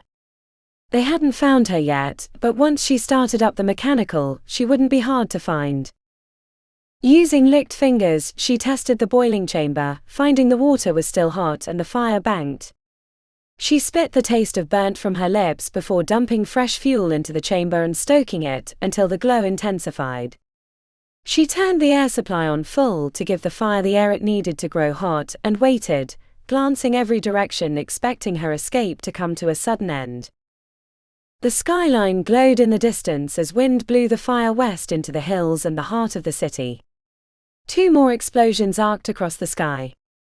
Heron grimaced as she thought of the dozens of automatas with spark powder hidden in them. She couldn't even imagine the destruction if the fire reached the warehouses. As the first tapping of the mechanical began, Heron's heart jumped, fearing that they would hear it. The growl of steam chariots raced up and down the street looking for her, but so far they hadn't thought to look to the iron road which was hidden right behind the row of houses. Heron thought she might escape cleanly as the ticking pot of boiling water fed power to the mechanical, but then a steam chariot turned alongside the buildings, shining a lantern directly at her. She engaged the lever immediately, cursing that she wouldn't have much power, and as the barge lurched forward, she cursed again, realizing that the sections of wagon behind were still attached. She should have used the time waiting for the water to boil to unhook them, so her section could move faster. Men were shouting as the steam chariot raced to catch up, and to her relief, they had to head back onto the road when they ran out of room, but it wouldn't hold them long as the iron road ran parallel to the Via Cassia, most of the way through the city to the docks. Without the need to steer since the barge ran on the iron road, Heron moved to the steam mechanical and adjusted the levers, trying to coax more speed from it. Once it got going, it would go faster than the steam chariots, but until then she was vulnerable.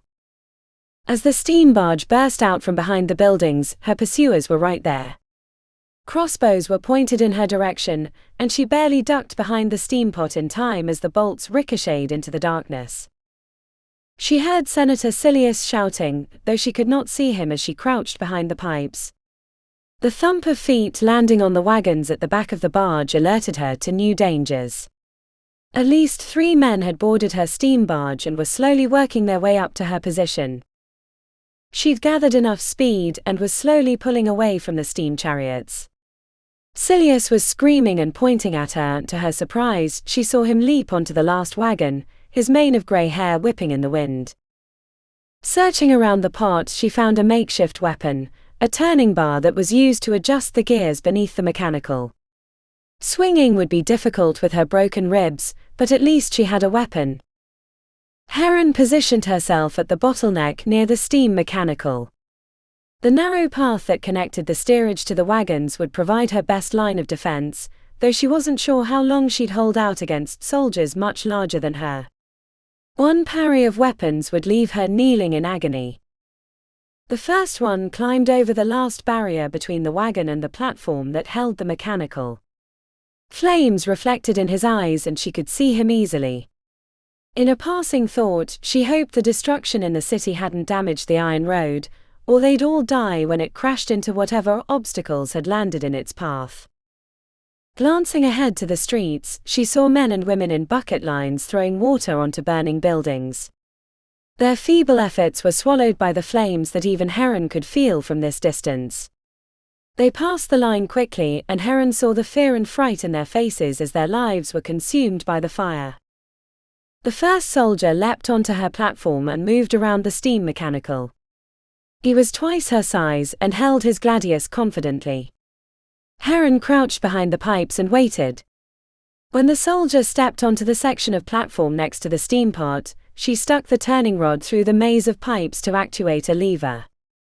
Steam burst from a hidden port right into the soldier's face. He dropped his weapon as his face was melted by the hot water. Heron stepped forward and pushed him over the side, ignoring the sickening crunch as he hit a building right on the other side of the iron road. The second soldier was not far behind, but he'd seen her trickery and ducked beneath the steam port that she'd released. Heron backed up and held the turning rod in her hand. The soldier swung at the rod, knocking it from her slick fingers. The weapon spun into the street as the buildings flew by. The soldier raised his weapon, preparing to strike when they shot through a gap between two buildings and entered a wide square. The iron road ran along the side and thousands of people huddled together at the center point between the buildings. Even the soldier paused, seeing the row of buildings crumble. Then he regained his purpose and his jaw grew resolute. Heron was preparing for the worst when an explosion shook the earth and they were showered in rocks and dust. Heron threw herself behind the shielding and clamped her eyes shut as heat and flame swirled around them. The explosion had come from nearby. When she was finally able to open her eyes, the soldier was gone, knocked from the speeding craft by flying debris. The third soldier was lying on his face on nearest wagon, his head crushed in by a stone block.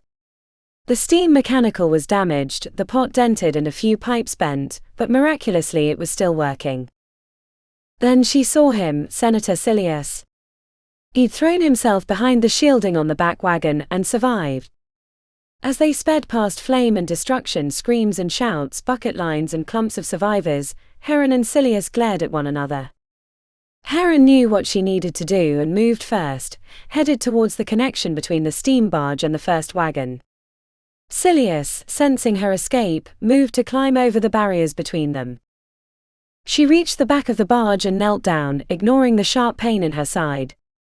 The pin that held the barge to the wagon was stuck in the hole.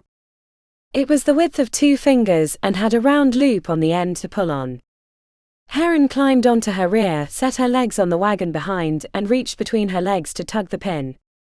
Hooking her good leg around the edging of the wagon, Heron tried to pull it forward so she could get the pin out, but the weight of the wagons were much too great for her to budge it.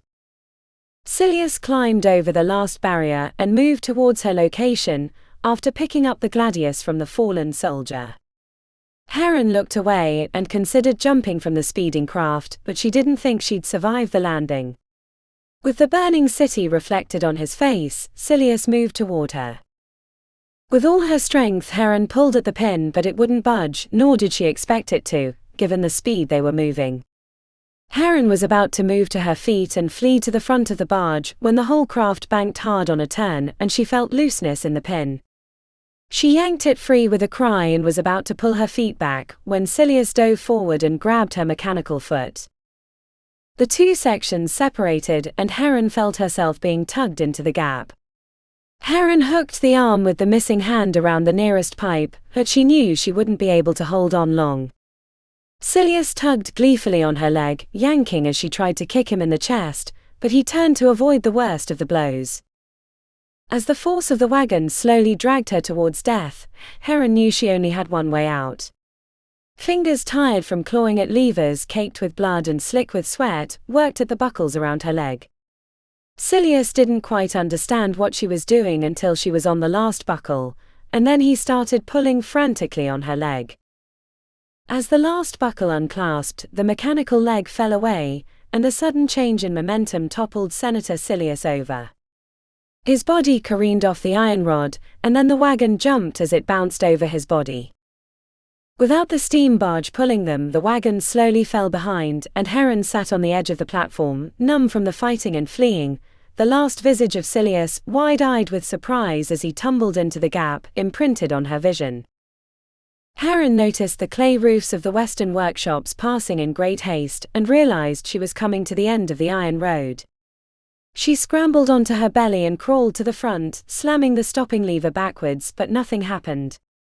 The steam barge flew at a rapid pace toward end of the iron road. A quick glance at the piping told her the problem. The earlier damage had pinched closed the control of the lever. There was no way to stop it now. Heron struggled to one leg and took a terrifying look at the ground hastening by, and decided to stay on the barge. Not far away, the orange lights of the raging fire played against the sea. Legless and armless, Heron leaned against the shielding and watched the end approach, cursing the pinch line that kept her at top speeds. Growling, she hopped to the other side and lay down on the platform and used her foot to kick the pipe that ran from the steam pot to the mechanical.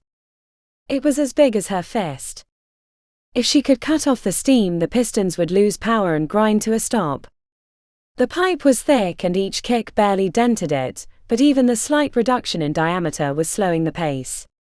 She knew she didn't have much time. She kicked again and again and again, and the pipe was only half closed. When the steam barge whined against the last turn, she knew there was only a straight shot and then a stone wall that she would smash against. Another kick pinched it 3/4 closed and the pistons wheezed to a slow churn, but the barge had too much momentum. Steel cried out as the barge whipped through its final turn. It was never meant to round the bend with this much speed. Sensing little time left, Heron wrapped herself in the hot pipes, ignoring the sting against her flesh so she might brace herself for the impact. Wrapped in the steam mechanical, she could only look up through the ticking pipes to witness the crimson burial flames of Rome dancing against the sky. As the barge whisked past its unloading station, Heron chuckled grimly, and her last thought was to wonder if this served as revenge for the fire that destroyed the Great Library. Chapter 42. Hands carried her. Gentle palms and fingers on the underside of her knee, the small of her back, her neck, her shoulders. She could have opened her eyes, but it was more peaceful to keep them closed. She felt like a corpse being carried to its burial. Maybe she was a queen of Egypt, dried and husked for embalming, being readied for entombment in the Khufu pyramid, or better yet, the one she'd constructed in the desert south of Alexandria. With her eyes closed, the pain was distant, as if it was somebody else's pain. But the hands were gentle. They kept her knee from bending, since the top layer had been seared off when it landed in the embers. There were other burns, 2 on the wrist from wrapping herself in the piping, another on the neck in the shape of a half moon from the explosion at the villa, not to mention her legs. The hair had been crisped off and every pore was raw from being glazed with flame. 2 or more ribs had been broken. It was hard to tell truly how many, since it was just a patch of grinding beneath her armpit on the right side. Even her mouth had taken injury, biting her tongue when the steam barge slammed into the stone wall, but she didn't taste coppery blood as she thought she might. She didn't feel much of anything at all. When Heron decided she'd had enough of the darkness, she tried to open her eyes, but they wouldn't budge. Like stubborn doorways nailed shut, they stayed closed. She wanted to lift her arm to tell them to stop, but it wouldn't move either, no matter how she tried. She was aware people were talking above her, but she couldn't hear them. They were like tiny pinpricks of light far, far away. Like stars, just as distant and unreachable. Panic bloomed in her chest and then rage. Maybe rage could overcome this tomb of nothingness that held her in its grasp, but rage was swallowed whole. And this feeling, this awful feeling, was too familiar. She felt like an antelope trapped in the mud along the Nile, struggling, but only digging herself deeper. The fear slid away as light penetrated her eyelids, as if she were staring close-eyed at the sun. Except the light came as geometric shapes and dark purple hues rotating, as beautiful prize jewels. Heron was trying to decide if she was dead, when something in her right ear popped and sound rushed in. There'll be nothing left by morning. Dry as the sands, her tongue was stuck to the roof of her mouth, and trying to speak, she only managed to cluck it. She was about to try again when a distant roar silenced her thoughts. Freya's frigid tits, I think that was the warehouse where they kept the spark powder, said the voice after a time.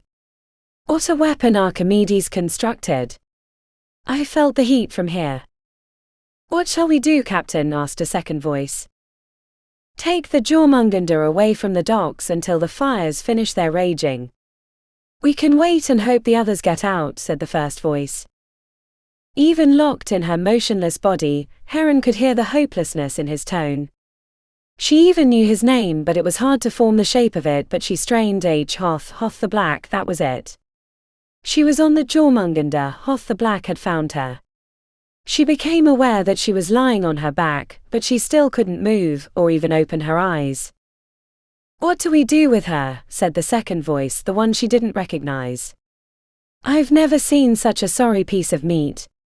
If you wouldn't have been there to stop me, I'd have just thrown it back into the ocean. The rage-filled voice of Hoth answered back, if you ever suggest such a thing to me, I'll cut your balls off and feed them to you, do you understand? Apologies, Captain, I was just remarking on how bad she looked. No harm done, said the second voice, but she heard something less than apology. Now that she's stopped convulsing, let's move her to my quarters, said Hoth. I want nothing but the best care for her. Heron clucked her tongue again as she tried to form words. Did you see that? She moved her tongue, said the second voice. I did, I saw that, said Hoth. Before she could try again, they both reacted as another explosion ripped through the city, shaking the boat as the heat wind passed. That was too close.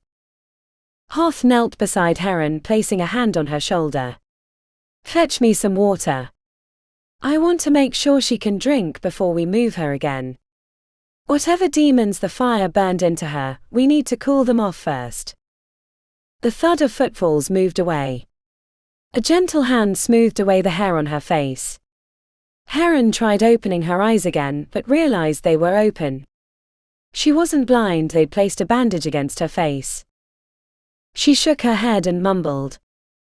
Hoth hooked a finger under the edge and pulled the cloth bandage over the crown of her head. Fire in the city reflected in Hoth's eyes as he gazed upon her.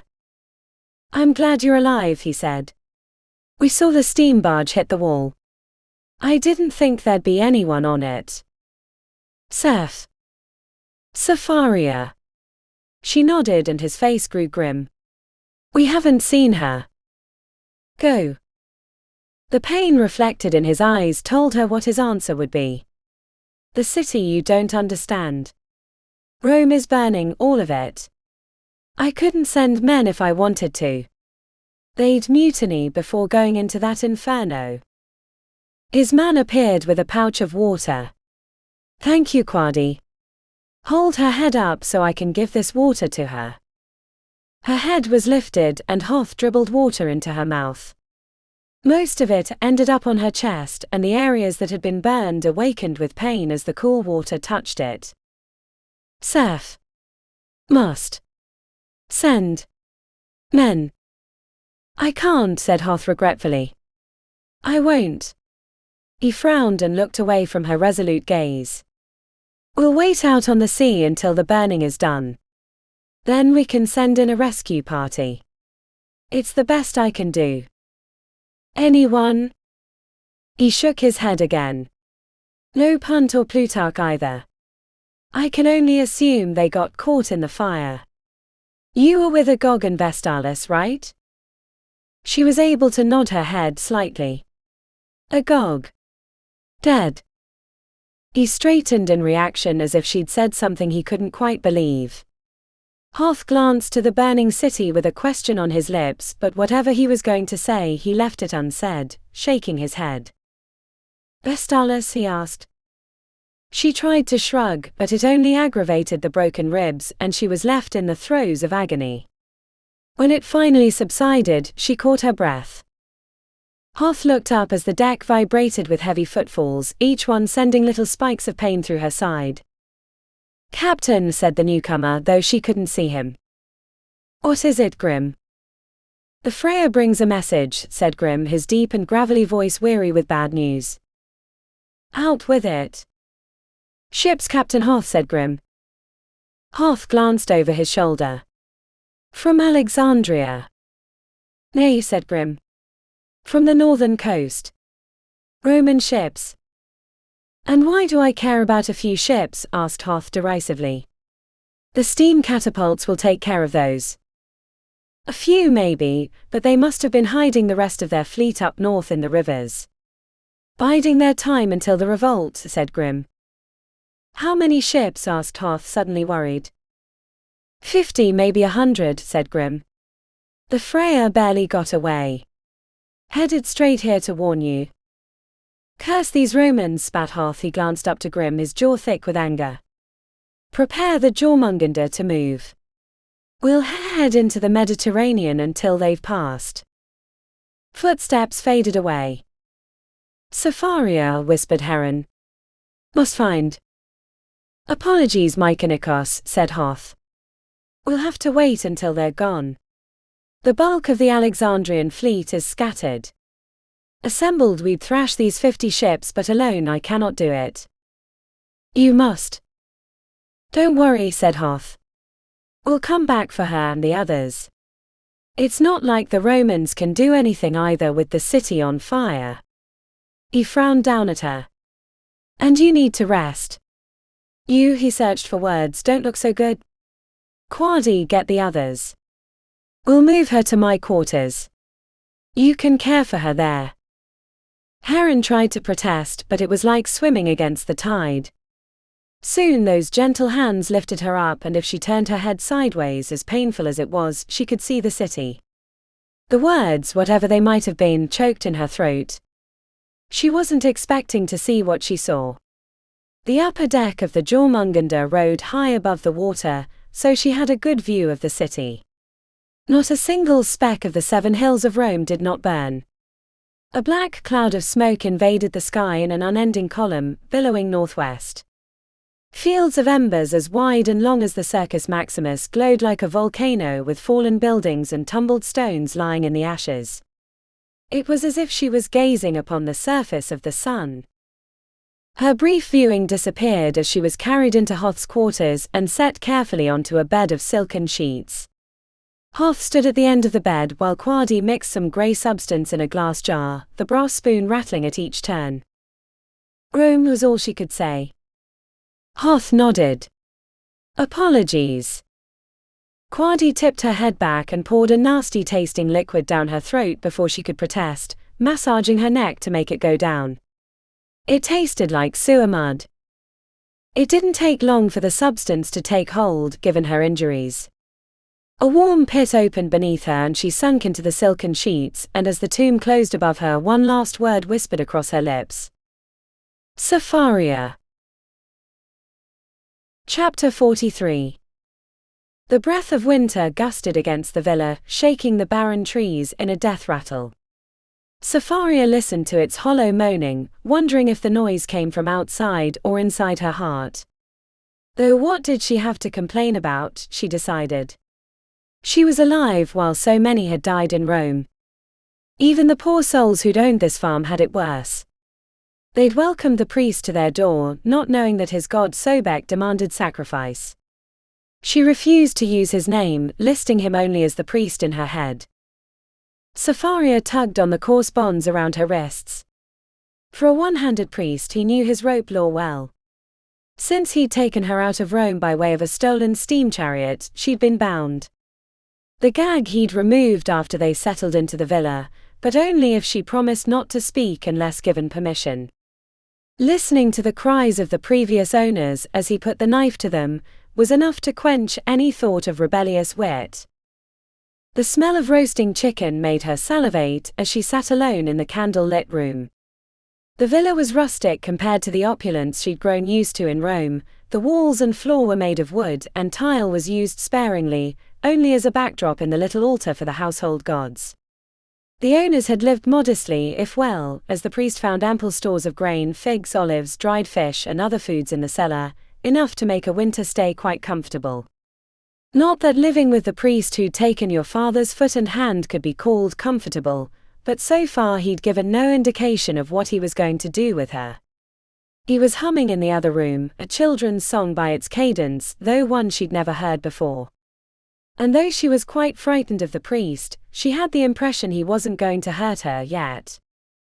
As if summoned, the priest appeared with a bowl of steaming white meat cradled in his arm and a loaf of hard bread balanced across the top. He set them on the little wooden table and dragged it next to her chair, humming the whole time. Chomp, he tittered before giving her a smile that she thought no man who had killed so wickedly the day before should be able to give. If she hadn't known who he was, she would have smiled in return, but she did know, so she kept her lips clamped tight.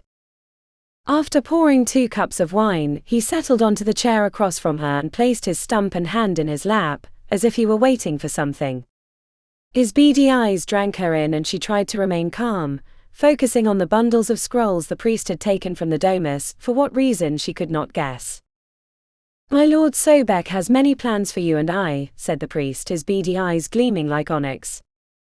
Quickened pulse throbbed against her neck like a great drum beating up from some unfathomable depths. The fear that she thought safely stashed away burst through her walls as if they were damp papyrus. Sapharia swallowed the ball of ice in her throat. You may speak, daughter of Sobek's instrument, said the priest. She let her gaze fall upon him only briefly, for upon the pale sallow skin of his brow lay a crown of sweat. Safaria glared into her hands. What do you want of me? She asked, more defiantly than she'd planned. His smile twitched like the tail of a tiger. The priest lifted the pink, cracked flesh of his stump and held it before her eyes. It is not what I want. It is what he who dwelleth amid terrors wants, he said. With her lower lip quivering, she said, he wants death, that's what he wants.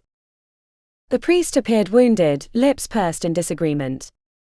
Dear girl, death is a fact of life, it's what makes us shine so brightly. But death is the domain of Anubis, or Dis, or Hades, whatever you want to call him. That is not my lord's realm. No, death for he who dwelleth amid terrors is an inspiration, and without it, man would only be primitive beasts still banging stones together. For is it not the Nile crocodile that keeps men sharp and alert when they draw water at the river's edge? That is Sobek's gift.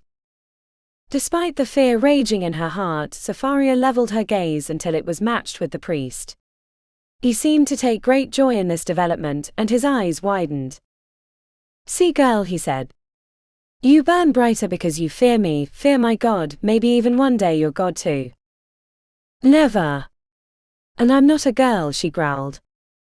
A bit of laughter escaped from his lips, making her immediately regret her statement. Well said.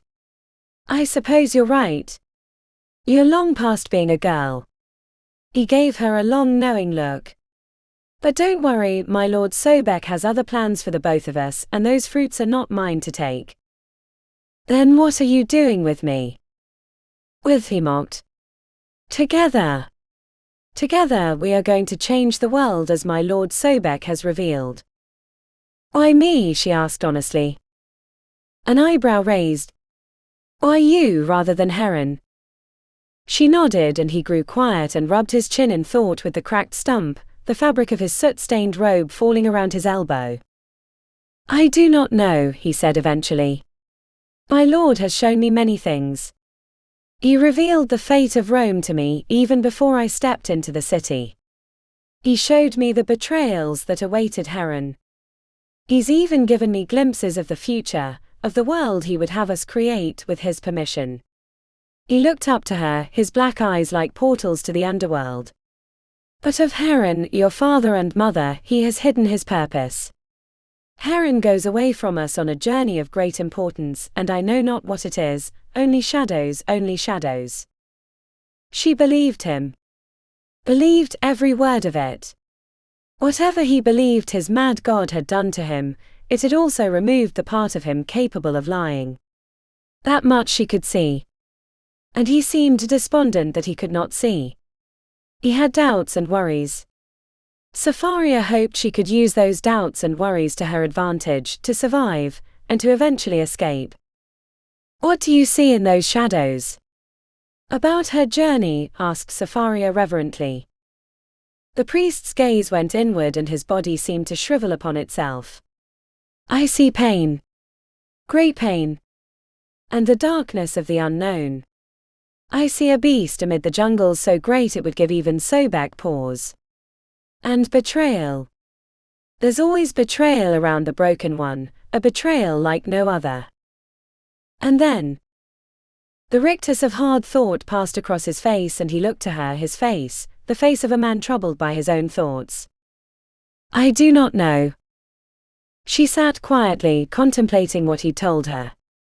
She didn't believe in his prophecies, but knew her survival might depend on them. And what of me? What do you want me to do? He seemed to come out of his malaise. You. Oh, admirer of Cleopatra. He laughed at her reaction. Yes, of course I know your thoughts. Sobek has shown them to me. He knows your secret desires, knows that this will bind you to him. Never, she said. He laughed again, as if she were a child protesting her dinner. You will. I have seen it. I wouldn't. Ever. Why would I help the person who took my father's limbs? Why would I help the man who was once the alabarch and tortured so many good people in Alexandria? Why would I do such a thing?